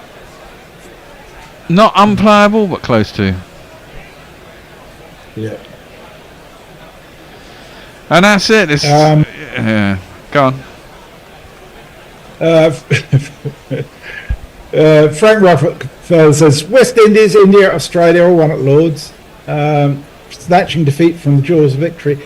Last win was by 10 wickets against Ireland last year at Lords, and I've just been looking at the figures. They've won more than they've lost at Lords this century, without any doubt. Yeah, well, it had been a bit of a hoodoo ground for recent years. I know that much. We tended to lose tests at Lords. Certainly seen England get beaten there a fair few times. Shamar Joseph is in to Root, who defends up to mid-off, and there's no run. I mean, theoretically, these are our best 2 batsmen at the crease. West Indies would love to get one or both of them before the end of the day, wouldn't they? Oh, yes. If they can. I mean, one really has to cling to hope that they can make a game of this. Well, they've got good bowlers. A decent bowling unit. But one partnership from here. Oh yeah, considering totally. The batting performance of the West Indies and the likelihood of a better one in the second innings. Yeah, well, this is it. I mean, if the game. Precisely. I mean, if England can get a lead of 200, you think that may be enough. Especially if they can get a couple of early wickets to put pressure on the West Indies. Oh dear, looks like Shamar Brooks has done his groin. Oh no. Well, either that or he's showing off how flexible he is. Yeah, no, he's just pointed to his groin, or his maybe his groin or his hamstring. But he's saying, yeah, something not good going on there. Oh dear. Well, that if it's really bad, that's going to make tomorrow an even longer day. It is. West Indian attack. Their spinner hasn't had a bowl yet, has he? No, he's also pointing to his calf. Maybe it's just cramp. Shouldn't have cramp. I mean, he bowled 31 overs. It's not exactly hot. Well, how much first-class long format cricket has he played since Brisbane? Yeah, but I mean, I could play 30 overs at 50 and not get cramp. Well, good for you. I wish I could make that claim. Well, actually, I can't say claim 50 because I'm 50 now, 53 now, but I certainly could do it at 45 because I was doing it week in, week out. The 30 overs. Yeah. Does that include bowling as well? Yeah. And running between the wickets? Yeah. If you're batting. Well, I mean, we played what? It was 50 over games, and it was brought down to 4. No, it's still 50 when we played 100 overs in a day, and the team batting for whatever half the season was 50 over one-day cricket essentially. The other half of the season was timed cricket. But if you bat first, you could only bat a maximum 55 overs. So it could be 55-45. But yeah, that was a Saturday afternoon. That's the way it should be. Are you still playing? Nah, I gave up when I was about 45. I was in a side where I was probably one of the youngest members of the team. And we were still playing league cricket, and it's a bit kind of like we're getting hammered every week. Yeah, but couldn't you have taken the same side and just become a friendly... And the thing is, I've always played competitive cricket. I've never really played the friendly game. Yeah, and I wasn't sure I'd enjoy it enough. Well, I've resigned myself long ago to not playing in the league team anymore, partly because I didn't get selected. But that's a very good reason to become a social cricketer, and there's a lot to be said for it. Well, we were one of these... The problem with clubs in London... we're yapping on because Shamar Joseph is still down. He's receiving treatment. No one really knows what's going on. He's not got off. Oh, he's up. No, he's up. Maybe it was just cramp. There's smiles all around. Oh, in that case, that's good news. It was only cramp. As I said, you really shouldn't be getting cramp now. But in London, you kind of... the problem with the clubs... I mean, we had a club that had merged 10 years earlier and had 3 teams. And then 10 years later, the same players are still there. They're all getting older. People have given up. And you've gone back to having 2 teams, which is the reason we merged in the first place. 3 teams merged into 1. 10 years later, you're still struggling for those extra people. And actually, at my age... me and the players in the second team, which we were playing league cricket in, should have been third team players bringing on youngsters. But the structure is such that, people hang in and carry on playing, but no one's, you got the sense that no one really enjoying it. Captain was a complete twat as well, which didn't help. No names mentioned. First thing there is, what was the quality of the afternoon tea? Variable. Some were fucking-tastic though. Rooty is in. That's played square on the offside and there's no run. Our home tea was never that good though, which is, disappointing. The key to it, if you're going to have inconsistent afternoon teas, you're just not going to keep turning. Well, the thing is, you go down to some of these clubs are in, rich stockbroker belt Surrey, so they have really good cakes and really good player sandwiches. Retention and finding an 11 is the quality. Well, the other thing you do find, exactly that actually. Shamar Joseph is in. Root clips that up to mid on, and there is no run. I mean, that's one of the things you find is that. Clubs out. We were playing Surrey League. We've playing Surrey League. So the teams out of London in the smaller villages and stuff, they have a community spirit around a cricket club. There's not a lot to do, and if you're into cricket, and therefore, you're a team of 45 to 55, 60-year-olds playing youngsters in their 20s, which league cricket should be about, really. That's on the pads of Reed. Can't bowl there. He clips it down to long leg, get himself a single and get himself off the strike. Brook will come to face... Oh no, he has faced one ball. It will face his second ball. So you get that situation where you're playing young, kind of fit players. And you're getting old and really slow in the field. Get battered every week. There's only one winner. Yeah, exactly. And it kind of gets a bit on top after a while. If I lived in London, I would travel out to a village where there is that spirit, because I think the experience is just that much better, and so is the tea, probably. Yes. You don't have to go far. And you pay for your petrol, but the beer is half as expensive. Yeah, generally clubs keep the prices down anyway, which is a good thing. Shamar Joseph is in... Oh, horrible ball down leg side to Brook. Well stopped by Justice. Well, actually, he didn't. He stopped in his gloves and rolled on it, I think, on his thigh. And he's rubbing his thigh, but that's it. One ball left in the over. Yeah, the last 2 have been beastly since his little injury break, but the pace is there or thereabouts. I don't know if you can blame it on still running off his cramp, if we assume that's what it was. I don't know what the umpire stopped for there, but he did something. Too much sunshine. Yeah, can't have sunshine, god damn it. It's really weird, it's really grey down here in South London. There's some discussion on YouTube as to whether England have actually ever won a match at Lord's in the last 300 years. Oh, the conspiracy theories on social media, I tell you what. There was a time where we couldn't... All fake news, these England wins. That's Fuller, driven nicely by Brook. but can't beat mid on. No run. Ends the 32nd over. I imagine Shamar Joseph will now take a break from bowling anyway. There was a time where we couldn't, mind you, Australia beat us for 20 years on the trot. 20 years on the trot essentially, where they kept beating us at Lords. Even 2005, which was of course 2005. key to making that such a dramatic series, is that it it was gone after one. Well, we bowled them out for like 120, and everyone was thought, or something like that, wasn't it? And then they bowled us out for about 50 less. Joseph's leaving the field now. He's in the long room now. He is not going to be bowling anytime soon, I suspect. Aye. Well, Jaden Seals is going to continue. He's got 2 of the 3 wickets to fall. He's 2 for 27 off of 8 overs. England's lead is 33 currently. That's outside off stump. Nice little push drive by Root. Not trying to hit it too hard. He'll get back for 2, one thinks. They do indeed. Shadow lengthen. A lot of people have sodded off home, haven't they? Well, yeah. Stands are half empty. Well, presumably everyone's trying to get home for the footy. Yeah, I keep forgetting about that. Not being British or Dutch. Or a football fan. Yeah, I'm a bit nervous about it. I think we've got it in our locker to beat them. I think they may have played slightly brighter football over the tournament. But they're not superstars like they used to be. That's tempting for Root, but it's way too wide. It won't be given as a wide because this is a test match, god damn it. Woo. That's not the sort of one that'll actually get a shot out of Root, very rarely. No. The Dutch have played brighter football, did you mean? Yeah, I think so. I mean, I think a lot of people have been complaining at England, saying, "Oh, it's really dull." But I think they played decent retention football. I think Harry Kane's a bit off the pace, and they're not really playing to his strengths either. We haven't got a left-sided player apart from Bukayo Saka, but his strength is on the right because that's where he plays for his club. That's left alone through to the keeper, and there is no run.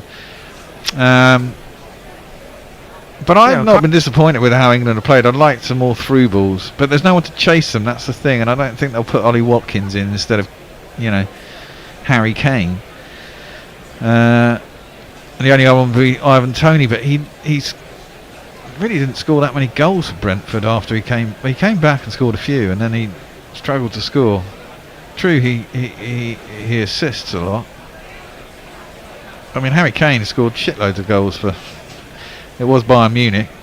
That's just tipped around the corner by Root, down to long leg once more, who get himself a single. Well, there always seem to be a lot of Harrys involved in English football. That's about all I can add to that, because I know absolutely nothing. But I always liked Holland and their orange shirts, so I might watch them. Yeah, I genuinely like orange. I genuinely like the Dutch, Netherlands. You don't like the country? No, I quite well. They legalised weed. Well, kind of. I mean, I've been to Amsterdam a fair few times. Always enjoyed that. As one does. As one does. So Seals is in. It's on the pads of Brook this time. He just works it into a space on the leg side. Rotate the strike. Gets himself off the mark. And England's lead rolls on to 37. 7 wickets in hand. And who have we got next? So you got Stokes next, followed by Jamie Smith. So we got number 8 then. Chris Wokes, of course, he can bat. And then we got Gus Atkinson, who claims he can bat, but I don't think much of it. Shoaib, who can smear a ball, and Jimmy, obviously. Nice to have a Gus back in the team. I mean, how many international Gusses can we name from Test cricket history? Well, we have Gus Fraser. And I can't think. We had a Gubby Allen. He was qualified for England's opposition today. Gus Logie. Of course, yes. That last ball was just played square and there's no run. He used to be one of my favourites in pencil cricket when I was a kid. Pencil cricket? Yes. Well, 6-sided, same as dice. How does pencil cricket work again? The same way as dice cricket. You just roll a pencil and mark up the end of the pencil with 1, 2, 4 wicket, whatever. So you're playing it on a bit of paper? Yeah, essentially. As long as you draw a picture of a duck, someone gets out for naught. Over to you, Messi. Our social media correspondents have gone very quiet. I think maybe that's because the microphone's so bad nobody can hear any of it. But there was one 30 minutes ago from Joe Grover saying I'm still here. And I don't think I've heard from you all day, Jay. That's most unlike you. Yeah. You must be otherwise engaged. Being quiet all day. Clipped nicely into the leg side by Brook, but can't beat the fielder at mid-on. There'll be a single. Nothing else, Messi? Absolutely nothing. You know what, at the end of this over I'm going to succumb to another beer because I thought we were going to end, but we're not. Yeah, well, people probably think that it stumps already and aren't bothered logging on to the old Twitter sphere. Well, we got They'd be wrong. 252 people watching us still on YouTube. Oh, fished at by Brook. What was that? Beat him through to the keeper. And there's no run. Oh, hold on, Shamar Joseph. Sensible people. Joseph is back on and he is bowling again. That's a good point. How weird is that? Must the have gone off. briefest of visits Change to briefest of visits to the outside world. Yeah, probably gave him some vitamins or something to reduce the cramp. Was it? Well, of course, as we pickle learned juice? at the Gabba, he's not worried about bowling with an injury. I mean, he had a broken toe, if I remember rightly. So yeah, Yeah, he did. One bit. Mitchell Stark Yorker, wasn't it? That's down leg side though. Poor ball. And there is no run. If you're going to have a broken toe for any reason, I would probably take Mitchell Stark Yorker as one of the best stories you could tell people. Yes.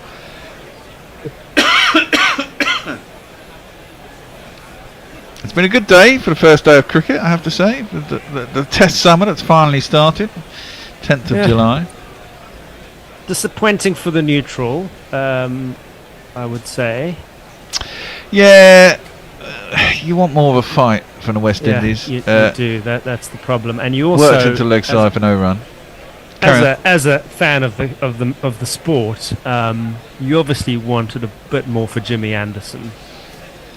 It was kind of a slight advert for why he is on his way. Unfortunately, I hope the second innings will net him a few. But I mean, taking Warney I wonder what the odds are for that now. He's going to have to pick up 7 in the second innings, isn't he? I mean, he beat the bat a fair few times. It just doesn't seem to have the zip anymore, does it? It seems to have just disappeared.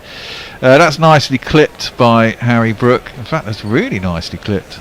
Goes all the way out to nearly the boundary where it's chased down by Alzarri Joseph, and they'll get back for 2. Yeah, that wasn't far off the old Yorker that we just saw. No. But just short of that crucial length. I mean, he didn't bowl badly. He hasn't bowled badly for a while, but he's just missing that X factor over the last season or two. Just not getting wickets. Yeah. Basically.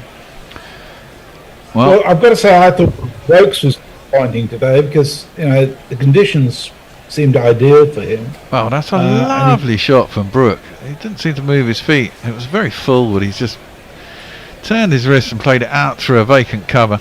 It's gone all the way to the boundary, and it's 4 runs.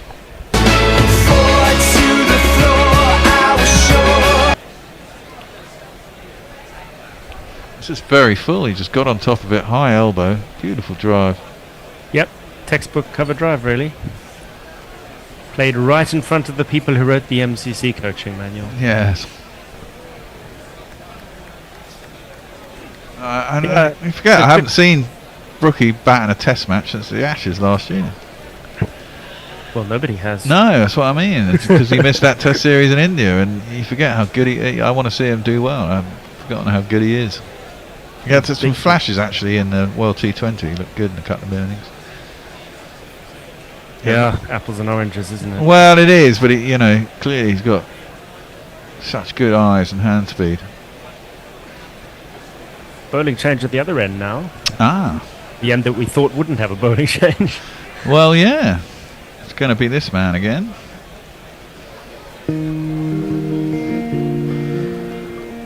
He's coming to deliver to Rooty, who just lets that through to the keeper, and there's no run. He is a tall bowler, he's on for an over or 2.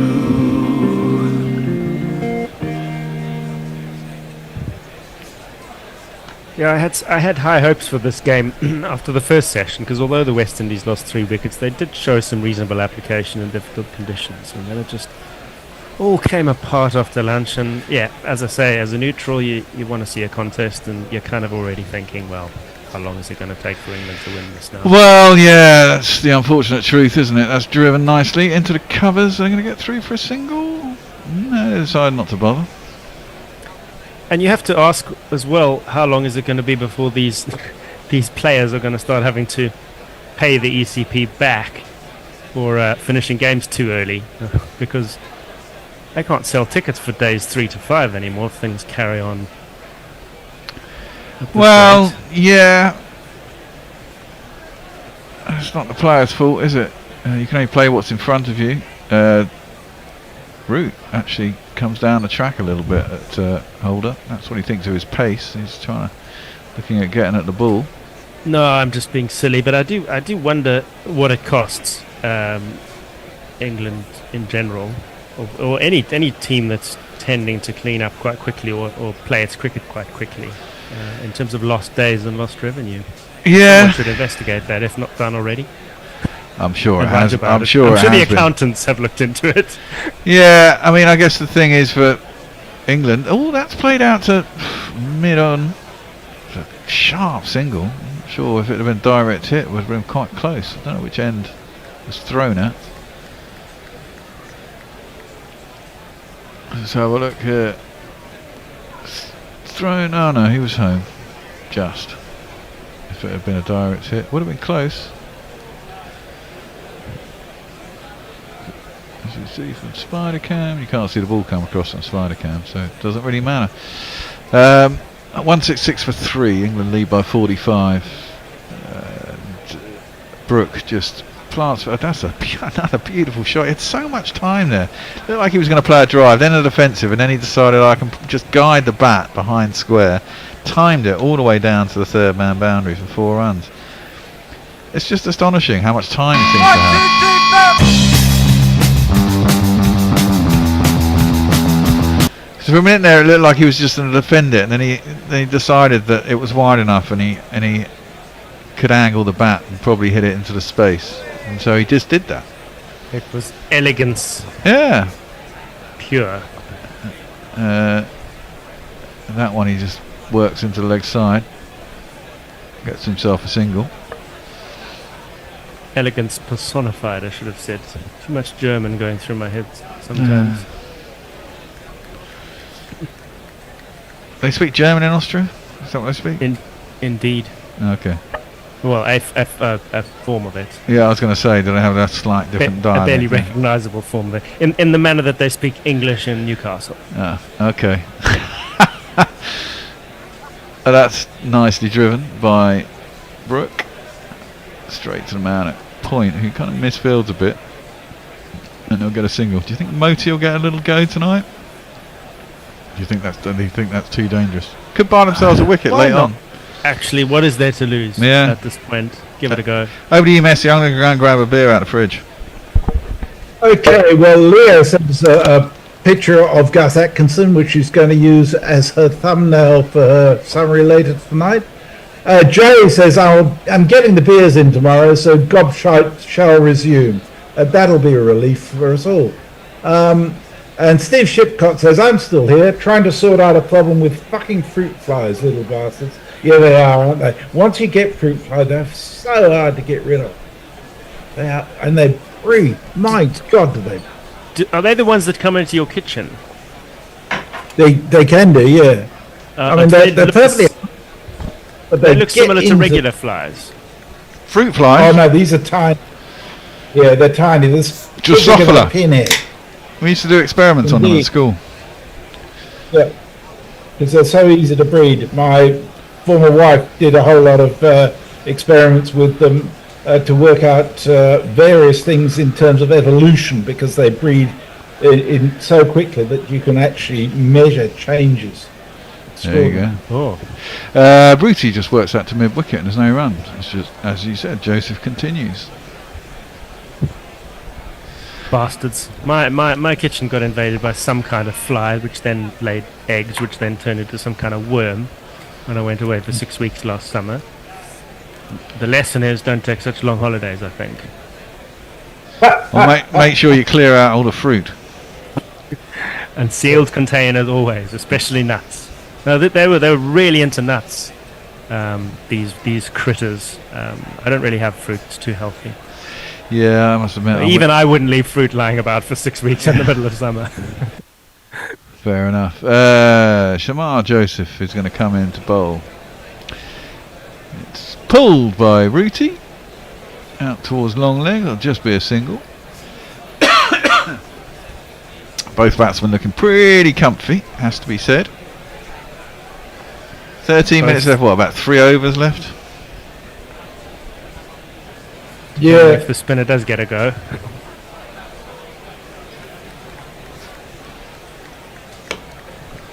Sarah Azizi says he's back again after a quick root canal. On you or somebody else? I don't know if you're a dentist, Sarah, or whether you had to suffer a root canal. Fucking hate root. Oh, what's going on there? I thought you hit that straight up in the air. Brooks tried to play that sort of one-day hoik out to Cow Corner because there's no one out there, obviously. But he didn't get it quite right. It's gone upish and dropped over mid-on, but not down towards the boundary. It's been chased down. He gets back for 2. Right, let's try Hobgoblin Ruby Beer, courtesy of our man Brian. Thank you very much. Well, there was acres of space out there on the leg side. Pretty much only 2 men in front of square there, covering all that acreage. So, yeah. Safe. Always good he would get away with it. As long as you don't hit it straight up. Frank Rockefeller, it's very kindly sent us $20 US. A beer run for a long day. Thank you, Frank. Thank you so much. Indeed. And I think Brooke thought about another pull there again, but it was shorter this time and outside his off stump and stopped himself from playing a shot. And then De Silva had some work to do, my goodness. It swung late and dipped on him, and he had to pull up the dive at the very last second. Yeah. But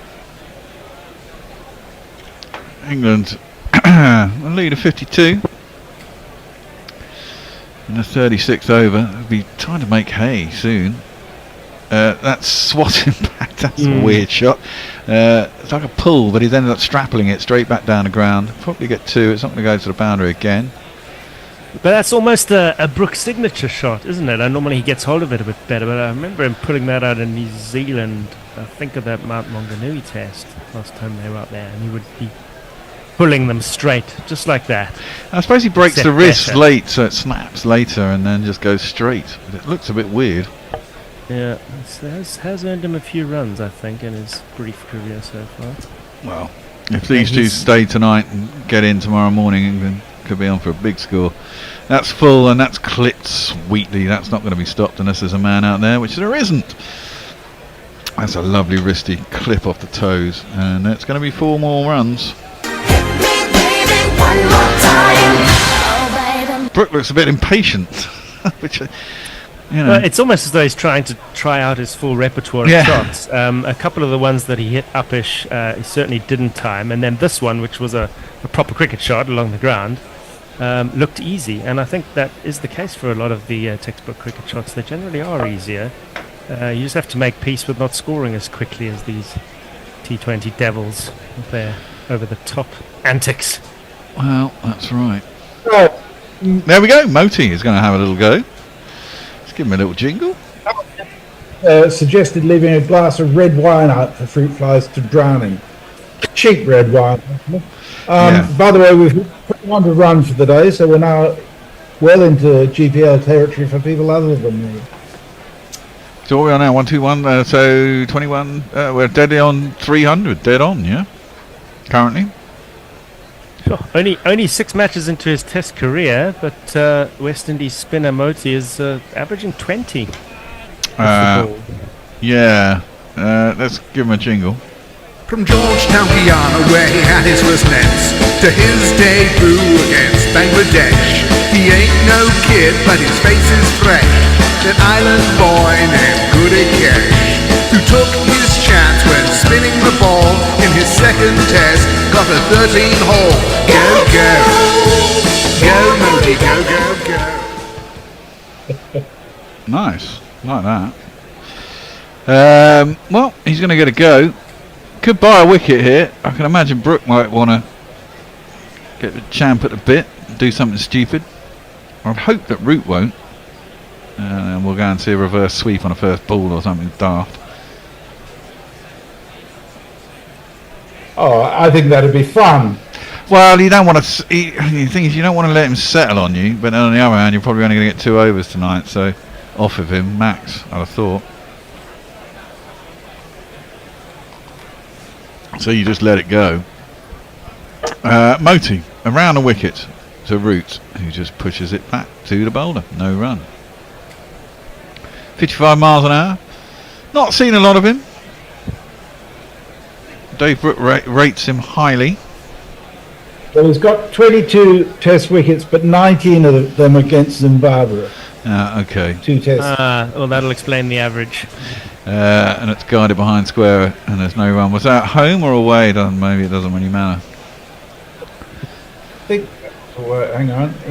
It was in Zimbabwe. Okay. Was that the match where, I might be throwing you under the bus here, but could it have been the match where Tang Chanderpaul made all those runs? A couple of years, 3 years back maybe? No, this is last year. Ah, okay. Too short. On the back foot, Brooke just pushes it out to a deep set cover. No run. Fourth ball over. Tossed up, defended. No run. Yeah. Sorry, Messi, what are you saying? They beat Zimbabwe by an innings and 4 runs.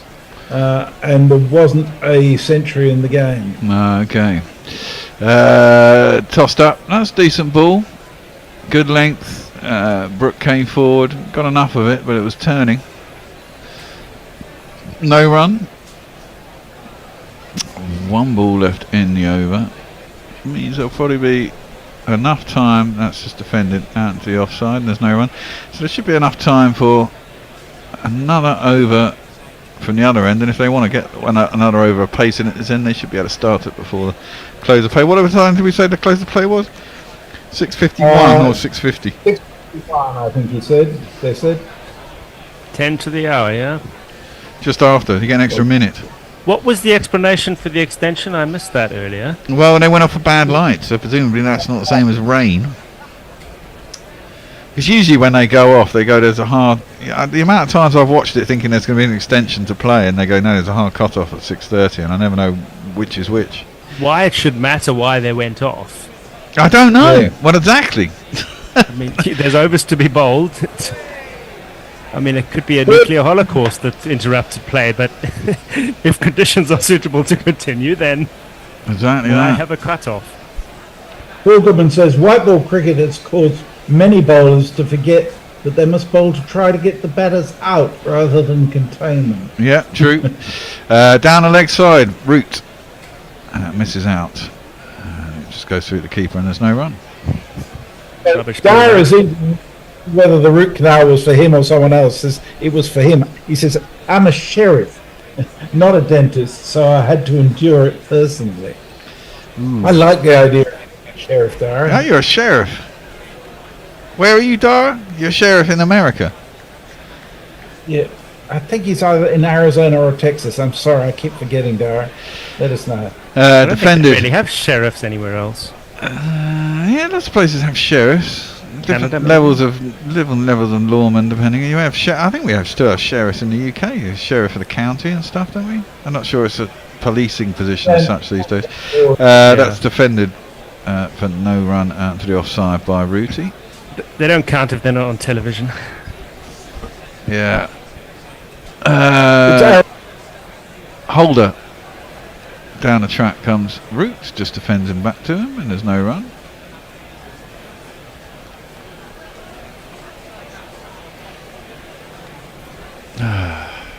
It's been a long day in the studio. Can imagine. Is it frightfully hot there? No, thankfully. I'd love to come into the studio one day, see what it's like. Well, it's going to be moving, hopefully, soon. Oh, where to? Austria? No. Worth a try. Yes. Just for you. Rooty defends that into the offside, out to the covers, and there's no run. No, I've got to sell the flat. Needs must. Daughter's going to university. need cash, have to liquidate asset kind of but deal. Priorities. Well, the truth of it is that this has kind of been a priority for 10 years, and finally, it's like I can't really justify it. We'll come up with something else. No, well, exactly. We're hoping, and our people on Patreon, we've upped the Patreon levels, and we're hoping that if people want to listen to us, then you've got to Patreon us. I'm not trying to guilt trip anybody. That's clipped into the leg side, out to deep square leg. I'll get it back for a couple. The fact is that we can only exist if people want to listen to us. If people want to listen to us, small donation, please, helpful. Patreon.com. All your other ways obviously help. I'm not going to knock back super chats and the GPL and all that sort of stuff, but in order to plan, we kind of need a knowable income every month, and that's where Patreon comes in really handy, because obviously people are Patreon and we know that we're going to get X amount per month, and we can plan ahead. If I sign a lease for a business unit, for example, it's got to be a 2-year lease. That seems to cut Brooke a little bit in half, but he managed to get the back down out to mid wicket, and there's no run. So we need to be able to plan for at least 2 years, and for that we need a stable income. So very well summed up. So get donating, folks. Yes, please do, because I'd love to carry on. I'd hate to think that I'm going to have to stop this just because we got nowhere to go and we can't afford it. I am happy to offer my study in Austria as a studio, but I think the commute would be... Well, we'll all have to come and live in your flat as well while the cricket's on. That's the problem. Well, it doesn't bear thinking about. No, it doesn't. It's the pun. Yeah. It was like, Messrs will still be remote. Yeah. Because he lives in Perth. One is by definition remote. Indeed. Root facing up Moti. Ooh, that one skidded on a little bit. He didn't manage to get... If that hit his pad before his bat, that'd have been an almighty appeal. And he probably would have been out. So, Bear, I think this is going to be the last over of the day. And GPL...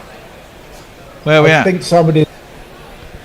183, so it ends in a 4 at the moment. Somebody's ending in an 8. So... 183, so it's... 183 and 121 will be, what, 304? Yeah. 304. Let's have a look where we are. On the back foot goes Root. Well, it's not going to be 304 at the end. Oh, it's going to be 306 currently. Where are we at? 308 is Matthew Cullen. 2 more runs in the over. Will it be the last over? There's 1 minute left. He's got 3 balls to bowl. Yeah, they still want to get 3 balls in.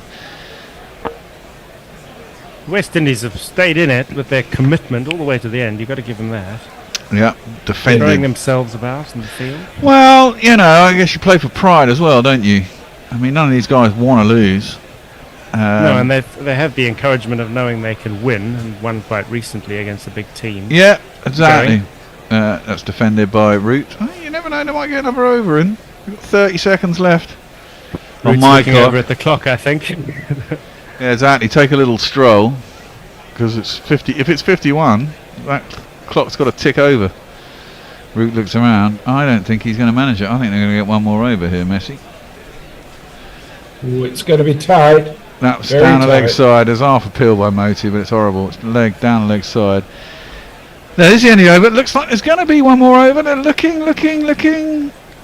The umpire has to get in, doesn't he? Before. Well, I think that's just clicked over for me. But it certainly looks like we're going to get 1 more over. We are going to get 1 more over. And Holder is going to bowl the last over of the day. So it's possible. 2 more runs. Yeah. Matthew Cullen will get a pot. 2 more followed by 5 more. 7 more, which is unlikely, I'll have to say, Messi. It'll be you. 8 more. 7 more, yes, that's right. 7 more. Brooke is facing up. Holder is coming into bowl the last over today. First ball clipped nicely, but straight to mid wicket, and there is no run. Of course, if a wicket falls now, that'll be the end of the day. Another odd rule. Well, yeah, a sensible one. A sensible one, yeah. Well, why should the bowling team wants to get at a new batsman? So how can you arbitrarily change the planned length of play just to effectively protect? Well, yeah, but it's always been in the laws. If the wicket falls in the last over the day, that's the end of the day. That's driven back. Ooh. Ruthie didn't get out of his crease as Holder managed to get a little palm on that, and he went back and hit the stumps at the bowler's end.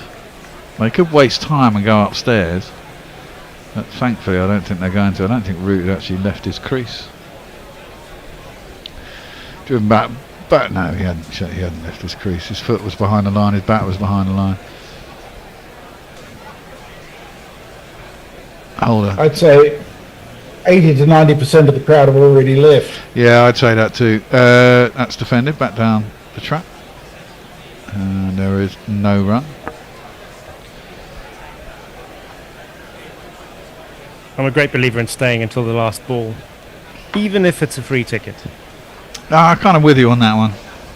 Yeah, you've made the trouble to come and be there. And how often do you get to a test match? Well, most of us not that often. No, not Enjoy often the at whole all. day. Yeah. Holder is in full. Oh, I think there's a bit of an inside edge onto pad. It was another one that could have been closer to that LBW he got earlier. Especially in London. I mean, the longer you wait, the less misery you're going to have on the roads or the tube. Very true. There'll still be misery, I'm sure, but slightly less of it. Quite possibly. Yeah, inside edge onto boot. Is sheriff at the sheriff's office in Maricopa County in Arizona. There you go. Maricopa County, that's where all the trouble is. Driven at. Oh, look, this could be 2 runs. They're going to 1. 2. They're going to stop at 2, or they're going to come back for 3. They stopped at 2. Whoa. Well, this would be very fitting after Matthew Cullen increased his Patreon donation and grew 2 inches today for him to get a reward for doing. Yep. Good things happens to generous people. If we can get another dot ball in. Well, indeed. Last ball of the day. Holder is in. And it's just worked into leg side for a single. And someone's dived out of the way, so they're going to go for 2. Is anyone out in the deep? Yeah, there is. Well, sorry, Matthew. That square leg did not want that at all. I He don't know lay what down happened flat there. on the ground. The ball almost rolled right over him. I think he's. I should think he never have been a slipped. run. Well, I think he slipped. I think he was coming back from around from square leg. To be honest, it's a bit weird, but I thought it was going to be straight to the fielder, but I think he moved a little bit square. He's coming around and maybe he slipped, and it didn't even attempt to stop the ball. I think they were only going for a single anyway. That is the end of the day's play. Sorry, Matthew, I thought you were going to win there. I was expecting a dot ball on the last ball, but Holder just bunged down the leg side, and Harry Brook couldn't refuse. So the runs end on 310 for the day. Right back in the middle of Matthew Cullen and Messi Jez. England in a commanding position, leading by what, 68? So yeah, 68 the lead. With 7 wickets in hand and probably our 2 best batsmen at the crease still overnight. Don't have to play themselves in the morning. Can't remember what the weather's like tomorrow, but hopefully a little bit better than today. It's supposed to be getting better for the weekend.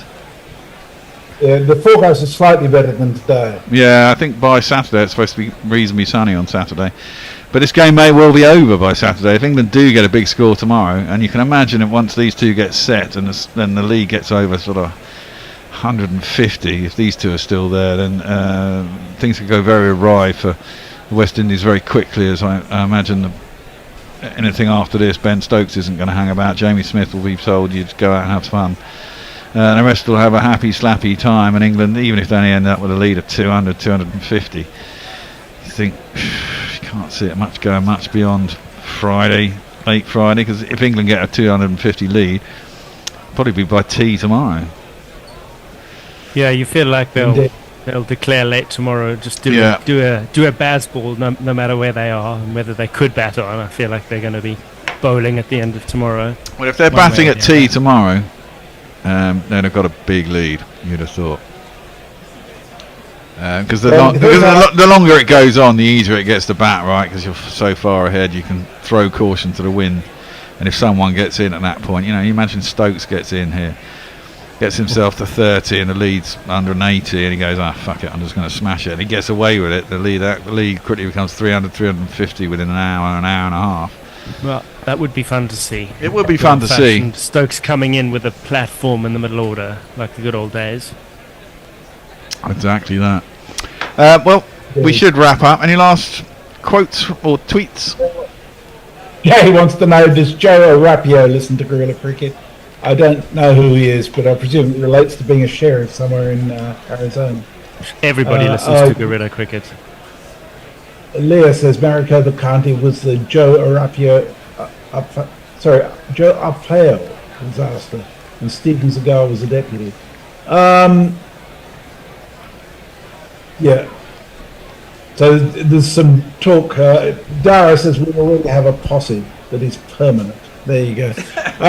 So thank you for being with us. There are lots of people with us on YouTube today, and it's just lovely to have your company. Hopefully I'll get my new microphone tomorrow and you won't have to strain your ears so much.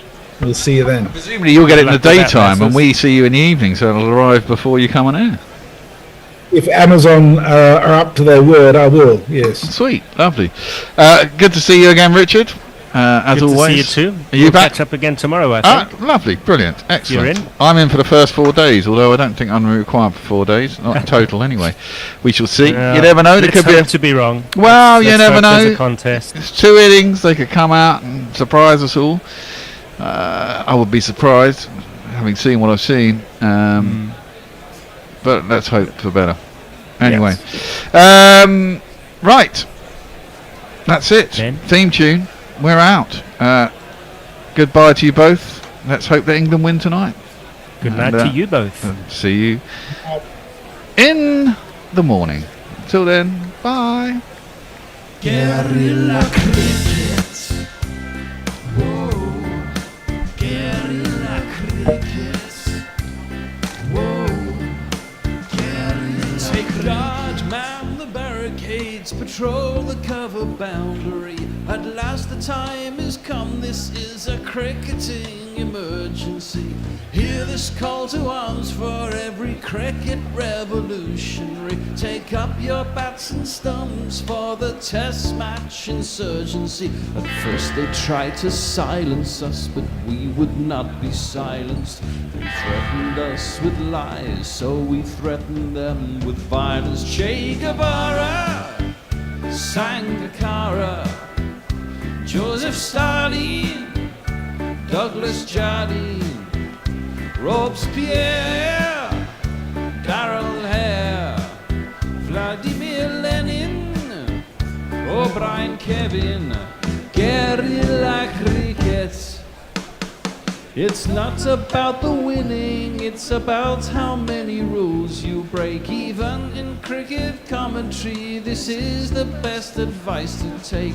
Pick Guerrilla Cricket, it's the finest choice you'll ever make. There's so much more to cricket than rev counters and a slice of cake. At first they tried to sanitize us and clean up our act, but people like it filthy, and we know that for a fact. Fidel Castro, Lenny Pascoe, Carlos the Jackal, Umar Akmal, Mahatma Gandhi, Grant and Andy, Brendan Behan, Austin Ian, Guerrilla Cricket. Stick with us, cause you know we're not the kind of thing that you see on the TV and the radio. So vive la revolution. First they tried to buy us, but we would not be bought. Okay, we were, but then we ran away, and we will not be caught. We would not give up the ghost when they left us all for dead. They decapitated us, but we just grew another head. Chairman Mao, Jamie Howe, Ho Chi Minh, Asif Din, Václav Havel, Graham Saville, No Surrender, Percy Fender, Che Guevara, Sangakkara, Joseph Stalin.